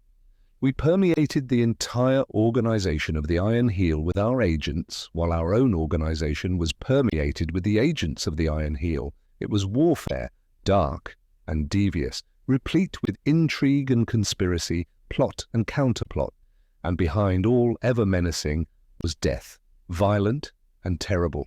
Men and women disappeared, our nearest and dearest comrades. We saw them today. Tomorrow they were gone. We never saw them again, and we knew that they had died. There was no trust, no confidence anywhere. The man who plotted beside us, for all we knew, might be an agent of the Iron Heel. We mined the organization of the Iron Heel with our secret agents, and the Iron Heel countermined with its secret agents inside its own organization. And it was the same with our organization. And despite the absence of confidence and trust, we were compelled to base our every effort on confidence and trust. Often were we betrayed. Men were weak. The Iron Heel could offer money, leisure, the joys and pleasures that waited in the repose of the wonder cities. We could offer nothing but the satisfaction of being faithful to a noble ideal. As for the rest, the wages of those who were loyal were unceasing peril, torture, and death. Men were weak, I say, and because of their weakness we were compelled to make the only other reward that was within our power. It was the reward of death. Out of necessity, we had to punish our traitors. For every man who betrayed us, from 1 to a dozen faithful avengers were loosed upon his heels. We might fail to carry out our decrees against our enemies, such as the Pococks, for instance, but the one thing we could not afford to fail in was the punishment of our own traitors. Comrades turn traitor by permission in order to win to the wonder cities and there execute our sentences on the real traitors. In fact, so terrible did we make ourselves that it became a greater peril to betray us than to remain loyal to us. The revolution took on largely the character of religion. We worshipped at the shrine of the revolution, which was the shrine of liberty. It was the divine flashing through us. Men and women devoted their lives to the cause, and newborn babes were sealed to it as of old they had been sealed to the service of God. We were lovers of humanity. Chapter 17. The Scarlet Livery. With the destruction of the Grange estates, the Grangers in Congress disappeared. They were being tried for high treason, and their places were taken by the creatures of the Iron Heel. The Socialists were in a pitiful minority, and they knew that their end was near. Congress and the Senate were empty pretenses, farces. Public questions were gravely debated and passed upon according to the old forms, while in reality all that was done was to give the stamp of constitutional procedure to the mandates of the oligarchy. Ernest was in the thick of the fight when the end came. It was in the debate on the bill to assist the unemployed. The hard times of the preceding year had thrust great masses of the proletariat beneath the starvation line, and the continued and wide-reaching disorder had but sunk them deeper. Millions of people were starving, while the oligarchs and their supporters were surfeiting on the surplus. We called these wretched people the people of the abyss, and it was to alleviate their awful suffering that the Socialists had introduced the unemployed bill. But this was not to the fancy of the Iron Heel. In its own way, it was preparing to set these millions to work, but the way was not our way, wherefore it had issued its orders that our bill should be voted down. Ernest and his fellows knew that their effort was futile, but they were tired of the suspense. They wanted something to happen. They were accomplishing nothing, and the best they hoped for was the putting of an end to the legislative farce in which they were unwilling players. They knew not what end would come, but they never anticipated a more disastrous end than the one that did come. Asterisk. The same conditions obtained in the 19th century AD under British rule in India. The natives died of starvation by the million, while their rulers robbed them of the fruits of their toil and expended it on magnificent pageants and mumbo-jumbo fooleries. Perforce, in this enlightened age, we have much to blush for in the acts of our ancestors. Our only consolation is philosophic. We must accept the capitalistic stage in social evolution as about on a par with the earlier monkey stage. The human had to pass through those stages in its rise from the mire and slime of low organic life. It was inevitable that much of the mire and slime should cling and be not easily shaken off. Asterisk, asterisk. The people of the abyss, this phrase, was struck out by the genius of H.G. Wells in the late 19th century. A.D. Wells was a sociological seer, sane and normal as well as warm human. Many fragments of his work have come down to us, while two of his greatest achievements, Anticipations and Mankind in the Making, have come down intact. Before the oligarchs and before Everhard, Wells speculated upon the building of the wonder cities, though in his writings they are referred to as pleasure cities. I sat in the gallery that day. We all knew that something terrible was imminent. It was in the air, and its presence was made visible by the armed soldiers drawn up in lines in the corridors and by the officers grouped in the entrances to the house itself. The oligarchy was about to strike. Ernest was speaking. He was describing the sufferings of the unemployed, as if with the wild idea of in some way touching their hearts and consciences, but the Republican and Democratic members sneered and jeered at him, and there was uproar and confusion. Ernest abruptly changed front. "I know nothing that I may say can influence you," he said. "You have no souls to be influenced. You are spineless, flaccid things. You pompously call yourselves Republicans and Democrats. There is no Republican Party, there is no Democratic Party. There are no Republicans nor Democrats in this house. You are lick-spittlers and panderers, the creatures of the plutocracy. You talk verbosely in antiquated terminology of your love of liberty, and all the while you wear the scarlet livery of the Iron Heel. Here the shouting and the cries of "Order! Order!" drowned his voice, and he stood disdainfully till the din had somewhat subsided. He waved his hand to include all of them, turned to his own comrades, and said, "Listen to the bellowing of the well-fed beasts." Pandemonium broke out again. The speaker rapped for order and glanced expectantly at the officers in the doorways. There were cries of "Sedition!" and a great rotund New York member began shouting "Anarchist!" at Ernest. And Ernest was not pleasant to look at. Every fighting fibre of him was quivering, and his face was the face of a fighting animal. Withal, he was cool and collected. "Remember," he said in a voice that made itself heard above the din, "that as you show mercy now to the proletariat, some day will that same proletariat show mercy to you." The cries of "Sedition!" and "Anarchist!" redoubled. "I know that you will not vote for this bill," Ernest went on. "You have received the command from your masters to vote against it, and yet you call me anarchist. You, who have destroyed the government of the people and who shamelessly flaunt your scarlet shame in public places, call me anarchist. I do not believe in hellfire and brimstone, but in moments like this, I regret my unbelief. Nay, in moments like this, I almost do believe.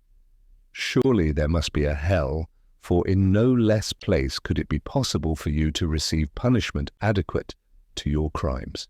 So long as you exist, there is a vital need for hellfire in the cosmos." There was movement in the doorways. Ernest, the speaker, all the members turned to see. "Why do you not call your soldiers in, Mr. Speaker, and bid them do their work?" Ernest demanded. "They should carry out your plan with expedition." "There are other plans afoot," was the retort. "That is why the soldiers are present." "Our plans, I suppose," Ernest sneered. "Assassination or something kindred." But at the word assassination, the uproar broke out again. Ernest could not make himself heard, but he remained on his feet waiting for a lull. And then it happened. From my place in the gallery, I saw nothing except the flash of the explosion. The roar of it filled my ears, and I saw Ernest reeling and falling in a swirl of smoke, and the soldiers rushing up all the aisles. His comrades were on their feet, wild with anger, capable of any violence. But Ernest steadied himself for a moment and waved his arms for silence. "It is a plot." His voice rang out in warning to his comrades. "Do nothing, or you will be destroyed." Then he slowly sank down, and the soldiers reached him.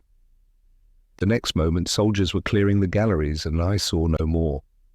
Though he was my husband, I was not permitted to get to him. When I announced who I was promptly placed under arrest, and at the same time were arrested all Socialist congressmen in Washington, including the unfortunate Simpson, who lay ill with typhoid fever in his hotel. The trial was prompt and brief. The men were foredoomed. The wonder was that Ernest was not executed. This was a blunder on the part of the oligarchy, and a costly one, but the oligarchy was too confident in those days. It was drunk with success, and little did it dream that that small handful of heroes had within them the power to rock it to its foundations. Tomorrow, when the great revolt breaks out and all the world resounds with the tramp of the millions, the oligarchy will realize, and too late, how mightily that band of heroes has grown. Asterisk Avis. Everhard took for granted that her narrative would be read in her own day, and so omits to mention the outcome of the trial for high treason.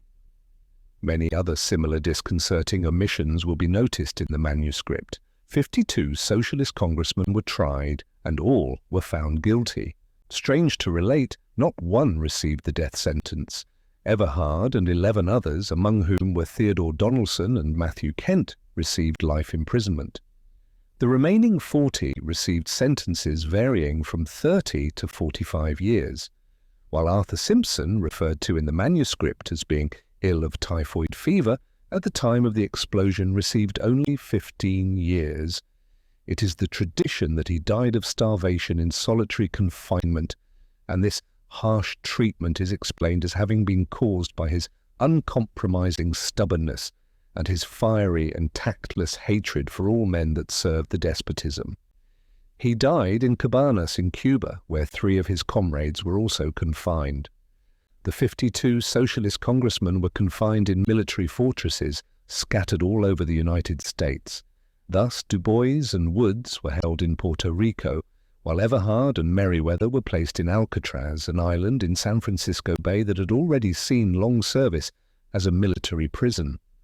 As a revolutionist myself, as one on the inside who knew the hopes and fears and secret plans of the revolutionists, I am fitted to answer, as very few are, the charge that they were guilty of exploding the bomb in Congress, and I can say flatly, without qualification or doubt of any sort, that the socialists in Congress and out had no hand in the affair.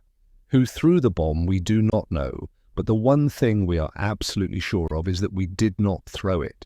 On the other hand, there is evidence to show that the Iron Heel was responsible for the act. Of course, we cannot prove this. Our conclusion is merely presumptive, but here are such facts as we do know. It had been reported to the Speaker of the House by Secret Service agents of the government that the socialist congressmen were about to resort to terroristic tactics, and that they had decided upon the day when their tactics would go into effect.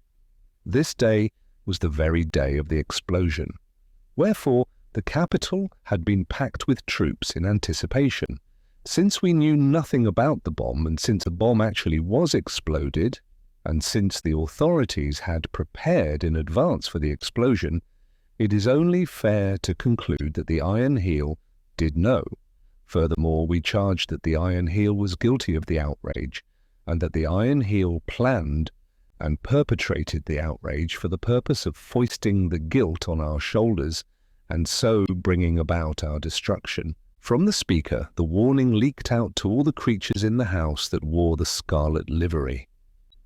They knew, while Ernest was speaking, that some violent act was to be committed, and to do them justice, they honestly believed that the act was to be committed by the socialists. At the trial, and still with honest belief, several testified to having seen Ernest prepare to throw the bomb, and that it exploded prematurely. Of course they saw nothing of the sort. In the fevered imagination of fear they thought they saw, that was all. As Ernest said at the trial, "Does it stand to reason if I were going to throw a bomb that I should elect to throw a feeble little squib like the one that was thrown? There wasn't enough powder in it. It made a lot of smoke but hurt no one except me. It exploded right at my feet, and yet it did not kill me. Believe me, when I get to throwing bombs, I'll do damage. There'll be more than smoke in my petards." In return, it was argued by the prosecution that the weakness of the bomb was a blunder on the part of the socialists, just as its premature explosion, caused by Ernest's losing his nerve and dropping it, was a blunder. And to clinch the argument, there were the several congressmen who testified to having seen Ernest fumble and drop the bomb. As for ourselves, not one of us knew how the bomb was thrown. Ernest told me that the fraction of an instant before it exploded, he both heard and saw it strike at his feet. He testified to this at the trial, but no one believed him. Besides, the whole thing in popular slang was cooked up. The Iron Heel had made up its mind to destroy us, and there was no withstanding it. There is a saying that truth will out. I have come to doubt that saying. 19 years have elapsed, and despite our untiring efforts, we have failed to find the man who really did throw the bomb. Undoubtedly, he was some emissary of the Iron Heel, but he has escaped detection. We have never got the slightest clue to his identity, and now, at this late date, nothing remains but for the affair to take its place among the mysteries of history. Asterisk Avis Everhard would have had to live for many generations ere she could have seen the clearing up of this particular mystery. A little less than 100 years ago, and a little more than 600 years after the death, the confession of Pervez was discovered in the secret archives of the Vatican. It is perhaps well to tell a little something about this obscure document, which, in the main, is of interest to the historian only. Pervez was an American of French descent, who in 1913 AD was lying in the Tombs prison, New York City, awaiting trial for murder. From his confession we learn that he was not a criminal. He was warm-blooded, passionate, emotional. In an insane fit of jealousy he killed his wife, a very common act in those times. Pervez was mastered by the fear of death, all of which is recounted at length in his confession. To escape death he would have done anything, and the police agents prepared him by assuring him that he could not possibly escape conviction of murder in the first degree when his trial came off. In those days, murder in the first degree was a capital offence. The guilty man or woman was placed in a specially constructed death chair and, under the supervision of competent physicians, was destroyed by a current of electricity.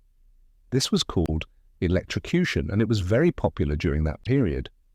Anesthesia as a mode of compulsory death was not introduced until later. This man, good at heart but with a ferocious animalism close at the surface of his being, lying in jail and expectant of nothing less than death, was prevailed upon by the agents of the Iron Heel to throw the bomb in the House of Representatives. In his confession, he states explicitly that he was informed that the bomb was to be a feeble thing and that no lives would be lost. This is directly in line with the fact that the bomb was lightly charged and that its explosion at Everhard's feet was not deadly. Pervez was smuggled into one of the galleries ostensibly closed for repairs. He was to select the moment for the throwing of the bomb, and he naively confesses that in his interest in Everhard's tirade and the general commotion raised thereby, he nearly forgot his mission. Not only was he released from prison in reward for his deed, but he was granted an income for life. This he did not long enjoy. In 1914 Adar, in September, he was stricken with rheumatism of the heart and lived for 3 days. It was then that he sent for the Catholic priest, Father Peter Durbin, and to him made confession. So important did it seem to the priest that he had the confession taken down in writing and sworn to. What happened after this, we can only surmise. The document was certainly important enough to find its way to Rome. Powerful influences must have been brought to bear, hence its suppression. For centuries, no hint of its existence reached the world. It was not until in the last century that Lorbia, the brilliant Italian scholar, stumbled upon it quite by chance during his researches in the Vatican. There is today no doubt whatever that the Iron Heel was responsible for the bomb that exploded in the House of Representatives in 1913 AD even. Though the Pervez confession had never come to light, no reasonable doubt could obtain, for the act in question that sent 52 congressmen to prison was on a par with countless other acts committed by the oligarchs and before them by the capitalists. There is the classic instance of the ferocious and wanton judicial murder of the innocent and so-called Haymarket anarchists in Chicago in the penultimate decade of the 19th century AD. In a category by itself is the deliberate burning and destruction of capitalist property by the capitalists themselves. For such destruction of property, innocent men were frequently punished, railroaded, in the parlance of the times. In the labor troubles of the first decade of the 20th century AD, between the capitalists and the Western Federation of Miners, similar but more bloody tactics were employed. The railroad station at Independence was blown up by the agents of the capitalists. 13 men were killed and many more were wounded. And then the capitalists, controlling the legislative and judicial machinery of the state of Colorado, charged the miners with the crime and came very near to convicting them. Cromens, one of the tools in this affair, like Pavese, was lying in jail in another state, Kansas, awaiting trial, when he was approached by the agents of the capitalists. But, unlike Pavese, the confession of Romanes was made public in his own time. Then, during this same period, there was the case of Moyer and Haywood, two strong, fearless leaders of labor. One was president, and the other was secretary of the Western Federation of Miners. The ex-governor of Idaho had been mysteriously murdered. The crime, at the time, was openly charged to the mine owners by the Socialists and miners. Nevertheless, in violation of the national and state constitutions, and by means of conspiracy on the parts of the governors of Idaho and Colorado, Moyer and Haywood were kidnapped, thrown into jail, and charged with the murder. It was this instance that provoked from Eugene Ver Debs, national leader of the American Socialists at the time, the following words: "The labor leaders that cannot be bribed nor bullied must be ambushed and murdered. The only crime of Moyer and Haywood is that they have been unswervingly true to the working class.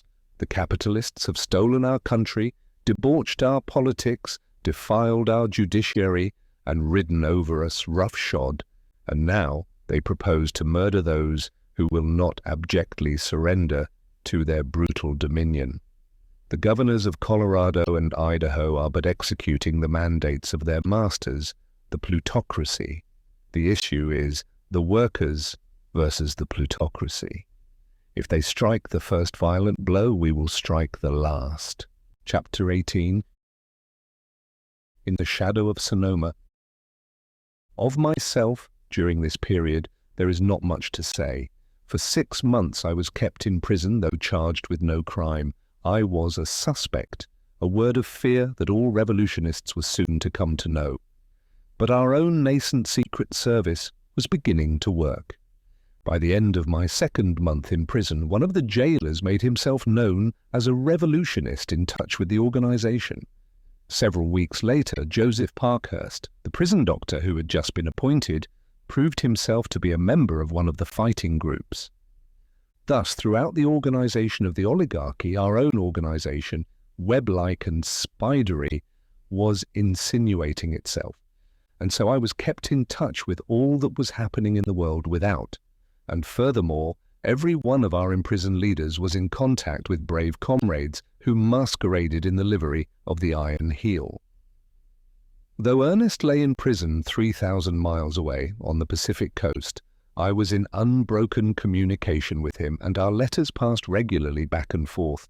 The leaders in prison and out were able to discuss and direct the campaign. It would have been possible within a few months to have effected the escape of some of them, but since imprisonment proved no bar to our activities, it was decided to avoid anything premature. 52 congressmen were in prison and fully 300 more of our leaders.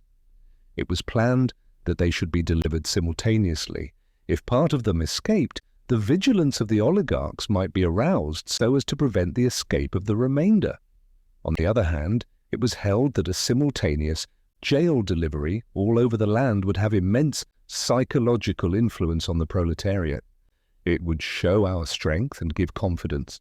So it was arranged, when I was released at the end of 6 months, that I was to disappear and prepare a secure hiding place for Ernest.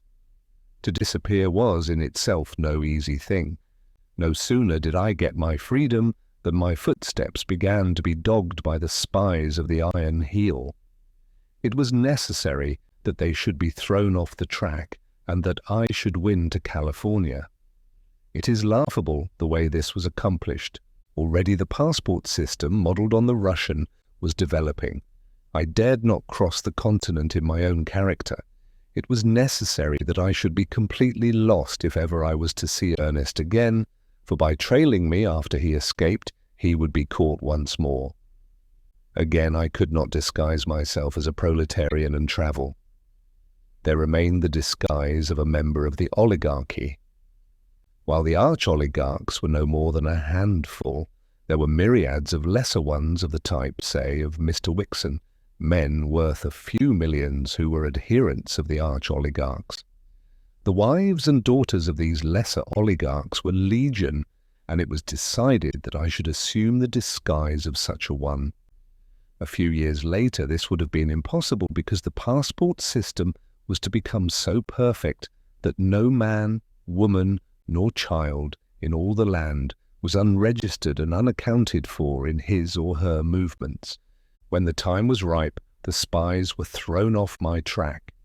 An hour later, Avis Everhard was no more. At that time, one Felice van Verdihan, accompanied by 2 maids and a lapdog, with another maid for the lapdog, entered a drawing room on a Pullman, and a few minutes later was speeding west. Asterisk. This ridiculous picture well illustrates the heartless conduct of the masters. While people starved, lapdogs were waited upon by maids. This was a serious masquerade on the part of Avis Everhard. Life and death and the cause were in the issue, therefore the picture must be accepted as a true picture. It affords a striking commentary of the times. Asterisk, asterisk, Pullman, the designation of the more luxurious railway cars of the period, and so named from the inventor. The 3 maids who accompanied me were revolutionists. 2 were members of the fighting groups, and the 3rd, Grace Holbrook, entered a group the following year, and 6 months later was executed by the Iron Heel. She it was who waited upon the dog. Of the other 2, Bertha Stoll disappeared 12 years later, while Anna Royalston still lives and plays an increasingly important part in the revolution. Asterisk. Despite continual and almost inconceivable hazards, Anna Royalston lived to the royal age of 91. As the Pococks defied the executioners of the fighting groups, so she defied the executioners of the Iron Heel. She bore a charmed life and prospered amid dangers and alarms. She herself was an executioner for the fighting groups, and, known as the Red Virgin, she became one of the inspired figures of the revolution. When she was an old woman of 69, she shot bloody Halcliffe down in the midst of his armed escort and got away unscathed.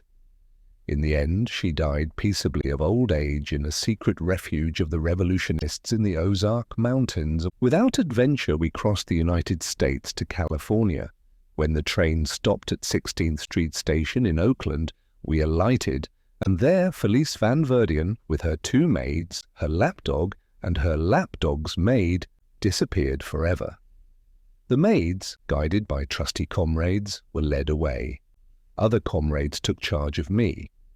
Within half an hour after leaving the train, I was on board a small fishing boat and out on the waters of San Francisco Bay. The winds baffled, and we drifted aimlessly the greater part of the night. But I saw the lights of Alcatraz where Ernest lay, and found comfort in the thought of nearness to him. By dawn, what with the rowing of the fishermen, we made the Marine Islands. Here we lay in hiding all day, and on the following night, swept on by a flood tide and a fresh wind, we crossed San Pablo Bay in 2 hours and ran up Petaluma Creek. Here horses were ready, and another comrade, and without delay we were away through the starlight.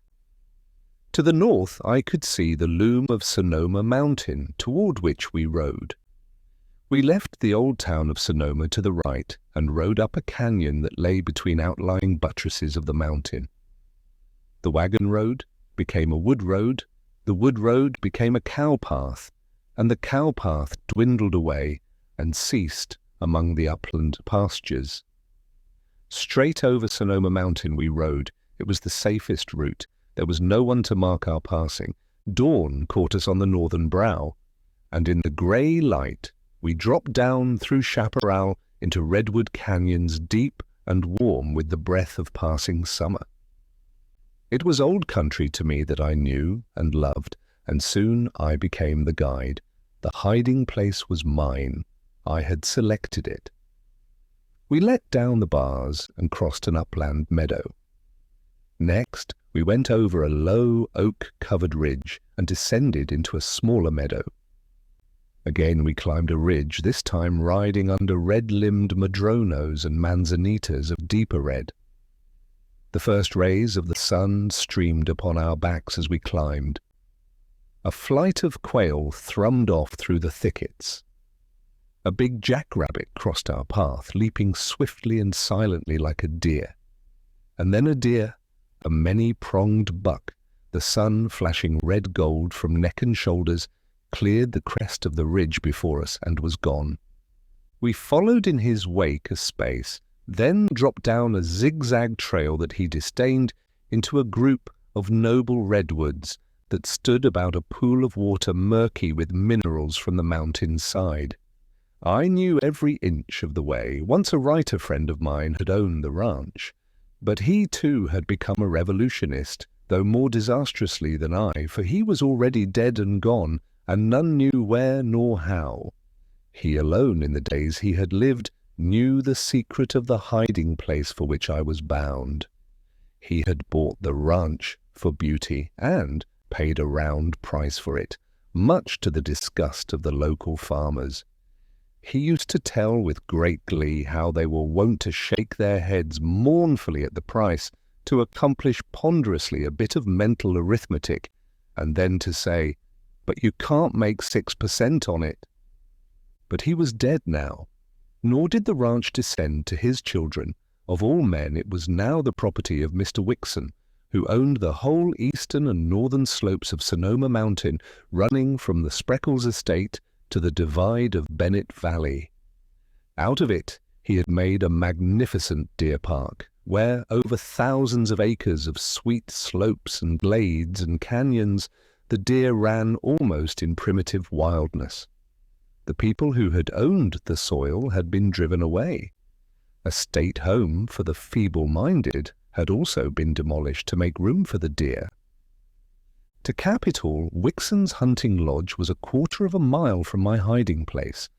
This, instead of being a danger, was an added security. We were sheltered under the very aegis of one of the minor oligarchs. Suspicion, by the nature of the situation, was turned aside. The last place in the world the spies of the Iron Heel would dream of looking for me, and for Ernest, when he joined me, was Wixon's deer park. We tied our horses among the redwoods at the pool. From a cache behind a hollow, rotting log, my companion brought out a variety of things: a 50-pound sack of flour, tinned foods of all sorts, cooking utensils, blankets, a canvas tarpaulin, books and writing material, a great bundle of letters, a 5-gallon can of kerosene, an oil stove, and, last and most important, a large coil of stout rope. So large was the supply of things that a number of trips would be necessary to carry them to the refuge, but the refuge was very near. Taking the rope and leading the way, I passed through a glade of tangled vines and bushes that ran between 2 wooded knolls. The glade ended abruptly at the steep bank of a stream. It was a little stream rising from springs, and the hottest summer never dried it up. On every hand were tall wooded knolls, a group of them, with all the seeming of having been flung there from some careless Titan's hand. There was no bedrock in them. They rose from their bases hundreds of feet, and they were composed of red volcanic earth, the famous wine soil of Sonoma. Through these, the tiny stream had cut its deep and precipitous channel. It was quite a scramble down to the stream bed, and once on the bed we went downstream perhaps for 100 feet, and then we came to the great hole. There was no warning of the existence of the hole, nor was it a hole in the common sense of the word. One crawled through tight-locked briars and branches and found oneself on the very edge, peering out and down through a green screen. A couple of 100 feet in length and width, it was half of that in depth. Possibly because of some fault that had occurred when the knolls were flung together, and certainly helped by freakish erosion, the hole had been scooped out in the course of centuries by the wash of water. Nowhere did the raw earth appear. All was garmented by vegetation, from tiny maidenhair and goldback ferns to mighty redwood and Douglas spruces. These great trees even sprang out from the walls of the hole. Some leaned over at angles as great as 45 degrees, though the majority towered straight up from the soft and almost perpendicular earth walls. It was a perfect hiding place. No one ever came there, not even the village boys of Glen Ellen. Had this hole existed in the bed of a canyon a mile long or several miles long, it would have been well known. But this was no canyon. From beginning to end, the length of the stream was no more than 500 yards. 300 yards above the hole, the stream took its rise in a spring at the foot of a flat meadow. 100 yards below the hole, the stream ran out into open country, joining the main stream and flowing across rolling and grass-covered land. My companion took a turn of the rope around a tree and, with me fast on the other end, lowered away. In no time I was on the bottom, and in but a short while he had carried all the articles from the cache and lowered them down to me. He hauled the rope up and hid it, and before he went away called down to me a cheerful parting.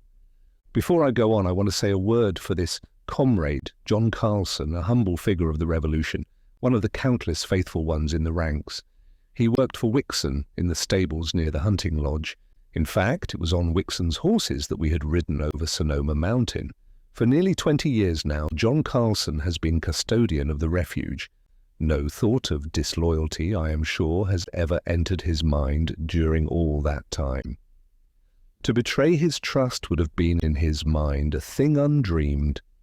He was phlegmatic, stolid to such a degree that one could not but wonder how the revolution had any meaning to him at all, and yet love of freedom glowed somberly and steadily in his dim soul.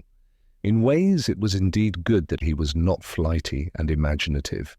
He never lost his head. He could obey orders, and he was neither curious nor garrulous. Once I asked how it was that he was a revolutionist. When I was a young man, I was a soldier, was his answer. It was in Germany. There all young men must be in the army, so I was in the army. There was another soldier there, a young man too. His father was what you call an agitator, and his father was in jail for lèse majesty, what you call speaking the truth about the emperor.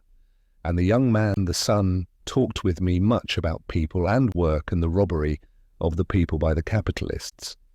He made me see things in new ways, and I became a socialist, and his talk was very true and good, and I have never forgotten. When I came to the United States, I hunted up the socialists. I became a member of a section that was in the day of the SLP. Then later, when the split came, I joined the local of the SPI, was working in a livery stable in San Francisco then. That was before the earthquake. I have paid my dues for 22 years. I am yet a member, and I yet pay my dues, though it is very secret now. I will always pay my dues, and when the cooperative commonwealth comes, I will be glad. Left to myself, I proceeded to cook breakfast on the oil stove and to prepare my home. Often in the early morning, or in the evening after dark, Carlson would steal down to the refuge and work for a couple of hours. At first, my home was the tarpaulin.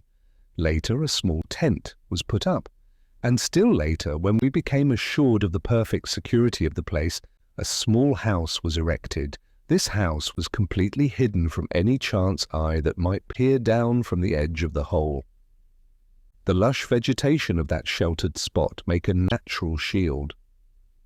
Also, the house was built against the perpendicular wall, and in the wall itself, shored by strong timbers, well drained and ventilated, we excavated 2 small rooms.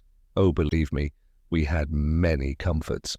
When Biedenbach, the German terrorist, hid with us some time later, he installed a smoke-consuming device that enabled us to sit by crackling wood fires on winter nights.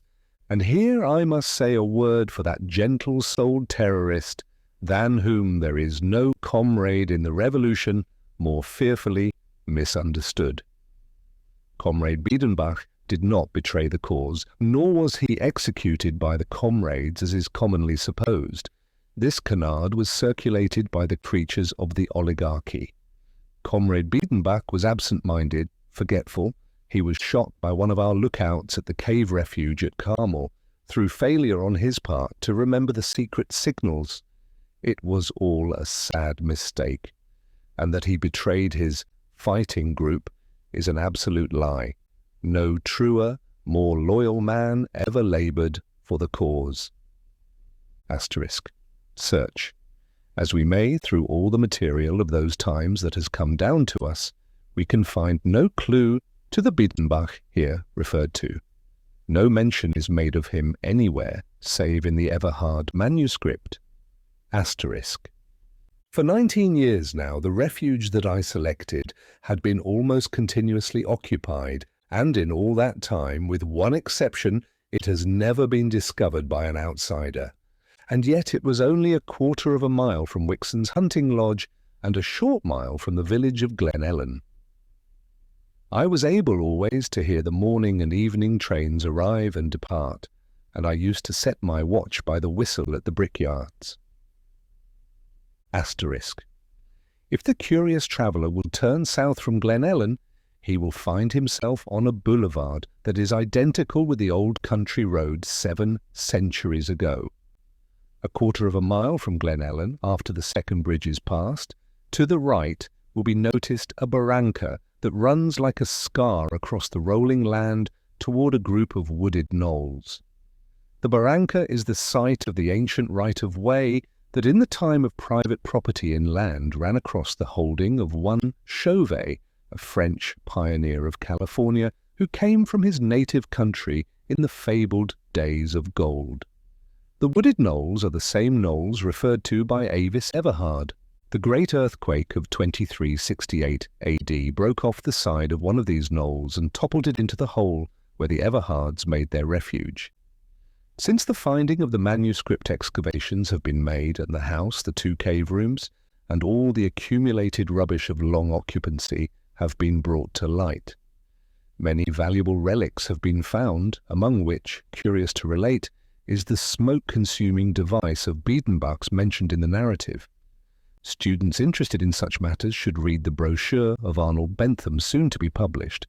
A mile northwest from the wooded knolls brings one to the site of Wake Robin Lodge at the junction of Wildwater and Sonoma Creeks.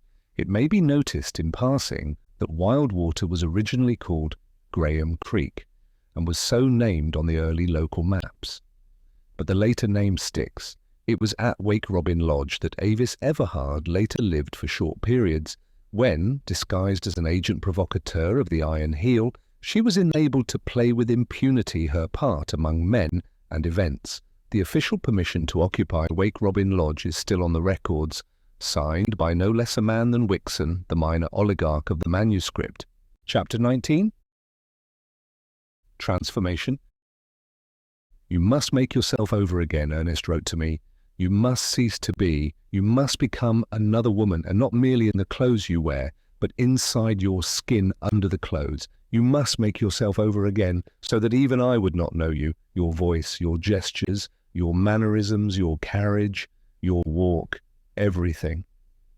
This command I obeyed. Every day I practiced for hours in burying forever the old Avis Everhard beneath the skin of another woman whom I may call my other self. It was only by long practice that such results could be obtained. In the mere detail of voice intonation, I practiced almost perpetually till the voice of my new self became fixed, automatic. It was this automatic assumption of a role that was considered imperative. One must become so adept as to deceive oneself. It was like learning a new language, say the French. At first, speech in French is self-conscious, a matter of the will. The student thinks in English and then transmutes into French, or reads in French but transmutes into English before he can understand. Then later, becoming firmly grounded, automatic, the student reads, writes, and thinks in French without any recourse to English at all. And so with our disguises. It was necessary for us to practice until our assumed roles became real, until to be our original selves would require a watchful and strong exercise of will. Of course, at first, Much was mere blundering experiment. We were creating a new art, and we had much to discover, but the work was going on everywhere. Masters in the art were developing, and a fund of tricks and expedients was being accumulated. This fund became a sort of textbook that was passed on, a part of the curriculum, as it were, of the School of Revolution. Asterisk disguise did become a veritable art during that period. The revolutionists maintained schools of acting in all their refuges. They scorned accessories such as wigs and beards, false eyebrows, and such aids of the theatrical actors. The game of revolution was a game of life and death, and mere accessories were traps. Disguise had to be fundamental, intrinsic, part and parcel of one's being, second nature. The Red Virgin is reported to have been one of the most adept in the art, to which must be ascribed her long and successful career. It was at this time that my father disappeared. His letters, which had come to me regularly, ceased. He no longer appeared at our Pell Street quarters. Our comrades sought him everywhere. Through our secret service we ransacked every prison in the land, but he was lost as completely as if the earth had swallowed him up, and to this day no clue to his end has been discovered. Asterisk disappearance was one of the horrors of the time. As a motif in song and story, it constantly crops up. It was an inevitable concomitant of the subterranean warfare that raged through those 3 centuries. This phenomenon was almost as common in the oligarch class and the labour castes as it was in the ranks of the revolutionists. Without warning, without trace, men and women and even children disappeared and were seen no more, their end shrouded in mystery. 6 lonely months I spent in the refuge, but they were not idle months. Our organisation went on apace, and there were mountains of work always waiting to be done. Ernest and his fellow leaders, from their prisons, decided what should be done, and it remained for us on the outside to do it. There was the organisation of the mouth-to-mouth propaganda, the organisation, with all its ramifications, of our spy system, the establishment of our secret printing presses, and the establishment of our underground railways, which meant the knitting together of all our myriads of places of refuge, and the formation of new refuges where links were missing in the chains we ran over all the land. So I say, the work was never done. At the end of 6 months, my loneliness was broken by the arrival of 2 comrades. They were young girls, brave souls, and passionate lovers of liberty. Laura Peterson, who disappeared in 1922, and Kate Bierce, who later married Du Bois, and who is still with us with eyes lifted to tomorrow's sun that heralds in the new age. Asterisk Du Bois, the present librarian of Aldous, is a lineal descendant of this revolutionary pair. The 2 girls arrived in a flurry of excitement, danger, and sudden death. In the crew of the fishing boat that conveyed them across San Pablo Bay was a spy. A creature of the Iron Heel, he had successfully masqueraded as a revolutionist and penetrated deep into the secrets of our organisation. Without doubt he was on my trail, for we had long since learned that my disappearance had been cause of deep concern to the secret service of the oligarchy. Luckily, as the outcome proved, he had not divulged his discoveries to anyone. He had evidently delayed reporting, preferring to wait until he had brought things to a successful conclusion by discovering my hiding place and capturing me. His information died with him, under some pretext. After the girls had landed at Petaluma Creek and taken to the horses, he managed to get away from the boat. Part way up Sonoma Mountain, John Carlson let the girls go on leading his horse while he went back on foot. His suspicions had been aroused. He captured the spy, and as to what then happened, Carlson gave us a fair idea. "I fixed him," was Carlson's unimaginative way of describing the affair. "I fixed him," he repeated, while a sombre light burnt in his eyes and his huge, toil-distorted hands opened and closed, eloquently. "He made no noise, I hid him, and tonight I will go back and bury him deep."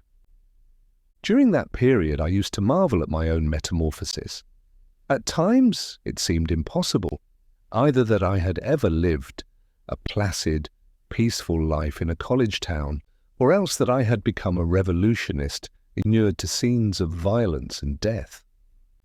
One or the other could not be. One was real, the other was a dream, but which was which? Was this present life of a revolutionist hiding in a hole, a nightmare? Or was I a revolutionist who had somewhere, somehow, dreamed that in some former existence I have lived in Berkeley, and never known of life more violent than teas and dances, debating societies and lectures rooms? But then I suppose this was a common experience of all of us who had rallied under the red banner of the brotherhood of man. I often remembered figures from that other life, and curiously enough, they appeared and disappeared. Now and again, in my new life, there was Bishop Morehouse. In vain we searched for him after our organization had developed. He had been transferred from asylum to asylum. We traced him from the state hospital for the insane at Napa to the one in Stockton, and from there to the one in the Santa Clara Valley called Agnews, and there the trail ceased. There was no record of his death. In some way, he must have escaped. Little did I dream of the awful manner in which I was to see him once again, the fleeting glimpse of him in the whirlwind carnage of the Chicago Commune. Jackson, who had lost his arm in the Sierra Mills, and who had been the cause of my own conversion into a revolutionist, I never saw again, but we all knew what he did before he died. He never joined the revolutionists. Embittered by his fate, brooding over his wrongs, he became an anarchist, not a philosophic anarchist, but a mere animal, mad with hate and lust for revenge, and well, he revenged himself. Evading the guards in the night time while all were asleep, he blew the Purton Waithe Palace into atoms. Not a soul escaped, not even the guards, and in prison, while awaiting trial, he suffocated himself under his blankets.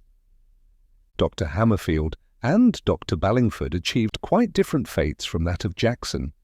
They have been faithful to their salt, and they have been correspondingly rewarded with ecclesiastical palaces wherein they dwell at peace with the world. Both are apologists for the oligarchy. Both have grown very fat. Dr. Hammerfield, as Ernest once said, has succeeded in modifying his metaphysics so as to give God's sanction to the iron heel, and also to include much worship of beauty, and to reduce to an invisible wraith the gaseous vertebrate described by Haeckel, the difference between Dr. Hammerfield and Dr. Ballingford being that the latter has made the god of the oligarchs a little more gaseous and a little less vertebrate. Peter Donnelly, the scab foreman at the Sierra Mills, whom I encountered while investigating the case of Jackson, was a surprise to all of us. In 1918, I was present at a meeting of the Frisco Reds. Of all our fighting groups, this one was the most formidable, ferocious, and merciless. It was really not a part of our organization. Its members were fanatics, madmen. We dared not encourage such a spirit. On the other hand, though they did not belong to us, we remained on friendly terms with them. It was a matter of vital importance that brought me there that night. I, alone in the midst of a score of men, was the only person unmasked. After the business that brought me there was transacted, I was led away by one of them. In a dark passage, this guide struck a match and, holding it close to his face, slipped back his mask. For a moment I gazed upon the passion-wrought features of Peter Donnelly. Then the match went out. "I just wanted you to know it was me," he said in the darkness. "Do you remember Dallas, the superintendent?" I nodded at recollection of the vulpine-faced superintendent of the Sierra Mills. "Well, I got him first," Donnelly said with pride. "'Twas after that I joined the Reds." "But how comes it that you are here?" I queried. "Your wife and children?" "Dead," he answered. "That's why." "No." he went on hastily. "'Tis not revenge for them. They died easily in their beds. Sickness, you see, one time and another. They tied my arms while they lived, and now that they're gone, 'tis revenge for my blasted manhood I'm after. I was once Peter Donnelly, the scab foreman, but tonight I'm number 27 of the Frisco Reds. Come on now and I'll get you out of this." More I heard of him afterward. In his own way, he had told the truth when he said all were dead. But one lived, Timothy, and him his father considered dead because he had taken service with the Iron Heel in the mercenaries. A member of the Frisco Reds pledged himself to 12 annual executions. The penalty for failure was death. A member who failed to complete his number committed suicide. These executions were not haphazard. This group of madmen met frequently and passed wholesale judgments upon offending members and servitors of the oligarchy. The executions were afterward apportioned by lot. Asterisk. In addition to the labour castes, there arose another caste, the military. A standing army of professional soldiers was created, officered by members of the oligarchy and known as the mercenaries. This institution took the place of the militia, which had proved impracticable under the new regime. Outside the regular secret service of the Iron Heel, there was further established a secret service of the mercenaries, this latter forming a connecting link between the police and the military. In fact, the business that brought me there the night of my visit was such a trial. One of our own comrades who, for years, had successfully maintained himself in a clerical position in the local bureau of the Secret Service of the Iron Heel, had fallen under the ban of the Frisco Reds and was being tried. Of course he was not present, and of course his judges did not know that he was one of our men. My mission had been to testify to his identity and loyalty. It may be wondered how we came to know of the affair at all. The explanation is simple. One of our secret agents was a member of the Frisco Reds. It was necessary for us to keep an eye on friend as well as foe, and this group of madmen was not too unimportant to escape our surveillance. But to return to Peter Donnelly and his son, all went well with Donnelly until, in the following year, he found among the sheaf of executions that fell to him the name of Timothy Donnelly. Then it was that clannishness, which was his to so extraordinary a degree, asserted itself. To save his son, he betrayed his comrades. In this he was partially blocked, but a dozen of the Frisco Reds were executed, and the group was well nigh destroyed. In retaliation, the survivors meted out to Donnelly the death he had earned by his treason. Nor did Timothy Donnelly long survive. The Frisco Reds pledged themselves to his execution. Every effort was made by the oligarchy to save him. He was transferred from one part of the country to another. 3 of the Reds lost their lives in vain efforts to get him. The group was composed only of men. In the end, they fell back on a woman, one of our comrades, and none other than Anna Royalston. Our inner circle forbade her, but she had ever a will of her own and disdained discipline. Furthermore, she was a genius and lovable, and we could never discipline her anyway. She is in a class by herself and not amenable to the ordinary standards of the revolutionists. Despite our refusal to grant permission to do the deed, she went on with it. Now Anna Royalston was a fascinating woman. All she had to do was to beckon a man to her. She broke the hearts of scores of our young comrades and scores of others she captured, and by their heartstrings led into our organization. Yet she steadfastly refused to marry. She dearly loved children, but she held that a child of her own would claim her from the cause, and that it was the cause to which her life was devoted. It was an easy task for Anna Royalston to win Timothy Donnelly. Her conscience did not trouble her, for at that very time occurred the Nashville Massacre, when the mercenaries, Donnelly in command, literally murdered 800 weavers of that city. But she did not kill Donnelly. She turned him over, a prisoner, to the Frisco Reds. This happened only last year, and now she had been renamed.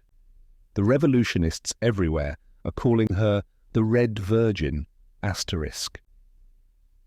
Asterisk. It was not until the second revolt was crushed that the Frisco Reds flourished again. And for 2 generations, the group flourished. Then, an agent of the Iron Heel managed to become a member, penetrated all its secrets, and brought about its total annihilation. This occurred in 2002 AD. The members were executed one at a time at intervals of 3 weeks, and their bodies exposed in the labor ghetto of San Francisco. Colonel Ingram and Colonel Van Gilbert are 2 more familiar figures that I was later to encounter. Colonel Ingram rose high in the oligarchy and became minister to Germany. He was cordially detested by the proletariat of both countries. It was in Berlin that I met him where, as an accredited international spy of the Iron Heel, I was received by him and afforded much assistance. Incidentally, I may state that in my dual role I managed a few important things for the revolution. Colonel Van Gilbert became known as Snarling Van Gilbert. His important part was played in drafting the new code after the Chicago Commune, but before that, as trial judge, he had earned sentence of death by his fiendish malignancy. I was one of those that tried him and passed sentence upon him. Anna Royalston carried out the execution. Still another figure arises out of the old life, Jackson's lawyer. Least of all would I have expected again to meet this man, Joseph Hurd. It was a strange meeting. Late at night, 2 years after the Chicago Commune, Ernest and I arrived together at the Benton Harbor Refuge. This was in Michigan, across the lake from Chicago. We arrived just at the conclusion of the trial of a spy. Sentence of death had been passed, and he was being led away. Such was the scene as we came upon it. The next moment the wretched man had wrenched free from his captors and flung himself at my feet, his arms clutching me about the knees in a vice-like grip as he prayed in a frenzy for mercy. As he turned his agonized face up to me, I recognized him as Joseph Hurd. Of all the terrible things I have witnessed, never have I been so unnerved as by this frantic creature's pleading for life. He was mad for life. It was pitiable.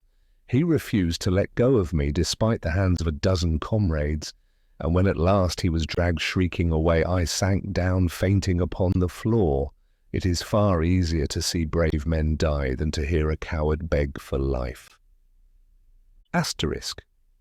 The Benton Harbor Refuge was a catacomb, the entrance of which was cunningly contrived by way of a well. It has been maintained in a fair state of preservation, and the curious visitor may today tread its labyrinths to the assembly hall, where without doubt occurred the scene described by Avis Everhard. Farther on are the cells where the prisoners were confined, and the death chamber where the executions took place. Beyond is the cemetery, long, winding galleries hewn out of the solid rock, with recesses on either hand, wherein, tier above tier, lie the revolutionists, just as they were laid away by their comrades long years agone. Chapter 20. A Lost Oligarch. But in remembering the old life, I have run ahead of my story into the new life. The wholesale jail delivery did not occur until well along into 1915. Complicated as it was carried through without a hitch, and as a very creditable achievement, it cheered us on in our work. From Cuba to California, out of scores of jails, military prisons and fortresses, in a single night, we delivered 51 of our 52 congressmen and, in addition, over 300 other leaders. There was not a single instance of miscarriage. Not only did they escape, but every one of them won to the refugees as planned. The one comrade congressman we did not get was Arthur Simpson, and he had already died in Cabanas after cruel tortures. The 18 months that followed was perhaps the happiest of my life with Ernest. During that time, we were never apart. Later, when we went back into the world, we were separated much. Not more impatiently do I await the flame of tomorrow's revolt than did I that night await the coming of Ernest. I had not seen him for so long, and the thought of a possible hitch or error in our plans that would keep him still in his island prison almost drove me mad. The hours passed like ages. I was all alone. Biedenbach and 3 young men who had been living in the refuge were out and over the mountain, heavily armed and prepared for anything. The refuges all over the land were quite empty, I imagine, of comrades that night. Just as the sky paled with the first warning of dawn, I heard the signal from above and gave the answer. In the darkness, I almost embraced Biedenbach, who came down first, but the next moment I was in Ernest's arms. And in that moment, so complete had been my transformation, I discovered it was only by an effort of will that I could be the old Avis Everhard, with the old mannerisms and smiles, phrases and intonations of voice. It was by strong effort only that I was able to maintain my old identity. I could not allow myself to forget for an instant, so automatically imperative had become the new personality I had created. Once inside the little cabin, I saw Ernest's face in the light. With the exception of the prison pallor, there was no change in him, at least. Not much. He was my same lover, husband, and hero. And yet there was a certain ascetic lengthening of the lines of his face. But he could well stand it, for it seemed to add a certain ability of refinement to the riotous excess of life that had always marked his features. He might have been a trifle graver than of yore, but the glint of laughter still was in his eyes. He was 20 pounds lighter, but in splendid physical condition. He had kept up exercise during the whole period of confinement, and his muscles were like iron. In truth, he was in better condition than when he had entered prison. Hours passed before his head touched pillow, and I had soothed him off to sleep. But there was no sleep for me. I was too happy, and the fatigue of jail-breaking and riding horseback had not been mine. While Ernest slept, I changed my dress, arranged my hair differently, and came back to my new automatic self. Then, when Biedenbach and the other comrades awoke, with their aid, I concocted a little conspiracy. All was ready, and we were in the cave-room that served for kitchen and dining room when Ernest opened the door and entered. At that moment, Biedenbach addressed me as Mary, and I turned and answered him. Then I glanced at Ernest with curious interest, such as any young comrade might betray on seeing for the first time so noted a hero of the Revolution. But Ernest's glance took me in and questioned impatiently past and around the room. The next moment, I was being introduced to him as Mary Holmes. To complete the deception, an extra plate was laid, and when we sat down to table, one chair was not occupied. I could have cried with joy as I noted Ernest's increasing uneasiness and impatience. Finally, he could stand it no longer. "Where's my wife?" he demanded bluntly. "She is still asleep," I answered. It was the crucial moment. But my voice was a strange voice, and in it he recognized nothing familiar. The meal went on. I talked a great deal and enthusiastically, as a hero worshipper might talk, and it was obvious that he was my hero. I rose to a climax of enthusiasm and worship, and before he could guess my intention, threw my arms around his neck and kissed him on the lips. He held me from him at arm's length and stared about in annoyance and perplexity. The 4 men greeted him with roars of laughter, and explanations were made. At first he was sceptical. He scrutinized me keenly and was half convinced, then shook his head and would not believe. It was not until I became the old Avis Everhard and whispered secrets in his ear that none knew but he and Avis Everhard that he accepted me as his really, truly wife. It was later in the day that he took me in his arms, manifesting great embarrassment and claiming polygamous emotions. "You are my Avis," he said, "and you are also someone else. You are 2 women, and therefore you are my harem. At any rate, we are safe now. If the United States becomes too hot for us, why, I have qualified for citizenship in Turkey, asterisk. Asterisk, at that time, polygamy was still practiced in Turkey. Life became for me very happy in the refuge. It is true we worked hard and for long hours, but we worked together. We had each other for 18 precious months, and we were not lonely, for there was always a coming and going of leaders and comrades, strange voices from the underworld of intrigue and revolution, bringing stranger tales of strife and war from all our battle line. And there was much fun and delight. We were not mere gloomy conspirators. We toiled hard and suffered greatly, filled the gaps in our ranks and went on, and through all the labour and the play and interplay of life and death, we found time to laugh and love. There were artists, scientists, scholars, musicians and poets among us. And in that hole in the ground, culture was higher and finer than in the palaces of wonder cities of the oligarchs. In truth, many of our comrades toiled at making beautiful those same palaces and wonder cities. Asterisk. This is not braggadocio on the part of Avis Everhard. The flower of the artistic and intellectual world were revolutionists, with the exception of a few of the musicians and singers, and of a few of the oligarchs. All the great creators of the period whose names have come down to us were revolutionists, nor were we confined to the refuge itself. Often at night we rode over the mountains for exercise, and we rode on Wixon's horses. If only he knew how many revolutionists his horses have carried. We even went on picnics to isolated spots we knew, where we remained all day, going before daylight and returning after dark. Also, we used Wixon's cream and butter, and Ernest was not above shooting Wixon's quail and rabbits, and on occasion his young bucks. Asterisk. Even as late as that period, cream and butter were still crudely extracted from cow's milk. The laboratory preparation of foods had not yet begun, and indeed it was a safe refuge.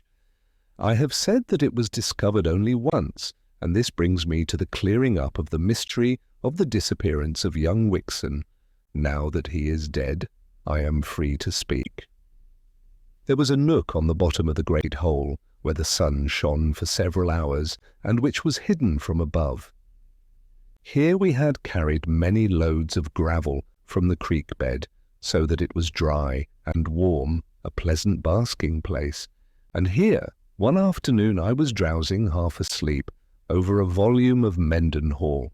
I was so comfortable and secure that even his flaming lyrics failed to stir me. Asterisk. In all the extant literature and documents of that period, continual reference is made to the poems of Rudolf Mendenhall. By his comrades, he was called the Flame. He was undoubtedly a great genius, yet, beyond weird and haunting fragments of his verse quoted in the writings of others, nothing of his has come down to us. He was executed by the Iron Heel in 1928 AD. I was aroused by a clod of earth striking at my feet. Then, from above, I heard a sound of scrambling. The next moment, a young man with a final slide down the crumbling wall alighted at my feet. It was Philip Wixon, though I did not know him at the time. He looked at me coolly and uttered a low whistle of surprise. "Well," he said, and the next moment, cap in hand, he was saying, "I beg your pardon. I did not expect to find anyone here." I was not so cool. I was still a tyro so far as concerned knowing how to behave in desperate circumstances. Later on, when I was an international spy, I should have been less clumsy, I am sure. As it was, I scrambled to my feet and cried out the danger call. "Why did you do that?" he asked, looking at me searchingly. It was evident that he had no suspicion of our presence when making the descent. I recognized this with relief. "For what purpose do you think I did it?" I countered. I was indeed clumsy in those days. "I don't know," he answered, shaking his head, "unless you've got friends about. Anyway, you've got some explanations to make. I don't like the look of it. You are trespassing. This is my father's land, and—" But at that moment Biedenbach, every polite and gentle, said from behind him in a low voice, "Hands up, my young sir." Young Wixon put his hands up first, then turned to confront Biedenbach, who held a 30-30 automatic rifle on him. Wixon was imperturbable. "Oh ho," he said, "a nest of revolutionists, and quite a hornet's nest, it would seem. Well, you won't abide here long, I can tell you." "Maybe you'll abide here long enough to reconsider that statement," Biedenbach said quietly, "and in the meanwhile I must ask you to come inside with me." "Inside?" The young man was genuinely astonished. "Have you a catacomb here? I have heard of such things." "Come and see," Biedenbach answered with his adorable accent. "But it is unlawful," was the protest. "Yes, by your law," the terrorist replied significantly. "But by our law, believe me, it is quite lawful.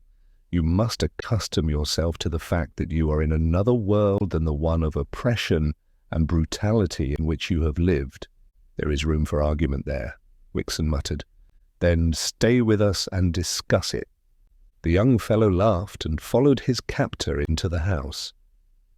He was led into the inner cave room, and one of the young comrades left to guard him, while we discussed the situation in the kitchen. Biedenbach, with tears in his eyes, held that Wixon must die, and was quite relieved when we outvoted him and his horrible proposition. On the other hand, we could not dream of allowing the young oligarch to depart. "I'll tell you what to do," Ernest said. "We'll keep him and give him an education. I bespeak the privilege then of enlightening him in jurisprudence," Biedenbach cried. And so a decision was laughingly reached. We would keep Philip Wixon a prisoner and educate him in our ethics and sociology.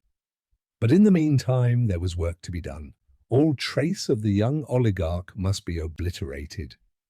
There were the marks he had left when descending the crumbling wall of the hole.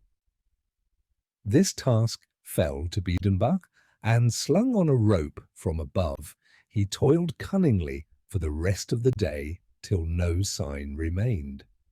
Back up the canyon from the lip of the hole, all marks were likewise removed. Then, at twilight, came John Carlson, who demanded Wixon's shoes. The young man did not want to give up his shoes, and even offered to fight for them, till he felt the horseshoer's strength in Ernest's hands. Carlson afterward reported several blisters and much grievous loss of skin due to the smallness of the shoes, but he succeeded in doing gallant work with them. Back from the lip of the hole, where ended the young man's obliterated trial, Carlson put on the shoes and walked away to the left. He walked for miles, around knolls, over ridges and through canyons, and finally covered the trail in the running water of a creek bed. Here he removed the shoes and, still hiding trail for a distance, at last put on his own shoes. A week later, Wixon got back his shoes. That night the hounds were out, and there was little sleep in the refuge. Next day, time and again the baying hounds came down the canyon, plunged off to the left on the trail Carlson had made for them, and were lost to ear in the farther canyons high up the mountain. And all the time our men waited in the refuge, weapons in hand, automatic revolvers and rifles, to say nothing of half a dozen infernal machines of Biedenbach's manufacture. A more surprised party of rescuers could not be imagined had they ventured down into our hiding place. I have now given the true disappearance of Philip Wixon, one-time oligarch and, later, comrade in the revolution, for we converted him in the end. His mind was fresh and plastic, and by nature he was very ethical. Several months later we rode him on one of his father's horses over Sonoma Mountains to Petaluma Creek, and embarked him in a small fishing launch. By easy stages we smuggled him along our underground railway to the Carmel Refuge. There he remained 8 months, at the end of which time, for 2 reasons, he was loath to leave us. One reason was that he had fallen in love with Anna Royalston, and the other was that he had become one of us. It was not until he became convinced of the hopelessness of his love affair that he acceded to our wishes and went back to his father. Ostensibly an oligarch until his death, he was in reality one of the most valuable of our agents. Often and often has the Iron Heel been dumbfounded by the miscarriage of its plans and operations against us. If it but knew the number of its own members who are our agents, it would understand. Young Wixon never wavered in his loyalty to the cause. In truth, his very death was incurred by his devotion to duty. In the great storm of 1927, while attending a meeting of our leaders, he contracted the pneumonia of which he died. Asterisk. The case of this young man was not unusual. Many young men of the oligarchy, impelled by sense of right conduct, or their imaginations captured by the glory of the revolution, ethically or romantically devoted their lives to it. In similar way, many sons of the Russian nobility played their parts in the earlier and protracted revolution in that country. Chapter 21. The roaring abysmal beast. During the long period of our stay in the refuge, we were kept closely in touch with what was happening in the world without, and we were learning thoroughly the strength of the oligarchy with which we were at war. Out of the flux of transition, the new institutions were forming more definitely and taking on the appearance and attributes of permanence. The oligarchs had succeeded in devising a governmental machine as intricate as it was vast, that worked, and this despite all our efforts to clog and hamper. This was a surprise to many of the revolutionists. They had not conceived it possible. Nevertheless, the work of the country went on. The men toiled in the mines and fields. Perforce they were no more than slaves. As for the vital industries, everything prospered. The members of the great labour castes were contented and worked on merrily. For the first time in their lives they knew industrial peace. No more were they worried by slack times, strike and lockout, and the union label. They lived in more comfortable homes and in delightful cities of their own, delightful compared with the slums and ghettos in which they had formerly dwelt. They had better food to eat, less hours of labour, more holidays, and a greater amount and variety of interests and pleasures. And for their less fortunate brothers and sisters, the unfavoured labourers, the driven people of the abyss, they cared nothing. An age of selfishness was dawning upon mankind, and yet this is not altogether true. The labour castes were honeycombed by our agents, men whose eyes saw beyond the belly need the radiant figure of liberty and brotherhood. Another great institution that had taken form and was working smoothly was the mercenaries. This body of soldiers had been evolved out of the old regular army and was now 1 million strong. To say nothing of the colonial forces, the mercenaries constituted a race apart. They dwelt in cities of their own which were practically self-governed, and they were granted many privileges. By them a large portion of the perplexing surplus was consumed. They were losing all touch and sympathy with the rest of the people, and, in fact, were developing their own class morality and consciousness. And yet we had thousands of our agents among them. Asterisk, the mercenaries in the last days of the Iron Heel played an important role. They constituted the balance of power in the struggles between the labour castes and the oligarchs, and now to one side and now to the other threw their strength according to the play of intrigue and conspiracy. The oligarchs themselves were going through a remarkable and, it must be confessed, unexpected development. As a class, they disciplined themselves. Every member had his work to do in the world, and this work he was compelled to do. There were no more idle rich young men. Their strength was used to give united strength to the oligarchy. They served as leaders of troops and as lieutenants and captains of industry. They found careers in applied science, and many of them became great engineers. They went into the multitudinous divisions of the government took service in the colonial possessions, and by tens of thousands went into the various secret services. They were, I may say, apprenticed to education, to art, to the church, to science, to literature. And in those fields they served the important function of moulding the thought processes of the nation in the direction of the perpetuity of the oligarchy. They were taught, and later they in turn taught, that what they were doing was right. They assimilated the aristocratic idea from the moment they began as children to receive impressions of the world. The aristocratic idea was woven into the making of them until it became bone of them and flesh of them. They looked upon themselves as wild animal trainers, rulers of beasts. From beneath their feet rose always the subterranean rumbles of revolt. Violent death ever stalked in their midst. Bomb and knife and bullet were looked upon as so many fangs of the roaring abysmal beast. They must dominate if humanity were to persist. They were the saviours of humanity, and they regarded themselves as heroic and sacrificing labourers for the highest good. They, as a class, believed that they alone maintained civilization.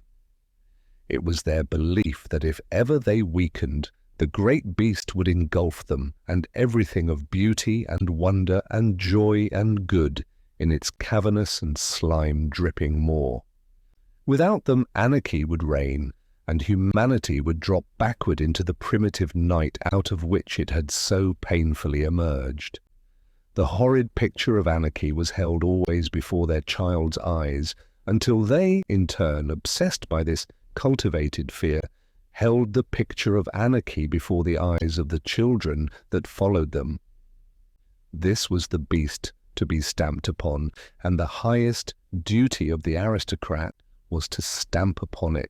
In short, they alone, by their unremitting toil and sacrifice, stood between weak humanity and the all-devouring beast, and they believed it, firmly believed it. I cannot lay too great stress upon this high ethical righteousness of the whole oligarch class. This has been the strength of the Iron Heel, and too many of the comrades have been slow or loath to realize it. Many of them have ascribed the strength of the Iron Heel to its system of reward and punishment. This is a mistake. Heaven and hell may be the prime factors of zeal in the religion of a fanatic, but for the great majority of the religious, heaven and hell are incidental to right and wrong. Love of the right, desire for the right, unhappiness with anything less than the right. In short, right conduct is the prime factor of religion. And so with the oligarchy, prisons, banishment and degradation, honours and palaces and wonder cities are all incidental. The great driving force of the oligarchs is the belief that they are doing right. Never mind the exceptions, and never mind the oppression and injustice in which the Iron Heel was conceived, all is granted. The point is that the strength of the oligarchy today lies in its satisfied conception of its own righteousness. Asterisk.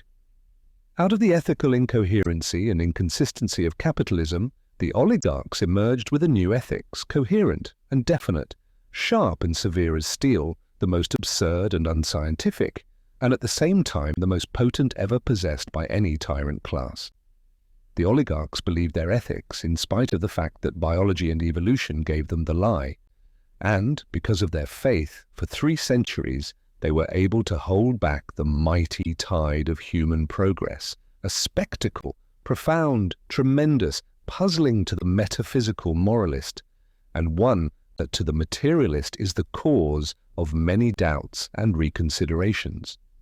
For that matter, the strength of the revolution during these frightful 20 years has resided in nothing else than the sense of righteousness. In no other way can be explained our sacrifices and martyrdoms. For no other reason did Rudolf Mendenhall flame out his soul for the cause and sing his wild swan song that last night of life. For no other reason did Hurlbut die under torture, refusing to the last to betray his comrades. For no other reason has Anna Royalston refused blessed motherhood. For no other reason has John Carlson been the faithful and unrewarded custodian of the Glen Ellen Refuge. It does not matter, young or old, man or woman, high or low, genius or clod, go where one will among the comrades of the revolution, the motor force will be found to be a great and abiding desire for the right. But I have run away from my narrative. Ernest and I well understood, before we left the refuge, how the strength of the Iron Heel was developing. The labour castes, the mercenaries, and the great hordes of secret agents and police of various sorts were all pledged to the oligarchy. In the main, and ignoring the loss of liberty, they were better off than they had been. On the other hand, the great helpless mass of the population, the people of the abyss, was sinking into a brutish apathy of content with misery. Whenever strong proletarians asserted their strength in the midst of the mass, they were drawn away from the mass by the oligarchs and given better conditions by being made members of the labour castes or of the mercenaries. Thus discontent was lulled and the proletariat robbed of its natural leaders. The condition of the people of the abyss was pitiable. Common school education, so far as they were concerned, had ceased. They lived like beasts in great squalid labour ghettos, festering in misery and degradation. All their old liberties were gone. They were labour slaves. Choice of work was denied them. Likewise was denied them the right to move from place to place, or the right to bear or possess arms. They were not land serfs like the farmers. They were machine serfs and labour serfs. When unusual needs arose for them, such as the building of the great highways and airlines, of canals, tunnels, subways and fortifications, levies were made on the labour ghettos, and tens of thousands of serfs, willy-nilly, were transported to the scene of operations. Great armies of them are toiling now at the building of Aldous, housed in wretched barracks where family life cannot exist, and where decency is displaced by dull bestiality. In all truth, there in the labour ghettos is the roaring abysmal beast the oligarchs fear so dreadfully, but it is the beast of their own making. In it they will not let the ape and tiger die, and just now the word has gone forth that new levies are being imposed for the building of Asgard, the projected wonder city that will far exceed Aldous when the latter is completed. We of the revolution will go on with that great work, but it will not be done by the miserable serfs. The walls and towers and shafts of that fair city will arise to the sound of singing, and into its beauty and wonder will be woven not sighs and groans, but music and laughter. Aldous was completed in 1942 AD. Asgard was not completed until 1984 AD. It was 52 years in the building, during which time a permanent army of 500,000 serfs was employed. At times these numbers swelled to over 1 million, without any account being taken of the hundreds of thousands of the labour castes and the artists. Ernest was madly impatient to be out in the world, and doing for our ill-fated first revolt, that had miscarried in the Chicago Commune, was ripening fast. Yet he possessed his soul with patience, and during this time of his torment, when Hadley, who had been brought for the purpose from Illinois, made him over into another man asterisk, he revolved great plans in his head for the organization of the learned proletariat, and for the maintenance of at least the rudiments of education amongst the people of the abyss. All this, of course, in the event of the first revolt being a failure. Asterisk. Among the revolutionists were many surgeons, and in vivisection they attained marvellous proficiency. In Avis Everhard's words, they could literally make a man over. To them, the elimination of scars and disfigurements was a trivial detail. They changed the features with such microscopic care that no traces were left of their handiwork. The nose was a favourite organ to work upon. Skin grafting and hair transplanting were among their commonest devices. The changes in expression they accomplished were wizard-like. Eyes and eyebrows, lips, mouths and ears were radically altered. By cunning operations on tongue, throat, larynx, and nasal cavities, a man's whole enunciation and manner of speech could be changed. Desperate times give need for desperate remedies, and the surgeons of the revolution rose to the need. Among other things, they could increase an adult's stature by as much as 4 or 5 inches and decrease it by 1 or 2 inches. What they did is today a lost art. We have no need for it. It was not until January 1917 that we left the refuge. All had been arranged. We took our place at once as agents provocateurs in the scheme of the Iron Heel. I was supposed to be Ernest's sister. By oligarchs and comrades on the inside who were high in authority, place had been made for us. We were in possession of all necessary documents, and our pasts were accounted for. With help on the inside, this was not difficult, for in that shadow world of secret service, identity was nebulous. Like ghosts, the agents came and went, obeying commands, fulfilling duties, following clues, making their reports often to officers they never saw, or cooperating with other agents they had never seen before and would never see again. Chapter 22. The Chicago Commune. As agents provocateurs, not alone were we able to travel a great deal, but our very work threw us in contact with the proletariat and with our comrades the revolutionists. Thus we were in both camps at the same time, ostensibly serving the Iron Heel and secretly working with all our might for the cause. There were many of us in the various secret services of the oligarchy, and despite the shakings up and reorganizations the secret services have undergone, they have never been able to weed all of us out. Ernest had largely planned the first revolt, and the date set had been somewhere early in the spring of 1918. In the fall of 1917 we were not ready. Much remained to be done, and when the revolt was precipitated, of course, it was doomed to failure. The plot of necessity was frightfully intricate, and anything premature was sure to destroy it. This the Iron Heel foresaw and laid its schemes accordingly. We had planned to strike our first blow at the nervous system of the oligarchy. The latter had remembered the general strike and had guarded against the defection of the telegraphers by installing wireless stations in the control of the mercenaries. We, in turn, had countered this move.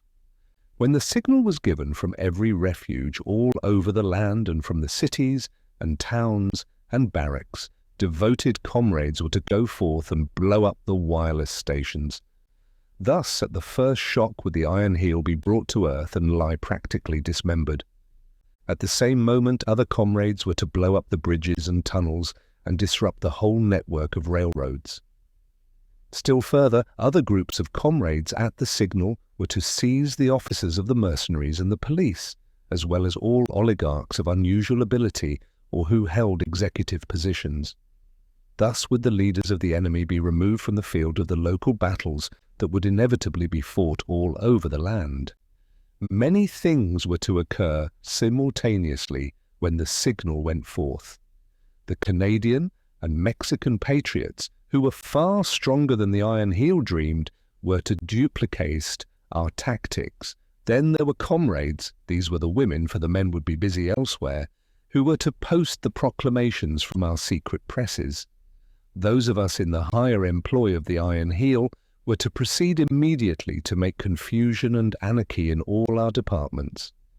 Inside the mercenaries were thousands of our comrades. Their work was to blow up the magazines and to destroy the delicate mechanism of all the war machinery. In the cities of the mercenaries and of the labor castes, similar programs of disruption were to be carried out. In short, a sudden, colossal, stunning blow was to be struck. Before the paralyzed oligarchy could recover itself, its end would have come. It would have meant terrible times and great loss of life, but no revolutionist hesitates at such things. Why, we even depended much in our plan on the unorganized people of the abyss. They were to be loosed on the palaces and cities of the masters. Never mind the destruction of life and property. Let the abysmal brute roar and the police and mercenaries slay. The abysmal brute would roar anyway, and the police and mercenaries would slay anyway. It would merely mean that various dangers to us were harmlessly destroying one another. In the meantime, we would be doing our own work, largely unhampered and gaining control of all the machinery of society. Such was our plan, every detail of which had to be worked out in secret, and, as the day drew near, communicated to more and more comrades. This was the danger point, the stretching of the conspiracy. But that danger point was never reached. Through its spy system, the Iron Heel got wind of the revolt and prepared to teach us another of its bloody lessons. Chicago was the devoted city selected for the instruction, and well were we instructed. Chicago * was the ripest of all. Chicago, which of old time was the city of blood and which was to earn anew its name. There the revolutionary spirit was strong. Too many bitter strikes had been curbed there in the days of capitalism for the workers to forget and forgive. Even the labor castes of the city were alive with revolt. Too many heads had been broken in the early strikes. Despite their changed and favorable conditions, their hatred for the master class had not died. This spirit had infected the mercenaries, of which 3 regiments in particular were ready to come over to us en masse. Chicago was the industrial inferno of the 19th century AD. A curious anecdote has come down to us of John Burns, a great English labour leader and one-time member of the British cabinet. In Chicago, while on a visit to the United States, he was asked by a newspaper reporter for his opinion of that city. Chicago, he answered, is a pocket edition of hell. Some time later, as he was going aboard his steamer to sail to England, he was approached by another reporter who wanted to know if he had changed his opinion of Chicago. "Yes, I have," was his reply. "My present opinion is that hell is a pocket edition of Chicago." Chicago had always been the storm center of the conflict between labor and capital, a city of street battles and violent death, with a class-conscious capitalist organization and a class-conscious workman organization, where, in the old days, the very school teachers were formed into labor unions and affiliated with the hod carriers and bricklayers in the American Federation of Labor. And Chicago became the storm center of the premature First Revolt. The trouble was precipitated by the Iron Heel. It was cleverly done. The whole population, including the favored labor castes, was given a course of outrageous treatment. Promises and agreements were broken, and most drastic punishments visited upon even petty offenders. The people of the abyss were tormented out of their apathy. In fact, the Iron Heel was preparing to make the abysmal beast roar. And hand in hand with this, in all precautionary measures in Chicago, the Iron Heel was inconceivably careless. Discipline was relaxed among the mercenaries that remained, while many regiments had been withdrawn and sent to various parts of the country. It did not take long to carry out this program, only several weeks. We of the Revolution caught vague rumors of the state of affairs, but had nothing definite enough for an understanding. In fact, we thought it was a spontaneous spirit of revolt that would require careful curbing on our part, and never dreamed that it was deliberately manufactured. And it had been manufactured so secretly from the very innermost circle of the Iron Heel that we had got no inkling. The counterplot was an able achievement and ably carried out. I was in New York when I received the order to proceed immediately to Chicago. The man who gave me the order was one of the oligarchs. I could tell that by his speech, though I did not know his name nor see his face. His instructions were too clear for me to make a mistake. Plainly I read between the lines that our plot had been discovered, that we had been countermined. The explosion was ready for the flash of powder, and countless agents of the Iron Heel, including me, either on the ground or being sent there, were to supply that flash. I flatter myself that I maintained my composure under the keen eye of the oligarch, but my heart was beating madly. I could almost have shrieked and flown at his throat with my naked hands before his final, Cold-blooded instructions were given. Once out of his presence, I calculated the time. I had just the moments to spare, if I were lucky, to get in touch with some local leader before catching my train. Guarding against being trailed, I made a rush of it for the emergency hospital. Luck was with me, and I gained access at once to Comrade Galvin, the Surgeon-in-Chief. I started to gasp out my information, but he stopped me. "I already know," he said quietly, though his Irish eyes were flashing. "I knew what you had come for. I got the word 15 minutes ago, and I have already passed it along. Everything shall be done here to keep the comrades quiet. Chicago is to be sacrificed, but it shall be Chicago alone." "Have you tried to get word to Chicago?" I asked. He shook his head. "No telegraphic communication. Chicago is shut off. It's going to be hell there." He paused a moment, and I saw his white hands clench. Then he burst out, "By God, I wish I were going to be there." "There is yet a chance to stop it," I said. "If nothing happens to the train and I can get there in time, or if some of the other Secret Service comrades who have learned the truth can get there in time." "You on the inside were caught napping this time," he said.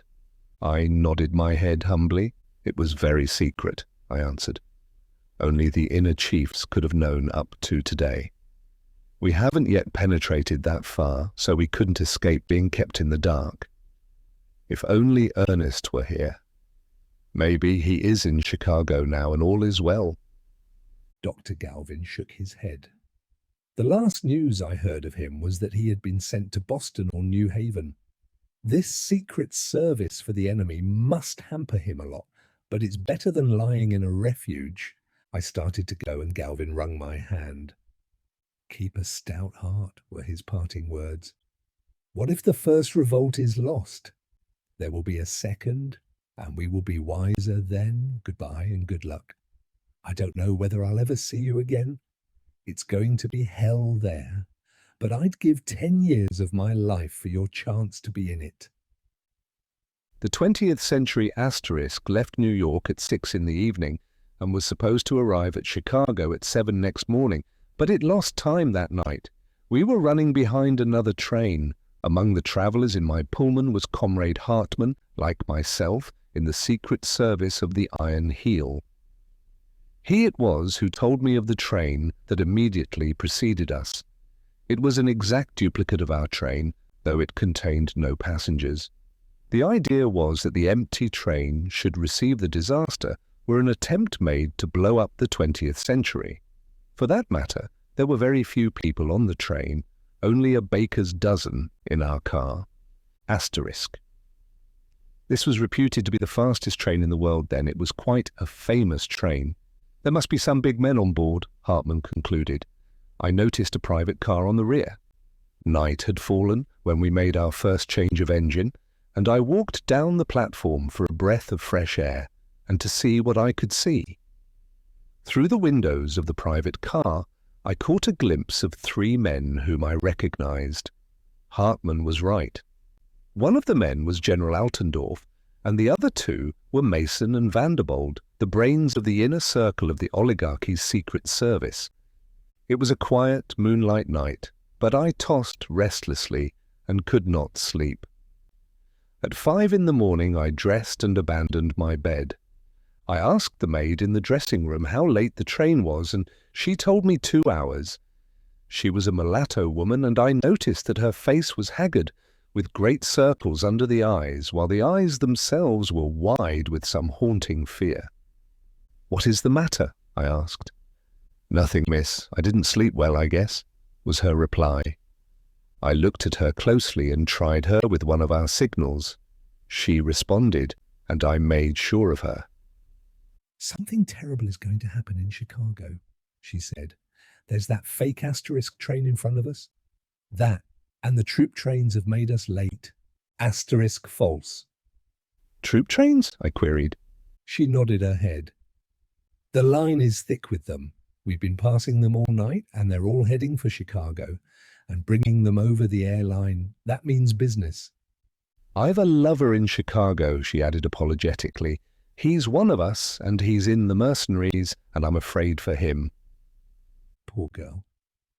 Her lover was in one of the 3 disloyal regiments. Hartman and I had breakfast together in the dining car, and I forced myself to eat. The sky had clouded, and the train rushed on like a sullen thunderbolt through the grey pall of advancing day. The very negroes that waited on us knew that something terrible was impending. Oppression sat heavily upon them. The lightness of their natures had ebbed out of them. They were slack and absent-minded in their service, and they whispered gloomily to one another in the far end of the car next to the kitchen. Hartman was hopeless over the situation. "What can we do?" he demanded for the 20th time with a helpless shrug of the shoulders. He pointed out of the window.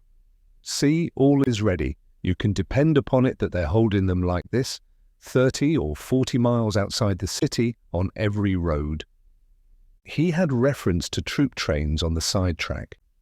The soldiers were cooking their breakfasts over fires built on the ground beside the track, and they looked up curiously at us as we thundered past without slackening our terrific speed. All was quiet as we entered Chicago. It was evident nothing had happened yet. In the suburbs, the morning papers came on board the train. There was nothing in them, and yet there was much in them for those skilled in reading between the lines that it was intended the ordinary reader should read into the text. The fine hand of the Iron Heel was apparent in every column. Glimmerings of weakness in the armour of the oligarchy were given. Of course there was nothing definite. It was intended that the reader should feel his way to these glimmerings. It was cleverly done. As fiction, those morning papers of October the 27th were masterpieces. The local news was missing. This in itself was a masterstroke. It shrouded Chicago in mystery, and it suggested to the average Chicago reader that the oligarchy did not dare give the local news. Hints that were untrue, of course, were given of insubordination all over the land, crudely disguised with complacent references to punitive measures to be taken. There were reports of numerous wireless stations that had been blown up, with heavy rewards offered for the detection of the perpetrators. Of course, no wireless stations had been blown up. Many similar outrages that dovetailed with the plot of the revolutionists were given. The impression to be made on the minds of the Chicago comrades was that the general revolt was beginning, albeit with a confusing miscarriage in many details.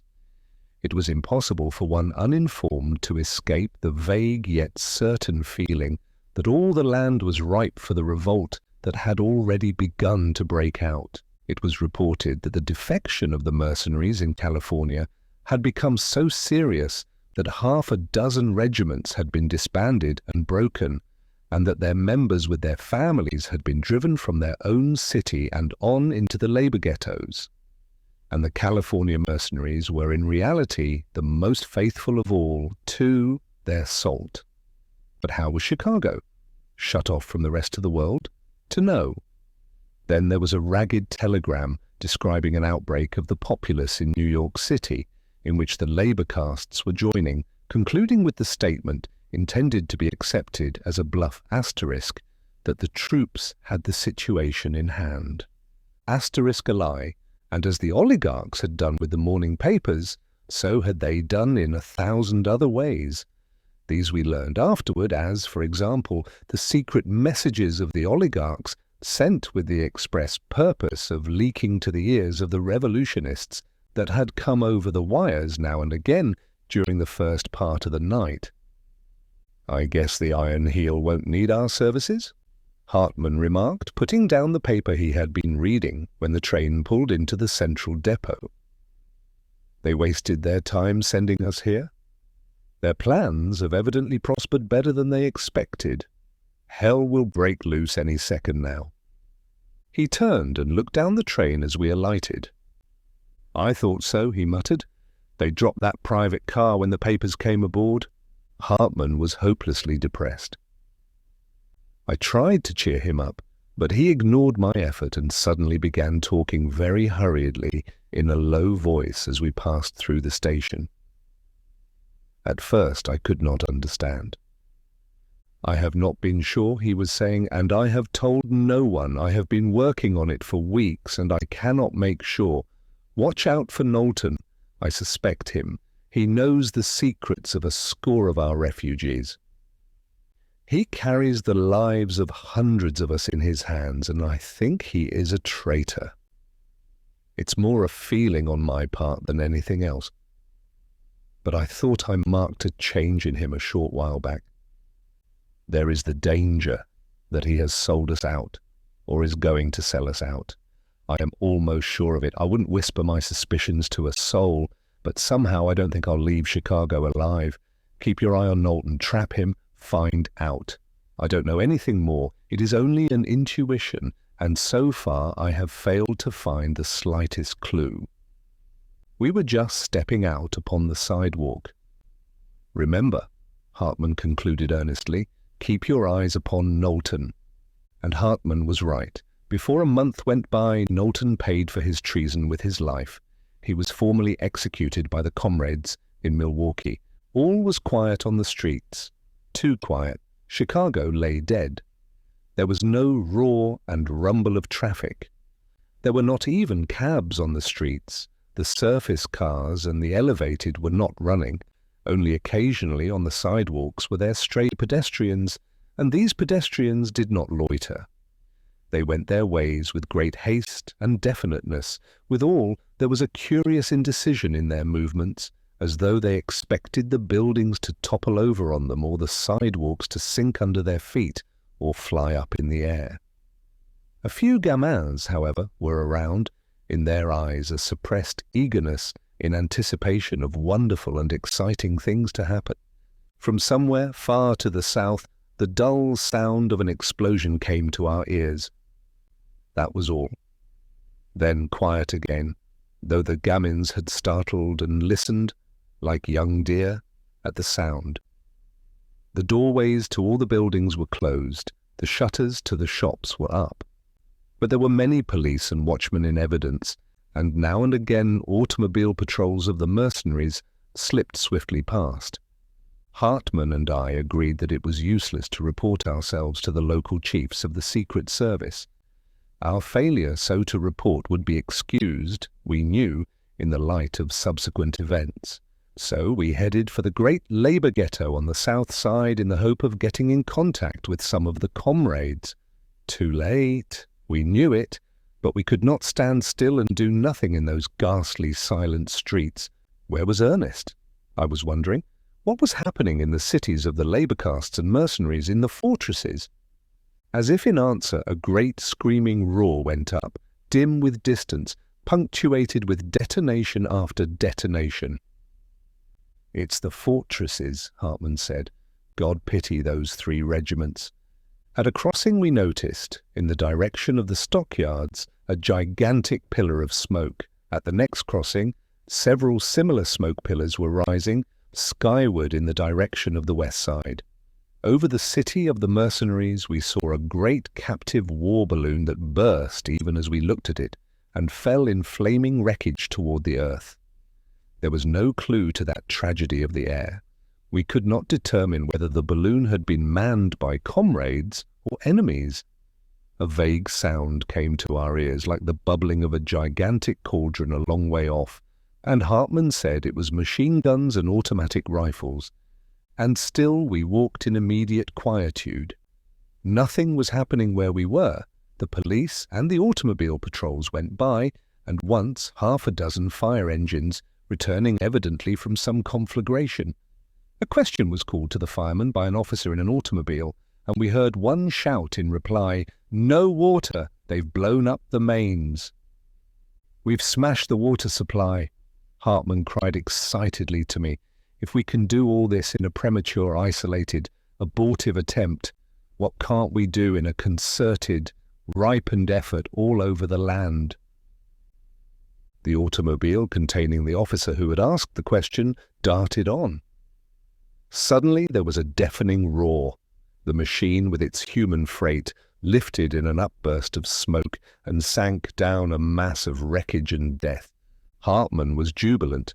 Well done, he was repeating over and over in a whisper. The proletariat gets its lesson today, but it gives one too. Police were running for the spot. Also, another patrol machine had halted.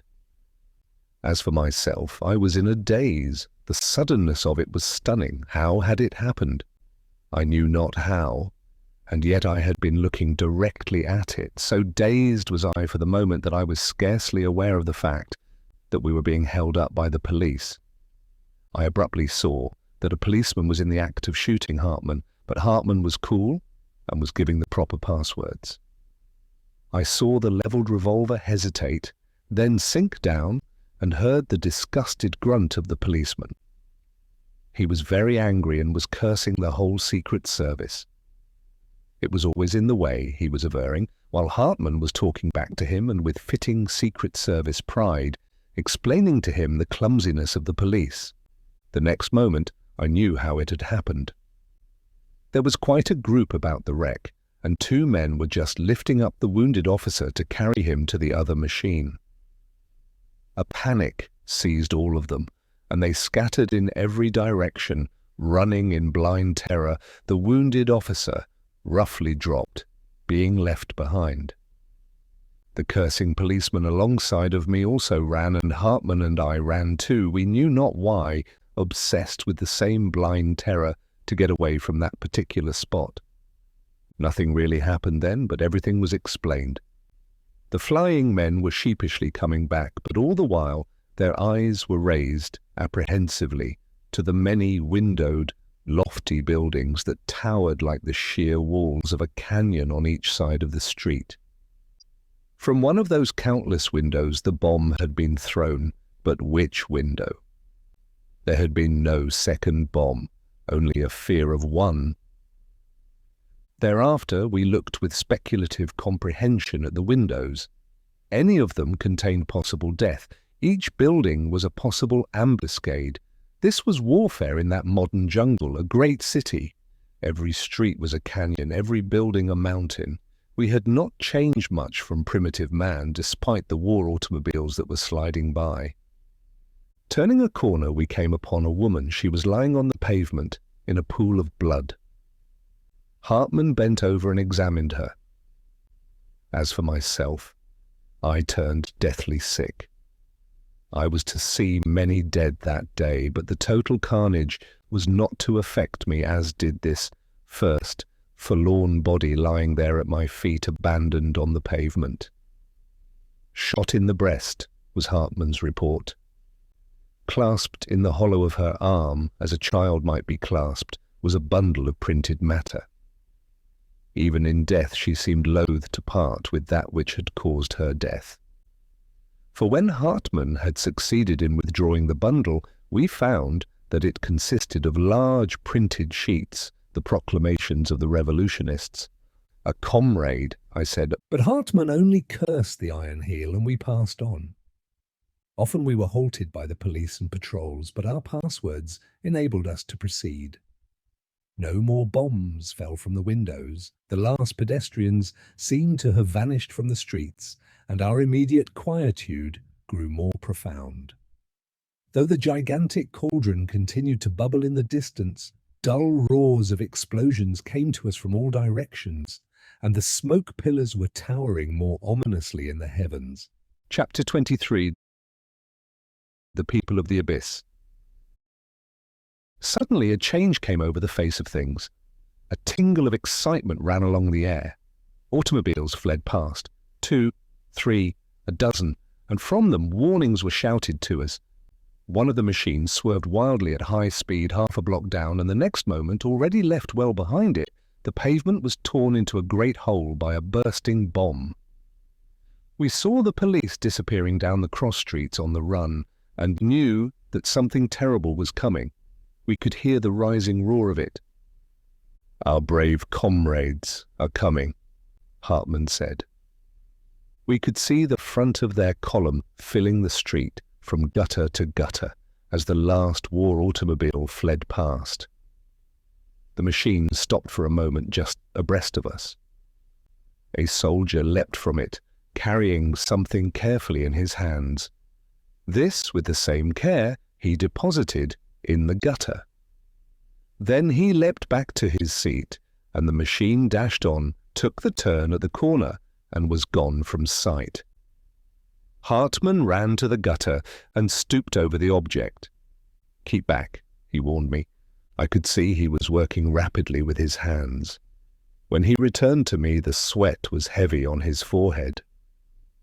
"I disconnected it," he said, and just in the nick of time. The soldier was clumsy. He intended it for our comrades, but he didn't give it enough time. It would have exploded prematurely. Now it won't explode at all. Everything was happening rapidly now. Across the street, and half a block down, high up in a building, I could see heads peering out. I had just pointed them out to Hartmann when a sheet of flame and smoke ran along that portion of the face of the building where the heads had appeared, and the air was shaken by the explosion. In places, the stone facing of the building was torn away, exposing the iron construction beneath. The next moment, similar sheets of flame and smoke smote the front of the building across the street opposite it. Between the explosions, we could hear the rattle of the automatic pistols and rifles. For several minutes, this mid-air battle continued, then died out. It was patent that our comrades were in one building, that mercenaries were in the other, and that they were fighting across the street, but we could not tell which was which building contained our comrades and which the mercenaries. By this time, the column on the street was almost on us. As the front of it passed under the warring buildings, both went into action again, one building dropping bombs into the street, being attacked from across the street, and in return replying to that attack. Thus we learned which building was held by our comrades, and they did good work saving those in the street from the bombs of the enemy. Hartmann gripped my arm and dragged me into a wide entrance. "They're not our comrades!" he shouted in my ear. The inner doors to the entrance were locked and bolted. We could not escape. The next moment, the front of the column went by. It was not a column, but a mob, an awful river that filled the street. The people of the abyss, mad with drink and wrong, up at last and roaring for the blood of their masters. I had seen the people of the abyss before, gone through its ghettos, and thought I knew it, but I found that I was now looking on it for the first time. Dumb apathy had vanished. It was now dynamic, a fascinating spectacle of dread. It surged past my vision in concrete waves of wrath, snarling and growling, carnivorous, drunk with whiskey from pillaged warehouses, drunk with hatred, drunk with lust for blood. Men, women and children in rags and tatters, dim, ferocious intelligences with all the godlike blotted from their features and all the fiend-like stamped in, apes and tigers, anemic consumptives and great hairy beasts of burden, wan faces from which vampire society had sucked the juice of life, bloated forms swollen with physical grossness and corruption, withered hags and death's heads bearded like patriarchs, festering youth and festering age, faces of fiends, crooked, twisted, misshapen monsters blasted with the ravages of disease and all the horrors of chronic innutrition, the refuse and the scum of life, a raging, screaming, screeching, demoniacal horde. And why not? The people of the abyss had nothing to lose but the misery and pain of living, and to gain nothing save one final, awful glut of vengeance. And as I looked, the thought came to me that in that rushing stream of human lava were men, comrades and heroes whose mission had been to rouse the abysmal beast and to keep the enemy occupied in coping with it. And now a strange thing happened to me. A transformation came over me. The fear of death for myself and for others left me. I was strangely exalted, another being in another life. Nothing mattered. The cause for this one time was lost, but the cause would be here tomorrow, the same cause ever fresh and ever burning.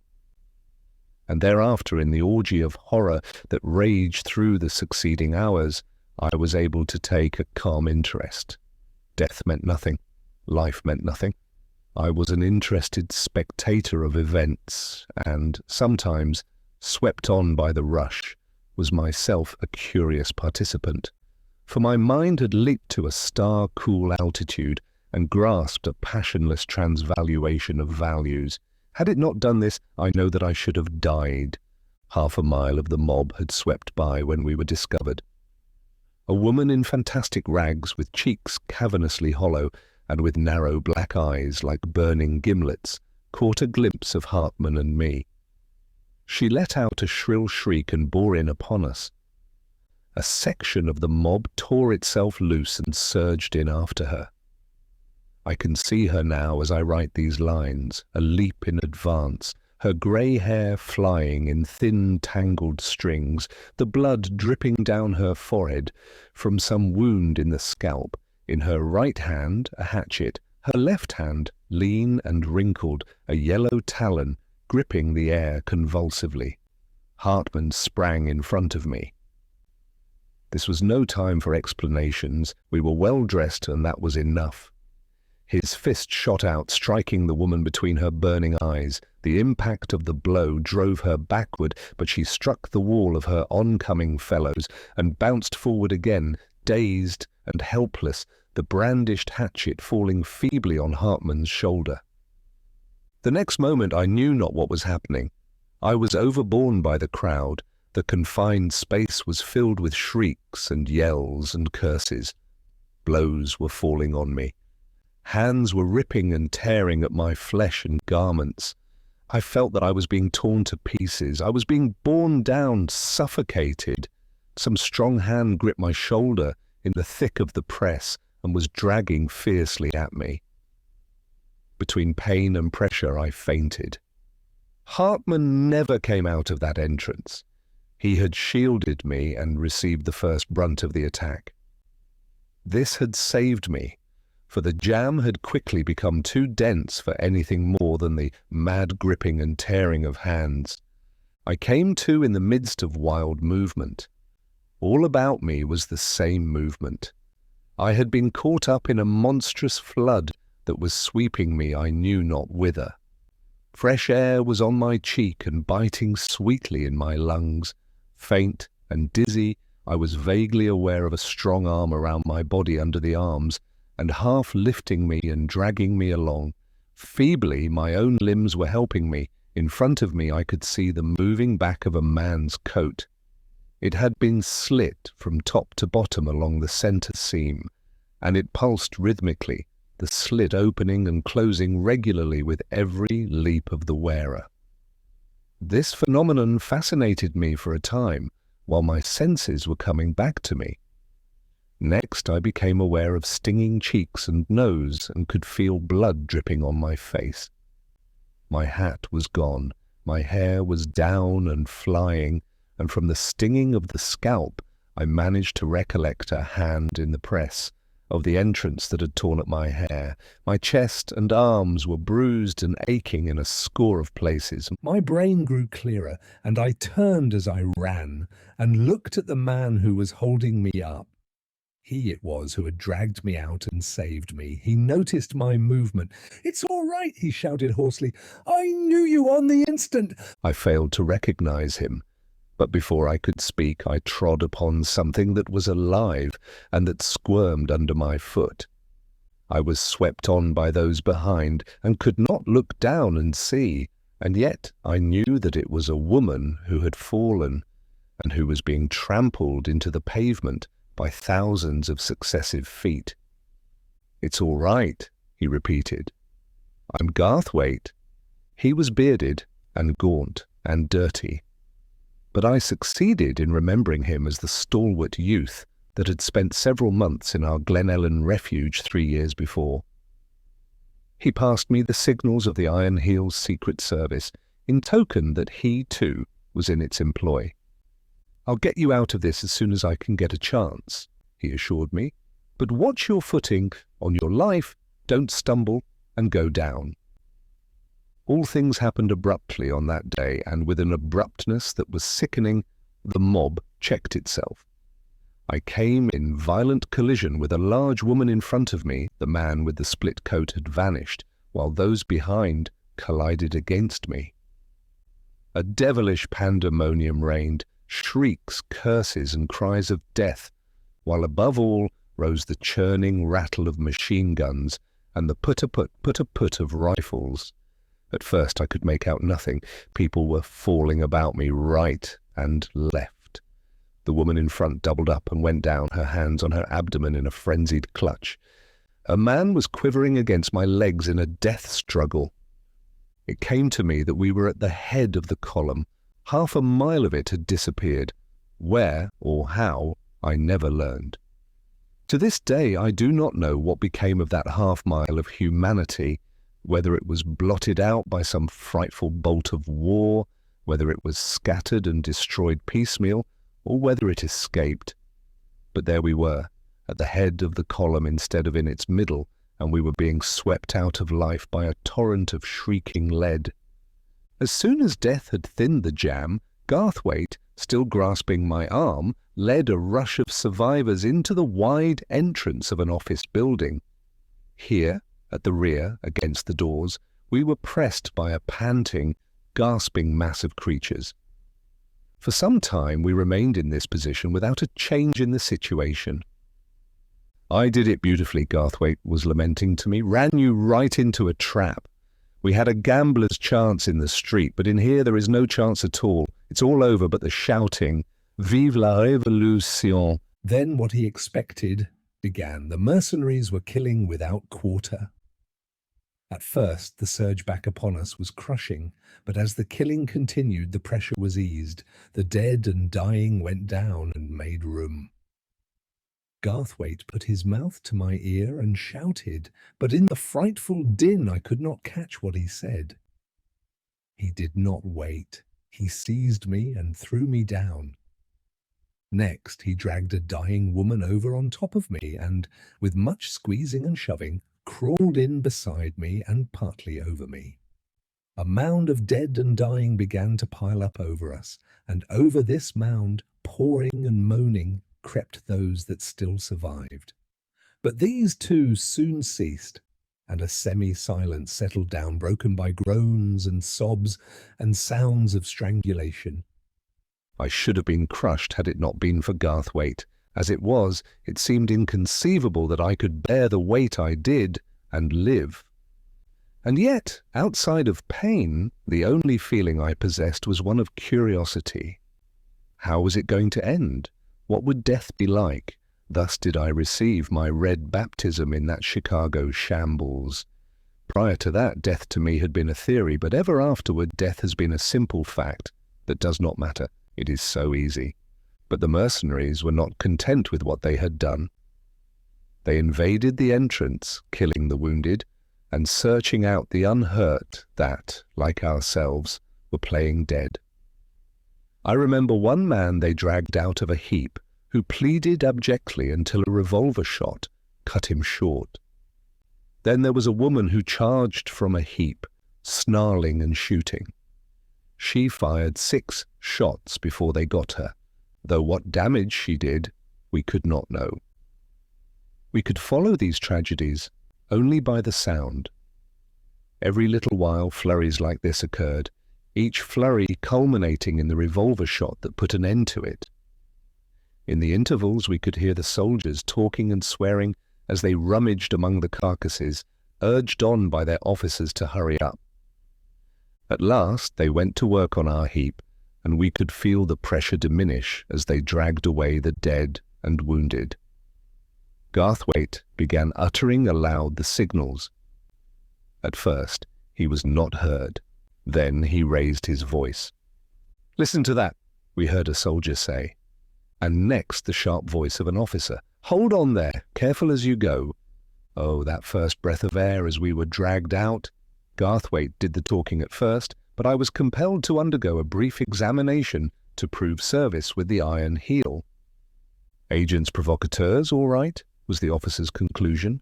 He was a beardless young fellow, a cadet evidently of some great oligarch family. "It's a hell of a job," Garthwaite grumbled. "I'm going to try and resign and get into the army. You fellows have a snap." "You've earned it," was the young officer's answer. "I've got some pull and I'll see if it can be managed. I can tell them how I found you." He took Garthwaite's name and number, then turned to me. "And you?" "Oh, I'm going to be married," I answered lightly. "And then I'll be out of it all." And so we talked, while the killing of the wounded went on.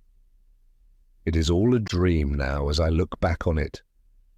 But at the time it was the most natural thing in the world. Garthwaite and the young officer fell into an animated conversation over the difference between so-called modern warfare and the present street fighting and skyscraper fighting that was taking place all over the city. I followed them intently, fixing up my hair at the same time and pinning together my torn skirts. And all the time the killing of the wounded went on. Sometimes the revolver shots drowned the voices of Garthwaite and the officer, and they were compelled to repeat what they had been saying. I lived through 3 days of the Chicago Commune, and the vastness of it and of the slaughter may be imagined when I say that in all that time I saw practically nothing outside the killing of the people of the abyss and the mid-air fighting between skyscrapers. I really saw nothing of the heroic work done by the comrades. I could hear the explosions of their mines and bombs and see the smoke of their conflagrations, and that was all. The mid-air part of one great deed I saw, however, and that was the balloon attacks made by our comrades on the fortresses. That was on the second day. The 3 disloyal regiments had been destroyed in the fortresses to the last man. The fortresses were crowded with mercenaries, the wind blew in the right direction, and up went our balloons from one of the office buildings in the city. Now Biedenbach, after he left Glen Ellen, had invented a most powerful explosive, expedite, he called it. This was the weapon the balloons used. They were only hot air balloons, clumsily and hastily made, but they did the work. I saw it all from the top of an office building. The first balloon missed the fortresses completely and disappeared into the country. But we learned about it afterward. Burton and O'Sullivan were in it. As they were descending, they swept across a railroad directly over a troop train that was heading at full speed for Chicago. They dropped their whole supply of expedite upon the locomotive. The resulting wreck tied the line up for days. And the best of it was that, released from the weight of expedite, the balloon shot up into the air and did not come down for 6 miles, both heroes escaping unharmed. The second balloon was a failure. Its flight was lame. It floated too low and was shot full of holes before it could reach the fortresses. Hereford and Guinness were in it, and they were blown to pieces along with the field into which they fell. Biedenbach was in despair. We heard all about it afterward, and he went up alone in the third balloon. He too made a low flight, but he was in luck, for they failed seriously to puncture his balloon. I can see it now as I did then from the lofty top of the building, that inflated bag drifting along the air, and that tiny speck of a man clinging on beneath. I could not see the fortress, but those on the roof with me said he was directly over it. I did not see the expedite fall when he cut it loose, but I did see the balloon suddenly leap up into the sky. An appreciable time after that, the great column of the explosion towered in the air, and after that in turn I heard the roar of it. Biedenbach the Gentle had destroyed a fortress. 2 other balloons followed at the same time. One was blown to pieces in the air, the expedite exploding, and the shock of it disrupted the second balloon, which fell prettily into the remaining fortress. It couldn't have been better planned, though the 2 comrades in it sacrificed their lives. But to return to the people of the abyss, my experiences were confined to them. They raged and slaughtered and destroyed all over the city proper, and were in turn destroyed, but never once did they succeed in reaching the city of the oligarchs over on the west side. The oligarchs had protected themselves well. No matter what destruction was wreaked in the heart of the city, they and their womenkind and children were to escape hurt. I am told that their children played in the parks during those terrible days and that their favorite game was an imitation of their elders stamping upon the proletariat.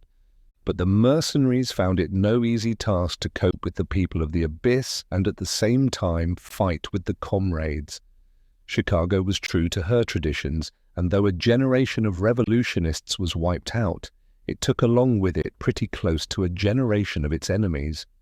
Of course, the Iron Heel kept the figures secret, but at a very conservative estimate, at least 130,000 mercenaries were slain, but the comrades had no chance.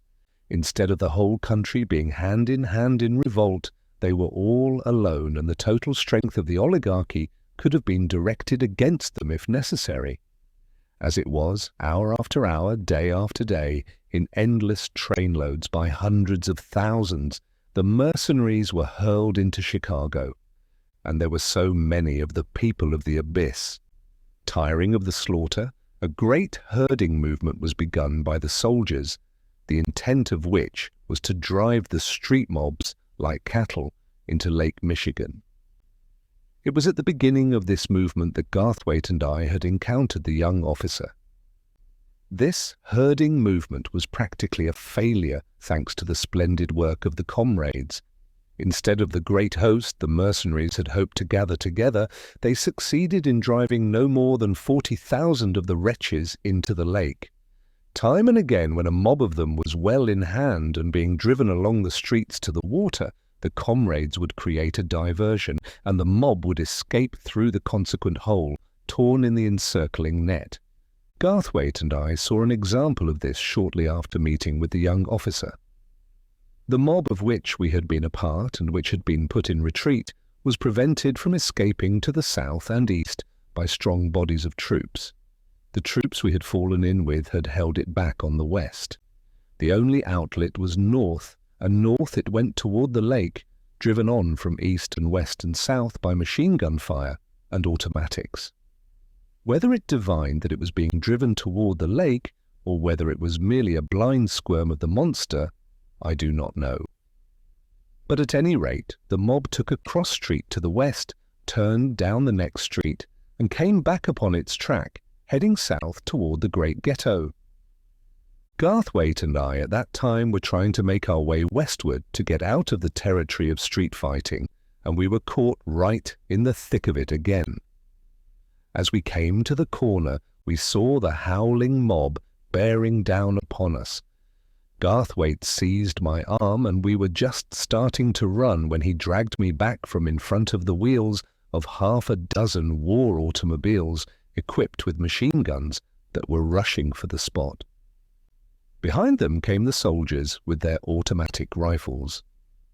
By the time they took position, the mob was upon them, and it looked as though they would be overwhelmed before they could get into action. Here and there a soldier was discharging his rifle, but this scattered fire had no effect in checking the mob. On it came, bellowing with brute rage. It seemed the machine guns could not get started. The automobiles on which they were mounted blocked the street, compelling the soldiers to find positions in, between, and on the sidewalks. More and more soldiers were arriving, and in the jam we were unable to get away. Garthwaite held me by the arm, and we pressed close against the front of a building. The mob was no more than 25 feet away when the machine guns opened up. But before that flaming sheet of death, nothing could live. The mob came on, but it could not advance.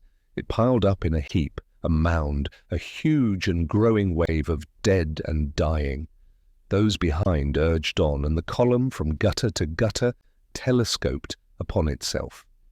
Wounded creatures, men and women, were vomited over the top of that awful wave and fell squirming down the face of it, till they threshed about under the automobiles and against the legs of the soldiers. The latter bayoneted the struggling wretches, though one I saw, who gained his feet and flew at a soldier's throat with his teeth. Together they went down, soldier and slave, into the welter. The firing ceased. The work was done. The mob had been stopped in its wild attempt to break through. Orders were being given to clear the wheels of the war machines. They could not advance over that wave of dead, and the idea was to run them down the cross street.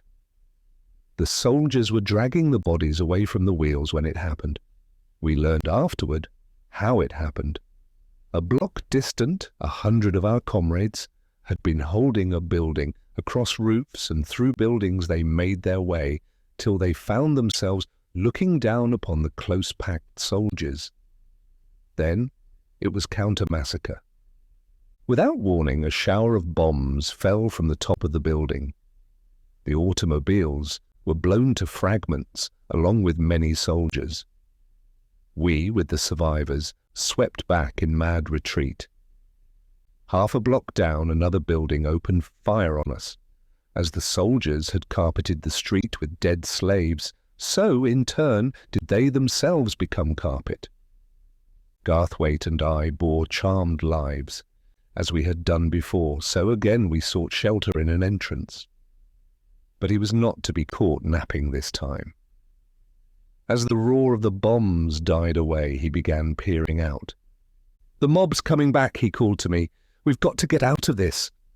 We fled, hand in hand, down the bloody pavement, slipping and sliding and making for the corner. Down the cross street we could see a few soldiers still running. Nothing was happening to them. The way was clear. So we paused a moment and looked back. The mob came on slowly. It was busy arming itself with the rifles of the slain and killing the wounded. We saw the end of the young officer who had rescued us. He painfully lifted himself on his elbow and turned loose with his automatic pistol. "There goes my chance of promotion," Garthwaite laughed, as a woman bore down on the wounded man, brandishing a butcher's cleaver. "Come on, it's the wrong direction, but we'll get out somehow." And we fled eastward, through the quiet streets, prepared at every cross street for anything to happen. To the south, a monster conflagration was filling the sky, and we knew that the great ghetto was burning. At last I sank down on the sidewalk. I was exhausted and could go no further. I was bruised and sore and aching in every limb, yet I could not escape smiling at Garthwaite, who was rolling a cigarette and saying, "I know I'm making a mess of rescuing you, but I can't get head nor tail of the situation. It's all a mess. Every time we try to break out, something happens and we're turned back. We're only a couple of blocks now from where I got you out of that entrance. Friend and foe are all mixed up. It's chaos. You can't tell who is in those darn buildings. Try to find out and you get a bomb on your head. Try to go peaceably on your way and you run into a mob and are killed by machine guns. Or you run into the mercenaries and are killed by your own comrades from a roof. And on the top of it all, the mob comes along and kills you too." He shook his head dolefully, lighted his cigarette, and sat down beside me. "And I'm that hungry," he added, "I could eat cobblestones."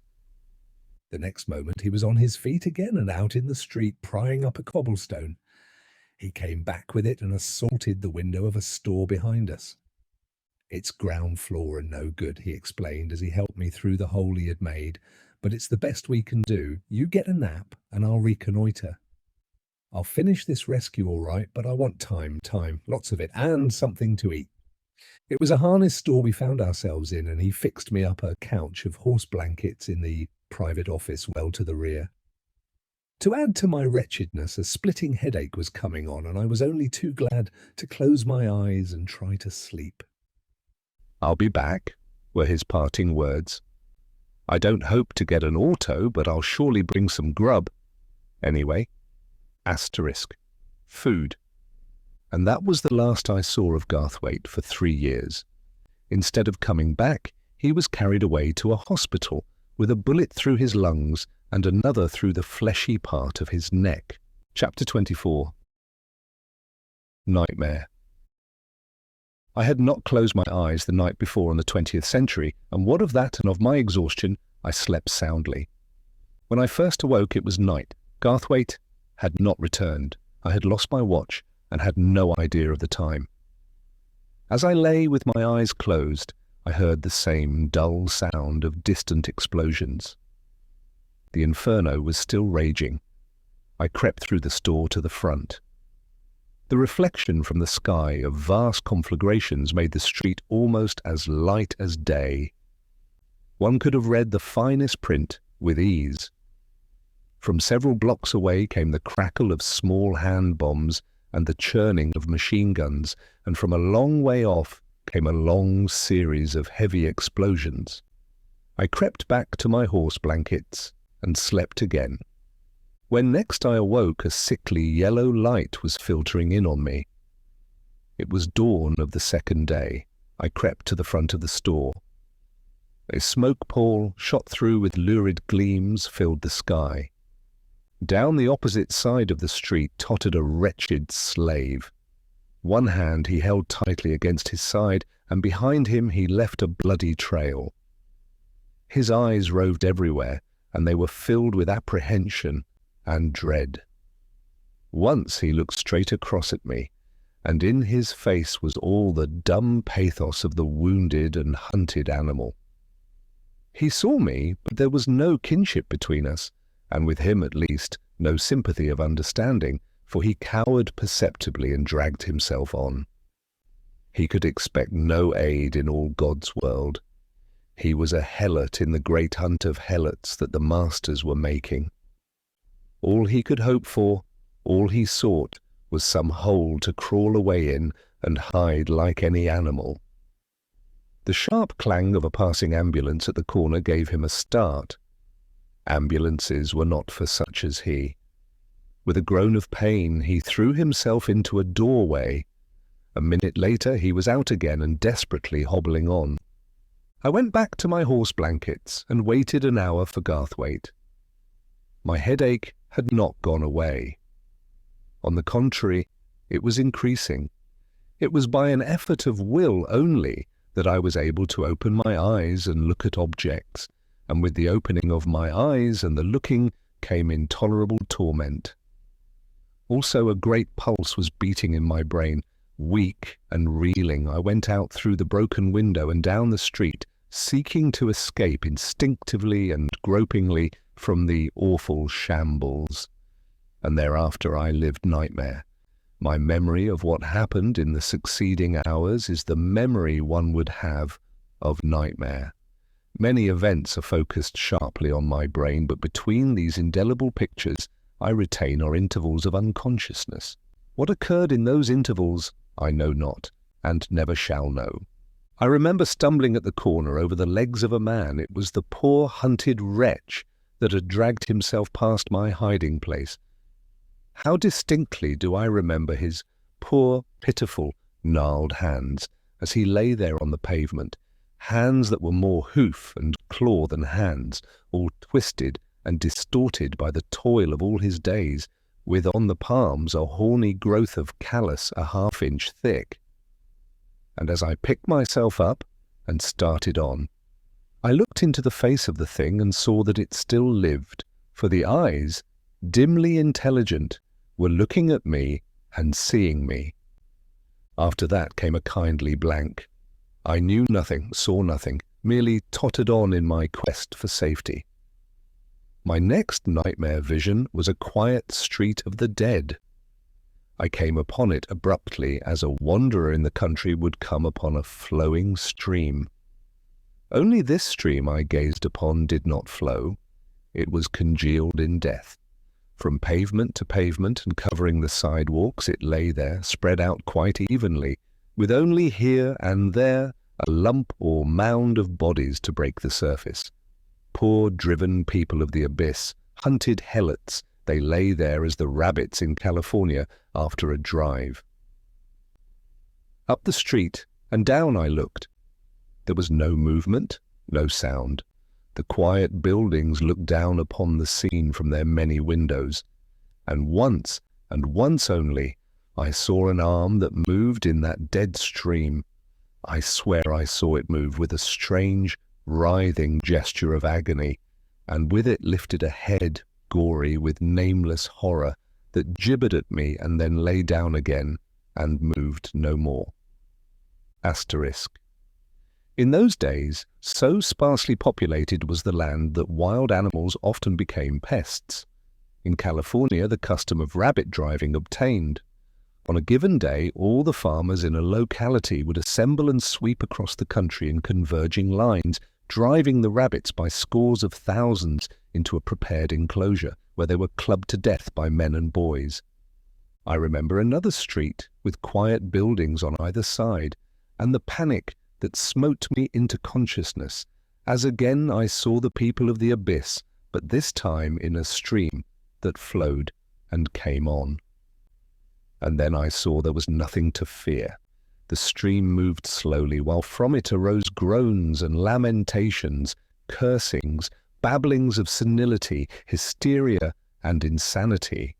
For these were the very young and the very old, the feeble and the sick, the helpless and the hopeless, all the wreckage of the ghetto. The burning of the great ghetto on the south side had driven them forth into the inferno of the street fighting, and whither they wended, and whatever became of them, I did not know, and never learned. Asterisk. It was long a question of debate whether the burning of the south side ghetto was accidental, or whether it was done by the mercenaries, but it is definitely settled now that the ghetto was fired by the mercenaries under orders from their chiefs. I have faint memories of breaking a window and hiding in some shop to escape a street mob that was pursued by soldiers. Also a bomb burst near me once, in some still street where, look as I would up and down, I could see no human being, but my next sharp recollection begins with the crack of a rifle and an abrupt becoming aware that I am being fired at by a soldier in an automobile. The shot missed, and the next moment I was screaming and motioning the signals. My memory of riding in the automobile is very hazy, though this ride, in turn, is broken by one vivid picture.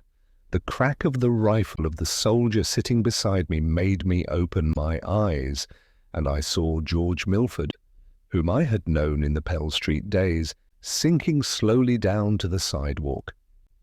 Even as he sank, the soldier fired again, and Milford doubled in, then flung his body out and fell sprawling. The soldier chuckled, and the automobile sped on. The next I knew after that, I was awakened out of a sound sleep by a man who walked up and down close beside me. His face was drawn and strained, and the sweat rolled down his nose from his forehead. One hand was clutched tightly against his chest by the other hand, and blood dripped down upon the floor as he walked. He wore the uniform of the mercenaries. From without, as through thick walls, came the muffled roar of bursting bombs. I was in some building that was locked in combat with some other building.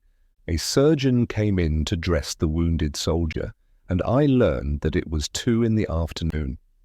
My headache was no better, and the surgeon paused from his work long enough to give me a powerful drug that would depress the heart and bring relief. I slept again, and the next I knew I was on top of the building. The immediate fighting had ceased, and I was watching the balloon attack on the fortresses. Someone had an arm around me, and I was leaning close against him. It came to me quite as a matter of course that this was Ernest, and I found myself wondering how he had got his hair and eyebrows so badly singed. It was by the merest chance that we had found each other in that terrible city. He had had no idea that I had left New York, and coming through the room where I lay asleep, could not at first believe that it was I. Little more I saw of the Chicago Commune. After watching the balloon attack, Ernest took me down into the heart of the building, where I slept the afternoon out and the night. The third day we spent in the building, and on the fourth, Ernest having got permission and an automobile from the authorities, we left Chicago. My headache was gone, but body and soul I was very tired. I lay back against Ernest in the automobile, and with apathetic eyes watched the soldiers trying to get the machine out of the city. Fighting was still going on, but only in isolated localities. Here and there, whole districts were still in possession of the comrades, but such districts were surrounded and guarded by heavy bodies of troops. In 100 segregated traps were the comrades thus held, while the work of subjugating them went on. Subjugation meant death, for no quarter was given, and they fought heroically to the last man. Asterisk numbers of the buildings held out over a week, while one held out 11 days. Each building had to be stormed like a fort, and the mercenaries fought their way upward floor by floor. It was deadly fighting. Quarter was neither given nor taken, and in the fighting the revolutionists had the advantage of being above. While the revolutionists were wiped out, the loss was not one-sided. The proud Chicago proletariat lived up to its ancient boast. For as many of itself as were killed, it killed that many of the enemy. Whenever we approached such localities, the guards turned us back and sent us around. Once, the only way past 2 strong positions of the comrades was through a burnt section that lay between. From either side, we could hear the rattle and roar of war, while the automobile picked its way through smoking ruins and tottering walls. Often the streets were blocked by mountains of debris that compelled us to go around. We were in a labyrinth of ruin, and our progress was slow. The stockyards, ghetto, plant, and everything were smouldering ruins. Far off to the right, a wide smoke haze dimmed the sky. The town of Pullman, the soldier chauffeur told us, or what had been the town of Pullman, for it was utterly destroyed. He had driven the machine out there with dispatches on the afternoon of the 3rd day.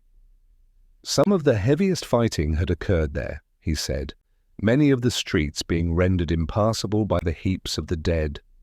Swinging around the shattered walls of a building in the Stockyards district, the automobile was stopped by a wave of dead. It was for all the world like a wave tossed up by the sea. It was patent to us what had happened.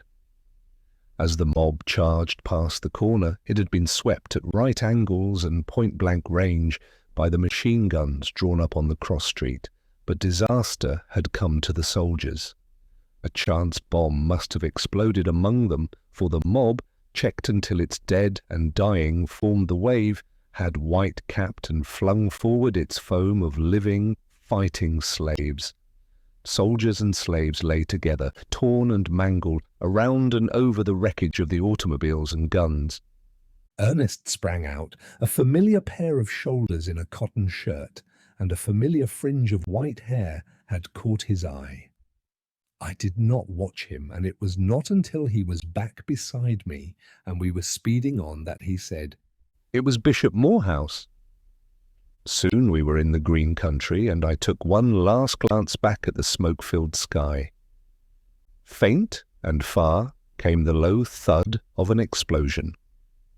Then I turned my face against Ernest's breast and wept softly for the cause that was lost.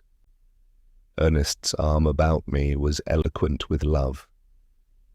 "For this time lost, dear heart," he said, "but not forever. We have learned. Tomorrow the cause will rise again, strong with wisdom and discipline." The automobile drew up at a railroad station. Here we would catch a train to New York. As we waited on the platform, 3 trains thundered past, bound west to Chicago. They were crowded with ragged, unskilled laborers, people of the abyss. "Slave levies for the rebuilding of Chicago," Ernest said. "You see, the Chicago slaves are all killed." Chapter 25. The terrorists. It was not until Ernest and I were back in New York, and after weeks had elapsed, that we were able to comprehend thoroughly the full sweep of the disaster that had befallen the cause. The situation was bitter and bloody. In many places scattered over the country, slave revolts and massacres had occurred. The role of the martyrs increased mightily. Countless executions took place everywhere. The mountains and waste regions were filled with outlaws and refugees who were being hunted down mercilessly. Our own refuges were packed with comrades who had prices on their heads. Through information furnished by its spies, scores of our refugees were raided by the soldiers of the Iron Heel. Many of the comrades were disheartened, and they retaliated with terroristic tactics. The setback to their hopes made them despairing and desperate. Many terrorist organizations unaffiliated with us sprang into existence and caused us much trouble. These misguided people sacrificed their own lives wantonly, very often made our own plans go astray, and retarded our organization. Asterisk. The annals of this short-lived era of despair make bloody reading. Revenge was the ruling motive, and the members of the terroristic organizations were careless of their own lives and hopeless about the future. The Danites, taking their name from the avenging angels of the Mormon mythology, sprang up in the mountains of the Great West and spread over the Pacific coast from Panama to Alaska. The Valkyries were women. They were the most terrible of all. No woman was eligible for membership who had not lost near relatives at the hands of the oligarchy. They were guilty of torturing their prisoners to death. Another famous organization of women was the Widows of War. A companion organization to the Valkyries was the Berserkers. These men placed no value whatever upon their own lives, and it was they who totally destroyed the great mercenary city of Bellona, along with its population of over 100,000 souls. The Bedlamites and the Heldamites were twin slave organizations, while a new religious sect that did not flourish long was called the Wrath of God. Among others, to show the whimsicality of their deadly seriousness, may be mentioned the following: the Bleeding Hearts, Sons of the Morning Stars, the Flamingos, the Triple Triangles, the Three Bars, the Rubonics, the Vindicators, the Comanches, and the Erebosites. And through it all moved the Iron Heel, impassive and deliberate, shaking up the whole fabric of the social structure in its search for the comrades, combing out the mercenaries, the labor castes, and all its secret services, punishing without mercy and without malice, suffering in silence all retaliations that were made upon it, and filling the gaps in its fighting line as fast as they appeared. And hand in hand with this, Ernest and the other leaders were hard at work reorganizing the forces of the revolution. The magnitude of the task may be understood when it is taken into. Asterisk. This is the end of the Everhard manuscript. It breaks off abruptly in the middle of a sentence. She must have received warning of the coming of the mercenaries, for she had time safely to hide the manuscript before she fled or was captured.